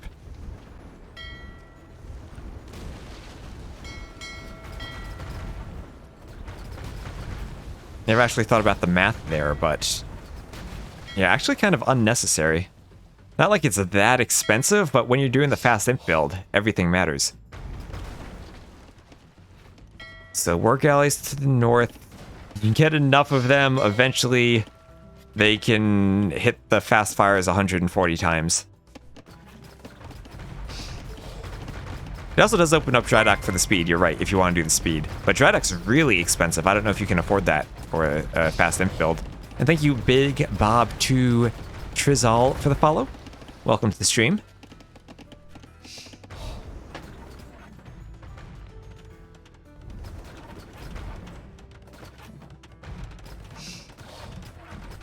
And now Teutonic Tanks is pushing in. And 53 Vils to 46. Feels like he also has the advantage in the middle. And it will now be the Austrian team who still has all of their fishing ships alive. He's saying push. He wants to go. He wants to push. He's not going to worry about the demo in that dock. And Helix, thank you for the follow. He's just going to worry about the fire ship fight at the front. Nice demo. Or not? Almost a nice demo. But the fires are going down, and now the fish will go down. Now all the fish for Fangita going to waste. Now, this wouldn't be too bad if he had, like, 70 plus Vils in the middle. But he doesn't. And Bad Pig, thank you for the follow. He doesn't. And now fish are still alive for Teutonic Tanks. And I like this move. You dock the side of the middle, try to take some of the deep fish, and then you'll slowly add in the fish traps as the deep fish get too far away. But you don't add them in right at the front. You get the second dock up first. I like that. You'll see Chris didn't do that on his side, but then maybe his water is a bit less secure with Fangita also being over here. This is where Tanks probably needs a few fires over here just to make sure that Chris has his fish secure, especially when investing into those fish traps. If he's doing the fish traps, I do think he'd probably prefer adding him on these docks before this one, but at least looks like he's doing it. Could have even done one more dock here for the deep fish before fish traps. Yeah, and it exactly feels like having the melee player on the fast imp fires did kind of play into their hands. I mean, one option here is swap the melee player and the Berbers player, have the melee player on the flank, and the Berber player play camels in the middle. Now, Cavaliers from the Burgundians, from Nick, they can be deadly at controlling the middle in the Castle Age, and we will see their effectiveness here as they're going to deny this castle from Chris. Alright, USA E team did fall victim to this, of not being able to fight off the camels when we were booming too much. I mean, fighting off the Cavaliers when we were booming too much. But camels both from the Malians and from the Byzantines, can be effective at deterring that. Byzantines can get a lot of cheap camels, Malians can eventually get Farimba. And that castle will likely need to be deleted, as well we have not just Cavaliers, but Paladin now. Those cheap Burgundian Paladins, no bloodlines, but we do have heavy camels. They will want to wait for Farimba. They now have Iron Casting, just need the final armor, and then they should win a fight against Burgundian Paladins. I think fully upgraded Malian heavy camels can win here no problem. And there is Farimba. We now see 7+7 attack, as they also have Iron Casting. Just need the last armor, and this will be a great fight for the Malians. 29 versus 31. They might try to jump the Vills, but Chris now should be able to repel whatever the Burgundian player wants to do in the middle. Maybe Costier could still be threatening here. Oh, but great fight there for Chris. The Paladin's not patrolling, just running in. We'll see a quick wall going to trap them in. They'll be trapped by the castle. Needs one more house, and all the camels there. Perfect for Chris. Nick can't get out. He's trapped. He's a DE pathfinding the Paladins, and he just lost everything there.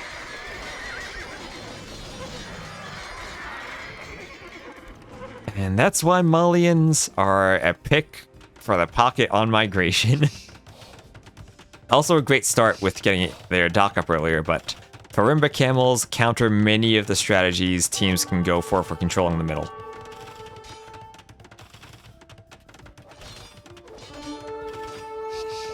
That's why the Cyan Paladins are better, you're right. This would have been much better if Nick were P5 and Fengita were P3. They needed to swap the colors.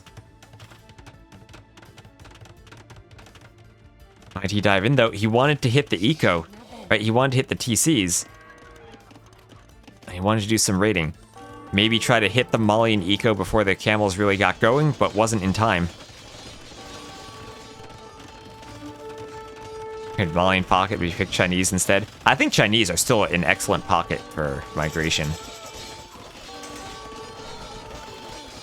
It probably depends on the Civ matchup, which you prefer.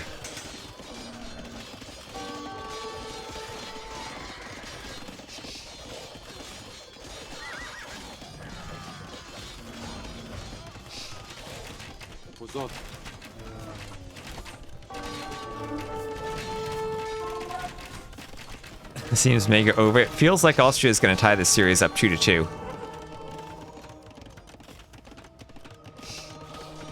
I mean, maybe Hallis with the Aztecs can do something, but he's going Arbs without thumb rings. He's going to be castle dropped by LB10. Like everyone on Austria ahead of Hallis. Tanks and Chris both ahead of Nick. Fengita really not even on land. And thank you, JRod677 for the follow.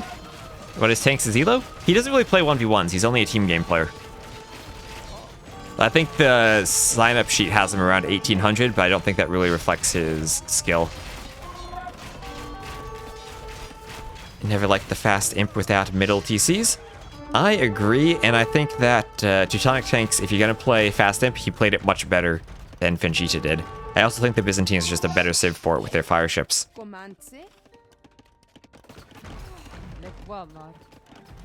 I think I still prefer Byzantines even over Italians in that situation, even though I think the Condottiero is an amazing team bonus for this map.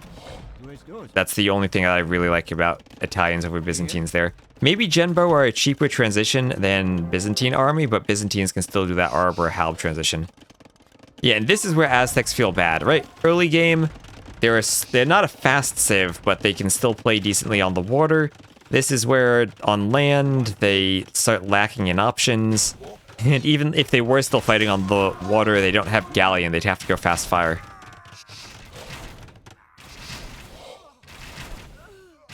I mean, maybe Belay Pocket has some options for fish booming into, like, elephants in the middle, if the elephants are cheap.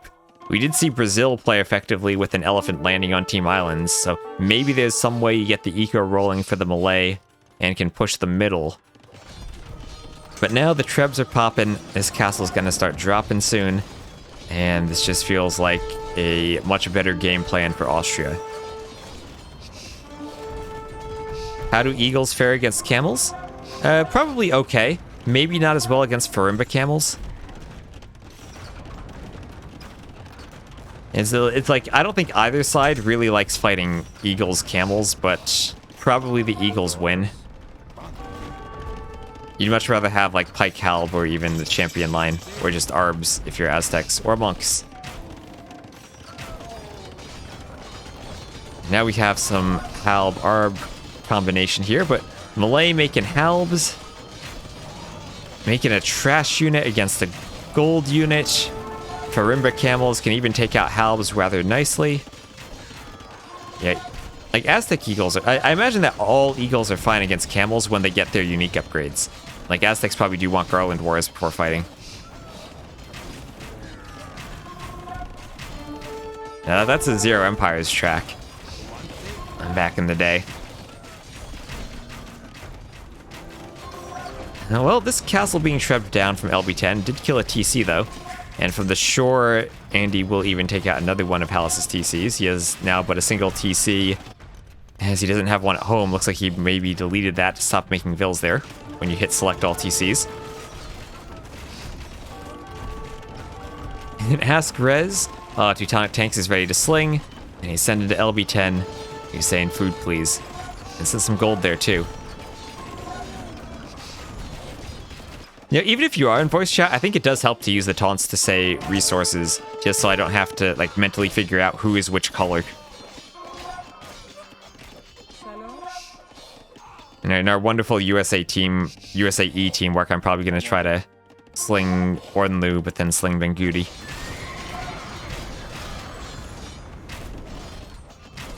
Nice cannons in the back. I think he might be attack grounding his own trebs there.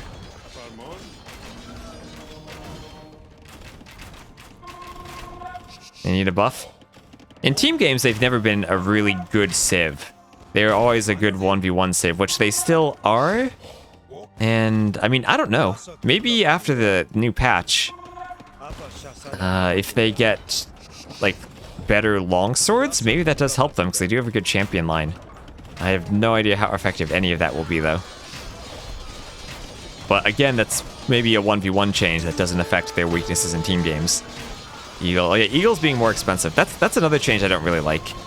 I feel like buffing the eagle counter while also making the eagles more expensive is something that shouldn't happen in the same patch. Like see how the eagles play out, and then eventually, if you still want to make them more expensive, go ahead. But like Aztecs, Mayans, I feel like they've both fallen off a lot, and no one seems to like the Incas.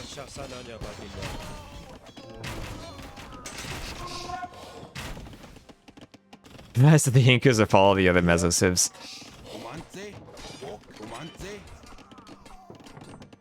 That's a lot of cannons now. 6 cannons for Andy as the Persians. And we're gonna get a good hit on the Arbs. A decent hit on the Arbs. We have Berserks from the Viking player. Always exciting to see that.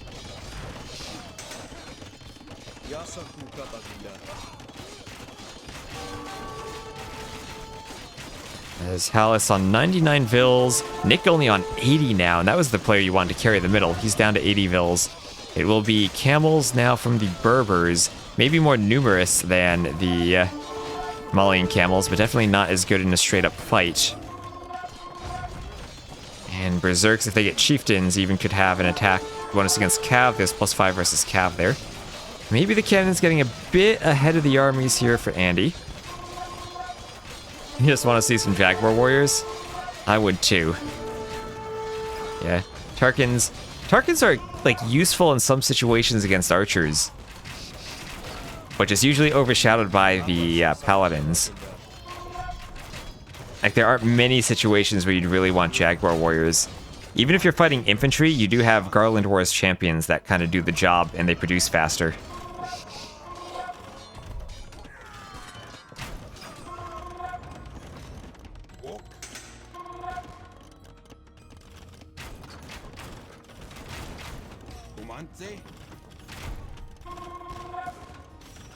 Yeah, mines are in a great spot as like a team game flank, and perhaps maybe even a bit too strong.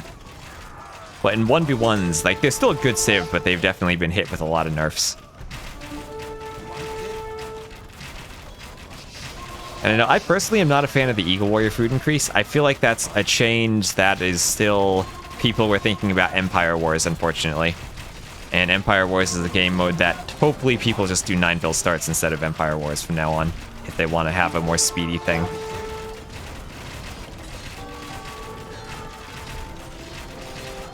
That's a lot of ARBs now from Hallis. He has gotten up to about 50 plus.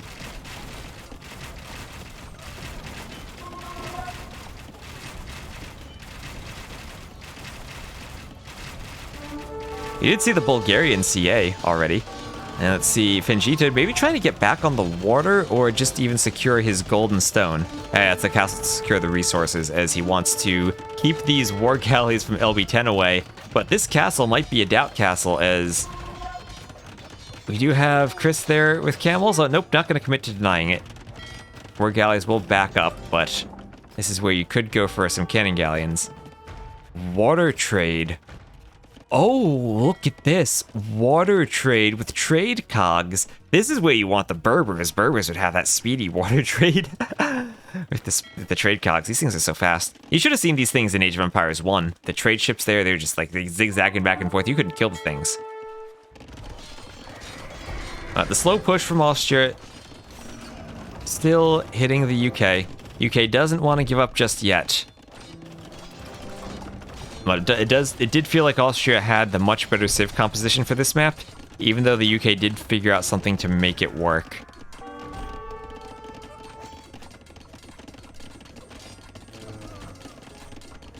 And people in it had been maybe slinging Chris. Oh, actually, that's something to check maybe in the... I wasn't paying attention to the resources sent early on, but maybe that's like the Byzantine pocket. If they go fast imp, they could sling the other pocket.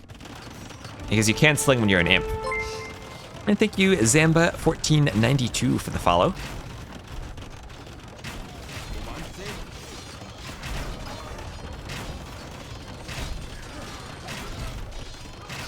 Have you seen water trade in a competitive game?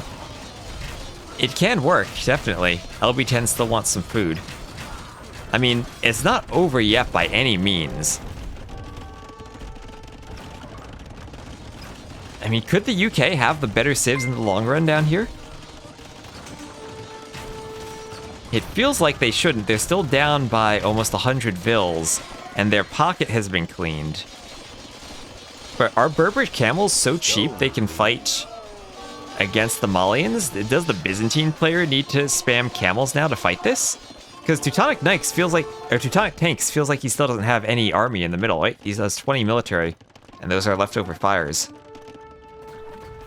Oh, here we have LB10 though, going for a landing, gonna land 9 Berserks on Hallis's home island.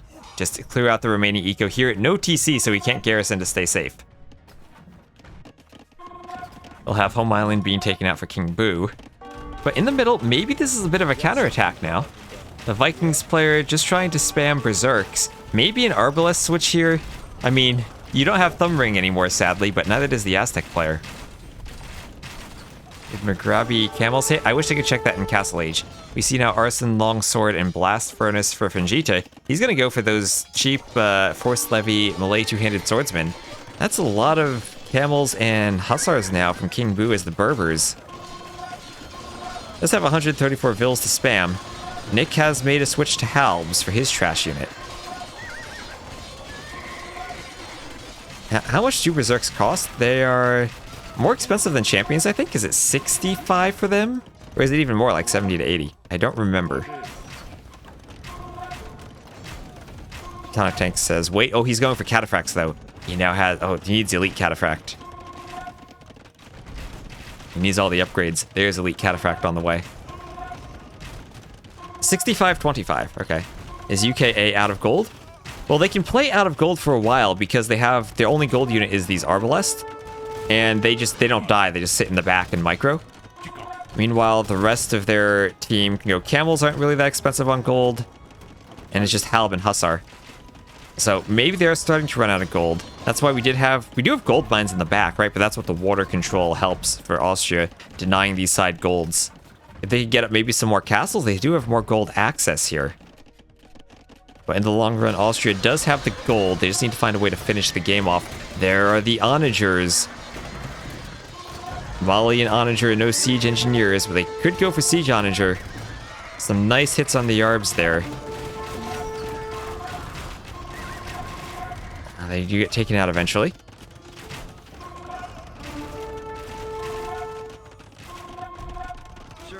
Attack an enemy now.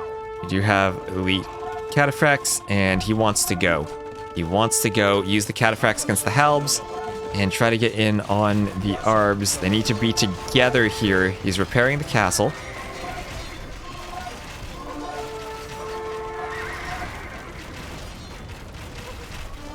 Someone needs to make a ranged unit. I mean, Byzantine arbs, Viking arbs, Malian or Persian hand cannoneers, even more onagers. I mean, it is just halb and Hussar at this point. Some good arbs here would be useful. This castle not going to stand much longer. I feel like it is LB10 who needs to be making the arb transition, but he is raiding all the home islands. He has removed Hallis from this one. Wood, please. Teutonic Tank saying ask Rez. And now another raid here, but some food costing only two-handed swordsman to clean that. And don't tell me Austria is going to find a way to lose this game now. And thank you, Dark Sulu and Lymancito for the follows.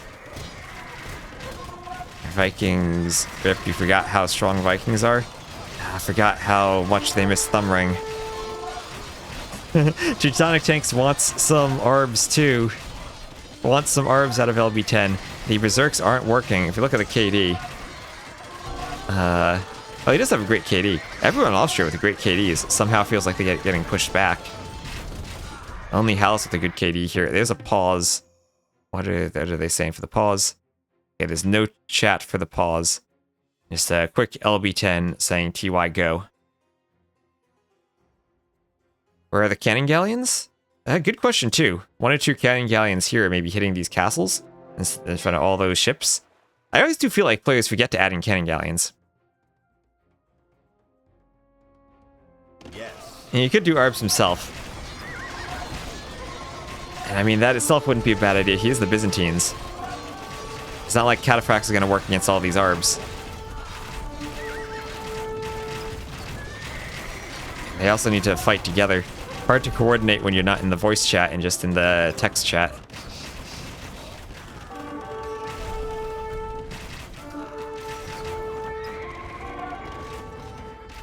Arbs would be so much better. In the well, here are the hand cannoneers from Andy, so there is a ranged unit there. They've taken out the monastery, and maybe they're still pushing here. But, I mean, arbs would have been a much cheaper switch than cataphracts, and the Byzantine arbs would be better than the Viking ones, because they do have Thumbring and all the upgrades.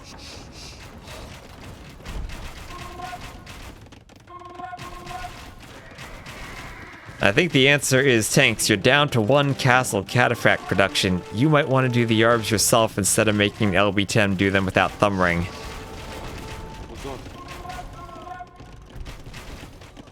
Yeah, not really a good choice against arbs. They lack the Pierce armor. And LB10 is going to try to repair the castle.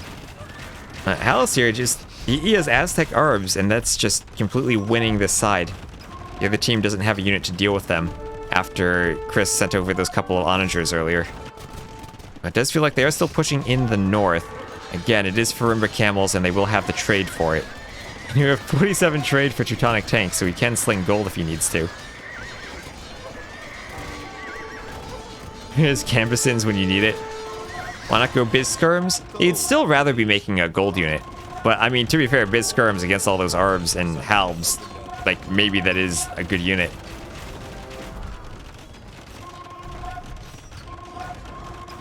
I mean, he did add in water trade. Think about all the gold and wood he spent adding in that trade when he could have just added in arbs earlier on when they had that advantage. This is the AoE zone next longest post history. Should you add in trade on migration? Or is it better just to add army?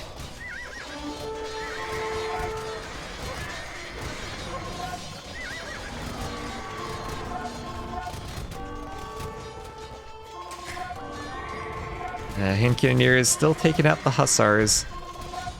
Marquis were efficient. The Imperial Skirm, well, there's no Vietnamese, so they don't have Imp Skirm. Byzantines do have cheap Skirms. I think the question is, would this team be able to add in a unit that can kill skirms at this point? And maybe not, actually. Anything would probably be better than Cataphracts running into Arbs from downhill. Now here come the Berserks. Maybe they can get us around. It might take a rainbow of 3 players to surround the Arbs, but maybe they can win a fight here. And I think that might finally be what they need to get rid of Halas's Arb mass. Now some of the Berserks aren't fighting. On the other side, what is that? It is a few fast fires getting into the trade. She'll come back on the water. A few fires here and there just to hit the trade. Well, a nice disruption, honestly, but they're able to respond pretty quickly with Andy fires. And there's the GG. Halas lost the Arb mass. Austria ties it. Well, I don't know what to think about that game. I like the civs more for Austria. I'm still not a fan of the fast imp play, but if you're gonna do it, I'd like Byzantines more than Malay. Late game, I think Teutonic Tanks probably could have just done Arbs himself, but never gonna say no to the fun of Cataphracts. Now, if Aztecs Arbs more, Aztecs are nerfed enough in team games. But Austria does win. They hold on. Rick Core, thank you for the follow.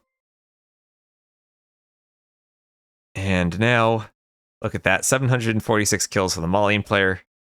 511 for Halas. How many of those were Cataphracts? How many were Berserks? Tanks did have the most gold collected. He did have the most eco. 17k trade profit. And APM does go to Halas for microing those Arbs at the end. Well, 2-2.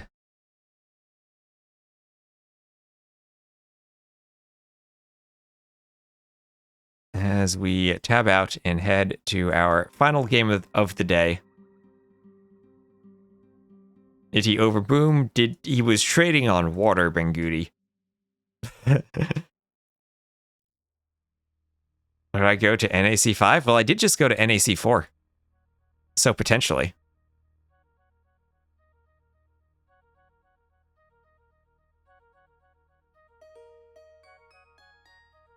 I am thinking of going to TwitchCon this year in Vegas. Haven't been there for a few years.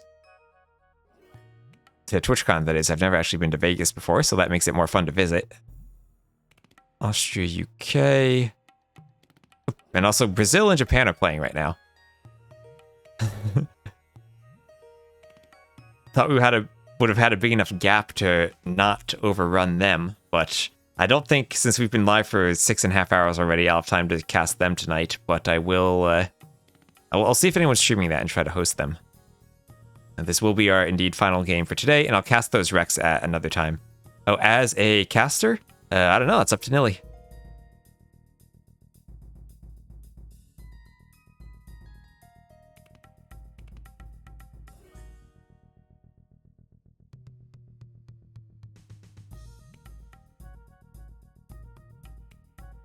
Go to UK.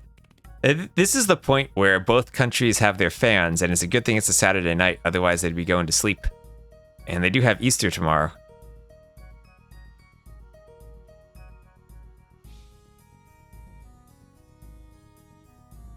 Once again, this game for all the marbles. Winner advances, loser drops out. Let's check off the saves from the last game.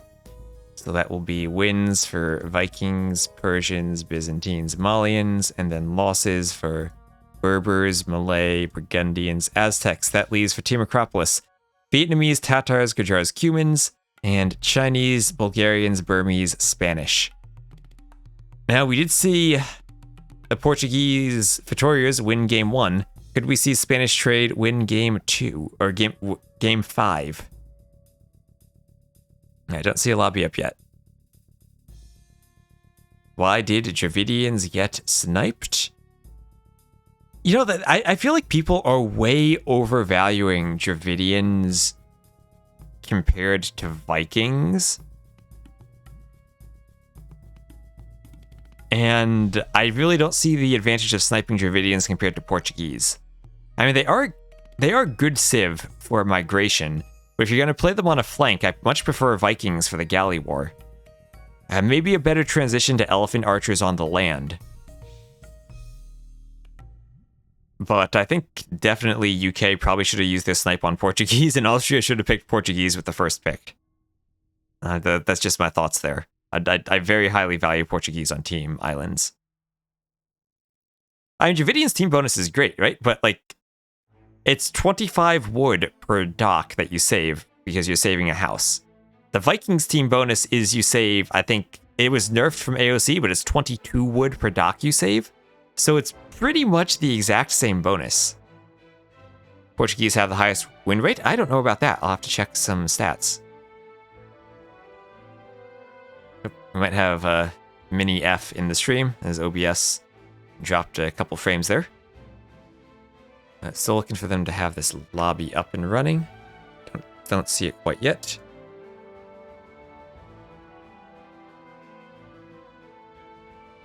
The dashboard doesn't even have the results. There's a Rage Forest lobby up with Keller in it. Heard Paradox say it. Ah, okay. Is significantly better. Also time to build a house.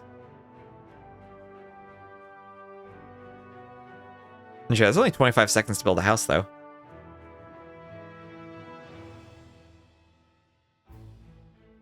Oh, and Paradox is giving us a raid. Is Paradox not staying up for game number 5?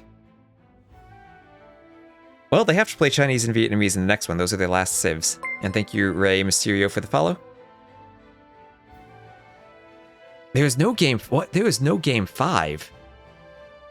Are they just going to leave us on a cliffhanger, then? Too late.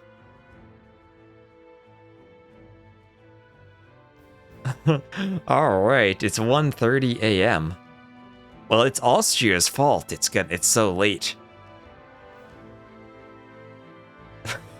Well, it looks like they're gonna leave us on a cliffhanger then. And well, do we dare do it? I need to eat something, but we could dare cast Brazil and Japan.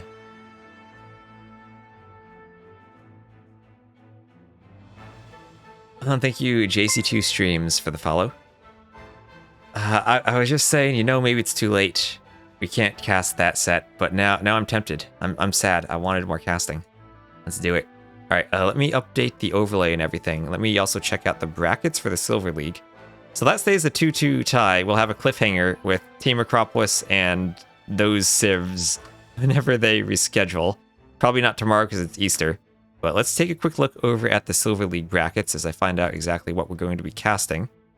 And thank you, Nil for the follow, or Shane with some vertical lines on the side. And all right, so before we update, well, this will be Brazil B versus Japan A in the Silver League. So let's just check out the brackets here. Now, what a storyline going into the finale. So, Silver League brackets. We will be casting... Where are they? Brazil and Japan. The last of the round of 24 matchups. It'll be a best of 5. The winner goes on to face Vietnam B. We have had some USA A successes here. I mean, no, some USA A failures, but some USA B successes, beating the Spain team with Tatito on it to advance to the round of 16 where they'll play Italy. So, I will be cheering for some USA. We also have Norway A. Hopefully Viper and MBL keep playing there, but they're down there. Australia A, getting knocked down after their epic 3-way tiebreaker to the Silver League. But for now, Brazil B, Japan. Brazil B, Riet signed up on the roster, which is amazing, but I don't think he's going to play. Game 5 did not get played. It's a cliffhanger. They will reschedule for another time. So let me find the drafts. They do have the lobby up, and I think they just launched, so I don't think we'll miss too much. But we'll just look at the drafts real quick before we get started. The first game is Team Island, so it's not like we're going to miss much action in the Dark Age. So actually, let me figure out which team is on the left and which is on the right. Brazil is on the left, so we'll update everything here. This will be Brazil B. against Japan A. This is the round of 24 in the Silver League. And now the Civ draft. Once again, absolutely amazing that we have the dashboard to give us this. Boom, Civ draft. So Team Island's mega random being picked for Japan. Arabia migration for Brazil B. All right, Brazil B. We'll see who plays, but they do have Riet on that roster. And I don't think he's gonna play, but imagine if they ran out there with Fiage, Alive, and Riet. Oh, that would be glorious. What happened to last game? So, I'll just put this in the title maybe. UK versus Austria. G5 rescheduled. There. And we'll hop into game 1 on Team Islands. Oh gosh, another Team Islands game. I don't see the Portuguese though, so this one might end. It's only 1:30 a.m. I know, right? After that long game they just sent us through. They want Leary for the reschedule. Alright, let me set the team names. So this will be the Silver League. Round of 24. Brazil B and Japan A. I'll make it red and blue at the top. So chart in May. So fun story about May is back in the beta for DE, he was #1 on the ladder. And I was so excited because I got matched against him in the beta matchmaking queue, but he apparently didn't know how to play 1v1 migration, and I won like a quick game against him. And it was anticlimactic and sad. At least I think it was May. He was, I think, like 1900 on Woodley back then. I think he's improved a lot.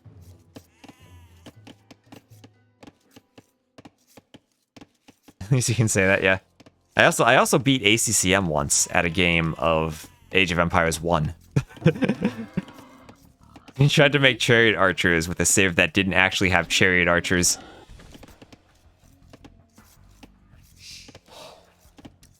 So it looks like we've caught up. We have caught up. So missed the first 3.5 minutes, but nothing too much from the Dark Age.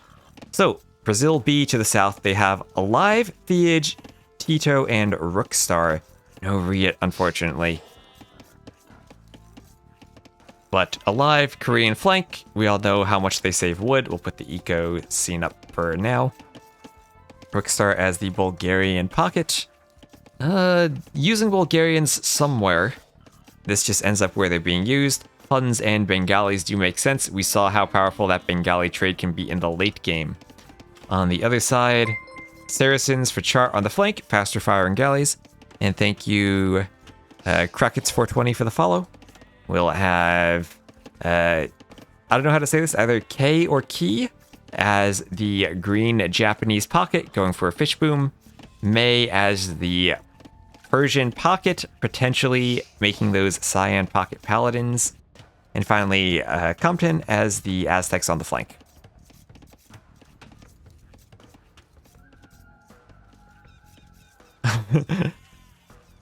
Similar civ setup to the Brazil A game you saw when Dogao used Huns for landing defense. Yep, Huns as a landing defensive, I like them. They can pump out their scouts pretty quickly. Sicilians might actually be my favorite for it, just because they don't take all that bonus damage from the spears. But Huns also up there as a great defensive. Could also go for like a Fast Castle Knights defense as an option. So Alive putting the dock forward instead of on the side. Now, one for your fish, it is closer, but it does mean it's much farther to get to the side, and that's where you give the other team the option to sneak their galleys around the back of the back and start to hit the fish in the back. We're going to see the same thing from Compton. Now, I don't know if it's worth it to walk all the way out there to build the dock that early. It does slow down your fishing eco, but I think this is usually a better position. But if you're going for a landing and everyone docks forward, then like this dock here serves the same purpose as a back dock to protect the passageway to your pocket docks. And we'll see where everyone goes. Back docks all around for Brazil.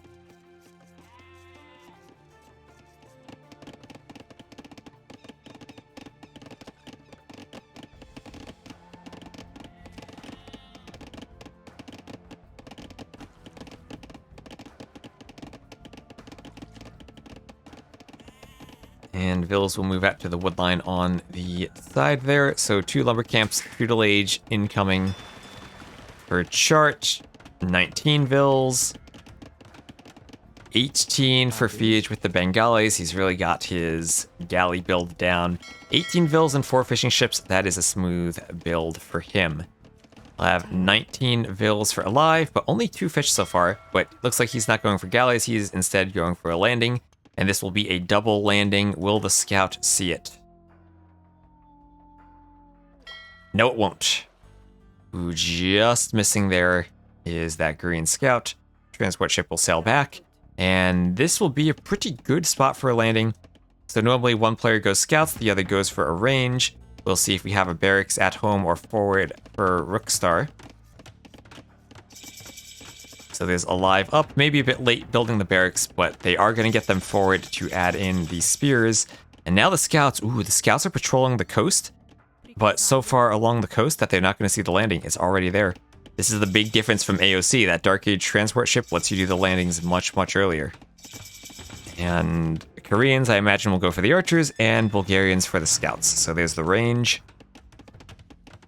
And we'll probably see a stable pop up right away for Rookstar, and there we are.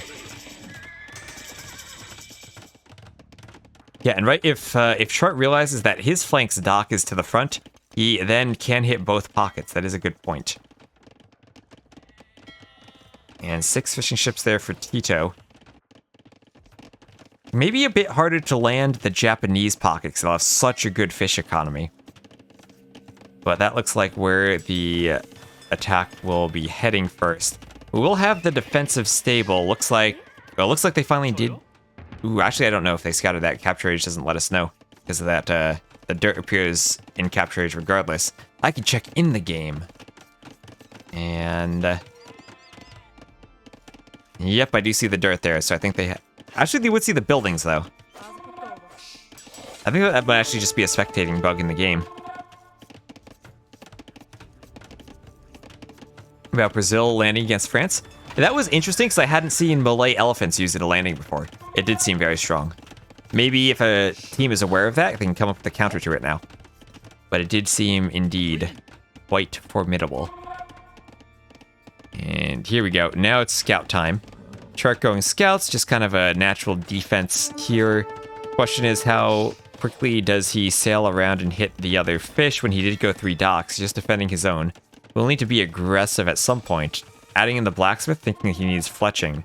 And we have our Japanese pocket going scouts. That was just a natural reaction. Not Shark going for scouts. He's just walling. Bit of a nice team wall action on the way.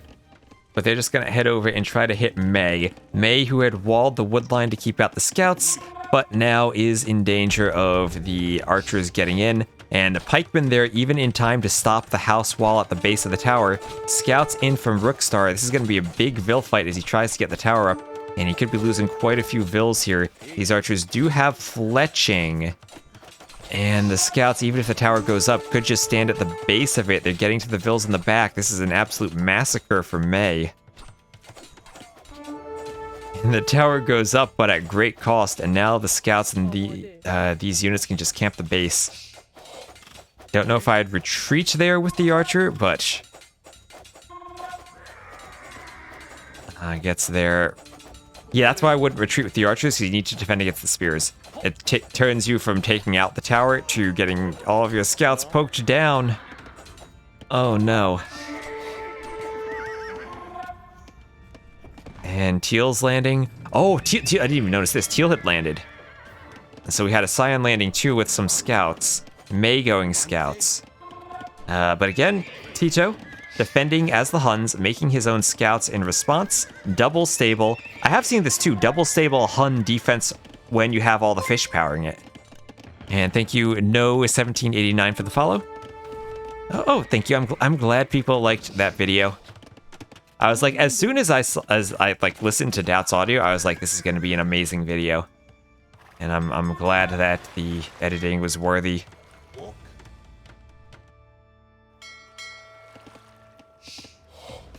And Purple defending his own fish against Blue. Purple just needs to defend everything. But if Yellow could get some defense out, that could help too. But yeah, looks like a fire there from Rookstar. Don't see any more ships left for Tito, but he looks okay. Galley War on the right, maybe being one from Fiage. I feel like he could be pressuring and killing fish, but he's just being very defensive now. It was the double landing from Compton and from May.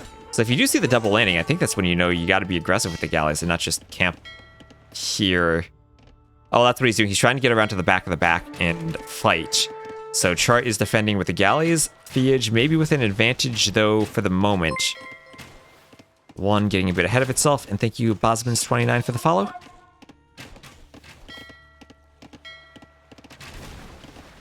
Fast forward to hour 2. Well, that's what we did in the first game when we joined late.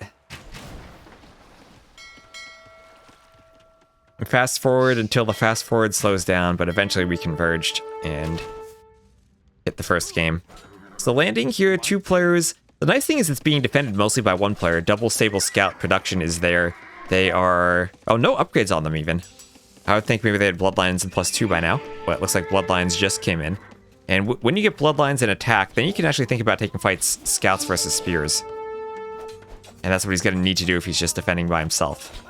On the other side, a few scouts and archers getting in, some walls from Alive. Will they get around there in time? That is potentially like plop down a stone gate territory.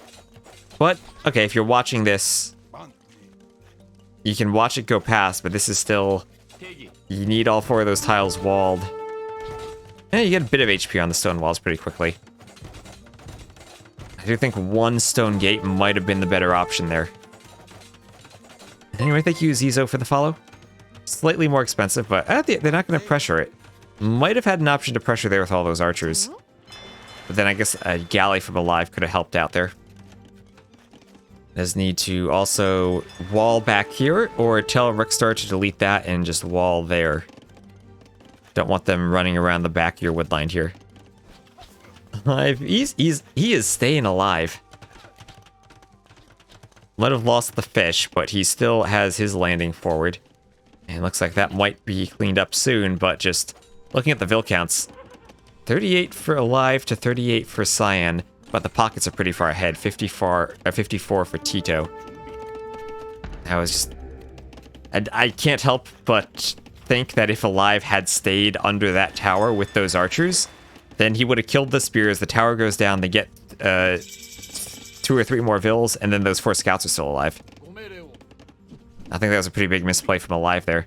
Always hard to tell whether you want to camp there, but when the pocket is like fishing and doesn't have military, because you know they're forward, they're not going to be able to clean it up. And it's just the spears from the other pocket you were worried about. Japan did pick Japanese, so they do have the home civ advantage.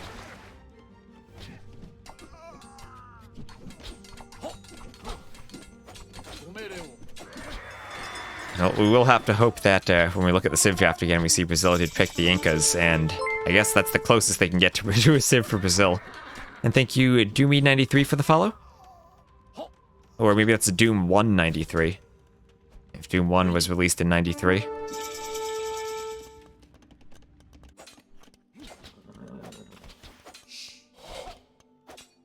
And we... How many archers are stacked on that one tile? Stream lagging. You might need to refresh. I think I dropped a couple frames there. Good old American internet. Yeah. Hello, Turs. Let's see what I need to read the chat real quick. Waiting for the meta to be all-out landing. I think the meta might soon be Portuguese Bengalis after that first game.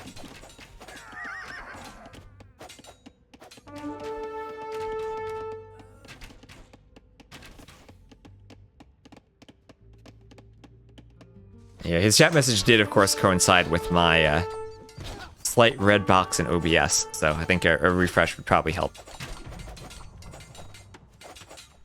Or you could also try maybe putting it at 720p quality. I am supposed to have quality options now, guaranteed. Yeah, like the one thing that partner gives us, other than being able to choose my emote prefix and get that A out of the T-West prefix at the end.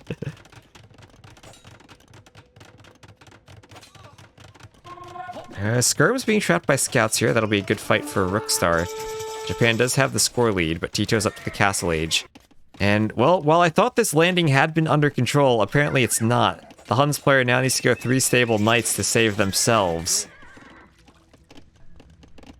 Maybe this could have been Fiege trying to help out and get some more aggressive walls around this landing, but still it's a big area to wall out. Now Fiege is going elephant archers, alright. Elephant archer play coming in. Yeah, at least no Portuguese this time. We do have Bengali trade though. And I do still like Korean late game on the water. If it does come to that, they save so much wood.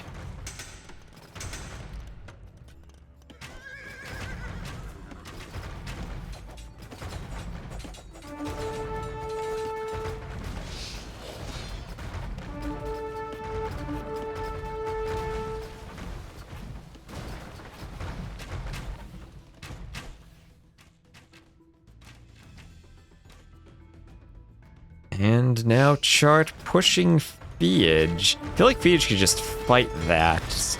10 to 11, he should win that.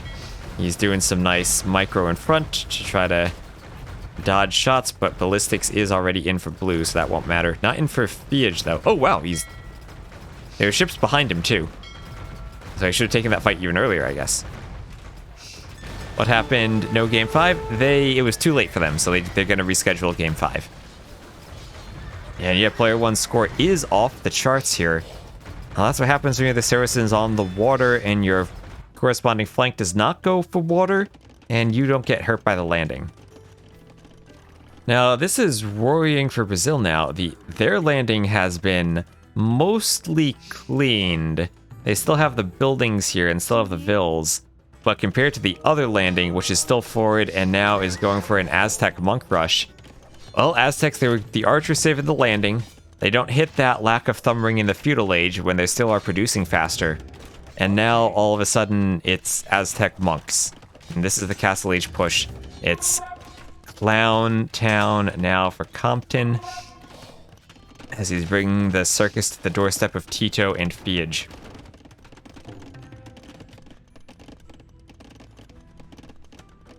Did Risky Dice? I remember that name, but I don't remember seeing it recently.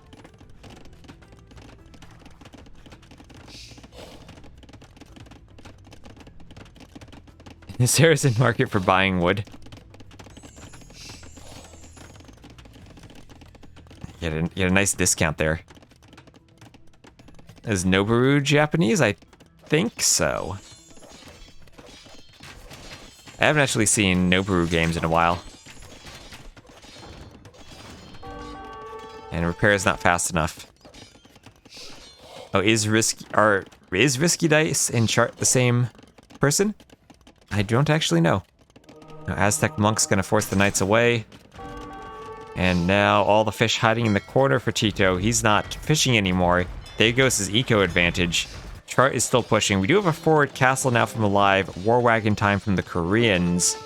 But feels like only one stable for Rookstar. Not as powerful a supporting player here as we have the 2 stables here for May with the Persians.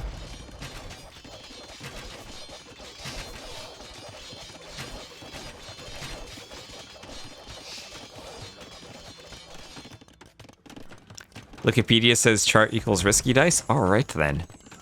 They're probably the same person then. Yeah, Brazil landing cleaned, Japanese landing snowballing.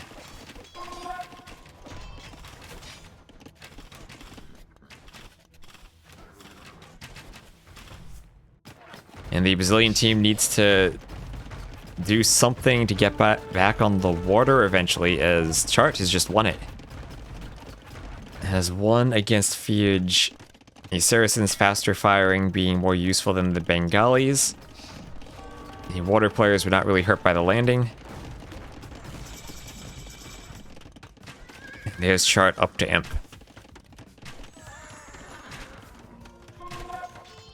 Viscount's still neck and neck, so it's not like Brazil's out of this yet, but they will need to find a way to clean this landing and then also get back on the water.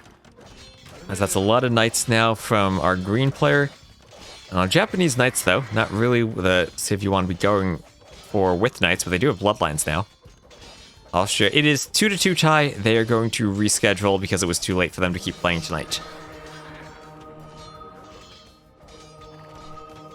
So we switched over to cast the series here, which is just starting.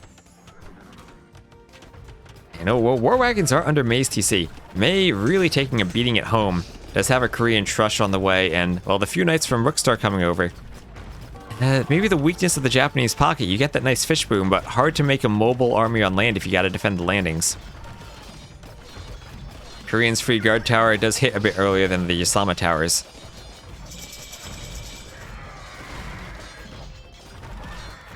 And yeah, it is a bit surprising to see the Koreans player not being the water player, but he is going for the landing. And, well, somewhat successful here. Looks like May is being cleaned up, and, well, if you can hit May at home, that does give Tito the option to come forward and apply pressure here. Aztec Eagles will fall off if they don't have monk support. Fiege going crossbows, both pockets now going knights, so they will lose the water, but they will be winning maybe both islands. As well, how is this cleaned up now? The Aztecs player probably can't rapidly switch to dealing with war wagons at home, and they're just relying on these Japanese knights, which at least they do have bloodlines for now. Ooh, that would be a nice trap, but not quite in time. Vils might be able to fight the towers, the second one not quite up in time. But yeah, the Saracen Navy still being annoying, and score lead starting to open up a bit for Japan. And, well, we might get through a Bengalis trade game. We want, yep, UK, Austria is 2-2. That will continue probably tomorrow. Or at least another day. So we'll have more raids now on Compton as Rookstar is getting in there with knights, and he hasn't noticed. He is the Aztecs. He's got to micro his monks and his crossbows at the front. He is not noticing that his eco is being ravaged by these knights. Finally garrisoning the TC. And that'll be some idle time for him now. As I keep accidentally hitting the mouse wheel and zooming in. Looks like the war wagons have been cleaned up a bit by some of those knights. And it is now Chart who is up to imp. Chart has to do everything this game. He has to win the water, and now he has to clean the landing. As we do also have, looks like some fish forward for Compton. Added some forward docks along with his landing. And we'll be using them to fish. We'll have a defensive castle thrown up for live so the Eagles don't raid him. That is a forward barracks. How did that get there? I don't know, but it is there. And now Fiege also being hit by the Eagles. Eagles moving throughout his eco. Still water control for Japan, and starting to feel better and better for them. Need to maybe get some docks for cannon galleons to clear these coastal castles. But Saracens will still be a good late game water save with their faster firing galleons. Castles from Alive, cleaned up now by Chart. These beautiful trebuchets. I like the way the blue looks, along with the snow terrain. It's just a cute color combination there. I like it. Last few war wagons being chased by knights. And Fiege up to imp. Do they have a way to clean this, though? That's a lot of barracks from Compton. He is the Aztecs doing elite Eagle Warriors. Has all the armor. Needs the attack and Garland Wars, but the armor's... Well, what matters against arrow fire from TCs when you're raiding? Attacks will help against the knights, though. Can Tito get, as he's up to imp, can he now get Cavalier, Blacksmith upgrades, and potentially Paladin? If you can get that, then you can clean the Eagles. Fiege still has a Ratha out, dealing with raids. Fiege still 97 pop, though. Vil lead actually for Brazil by about 30 Vils, 40 Vils almost, but Vil leads can change quite quickly on team islands, and there's a wolf attacking Chart on the other side. Title? What about the title? It should say Brazil B versus Japan A. UK versus Austria Game 5 are scheduled. Yeah, F5 if you want an updated title.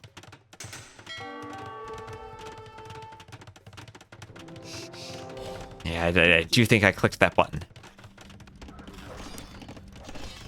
It's kind of weird that Twitch doesn't just auto-update that while you're watching.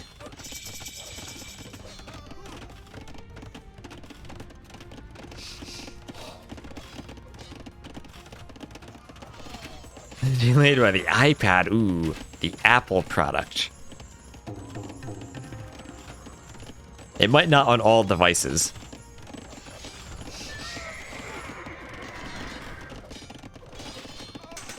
Why don't we just have auto update?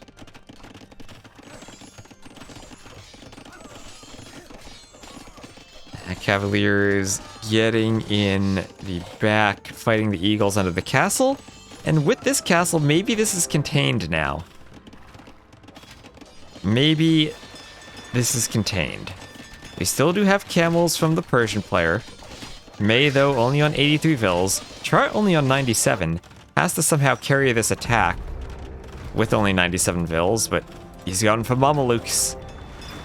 Going for the Mamelukes and already in position to disrupt the trade. Well, if he gets a few he'll need a few Mamelukes out, but he has 4. Maybe that's enough to defend the Trebs against the Hussars. If the castle's going to help out too.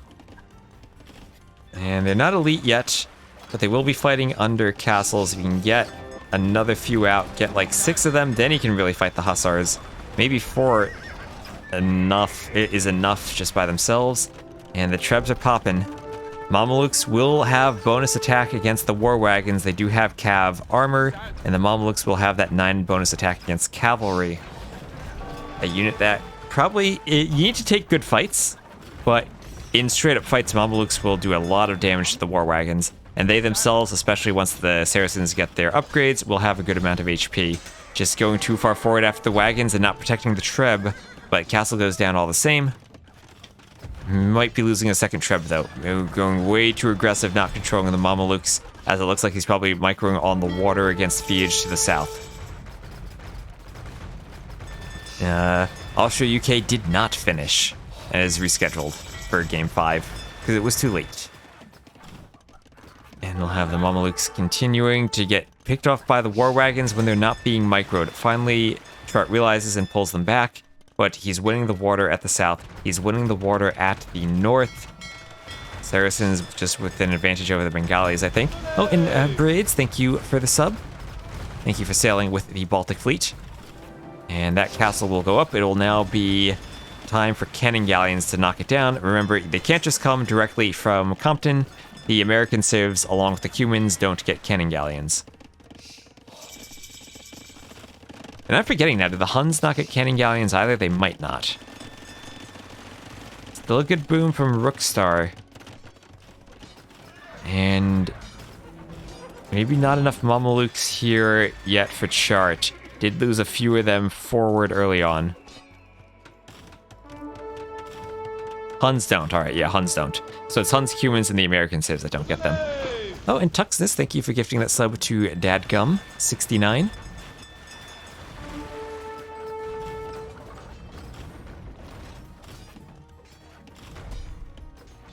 Independent messages about Game 5? Nah, it increases the chat activity. And I also put it in the stream title. So I think that's the best we can do. Crossbows themselves kind of die to Mamelukes. You need arbs that are upgraded. Well, they are kind of upgraded. I do have Bracer and Chemistry. We really do see the effect of that more expensive arb upgrade in the team games. I'm still not a fan of the increase to the crossbow upgrade, but I think the arb upgrade increase is interesting.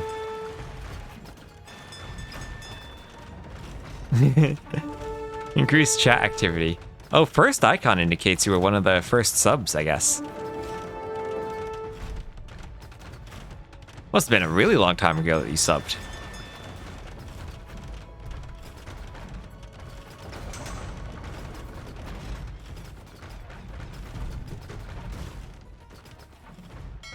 I don't actually know who the founder subs are. I should probably check that. There's a menu I can check that in.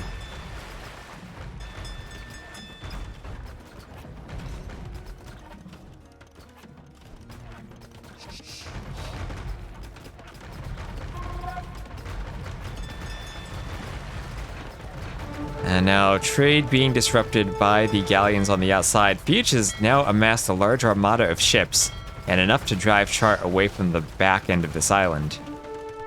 The Japanese island still is rather untouched, just that one speck of red being that stone wall. We'll have some Korean keeps from Alive being added along the coast. If he does get the unique tech, yep, 8+5 range, so they can destroy any ship aside from the elite cannon galleon.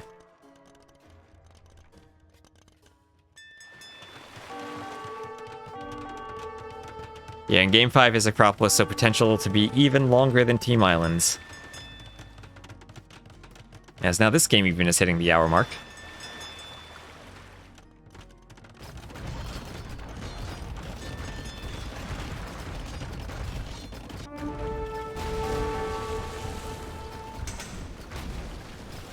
Few demos from Fiat to try to deal with the fires. Nice move there. At least force them away. He's going to try to use the castle to deal with the demos. Is there ballistics? No ballistics. The demos don't really get hit by that, but they will go down.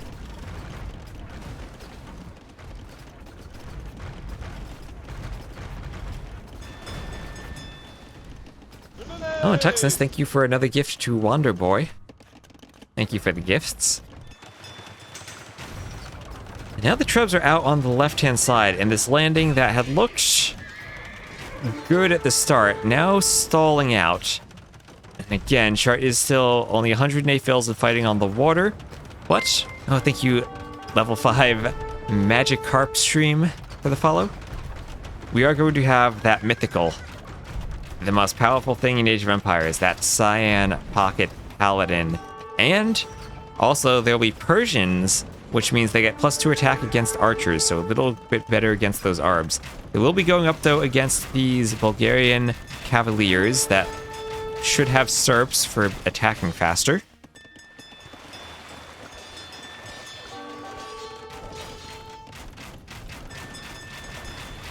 On Hype Train, now, I turned the Hype Trains off because I didn't want it to be spammy. I turned a lot of the kind of spammy chat stuff off. Like channel points, too. And there are the Paladins. There are the Paladins. They're going to be fighting against Yellow there. Mamelukes in the rear. Mamelukes should contribute more to this fight than the Arbs do. But the Arbs will be focusing the Mamelukes, probably with how small their range is. Feels, though, like the Paladins are going to be winning here. And not only is that the Cavaliers cleared, but it's also the Trebs that will go down. Yeah, no punctos. I was kind of afraid of the like gamification effects after seeing the Sparks on Mixer, so I was like, you know what? Let's not go for that.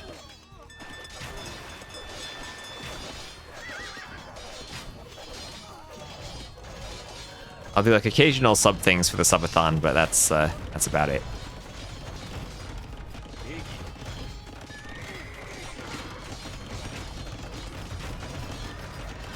And on the water, Chart still holding. On the right-hand side, though, Fiij is getting back, and Tito is joining him. Both of them going for ships, but still we don't have the Korean player. The cheapest ships going for them. I don't know why those demos didn't attack there. They're trying to go. Getting a decent round of hits there. More demos on the way from Fiij, just going for these Castle Age demo ships against all of these fast fires. Making it work. Now, whole Brazil is going water. Well, whole Brazil, other than Alive. We do have Fiij running around the back. His ships do heal, but I do think the Saracen's bonus is more impactful usually. But ship fights are still all about the numbers. The numbers are what Fiij has over here for the moment. Now, score is still only 1,000 apart. Japan does have a lot more vills. And they do have the landing that's coming forward. Question is now, can Brazil stop this landing? They are starting to take the water back. It is still very hard to kill 4 entire players with a landing when it's only 2 of your own civs landing. But they do at least have this section controlled for trade. I think you can change the sub icon in the, if you hit the gear icon at the bottom, there should be some settings there.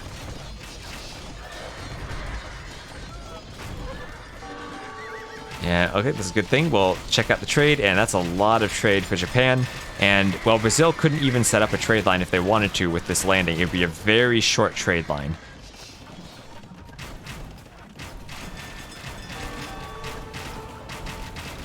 The Arabs still holding against the Mamluks, though. These Arabs will hold for a long time, and they're going to need a good mass of paladins to be able to push them. And alive, finally alive, coming alive on the water. And, well, Brazil may be taking some space down here on the island where they could disrupt the trade.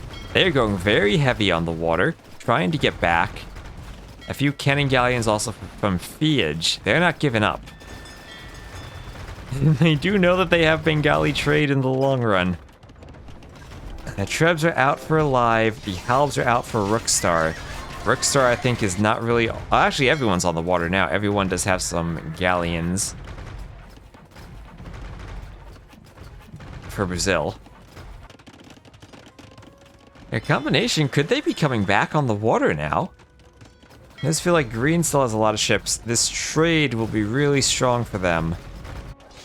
But we have one big fight now as all the colors are gathering. Purple, cyan, red, yellow, blue. For a big fight, those Korean Arabs still doing work against the Mamelukes. Chart has never really had that big mass of 40 plus. And when you get to that mass, it is kind of hard to micro them with the short range. But the Halbs are out. The Arabs are out, and this is being pushed. More numbers here from Brazil, and they can keep throwing their units into this. They're not going to care as much about losing them while they still have wood left. But you are getting to that hour mark where you start worrying about wood. And that will be the come forward and chop wood situation. Mine the gold for Japan. If they can have their villas chopping the wood, which they are in the north, that's less wood for Brazil, more wood for Japan. iPad app. You can spam the emotes in the chat and get them even bigger. So Alive still pushing with the Arabs. Could Brazil push this back? I mean, they do still have Koreans late game on the water. The Civ, I think, is the best unless I actually see a Portuguese player go for Galleon instead of Caravel, and maybe that's better than the Koreans. But I still think the Koreans, their wood saving is insane.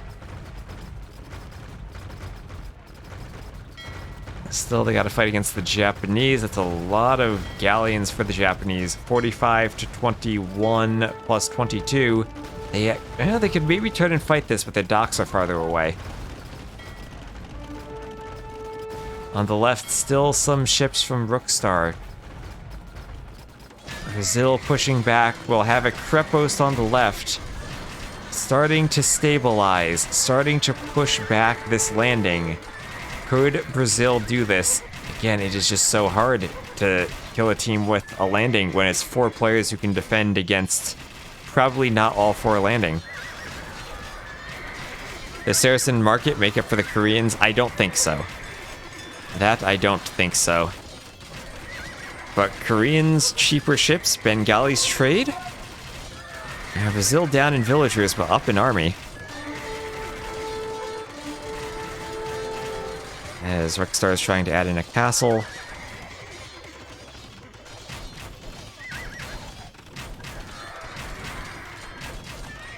The Halbs are forward, taking a fight, or not a castle, a Krepost. And just inching forward with these Kreposts. Creeping towards the spot where they can treb down that castle and hit that treb. Chart's just adding in as many stables as he has room. This might be where you just go onager and cut the remaining forests so Brazil doesn't get them. Just kind of losing wood on stables at this point. And, well, it's now a score lead for Brazil. They don't have the trade that Japan has. But Paladin Mameluke not able to overcome just sheer numbers of Arbalest and Halb.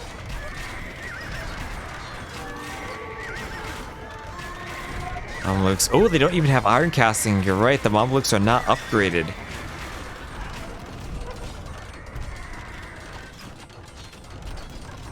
And still a huge trade difference. Let's maybe look at the wood. Lots of wood still in the bank for Tito and for Fiage. Actually, more wood banked for Brazil than for Japan right now. And all that wood banked when you still have the Koreans player on the water. I think Brazil is holding. I think they might have done it. Late game, I do like their composition. And I feel like late game civ composition on Team Islands matters so much as long as you can hold the landings. There will be a civ composition that lasts longer. We do have Bracer for everyone on Brazil as they're going for the galleons. We do have no Bracer. Ooh, no Bracer, but that's okay because Compton's going for the fast fires. Aztecs don't have galleons, so they're not going to need Bracer in this situation. Although it would be nice for the castle letting you zone off the ships a bit farther away. It's now fast fire versus double galleon and some cannon galleons. I feel like fast fires kind of make sense only for Byzantines when you get to the real late game, though. Does it matter the wood they're spending on their land army? Well, I think what matters is that Tito has about 9k wood backed up, and we don't have any wood being saved here for Japan. Only May and Chart really have some a bit banked up for Compton, but K or Key is just spending it all on these galleons right away. Very slow cannon galleon cannonballs. They are comically slow. At least in Age 1, they had an awesome firing noise when they were that slow. And they weren't cannonballs, I guess it was the catapult triremes.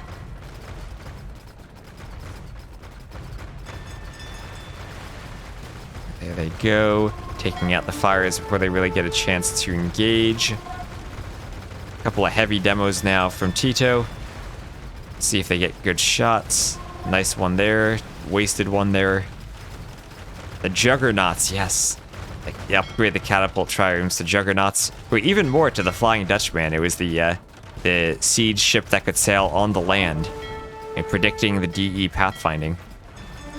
Imagine that, Age 1 actually had a unique unit that belonged right in DE. So we have a pause by Fiage right now. Hopefully this is not a drop, as it does feel like Brazil is in a winning position here. They've basically cleaned up the landing on the left, and they have water control, and they have Bengali's trade, and they have the Koreans' wood discount. I think all that combined overcomes the Saracens' market. We see a bunch of X's here and there. Maybe a couple of paladins still raiding with some hussars, but they'll be under castle fire. They're getting chased down. In 14, we're experiencing a pause. I'm just gonna check the chat again, and we see sorry go, and we go right away. There we are. And this is cleaned. Alive is adding in those Korean keeps, and I think Brazil's done it. I think they have done it. The hold and the comeback on the water now.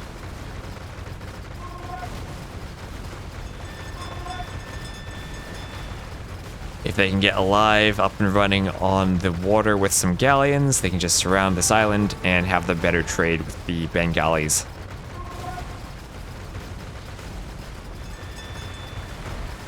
And we saw how valuable it is just getting the food in the trade on this map. Oh, down to 1.2. Our simulation is dropping below the game speed. Back to 1.7 now. They're falling back a bit here. Maybe the fast fires are working. It is hard to get the demo counters out. That was a nice one, though, when you're far away from your docks and the galleons are out. Maybe need to reposition the market. This is just they need to get Alive coming alive on the water. He can try to push the middle a bit, give some reinforcements over to the right-hand side.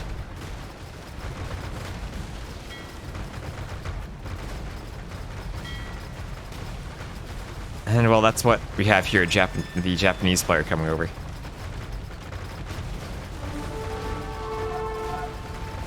Demo is getting some nice hits in.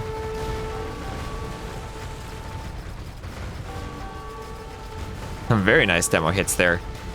Green not target firing like he needed to.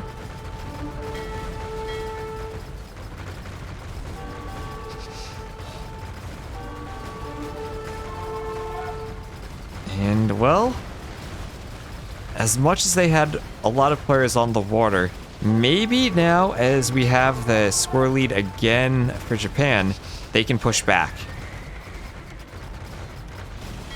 Maybe they can push back, as on the left-hand side, it is just Rookstar defending. As they're trying to get the markets up, they need Alive on the water. He's gonna go for a landing? I don't know if that's the right strategy. I feel like he wants to be on the water. Like, delete the halves at this point. I think they're just trying to use the units they have left over. And, yeah, they're getting pushed now. It's 1v2 on this side for Rookstar, and it's gonna be a struggle for him to hold. On the right, does feel like they're pushing back again. But the numbers have dropped quite a bit, and it's another landing. A landing here for Compton, going for more Eagles, and after having all that work put in to clean this up, now all of a sudden it's space for another landing. And the Aztecs, somehow, with their fast fire ships, making this landing work. This is against the Huns and the Bengalis. Bengalis who should have a bonus on the water. Can this be cleaned up? We're going to see the Vil numbers start to drop. And remember, this is still the trade. The trade is so much higher for Japan that they can keep adding in these ships on the water with how much more gold they have. Before wood becomes an issue, gold will still be an issue. Nice heavy demo hit there. Yeah, that's true. Eagle Warriors are mostly gold, and they don't really have a trash counter. There's a lot of demos from Tito being used here. And, ooh, landing even from May. He's going to get another castle up and get some stables up. And while Brazil went for this landing, that's just getting cleaned right away. That landing is not effective. I think they're really going to just face the downside of Alive didn't go for the water. Imagine if they just deleted those halves, had more galleons. They'd be fine at this point. But Green has had the freedom to come all the way over to the right side and help them get this other landing. That's the opposite pocket, getting a landing on the right-hand side. Cannon Galleons taking out a castle, though. They were a great addition.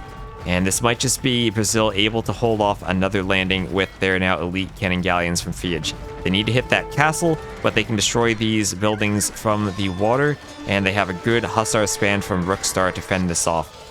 Trade, though, still much in favor of Japan, but Bengali's bonus in full effect for the Brazilian team. No Petito, no win. Influenza might be the prophet here. Ooh, that transport, only 3 paladins though. A couple of those heavy demos could be useful there.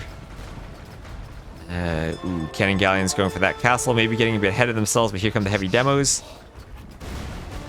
Some nice hits there. And still has 1 demo left for these fires. And does get a lot of damage in there. But the Cannon Galleons were forced back. This is a situation they want to secure this area of the map so they can Cannon Galleon that castle. These are a lot of barracks being added in, and all these fights are going to be underneath the fire of these green galleons too. On the left-hand side, still Alive, not on the water. The front of their coast is just being harassed by all of these galleons, and where it looked like Brazil had maybe gotten back and maybe was in a position to win the water. Again, they do have Koreans and Bengalis against a team that only has Aztecs, and also Persians without Bracer. It's really just the Japanese and Saracens who should be dominating on the water, the Aztecs finding something to do with their fire ships. He's trying to add in more docks, the few demos. Do you have to wonder if long-term the demos are the right solution? If maybe the Huns should just be doing fire ships of their own? I think it's just dead. Is this going to be a repeat of UK-Austria? It might be. Let me just check the Huns tech tree real quick. I thought they had full upgraded fast fire ships. But do they... What do they miss? They miss something. Oh, they missed Shipwright. Oh, the Huns actually don't have fast fires. They do have heavy demos, though. All right. Yeah, so this is where... do the Bengalis have fast fires? I gotta check all these tech trees. They do have fast fires, just no heavy demos. Yeah, so this is where maybe an occasional heavy demo from Tito, but you really want the Bengali player making the ships here. And Fiji is gonna call the GG. They can't stop this landing. Oh, war elephants! We have a war elephant sighting. And Japan takes the win. That was a crazy back and forth game of Team Islands. Found out that Celts don't have fast fires. No bracer, no fast fire. Oh, yeah, that is really rough on the water. And, well, what a crazy game that was. And hey, Brazil took the score lead. They had Bengalis in the long run, but more trade paying off for Japan. Open the AoE zone thread. Add your trade carts on Team Islands. And just alive, going for that landing, that felt like a complete waste. It felt like Rookstar could have just deleted those halbs, added in more galleons, and then Alive could have gone to the water and pressured here. He's just such a big mistake letting Green get over here on the opposite side. And even if it felt like Fiji was kind of winning the water, the other team didn't need to win. They just needed to create space for a landing. And War Elephant landing there. But great game there. Let's see, military score. Rookstar 666 kills. Chart carrying his team. Alive, just falling behind. Even farther behind was May, but it's like that water transition at the end. I feel like Brazil had a few key moments they needed to get Alive back and just didn't quite get there. Best eco for Compton. Really great raids with the Aztecs. And, I mean, sneaking the Aztecs in for a win on Team Islands must feel good for Japan.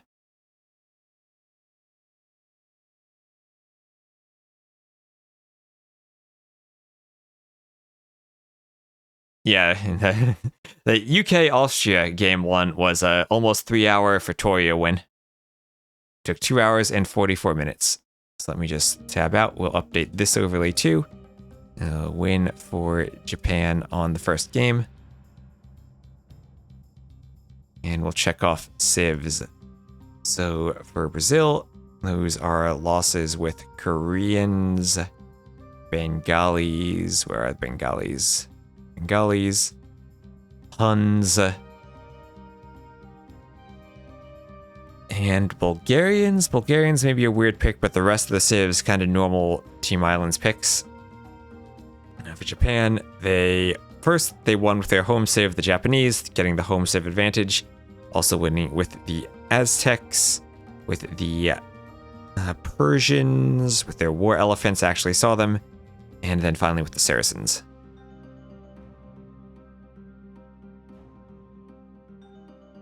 Portuguese so late and not even on Team Islands. I think people are really undervaluing the Portuguese on Team Islands.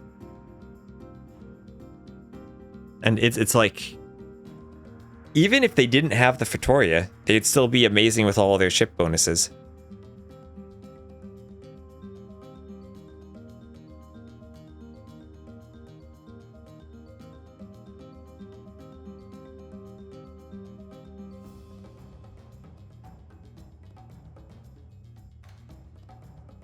It may be the only civ I think has a chance against Koreans late game, but that's just because I haven't actually seen them go for the galleons instead of the caravels.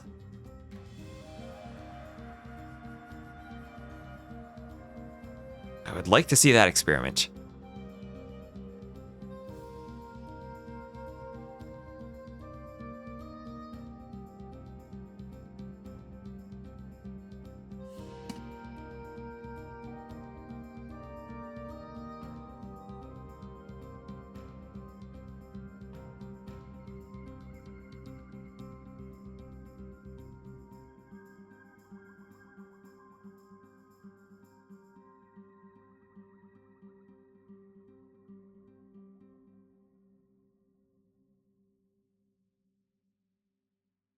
So it looks like they haven't picked the map. I saw Team Islands there again and I got excited. But it will be Brazil's home map. Maybe going for migration. That was their first pick. GG. I do have more emote slots.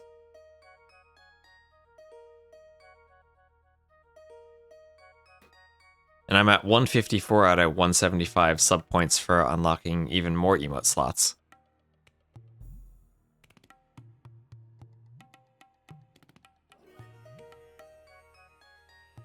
That'd probably be a good way to boost some chat activity. The GG emote.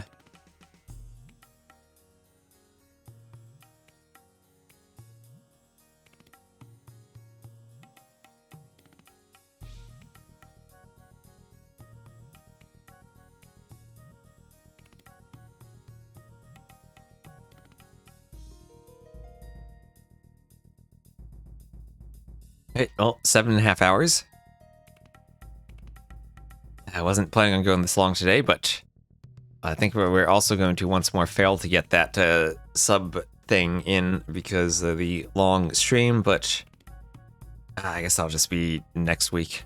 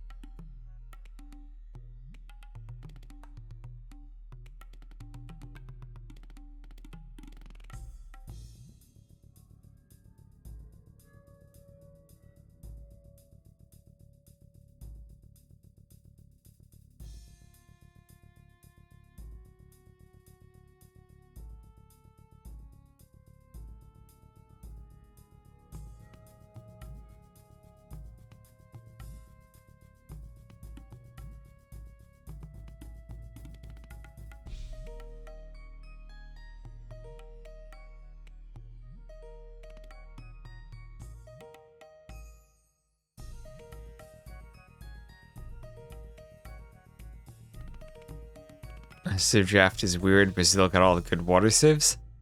Oh, we did have Japanese, Saracens, Byzantines for Japan. Mongols, Lithuanians can also be water civs.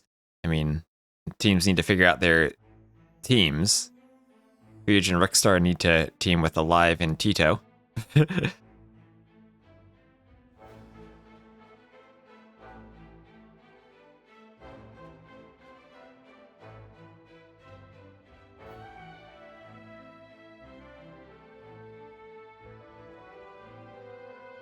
What is going on with those teams in the lobby?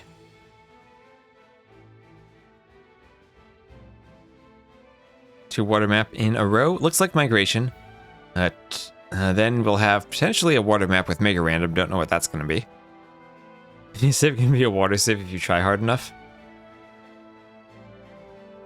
Oh, we have the Dravidian Viking combo for migration. I'm sharing Influenza's confusion as to why Portuguese were not picked for Brazil on Team Islands. I mean they could have had what I think is probably the best 4 Team Island civs now: Portuguese, Koreans, Vikings, and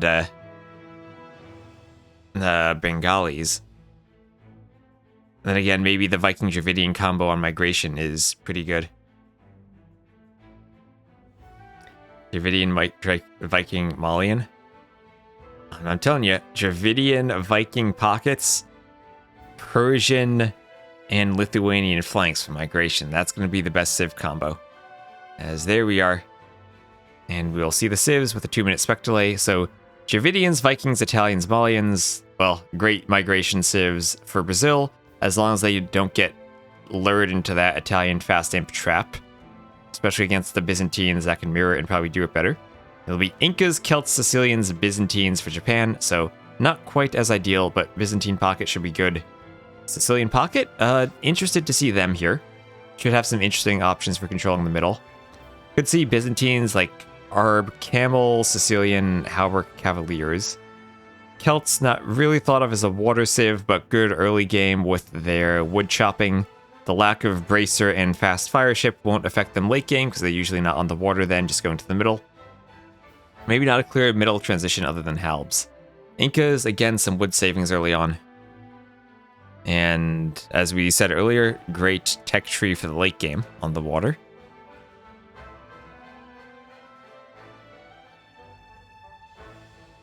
Double check their late game tech tree. I think it was they had everything. They had at the dock everything. Well, they don't have the cannon galleons, but they do have careening dry dock shipwright, galleon, fast fire, and all the blacksmith upgrades. So fully upgraded galleons and fast fires for them. So in a team game, when they don't need the demos of the cannon galleons and their teammates can do it, then there is still a great late game water civ. Not Saracens and Biz. Saracens and Biz for what? Team Islands? Or Migration? I think for Team Islands, you're going Portuguese and Bengalis because they're decent water civs, and just we saw what happened with Austria. And then Koreans Viking is just because they're actually good water civs and can prevent you from being in that situation where you're just fighting off landings because you still have water control. But maybe there are other strategies that would work out too. But maybe we find out there's 4 civs landing is the meta eventually. But we will indeed have Dravidians, Vikings, Malians. I'm going to keep my eye on this Malians player who made 2 houses. This is where if you're Brazil, you got to get your fancy builds in order. But anyway, we'll have a Viking flank, Malian pocket, Italian pocket, and Dravidian flank for the Brazilian team. On the other side, we'll have Celt flank, Byzantine pocket, Sicilian pocket, and Inca flank for the Japanese team. And I do prefer the Brazilian civs here. Viking Dravidian flank. Well, it's not going to have those super fast up times that the Persians or Lithuanians would. But still should be up. This is where you probably want to aim to click up on 18 Vils if you're still going to do a more slow 4 fishing ship up. We do see Fiage 5 on the deer. When you put 5 on deer, you keep villager production like you would with 6 on sheep. This is almost the same as the Britons putting 5 on sheep. So you can go to the lumber camp early. At this point, with 4, with this civ combo, I actually like sending the 3rd Vil out to the fish and get the dock up then, instead of 4 on wood. As you can fish the fish a bit, and then you get the dock, but 1 Vil later, that's fine too. I don't like that he's sending the Vil this way. I would like if he sent the Vil this way, because he wants to be forward with the docks. When you're Vikings plus Dravidians, you should be up really fast and looking to pressure. So, not really a fan of this dock with this strategy. And he also does need another Vil on the wood line. And no one going for dock first. I think I haven't tried with Malian's pocket because I've always been playing flank, but they could probably get away with dock first on this build. And they had 2 good stragglers for it. I'm pretty happy with this migration script, but I think I do want to pay a bit more attention to distances of the 2 gold mines and the stragglers from the TC. Stones and berries don't matter that much, but these things with the consistent starts, especially with like the 1 fishing ship fast up builds, it's pretty good right now, but I wouldn't mind making it a bit more consistent.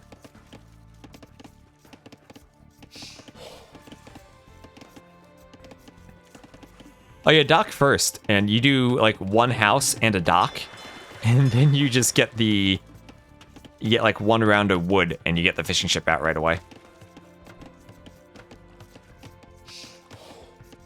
Isn't 100% the same every time? That's fair enough. But I think the golds are also a bit too... I'm saying mostly that like keeping this distance consistent is I did have a couple maps where I had only a 1 tile gap between the TC and the gold. That's something I can deal with By putting invisible rocks around the TC to prevent them from spawning that close. But other things like this is a fine setup here. When the straggler tree gets that far away, that might be a bit too far. I think I just changed the order I spawn things in the map script. Do like the golds and the stragglers first, and then just the stones and the berries get whatever position is left over. A math emote? We should do a math emote. I should do like several math emotes that do like some fun math in a row. Idle fishing ship there for alive for a second. And, well, Fiage clicking up on 19 vils. So 19 vils so far for everyone on Brazil. 19 vils and loom versus 19 vils no loom. So this is okay. 19 vils no loom, but 19 plus loom feels really slow for a Viking plus Dravidian build. Where is that vil pathfinding to? Yeah, no one going for the crazy quick uptime to go for the pockets. And that's where you would be using Persians or Lithuanians, but those two saves were drafted by the other team. So if you're not having Persians or Lithuanians, then I'm okay with this type of strategy. You just like do this more standard 18, 19 vil up. A bit slow for the Viking player, but I mean, you do see the Inca player going up at even faster than the Vikings, which is weird. I would have liked Fiage's docks, I think, being forward more. Even, like, if it was, like, here and here instead of these two, I think I would have preferred that. Yes, you want to be aggressive. And I also don't like the 3 fishing ship builds. I think, even at this population, you can fit in that 4th fishing ship as the Dravidians and even the extra dock, because you're going to get all that extra wood when you're up now. If you look at the eco panel, Fiage, yeah, he's there, right? He has the wood for an extra fishing ship right now. He would have like slightly delayed that dock. Oh, and he has 2 galleys queued, yeah. Right, so unqueue that galley and you have a fishing ship much earlier, and you have a much better eco. Like 3 fishing ships, I feel like you still sometimes get idled on the TC a bit. 4 really keeps your eco running smoothly. And yeah, needs to unqueue that galley and queue it there. Oh, he does get one queued there. Oh, there we go. Now he's up. And now he's not going to be able to sneak past when he's this late up. We'll have the 3 docks from May in time. May on migration. Hopefully he's learned how to play the map by now. And we'll just have that 3 dock galley production. Perfect opening from him against the Viking Dravidian combo. He will very clearly obstruct the path from Fiage to his pocket. And they'll start fighting down here. So great play by May so far. And same thing from either Key or K. However, if anyone knows how exactly to say this name, that would be lovely. But our blue player here at 4 fishing ships and obstructing the path to the pocket's fish. Perfect. 3 docks here from Rookstar. Again, not being that aggressive. And I think Viking Dravidian, you look at the Civ matchup, you can be much more aggressive with your dock placements here. K? Alright, so K.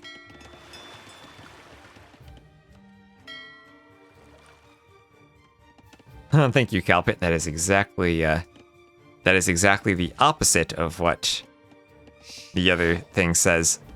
That is a Kai pronunciation. I'm gonna go with K. I guess K, Key, or Kai all make sense. But I'll go with K.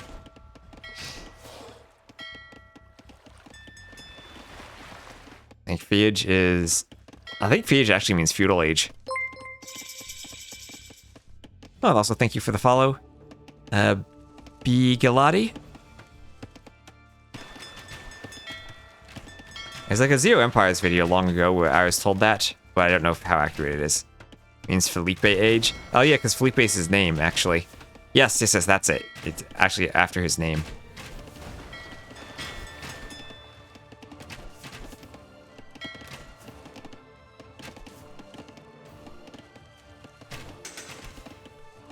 I've also been with Kai based on what Japanese you've been exposed to. We need Matt Salsa again. He was learning Japanese at one point.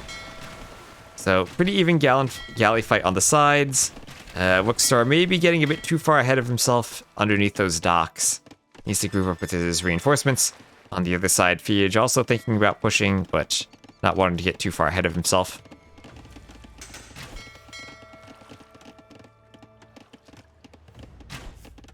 Of Kaiseki Honda.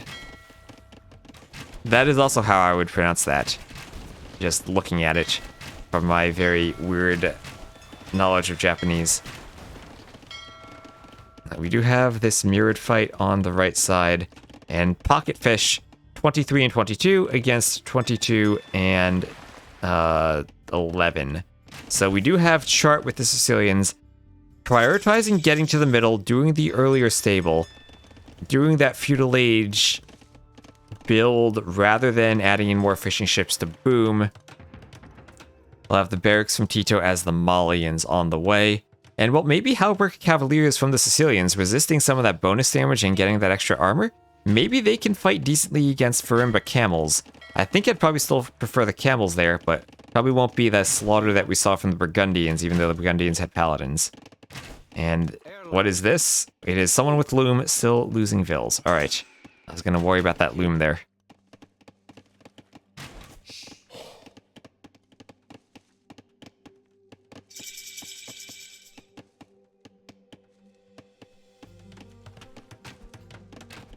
Shohei Otani.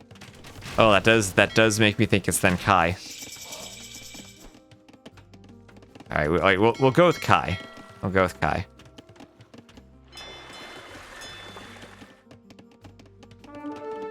And if someone does have a definitive pronunciation, I would love to know that.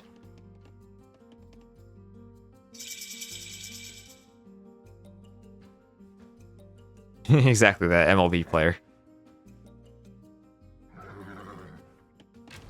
And we do have the fires from the Malian pocket. Ooh, okay. This is an approach I've seen a couple times, is the pocket will still go fires while booming on the land. It'll be a few Castle Age fires just to help the flank and give them the advantage to win the water. And then they can really get in and kill the fish. And we'll have Orange on the way up, Rookstar, with, let's see, did he go 3? He does have 4 fishing ships. There's the 4th. I think you can really see the advantage that extra fishing ship gives you for your castle time. And now they're able to start hitting Kai's fish.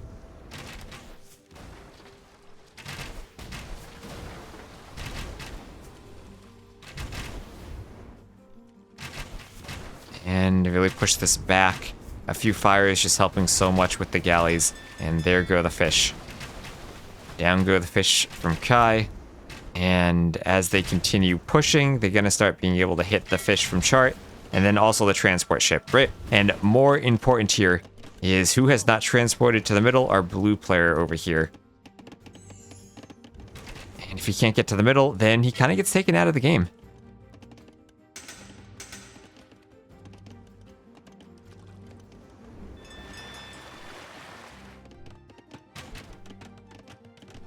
Oh God, we're getting Kai and K in the chat again. Rickstar has gone in real deep. He has gone in real deep, but I think it was worth it there with the fires. Now it's both pockets making fires from Brazil. Something I haven't seen is both pockets making fires. And we are going to see the Byzantine Fast Imperial now from Compton. So this will be the all-in secure the water play from the Byzantine player.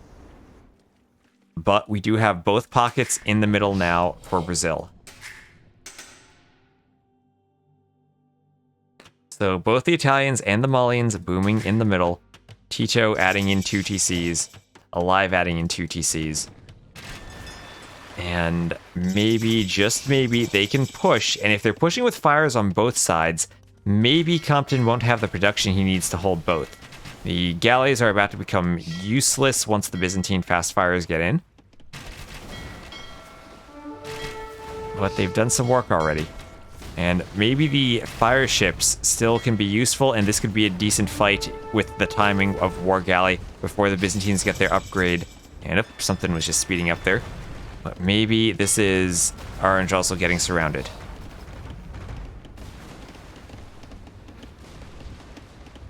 Yep, and Alive's fast fire is on the way. This is where your flank now becomes useless, and you really got to get the Vils over to the middle now so you can make that land transition. Ooh, I don't like that fourth dock. You've already lost the water. There's nothing you can really do against the Byzantines. The only thing you can do is fight on both sides and kind of force the Byzantines really to overinvest into the water. And, well, he is still pushed back, but pushed back to the docks where he basically has rams now. Ali Baba DM'd. Where was I DM'd? I don't have a Discord message.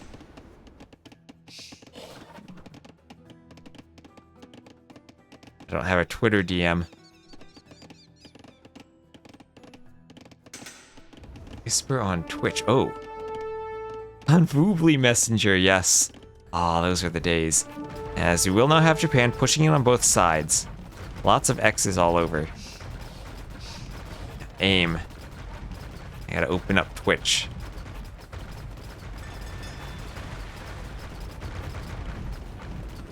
As well, those Byzantine fires, at least the Castle Age fires can kind of fight the fast fires much better than the War Galleys can.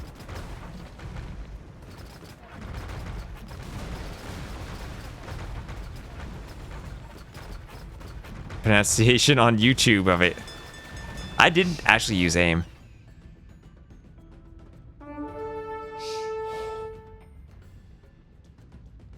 Okay, the YouTube video says it's pronounced K. Alright, the wonderful YouTube video link.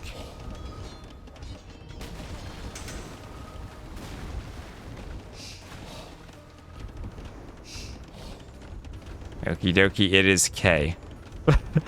we have official YouTube video confirmation. Alright, so back to the actual game.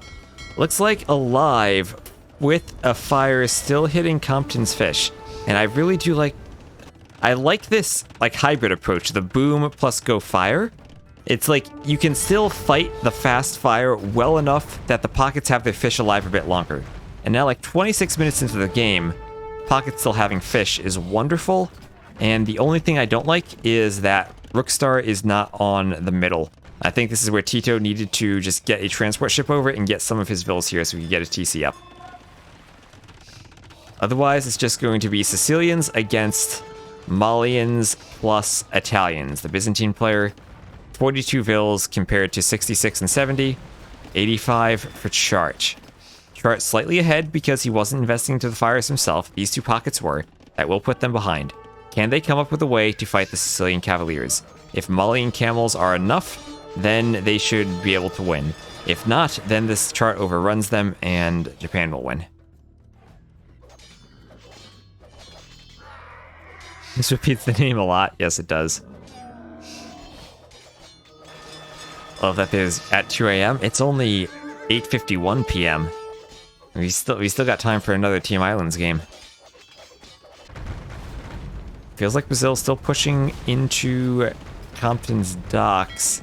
Even though May is still trying to defend. May is not on the middle. And, well, neither is K. Malian camels still fighting. Hard to fight Sicilian knights with camels, though. They just resist all that camel attack. And makes me think that Sicilians are an interesting pocket. For migration now, as a counter to the camels. Camels to counter knights, but you get knights that counter the camels. Ooh, double forward castles, but this is a Sicilian castle. That will go up, we know that. Alive's still booming, though. Alright, so as these two players are fighting, Alive's booming. 81 vills is the Italians. And maybe not enough knights there for that fight. The vills coming forward. The castle deleted and going more forward as Tito has the camels pumping. Castle will be denied, and he's going to win this fight. Camels still, what is that? +9 against cavalry. They will still have some extra damage against the knights. That castle won't go up. Vill's going on top of the hill. Maybe going in too far against the Sicilian, though. The knight number is dwindling. Maybe he has to retreat, but they're still on the villas by the castle. These villas need to wall themselves in. Some stone walls there. It'll now be a one-vill castle for Tito, but he can send more villas and get it up. Yeah, Sicilian knights versus camels is a very interesting fight. And if they get other units comboed in, then the knights tend to win. On the right, it's a Genoese crossbow push against Compton. Alive up to imp. Tito doing a handcart. He's still booming. Chart isn't imp yet. This is where, let's see, how much resistance? 0 cav armor. I guess the extra 5 attack from the Genoese crossbowmen, or even the 7 from the elite, won't matter too much against the Sicilians. Oh, probably still be nice. Byzantines feel like they need to go arbs here. It's still only 76 villas compared to 95. This should give Alive the opportunity to push. On the left, Compton, well, his fire ships, this is the last one on the left. He's still being pushed on the right. A few fast fires being added in from Alive, and I absolutely love the way Brazil has played this game. They just need to figure out a way to deal with the Sicilian pocket. And Farimba heavy camels might be that option. And actually, you know, hitting May, just keeping him really far down, stopping him from getting to Hal, but could also be a good play. Gonna start hitting the villas of Compton here with those camels. Sicilian knights were chasing, but ooh, they're gonna jump the Genbos.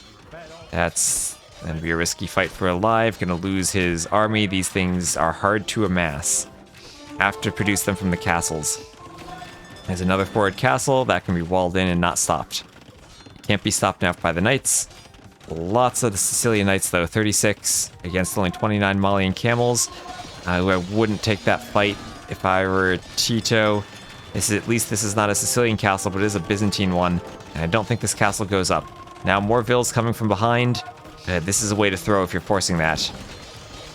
Genoese crossbowman from behind, trying to work against the knights. I don't think this castle goes up. I think that Alive has to abandon it.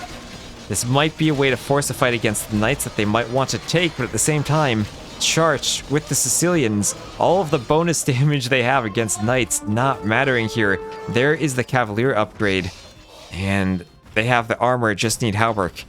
They need Imp, they need Heavy Camel, and they need Farimba if they want to keep fighting that.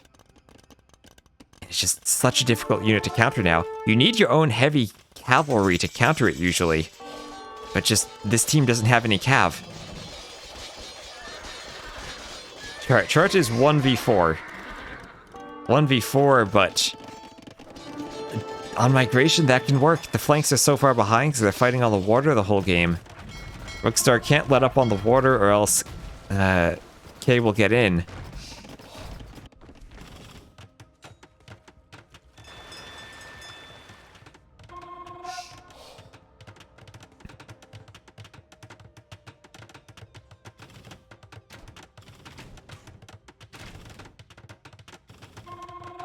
Hold on, I got a message now.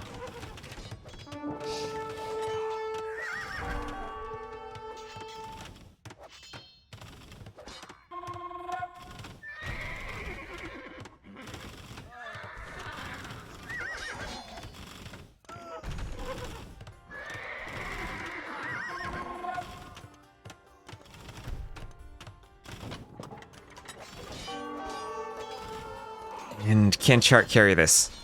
Can Chart carry this 1v4? How many Cavaliers does he have? He has 38. Although now it is Farimba. Farimba heavy camels, 45 of them. 34 Cavaliers here. They do have Hauberk in. They will resist that bonus attack. Farimba is in. And are we going to fight here? Tito wants to go under the castle. Hill advantage for the Sicilians there. Can't fight just at that location. Viking doesn't do Drakkar? What do you mean?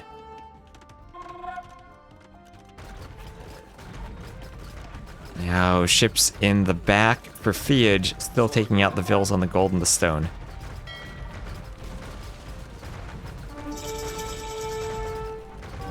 Fight chart can add Halb. We have Elite Sergeant. And now the fight under the camels. Where did the Cavaliers go? I don't see them anywhere. They're running over to the right, as it looks like along with Compton, Chart now wants to push and get in against the Live, and maybe a good idea if he can surround and kill the Genoese crossbowmen, stop them from getting a large mass together. Looks like with the hill they're still doing okay. Three of them are converted. And we're gonna have the Arumi swordsmen.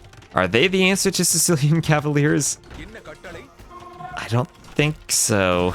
Normally the Dravidians want to be going Elephant Archer here.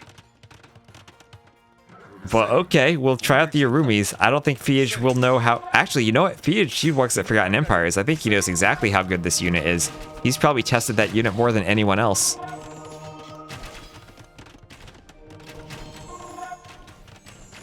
Fiage, he has a plan here. He has a plan.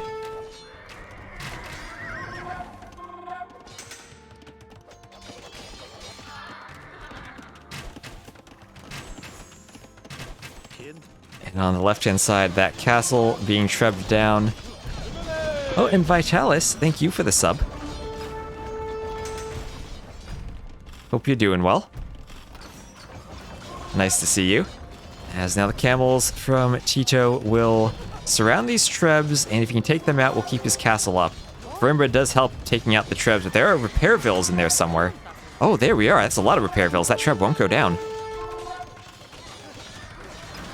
Sergeants here will deal with the camels.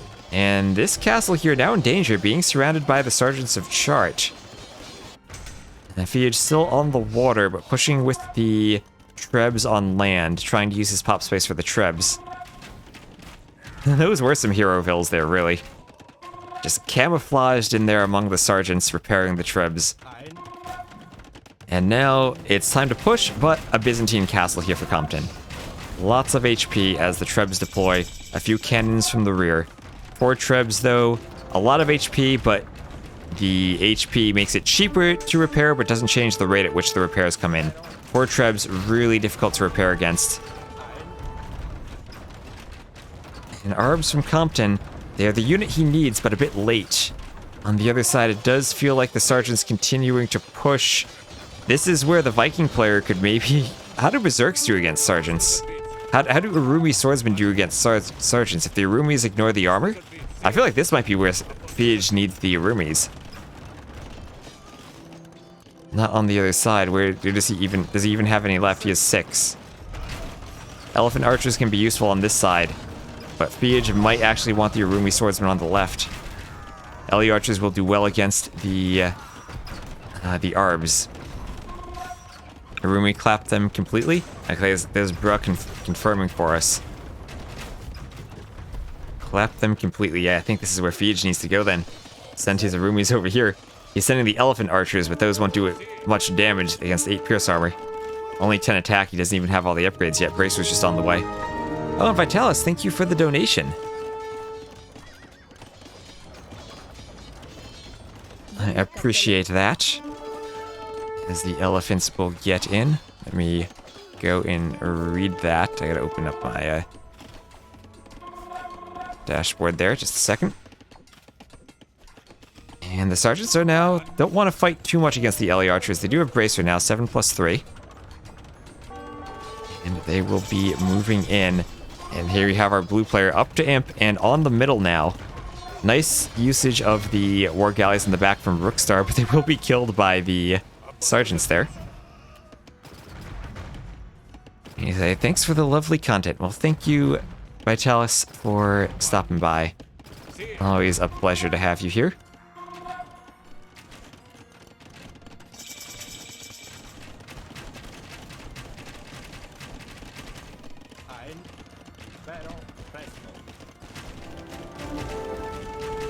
And now it is 1 Byzantine castle down, 5 more cannons coming forward.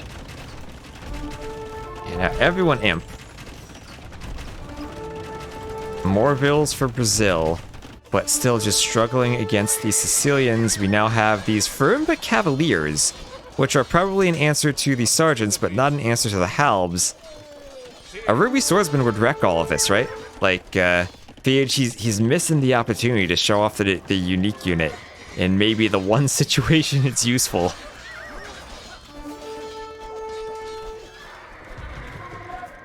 Forward Trebs. I feel like Brazil has played this about as perfectly as they could, but just needs to find some answer to the Sicilians. And maybe the answer is getting Rookstar to Treb production. He's doing Berserks. Berserks, they have what? 14 plus 1 attack. That can go up against 7 armor, but there's the GG. Brazil takes it. They just can't hold the push on the right-hand side. And I think that the way Brazil played that, the meta of 2 players in the pockets, adding in a few fires while also booming in the middle, might be that might be the way to play migration. Maybe they want the faster up flanks to like snipe fish early on, but this is the way I'm liking to see migration played nowadays. Not just booming in the middle and ignoring the flanks or going straight for that fast imp fires, but just enough so that if you have 2 players adding in a few fires, you force the fast imp player to go to 2 sides, and that's really difficult for them to pull off.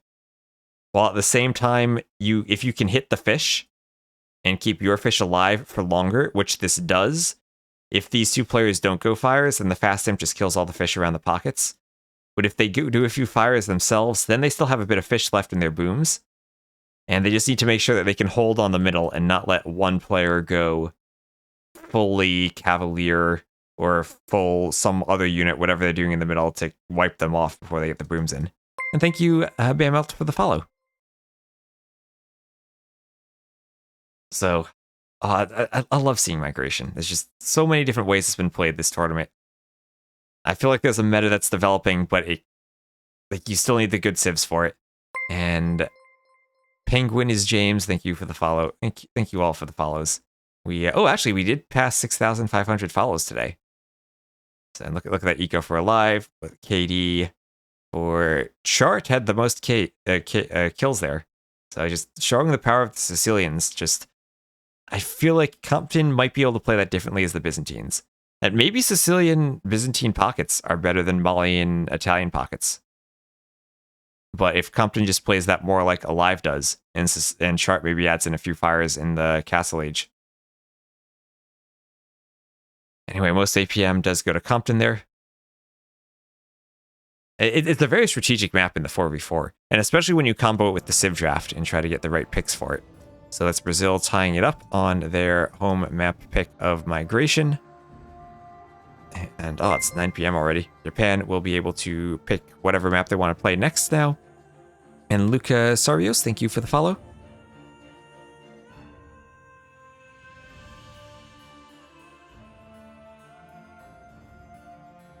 And YouTube subs. I think we're at just about 27,000.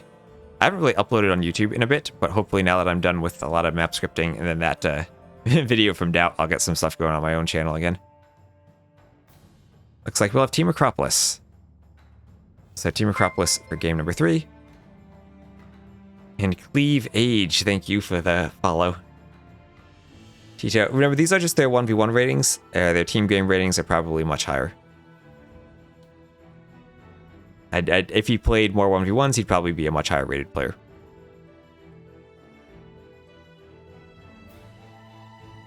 Not just necessarily one who does more at team games, but there are a lot of just team game players who don't play 1v1s, and he's probably one of them. Oh, and bruh, thank you for the sub. Welcome to the Baltic Fleet. And bruh, probably rooting for Brazil here.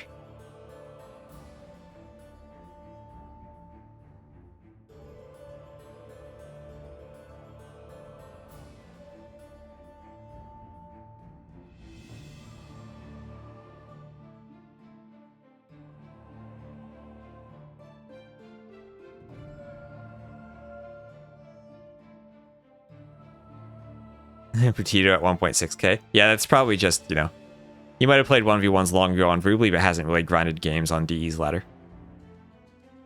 For Alive not to sync the team. I'm rooting for the magic that would be reappearing on this roster and actually playing a game.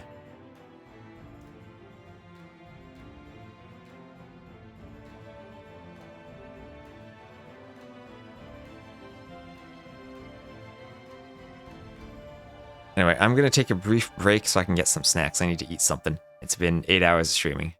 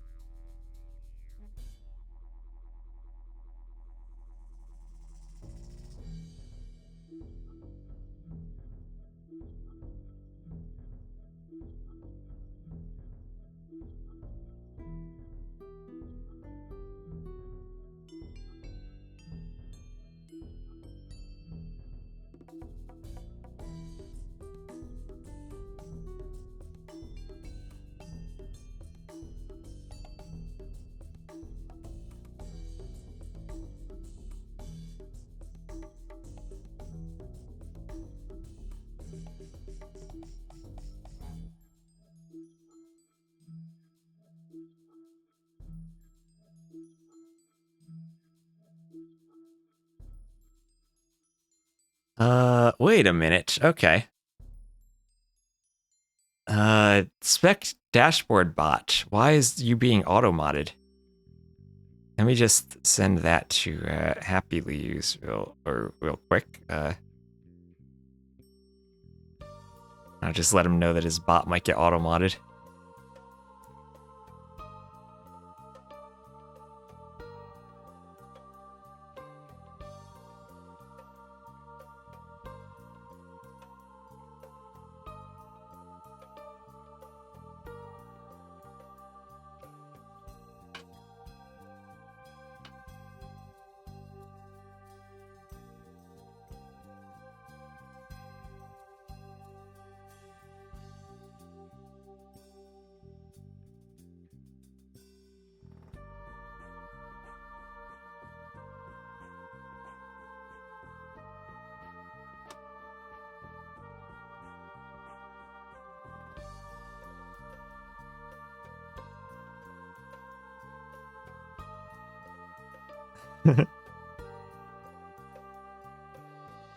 Is it really? 2,316, not true. I did have that one video from I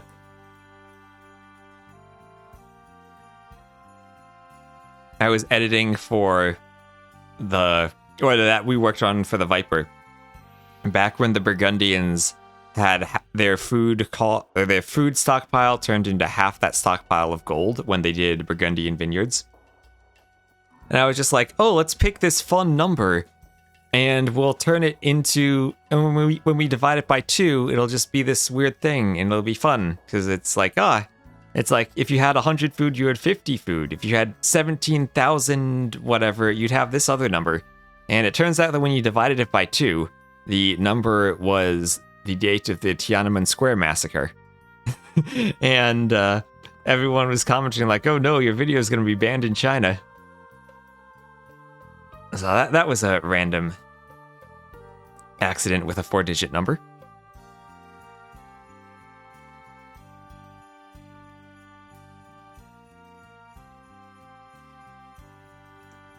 And as an American who writes dates in the totally correct format of month, day, year, I did not actually pick up on that when I created this random number.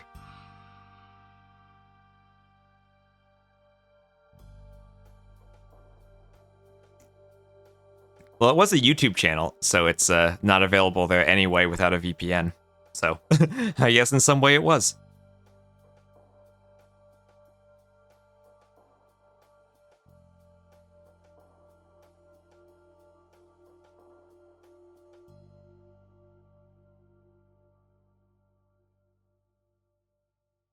Oh yeah, also go and follow Bruh too. He hasn't streamed in a while, but in case he ever does, give him some more followers.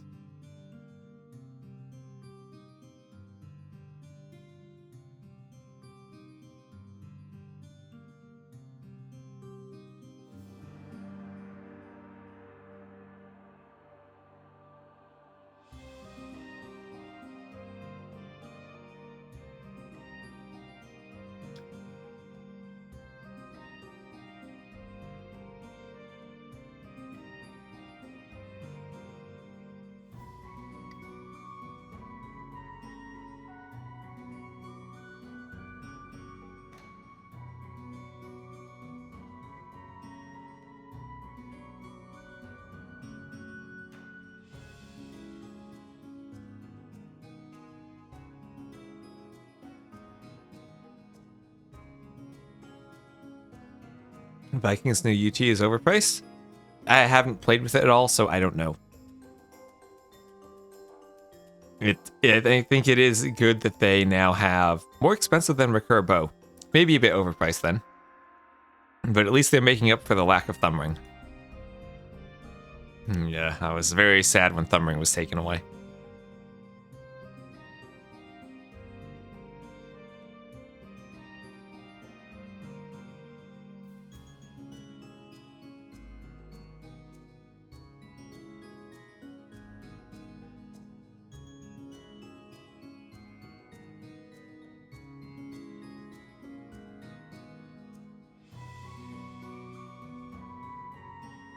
$650, $500?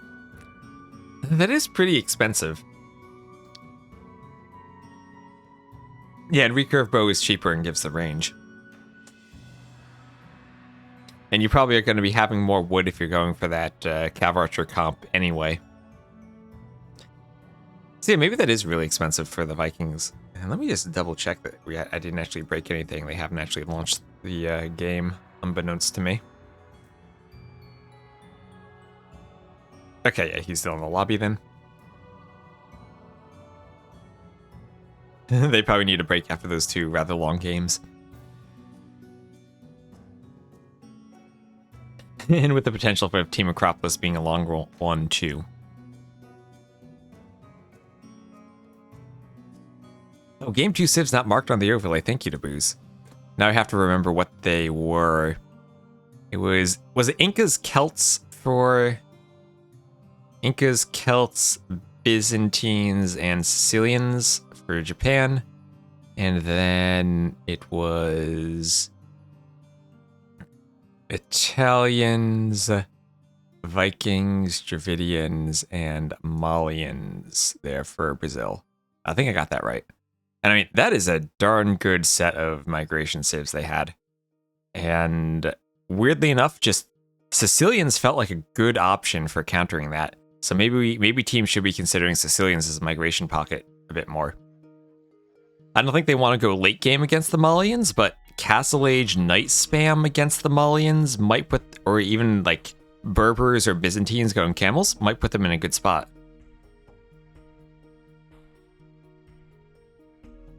Hindustanis have also seen as a pocket there, and Gujars too.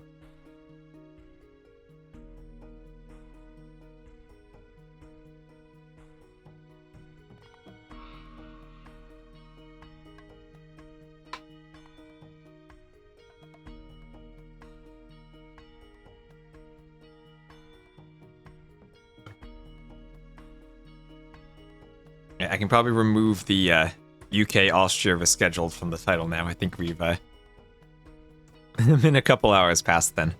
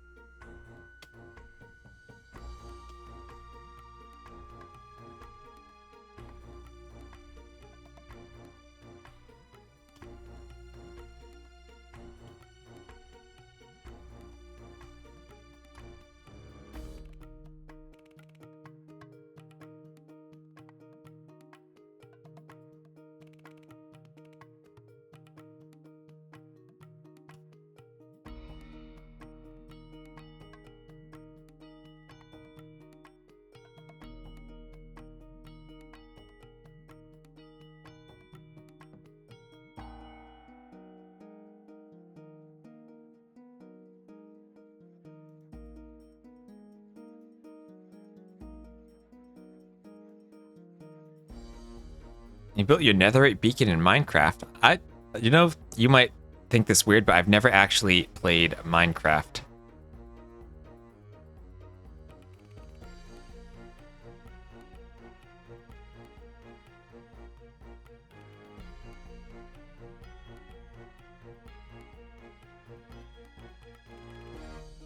And I just saw a color change. There's action in the lobby.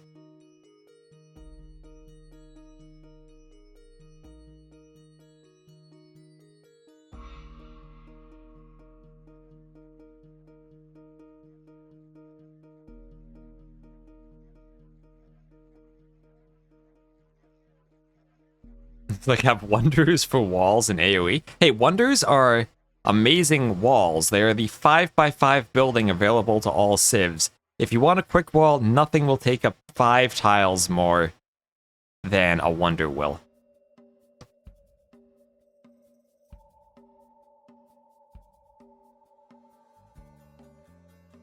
Imagine that you're on BF. You have like this wide open field. You've cut through with your onagers, you're almost there, and all of a sudden, 4 wonders come up, taking up 20 tiles, and you can't get through.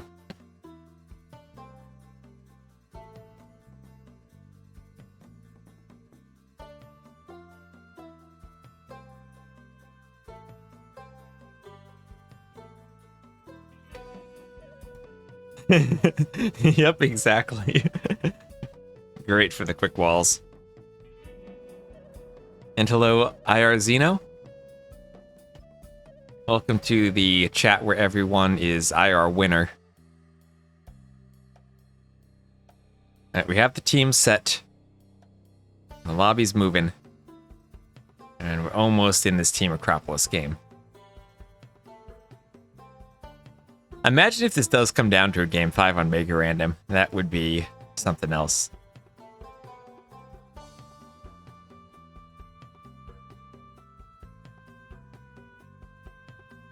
Some Vittoria quick walls? Exactly.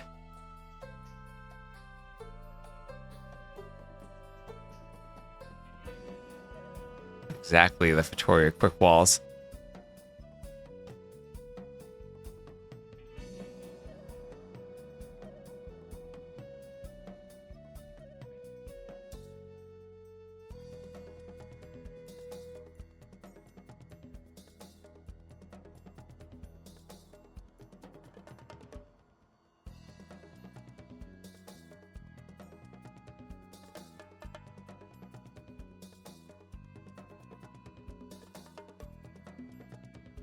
Do I watch or play? Well, By the looks of it, this Team Acropolis game might take a while to get started. They're still sitting in their lobby.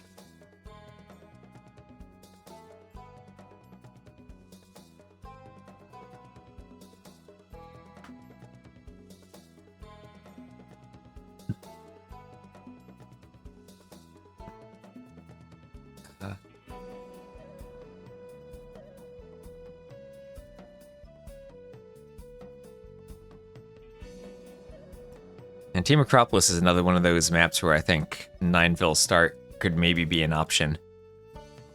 Like, for stuff like Arena even, or for BF, it kind of does mess with your Dark Age a bit. But for Team Acropolis where you're just booming, I think it might actually be fine. No, if Fiege is streaming, I can peek into the lobby and see what's going on. It's Chart and Compton not ready.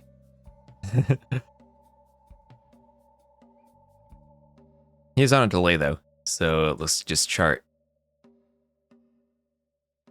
Alright, we got 7 check marks in that lobby. We're at 7 out of 8 join fast.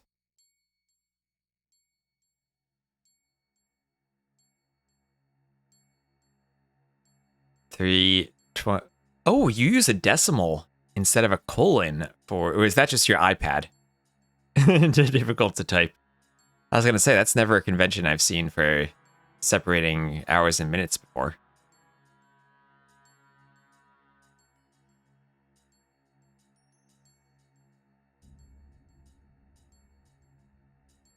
Oh, and Vanuk, thank you for the follow.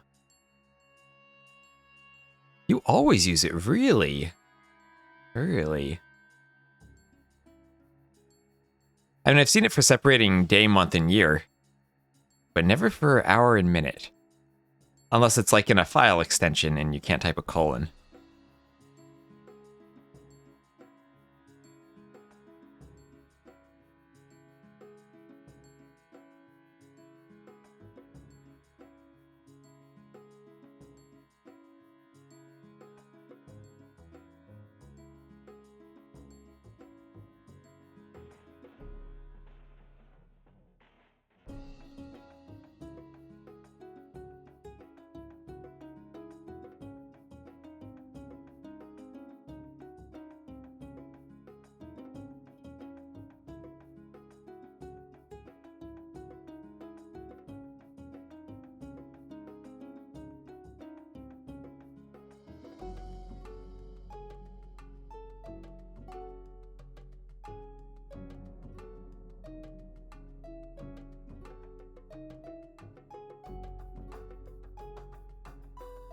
I'm kind of excited to watch. I'm excited to see it started. I was like, okay, I'll open Fiege's stream again. See, also, yeah, Fiege is streaming if you want to go follow him. I believe he will be streaming in Portuguese. But if you want to see his POV or just give him a follow, go check him out.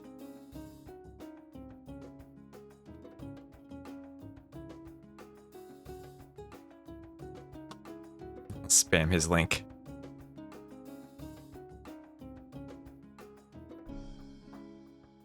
We're tired after 8.5 hours? Yes, but we're gonna finish this. Hopefully, I will want to go to bed at some point. So if this goes all 5, I might need to. I don't know. Maybe I need to host someone if they're casting the final one. Oop! I just saw something happen. Chart has been top 16 in KOTD 3. Really? Oh yeah, Chart is like for a long time. He's been a good player. And thank you, RoboDo, for the follow.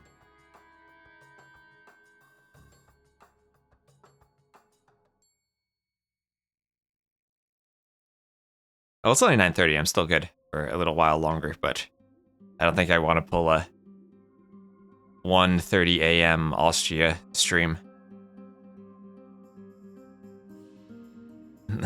Hopefully I don't have to leave another series on a 2-2 cliffhanger, though.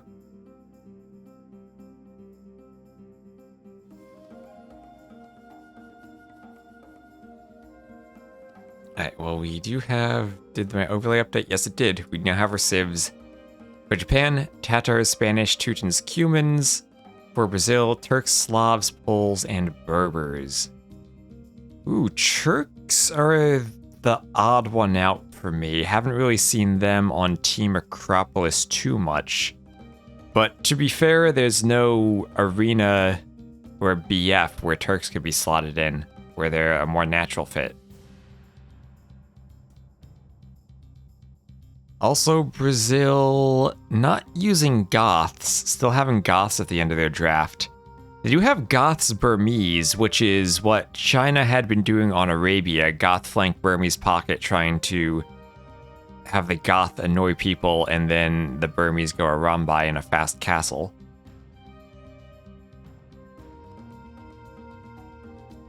Slavs, of course, have siege onagers, Poles, just nice Schlachter privileges and winged hussar spam.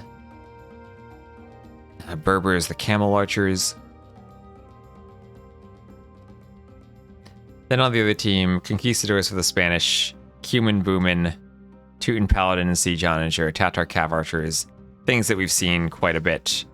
Team Acropolis feels like a map where you end up dumping the Teutons when you don't really have a BF or arena to play them on.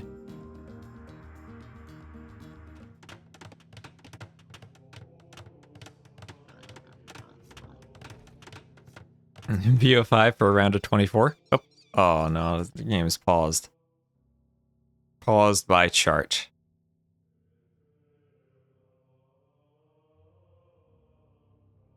I'll show it to you as well. Paused by chart. He says sec.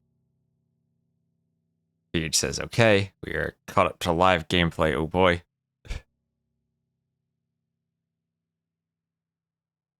I don't have tooltips. Oh no, I do. That just doesn't have a tooltip.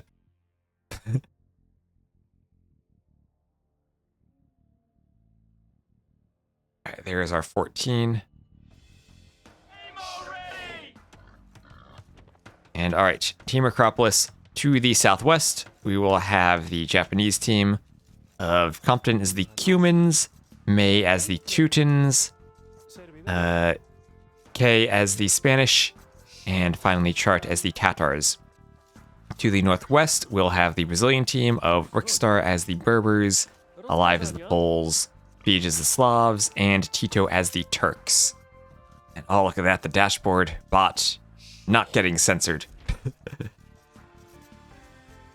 Yeah, Ubangudi isn't followed. Ornlu is. I'm followed too. I think if you do the pound T West, you get something. I don't know if you need the dash or not. Yeah, both teams with a lot of mobility. Only the Turks. Well, they can go cav archers, right?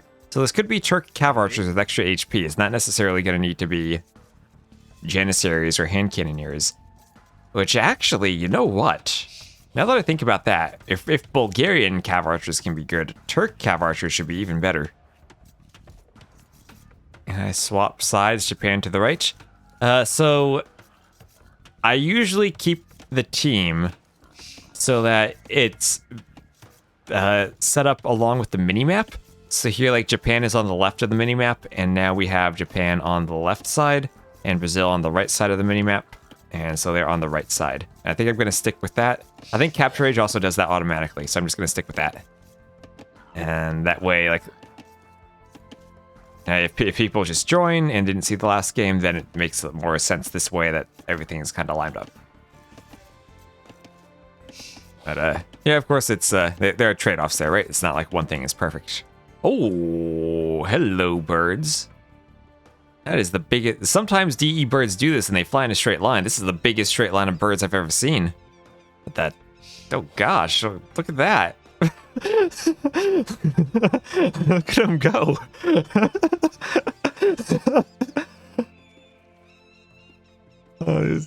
Can I double click one of these?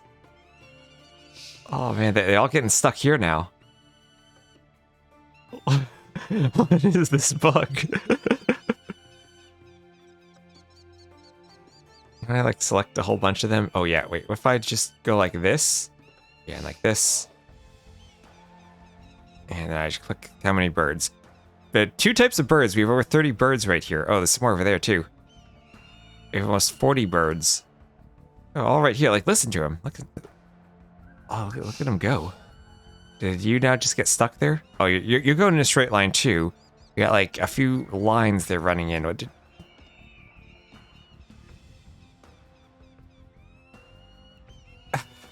Well, as bad as DE pathfinding is for units, I think it might actually be worse for birds.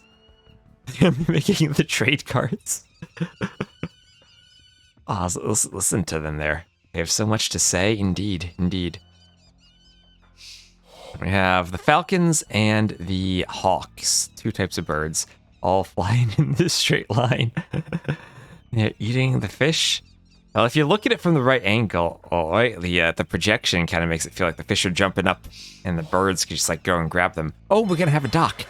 They're just showing Rookstarsville where he can go to dock. We're gonna have a dock from K2 on the other side. This will be a double dock. Looks like that Bill ran into a wolf. Oh, and the dock's gonna be right underneath all these birds. Oh, okay, and this is great. So when you build a dock, there is another object that spawns on top of the dock, and that's gonna be a bunch of birds. So there's gonna be even more birds here flying once the dock goes up. All right, just wait for it, 75%. Here we go. And now, look at that. A bunch of these little tinier white birds flying around that dock, all joining the rest of the 40 birds we have on the map in one straight line. Oh, this is absolutely glorious.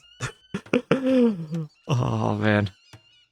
Someone remind me to submit this wreck as a bug report, but oh, this is beautiful. Yeah, seagulls, hawks, and falcons all in one big line. Like, this is the perfect dock location. He built his own birds in line with the other birds. I don't know if Rookstar planned this. I don't know if he noticed this. But, oh, this is beautiful. Let's see, did we change the line of sight of the birds? Oh, we did. So birds have 0 line of sight on this map, so they don't interfere with boar stealing. I was going to say, if they did, this would be the best place to steal a boar. Anyway, the players will be adding in a couple of fishing ships. We'll have 2 from each of them. Compton will be up to feudal. He's the Cuman. The Cuman player, so he'll be going for Cuman Boom. He'll be getting his TC on the side away from all of the birds, but next to a nice patch of 8 ibexes and also a wild boar. So good food for him on his boom. And hello there, Debus again. Stealing your idea. Hey, I am the one who first came up with that idea when I made the one of my first YouTube videos back in the day, the stealing boar using relics. And notice the bird line of sight affected it. And yeah, great TC here, but I guess maybe one thing to note is that, again, when I set up this version of Acropolis on Robo's suggestion, we did keep the golds not just immediately at the base, but spread them out a bit more throughout the map. So you do run the risk if you just go for the side TC near the edge of the map, you might not have gold access. So sometimes I have seen the Cuman player in the pocket and they go for a forward TC. Side TC, great for the food and wood, not necessarily for the gold and stone. And thank you, Latorex, for the follow. Oh gosh, this is going to be here the whole game, isn't it? Sometimes this like resolves itself at some point and the birds fly away. We'll have Alive up to Feudal 2. You're going to look for stables now. Do we have players going scouts? Full walls from Brazil. And we'll have Tito going for some scouts. And be doing some laming here. One of the players didn't find their pigs. It's a bit sloppy not finding them. But I suppose you can use your scout maybe just for pulling in extra boars or pushing deers. Or not, maybe not pulling them, but just finding where they are.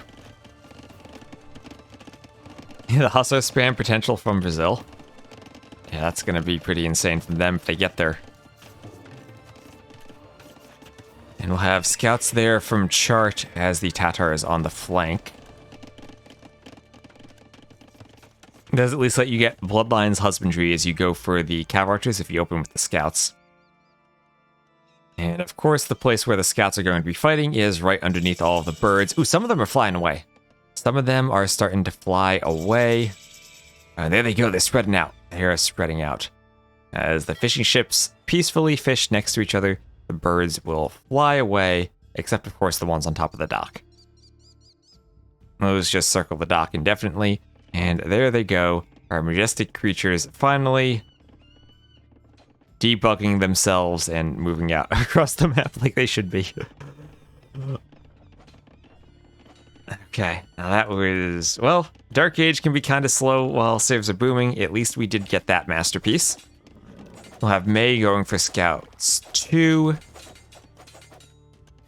Avian Castle has reached a decision.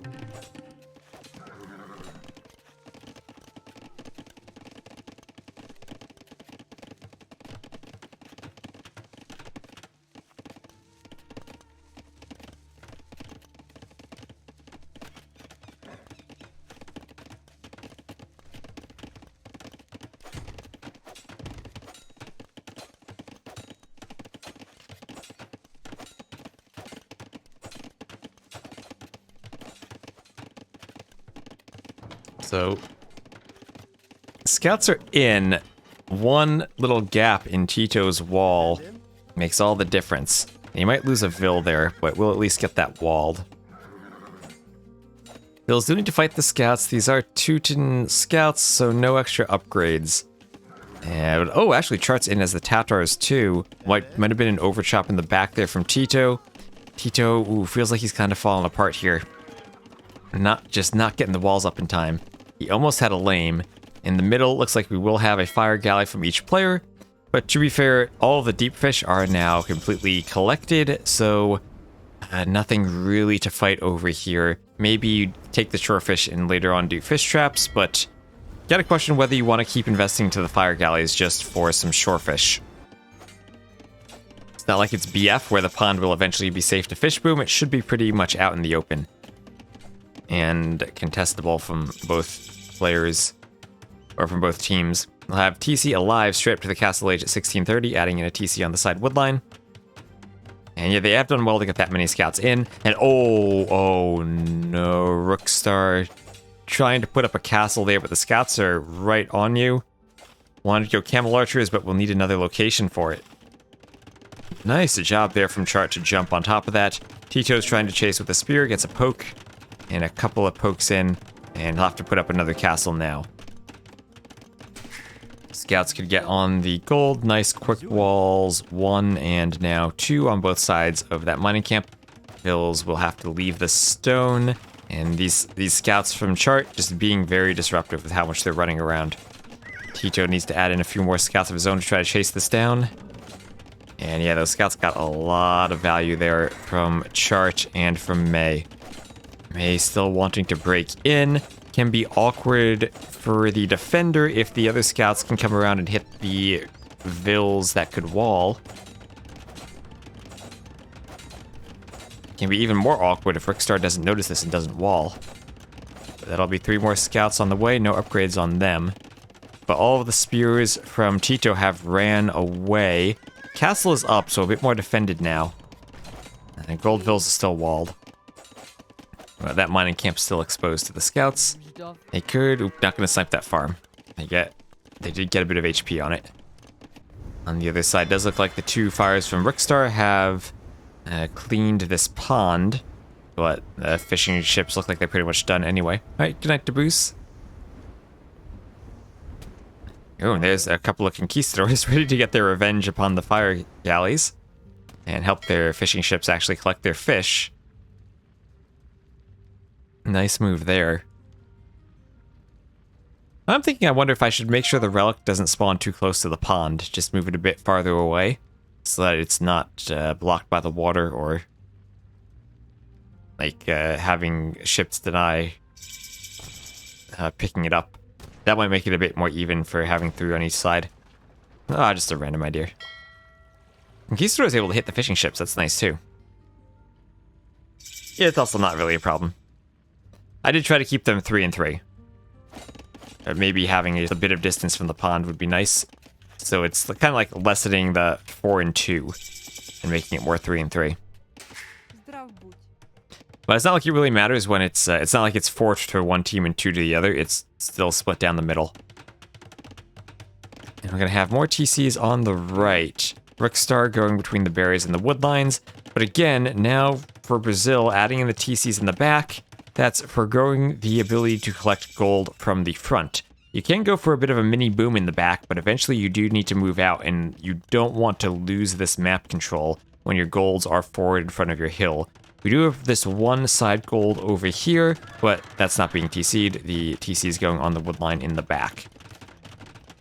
We'll have two TCs at the top of the hill even for Tito. Can trap himself up here quite a bit, but will be on the stone and on the gold. Has a bit of wood to take from them. Just needs to make sure he gets wood elsewhere on the outside. Here we see the opposite approach from Japan. They're all going for the forward TCs between the wood lines and the golds. And it looks like we have some knights streaming forward for them, especially from Charch and also from May. And, well, lots of different ways this map has been played. Well, Berbers are the camel civ, but they're going to be going for camel archers, not just normal camels. So maybe if there's a lot of knight pressure in, as that's actually 3 players now going for knights. As Compton with the Cumans, he's done his boomin', and with a nice number of vills, he'll be switching over to knight production as he's adding in a 3rd TC. These walls are up, but no real military here. Bloodlines, Turks could go camels too. He's making a knight, but maybe a camels play from the Turks would actually be an option here. Yeah, triple knight if you don't really have the great camels. That's why you have seen Gujars and Hindustanis used on this map quite a bit. And just had a brief red square in OBS, so you might need to refresh. Ooh, now Tito needs to be very careful about not over chopping here. Has to keep rewalling with houses. And, well, how do you stop this now? Do you rely on your walls? That's going to let your outside TCs be hit. Do you rely on camel archers against 3-player knights? Probably not.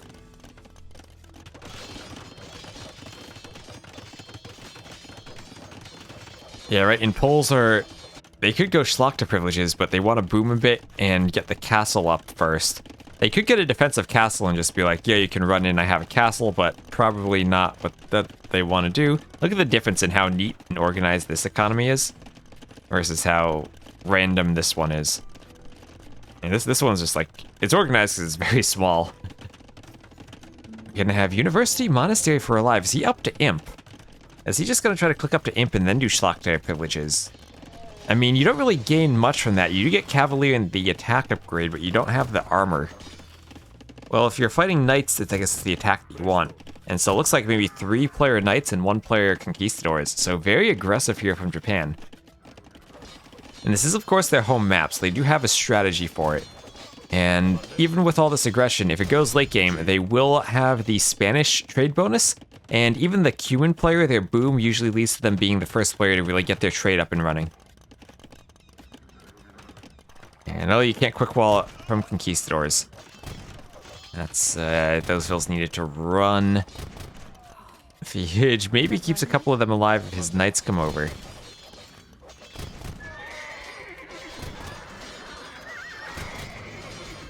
There's some camels from red going down.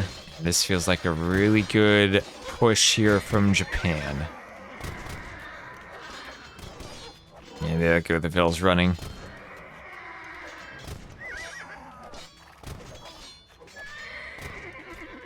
Okay, going for the conquistadors. Spanish can make that paladin switch in the late game after the conquistadors start to fall off. They can also just go to elite conquistador and try to keep pumping them out if they want to take fights against halbs. Depends on what role they're playing on the team. But with on the side with the Tatars, I imagine Tatars would go heavy cav archer and Spanish switch to paladins. But you also do have Teutons and Cumans for paladins. Teutons for no husbandry with the extra armor.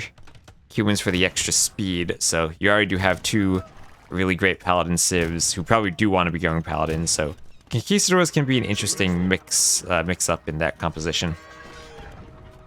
Especially since you don't really have an archer civ on the left side. Could try to maybe do a swap, send the Teutons to the right, conquistadors as your archer-ish unit to the left.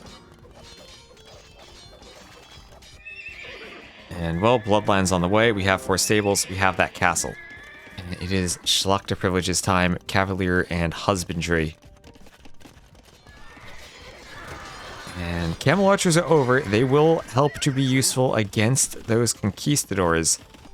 And after all this pressure, though, it is about a 50 vil lead now for Japan. Tito just taking the brunt of this pressure, down to 58 vils.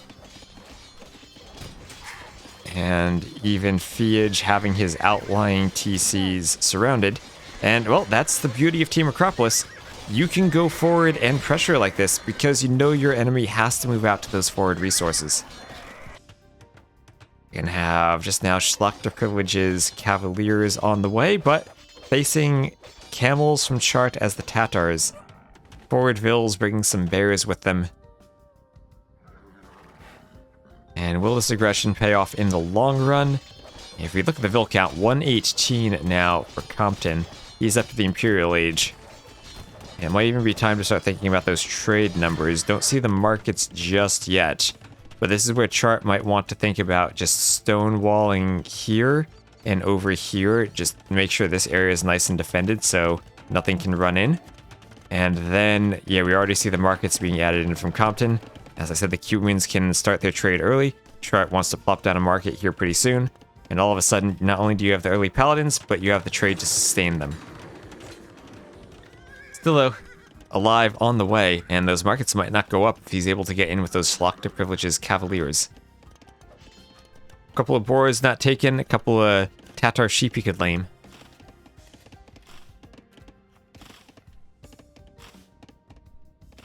And the alive blood is indeed incoming. Getting underneath the TC. Is not fully garrisoned. Chart trying to defend with camels, but again, they are just Castle Age camels against Polish Cavaliers. No armor, no attack. Or only +2/+2, doesn't have a blast furnace. Only walls. Well, these are very forward walls. Also, you can do with this map control. You're going to be very forward over to that pond. Same thing from green, but remember, Chart didn't finish his walls. The Schlachter Privilege raids are incoming, and they're not going to be stopping anytime soon. Now it's this team who might be wanting for camels. At least Tatars have decent camels. Humans might want to send some Paladins over here. And the castle is up in front of the wall. So that wall won't go up anytime soon. I wouldn't mind alive picking those villagers, but Keystro is not going to be able to do much under the castle. Oh, there's a Treb, though. Conquistador is still Castle Age. The Treb is now out. And Japan, who almost got the walls up, feels like Tyrant didn't finish the walls. You remember that Team Acropolis game. Now some hero villagers need to go and repair the Treb. Ooh, and they just managed to keep it alive.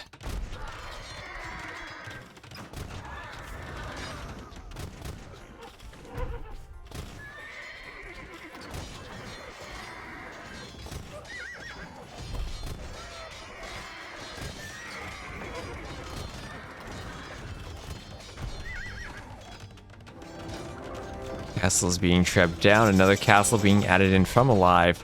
This is where the camel archers are coming over. Will this castle go up? Can the Poles get their second castle? That would be crucial for just giving position to treb this one down. 7 more Vils, 75%. And I think it does go up. The Schlachter Privilege spam is on the way. And for a game that felt like Japan had done such a good job with their aggression, the Poles player is up and alive and pushing. On the other side, markets being added in. Still don't have those markets in the bottom from Chart. The trade carts are arriving. They've got nothing to trade with. And like, yo, Chart, give me a market. Plop that market down. That bird, he's even come all the way from the middle of the map just to see that there are no markets. What?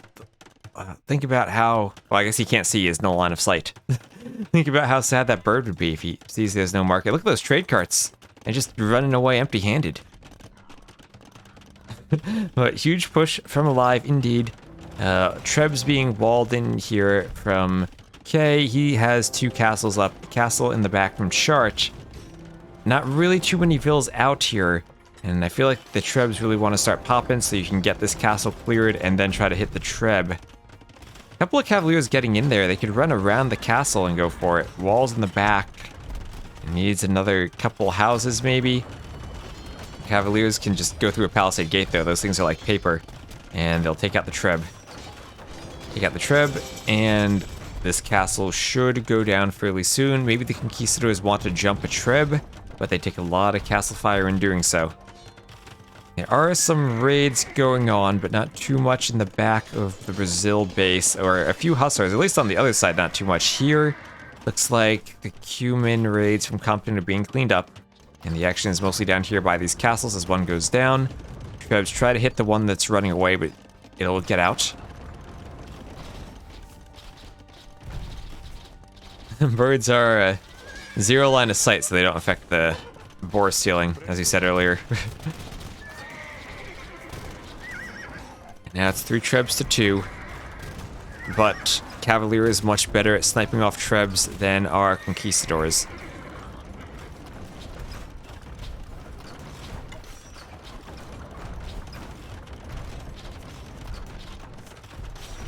Yeah, now's when the Brazil comp starts to get interesting. Still a slight score lead for Japan. And they are in at the north of Brazil. Not sure. Oh! There's always a hole. There's always a hole. And May is in with Cavaliers. And also with the Cuban Paladin there from Compton. That's gotta hurt for Fiage. He had all of these stone walls up. They also could have just ran in over here. I believe it means no line of sight. It does not mean a singular point. I've not explicitly tested that, but I believe it is 0 line of sight. A very strict, you don't see anything.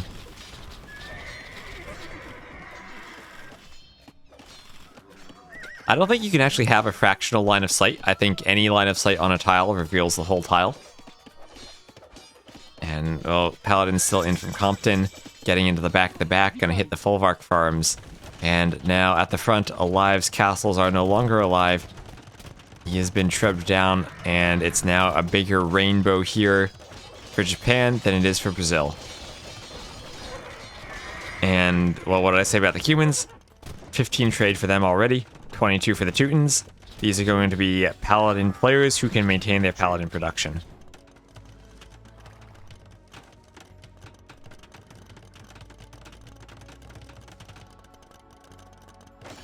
Defensive castle being thrown up for Tito. But remember, the longer this game goes on, the longer the Spanish trade kicks in.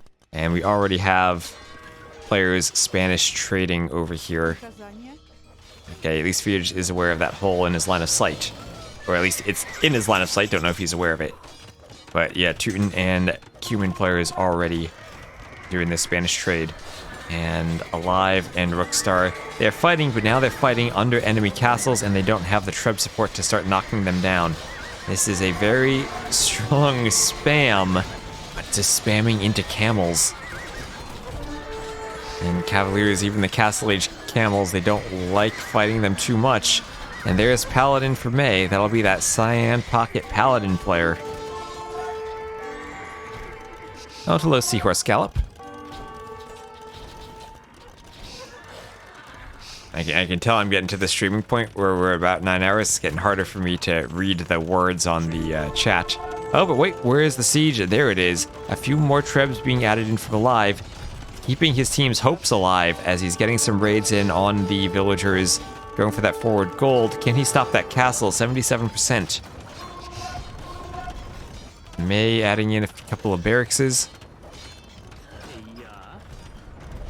And walling, but not finishing the wall. Oh, but getting the Cavalier almost almost got in there. Heavy camel now, though, for Charch. Tatars do indeed get heavy camels.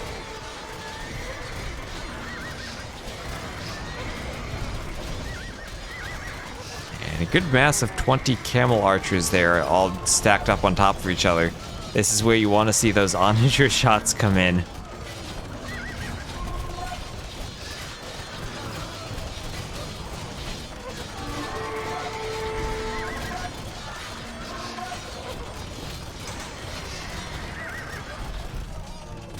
And Castle, another volley should take it down.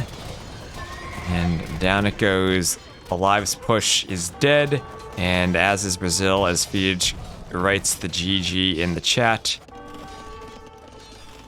And well played there from Japan, showing that they know how to play their home map.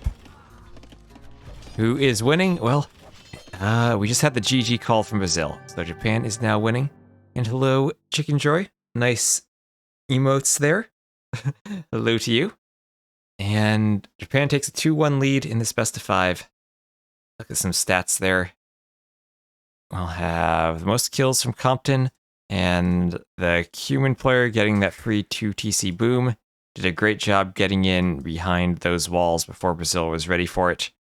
And Alive, strong push with the Poles, but not quite enough when the rest of his team was faltering up there. And we'll go look at some stats again. We'll have the most, the human economy. So high up there, and even the early trade as well.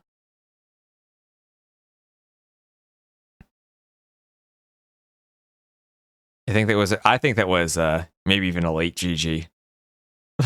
They were cleaned on both sides. Alive push had been stopped. Compton even has the most APM. But this push here was, he lost the castles. Castles were forward, that's been stopped. On the other side, they were just being raided everywhere, lost some of their markets. I think they had lost all the momentum, and they saw, you know what, we're against Spanish trade. This is going to be a rough run from that point forward. Yes, let's head out. I'll update my overlay here. That'll be 2-1 win for Japan, as they took their win on Team Acropolis there. Oop, wrong flag. There we are. And for the civs, let's see here. We'll have Teutons. Where are this side? Teutons, Spanish, Tatars, and Cumans winning against the Poles, Slavs, Berbers, and Turks. Turks pick, I think, is a really interesting one for that map, but didn't quite play out the way I think they wanted it there for Brazil. Well, that brings us to game number 4. It will be Brazil's turn to pick the map. They can play either Arabia or Mega Random first, which means if they win Arabia, we have a game 5 on Mega Random, which that could cause some drama.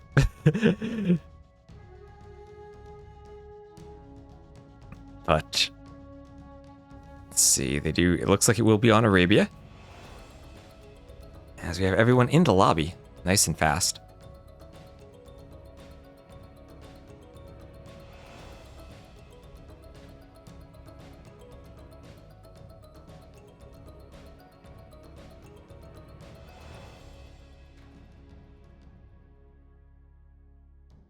You all want that Mega Random madness.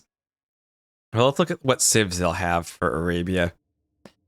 Mayan flank. Oh, and thank you, Gimorcus, for the follow. Welcome to the stream. Game 5 Mega Random with everyone calling Rees. Oh, the horrors of the old days of restarts. So we do have Mayan and... feels like this would be Mayan Portuguese flanks, Magyar Gujar pockets. Unless... does Brazil risk it? Do they go Burmese Goths as one combo on Arabia? Could go Mayans, Magyars, Burmese Goths. Feels like Mayans, Magyars, Portuguese Gujars is the safe pick, but then what do you have for Mega Random? I don't think there are Rees on Mega Random. I think there are only Rees on Nomad.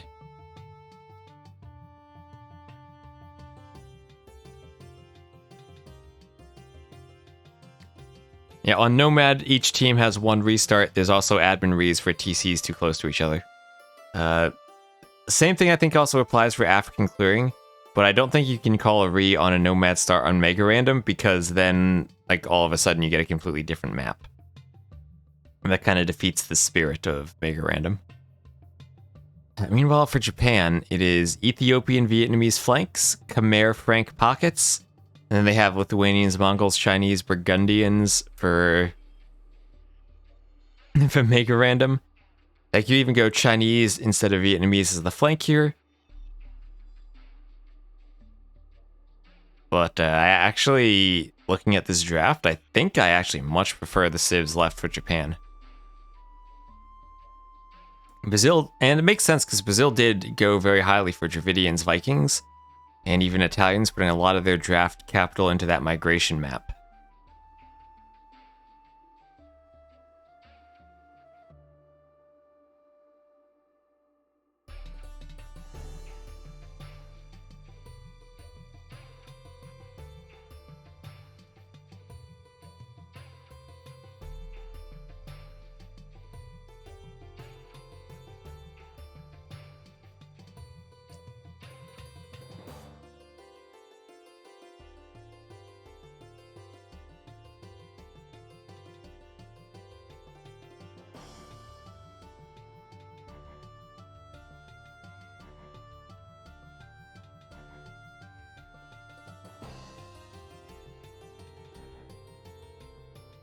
You want the Mega Random hype.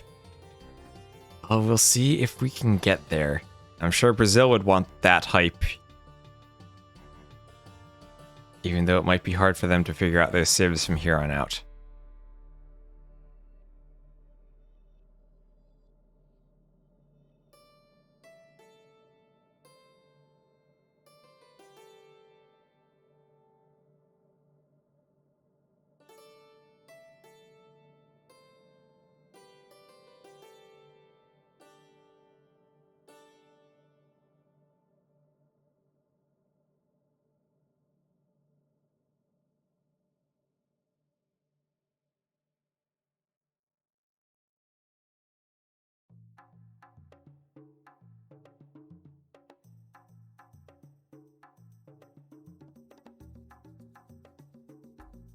And, well, they're in the lobby. Some players are readied up.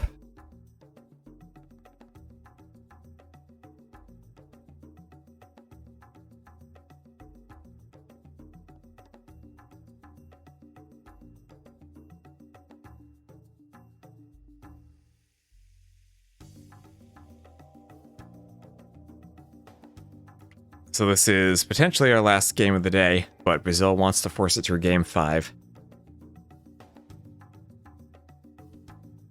And thank you, Relaki, for the follow. Welcome to the stream. And we'll see. We need Kay to pick his team, and then everyone to finish readying up. Kay's on the random team button.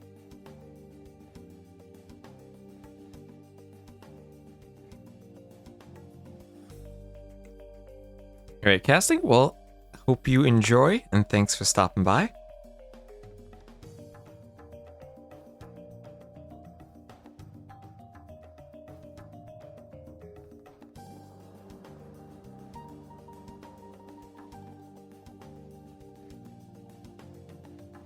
Do you do channel points? Nope, I like having them off because I don't like some of the spammy stuff that happens. I prefer to just keep them off.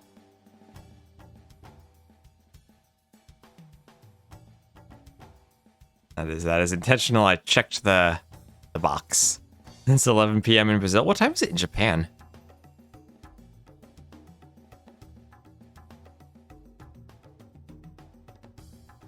What time zone are they? Because they probably woke up early to play this. So the later this goes, the later it is for Brazil. And I guess Brazil actually spans multiple time zones, right? So it could be different times. Oh, it's 11 a.m. for them. So they might actually be 12 hours apart. Oh, the wonders of Nations Cup. It's nice to see channels that avoid too much of the gamification of Twitch. Yeah, that's what I try to avoid.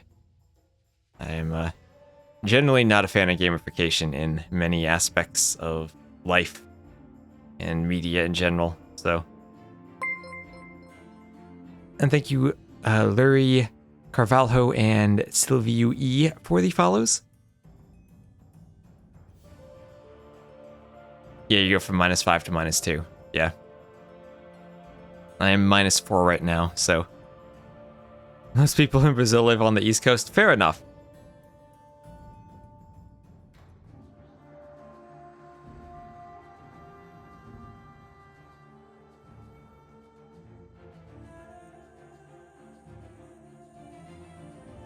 I feel like Age of Empires players probably just don't sleep. Alright, well, spec delay is for another minute. We'll have Mayans, Magyars, Gujaras, Portuguese for Brazil against Ethiopians, Franks, Khmer, Chinese, Japan picking the Chinese flank over the Vietnamese. And, well, if Mega Random is to be Game 5, I suppose the Vietnamese bonus is more useful there.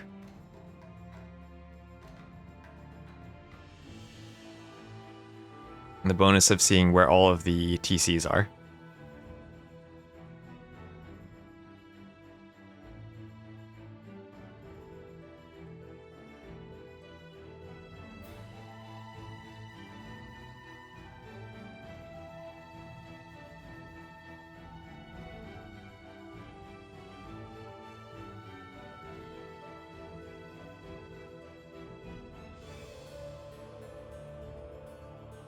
And a few more seconds, and then Arabia generates. And remember, this version of Arabia takes a very long time to generate. So we'll be at that loading screen for a few seconds.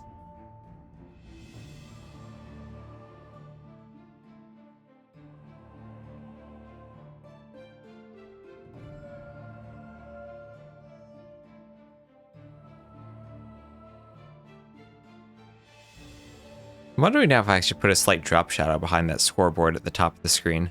Maybe I'll experiment with that. But here we are on Arabia. We'll have Japan to the west and Brazil to the east again. And it will be Ethiopians for Chart, Franks for May, Khmer for K, and Chinese for Compton. Against Brazil with Portuguese for Rookstar, Gujars for Tito, immediately going for that mill to put the goats in, Magyars for Alive, and then Mayans for Fiage. I wonder what server they're using. That is a good question. That is a... when we played Taiwan, we did not have a good server. It was either Australia or West US. Oh, and Anonymous, thank you for the $5 donation. Appreciate that. Hope you're enjoying the stream. And we'll have Eagle running forward for... Oh, Fiage, he loves laming with the American civs. Going right forward with that Eagle. This is... He was the MBL before there was MBL in terms of laming.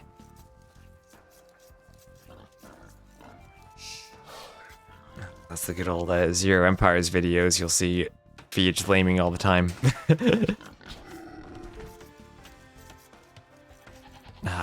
Someone translate what Tito's saying for me there. I don't know. But he's going to have those goats in his mill as he brings the boar in. And we'll start chopping that straggler tree to get a lumber camp up. Remember a time when Fiage was top 10? Yeah, exactly.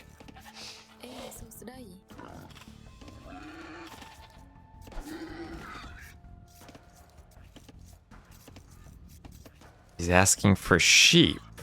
Oh, okay. He was trying to find his sheep then. Now it looks like he's gotten all 8. Berries can make it a bit crowded under your TC if you're trying to take the deer and the boar all at the same time. I was thinking for the Gujars, it might actually make things a bit easier if the berries were one on this tile and then one on this tile, so they were towards the outside of the TC, and not just kind of all clumped up next to each other, blocking everything here. Maybe that would just make it worse, though. I don't know, because, oh, now that boar. Oh, it's so hard to take that boar. right between those two berries. You can still surround it, but that just feels so bad, doesn't it? Trying to get the vills around and it just doesn't work. Anyway, we will have your Feage bringing in his boar. It looks like that eagle did lame. Oh, it looks like it failed to lame, as that's a boar walking back. But at least it might delay the uptime if that scout hasn't been pushing deer, and now it's going to be a late lure in on that boar. So it might not be the same 18-19 pop that we usually see from the Ethiopians, although I think Feage would really have liked to have gotten that lame successful. Mines, I do still slightly prefer over the Ethiopians. And cheaper archers really helps you get the numbers out. But Ethiopians do have some really good bonuses with their faster firing archers and then their free resources when they age up. Especially as the mines, you want that boar to be in because your food lasts longer on it. And now forward gold for Feage. This could be a problem for him. He's going to try to push in some deer. Oh, this 6 deers down here. This reminds me of those good old Arabia maps where you might get 8 deer all next to each other. You feel like you prefer the Japan civs? I think these are two good Arabia compositions in terms of civs. I don't know that I have a preference here. I do always like mines on the flank. The one thing is I'm not sold on Gujaras as a pocket.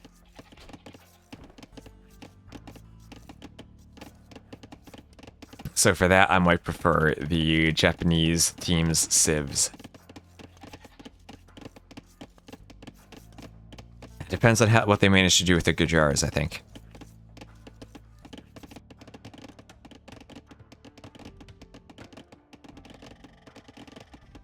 Now Chart pushing in a deer. Still has a slight bit of food left on that boar. This is where Chart skipping the mill. Late boar could hurt a bit. Only has 1 goat left. Or nope. Actually, that was hiding. Has 2 goats left. All right. So he's fine there. Back gold, so much easier to play this map than Feage has for his map. Back gold for Rookstar, who did go for the mill. But Portuguese, you get the wood while working on the berries. You just still want to go for that mill. And you can still click up 18-19 pop with the mill, and we see he's up on 19. Other side, Compton with the Chinese up slightly faster and with 20 vills. That's what the Chinese can do if they're not lamed. Really nice opening, and you get the extra vills.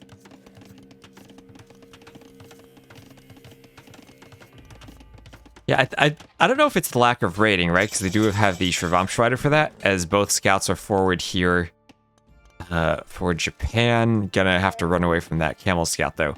I think it's more just if your flank falls behind, then all of a sudden the other flank has crossbows and they just really fight your camel. The key to the camel civs is really double teaming that flank in feudal and putting them behind.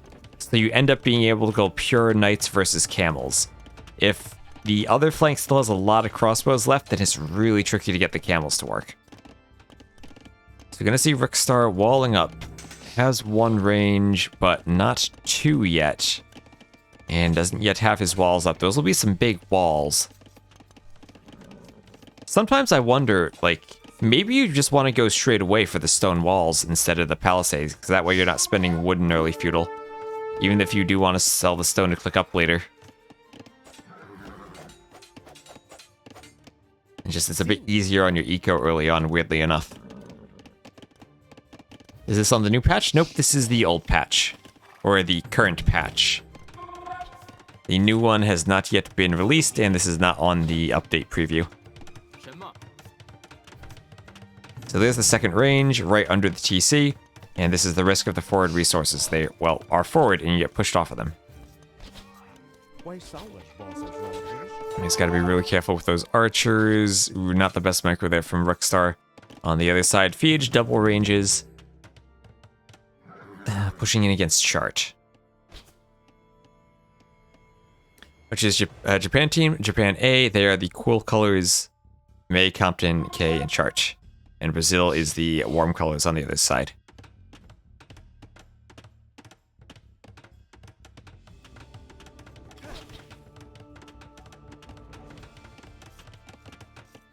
Selamneş. And mill going up now. Hole between the house and the blacksmith, though.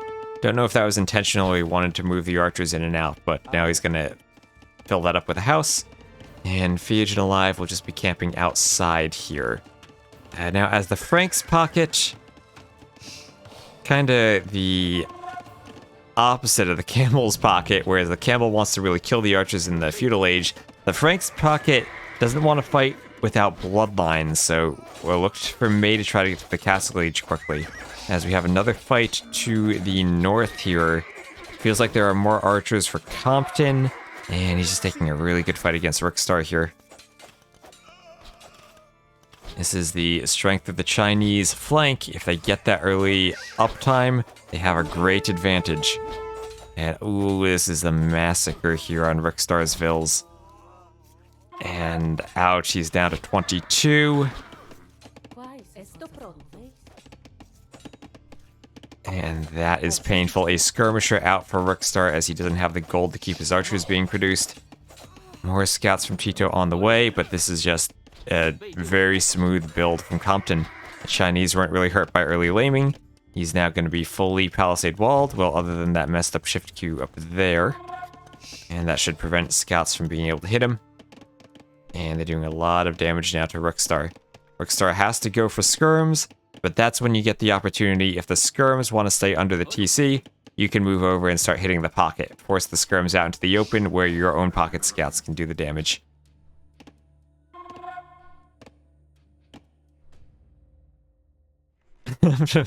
Should play with Wii U nunchucks. Oh boy, yeah, I had a Wii a long time ago. But I think by far the most played game I had was Smash Brothers, which we played with the GameCube controllers.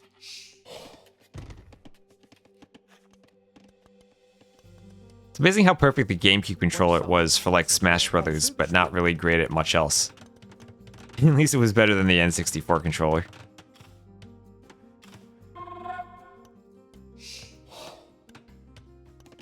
In the south, feels like Fiage wasn't able to get a good push, but looks like they do have more armies, particularly Alive with the scouts. Just have to be careful about the extra HP of the Franks, but he does have armor and attack. No bloodlines yet, that's just about to come in. We'll see if how he wants to take this fight. The micro here will be important for him, as he's gonna dive the scouts and then trap, wants to get in front of the archers. Few scouts going down. Unfortunate that they took the fight before bloodlines, but that's going to come in right now, and he'll still have a few scouts alive left over. But at the same time, oh, as I said, go to the pocket. Yeah, they've gone to the pocket. And now the no spears defending there. This is where I know the scouts are doing some raiding, but they just turn around and hit those skirms. And with the farms here, he can't wall unless he deletes them. Vills will go down. And the archers will not try to dive there. But there we go, scouts trying to hit the skirms. And yeah, this is exactly how you want to play the team games in the current meta. Japan doing a great job to the north. And Brazil's going to have to hope that Fiage and Alive can make something happen to the south. Yep, 9 hours. Hello, Butter. Feels like a win in the north, at least for Japan. Oh, they're going to break out, but there's a hole. There's always a hole. Alive is not fully walled. This is where he needs Teto to be saying, yo, Alive. Army here. I'm not seeing any X's on this mini-map. I feel like there needs to be some X's now. As Alive does need a bit more walling and needs a tower on that gold. Well, they're still fighting here.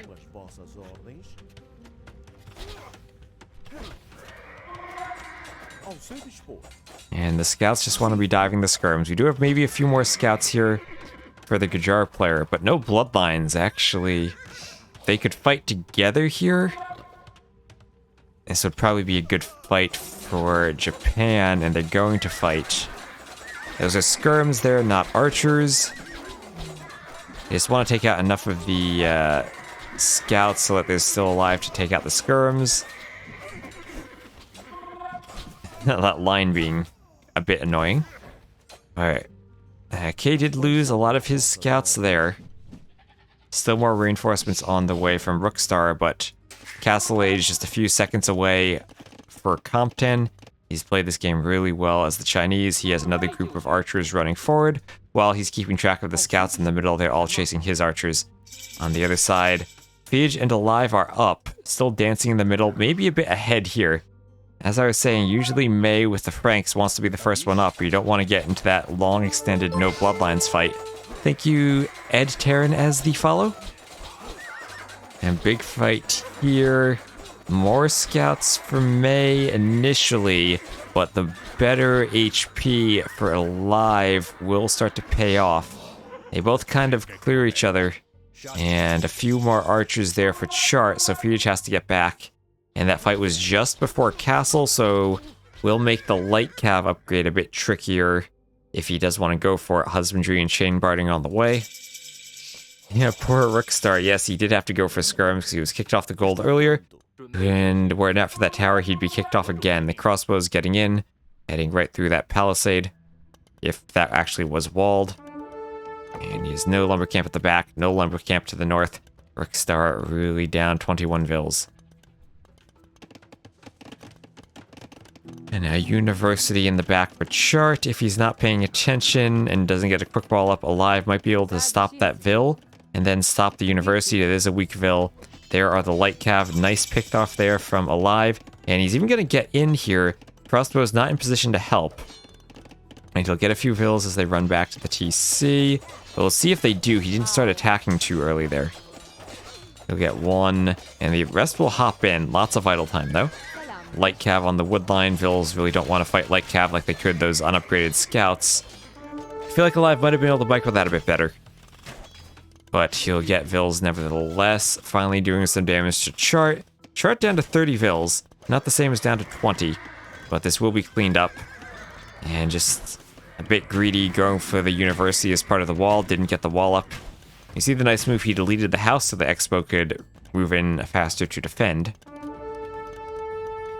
To the north, though, Rookstar, just everything's idled. Everything's falling apart for him. And again, the pocket is being pressured. Tito trying to go for the Shravamshriders, and those will be the option, but won't stand up to the Knights. So, great raid from Alive. And they're going to try to hit May, who is... well, 4 stable Knights with the Franks. We'll see, actually one stable might go down before he's up. Still 90 seconds away from being up. And, well, maybe this is the Fiege and Alive game. I think the two of them are probably the most experienced at playing together of all the players in this game. As I talk about old school Brazil players, we got Fiege and Alive. They're going to get through and get into this 3 stable economy for the Franks player. Remember, he needs to get up, and then he needs to produce Knights. Probably needs a good 2 rounds and the Blacksmith upgrades before he can even think about fighting this. Those are +2/+2 with Husbandry for the Magyars. But, great play by Chart. Coming back to defend, pulls those crossbows back after defending his own base, and he's going to buy his pocket time. May just might survive this raid, but he needs to run those Vills. And on the other side, absolutely devastating. The Gujaris player have lost their sheep. This is where you gotta run them away if you're K. But tower on the gold, that'll go down. And now it is Tito who is suffering all of the pressure that is coming to him because Rookstar already is dead. The crossbow is once again breaking through that palisade and wanting to just hit these 2 wood lines. As the tower is going down, the Shravamshriders can't really help out here. And great crossbow defense. May feels like he's maybe not on point with the Vill micro there. Chart's army kind of splitting up into 2 halves there. But we're starting to see a few Knights come out from May, and even K able to add some Knights in as well to try to clean this.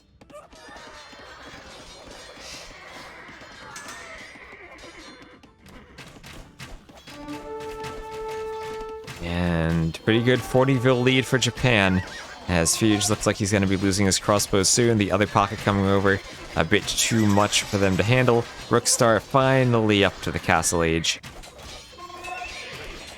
Got Sable being focused down.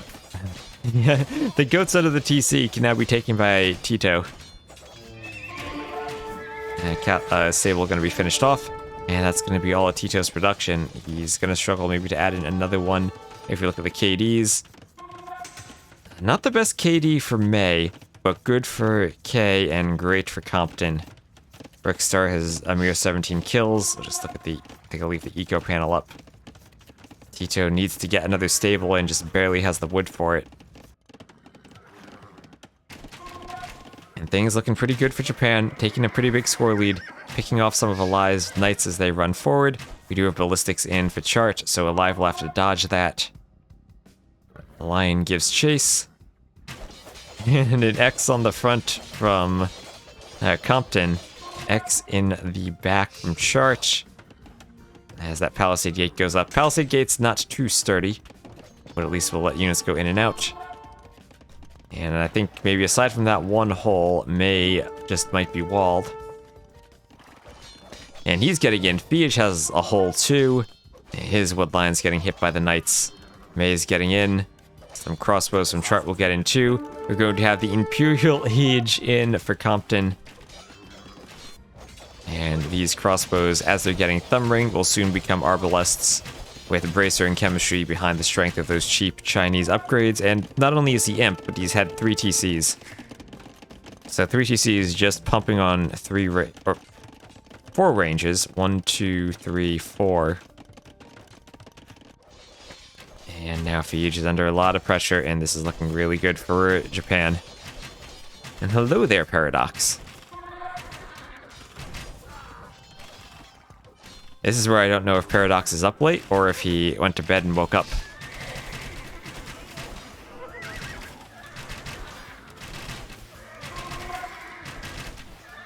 Now Fiage may be managing to hold on. Does have 41 crossbows. As Mayans can pump crossbows from 4 ranges even with very little eco. It's still only 21 vills. I feel like he was at... that Rickstar was at 21 about 20 minutes ago.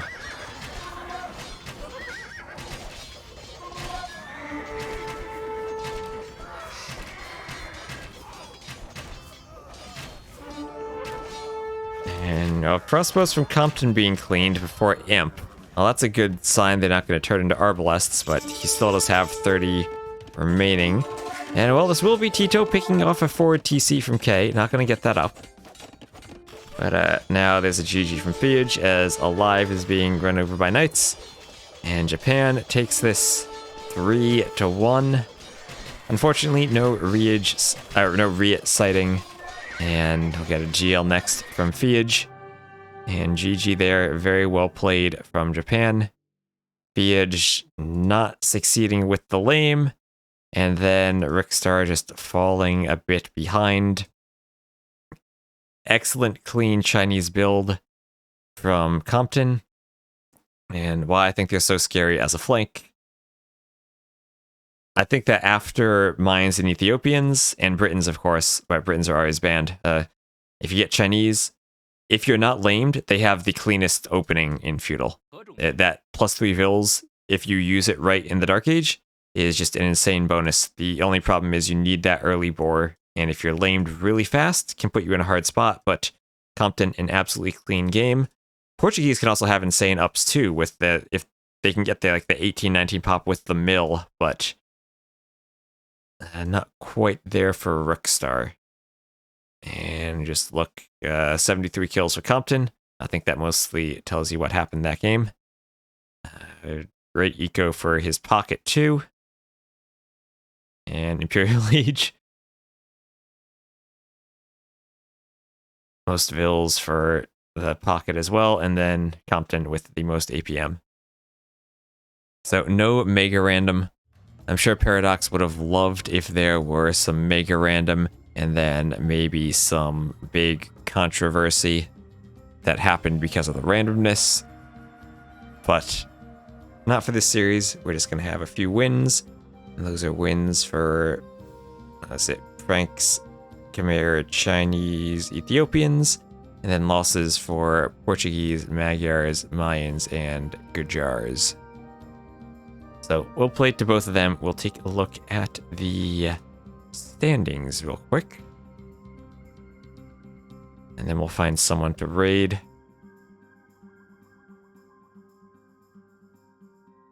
So here we are. I don't know if this will be updated. Is there anyone updating the Silver League? There is. So we'll have Japan A advancing to face Vietnam B. All the first round is done. And I know I got my eyes on Australia, Czech Republic, Norway, France, and Italy, United States B, especially US B. And I'll try to cast as much of the Silver League as we can too. Liking these. I also want to go back and cast maybe France B, Netherlands. That looks like a fun series. So that will be it for us. Good 9.5 hours. Don't think I'll stream tomorrow, but should be during the week where we finally will get. We finally will. Nah, I can't go anymore after the 9.5 hours today, but we finally will get that subscriber thing streamed. And we'll find someone to raid who is streaming right now. People who were streaming minutes ago went offline.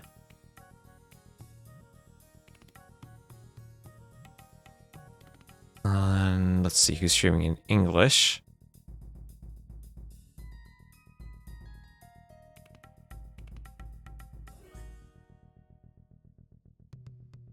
Yep, good night everyone. We'll go raid MBL. Go say hi to MBL. And I'll see you next week. And happy Easter to everyone who's celebrating that tomorrow.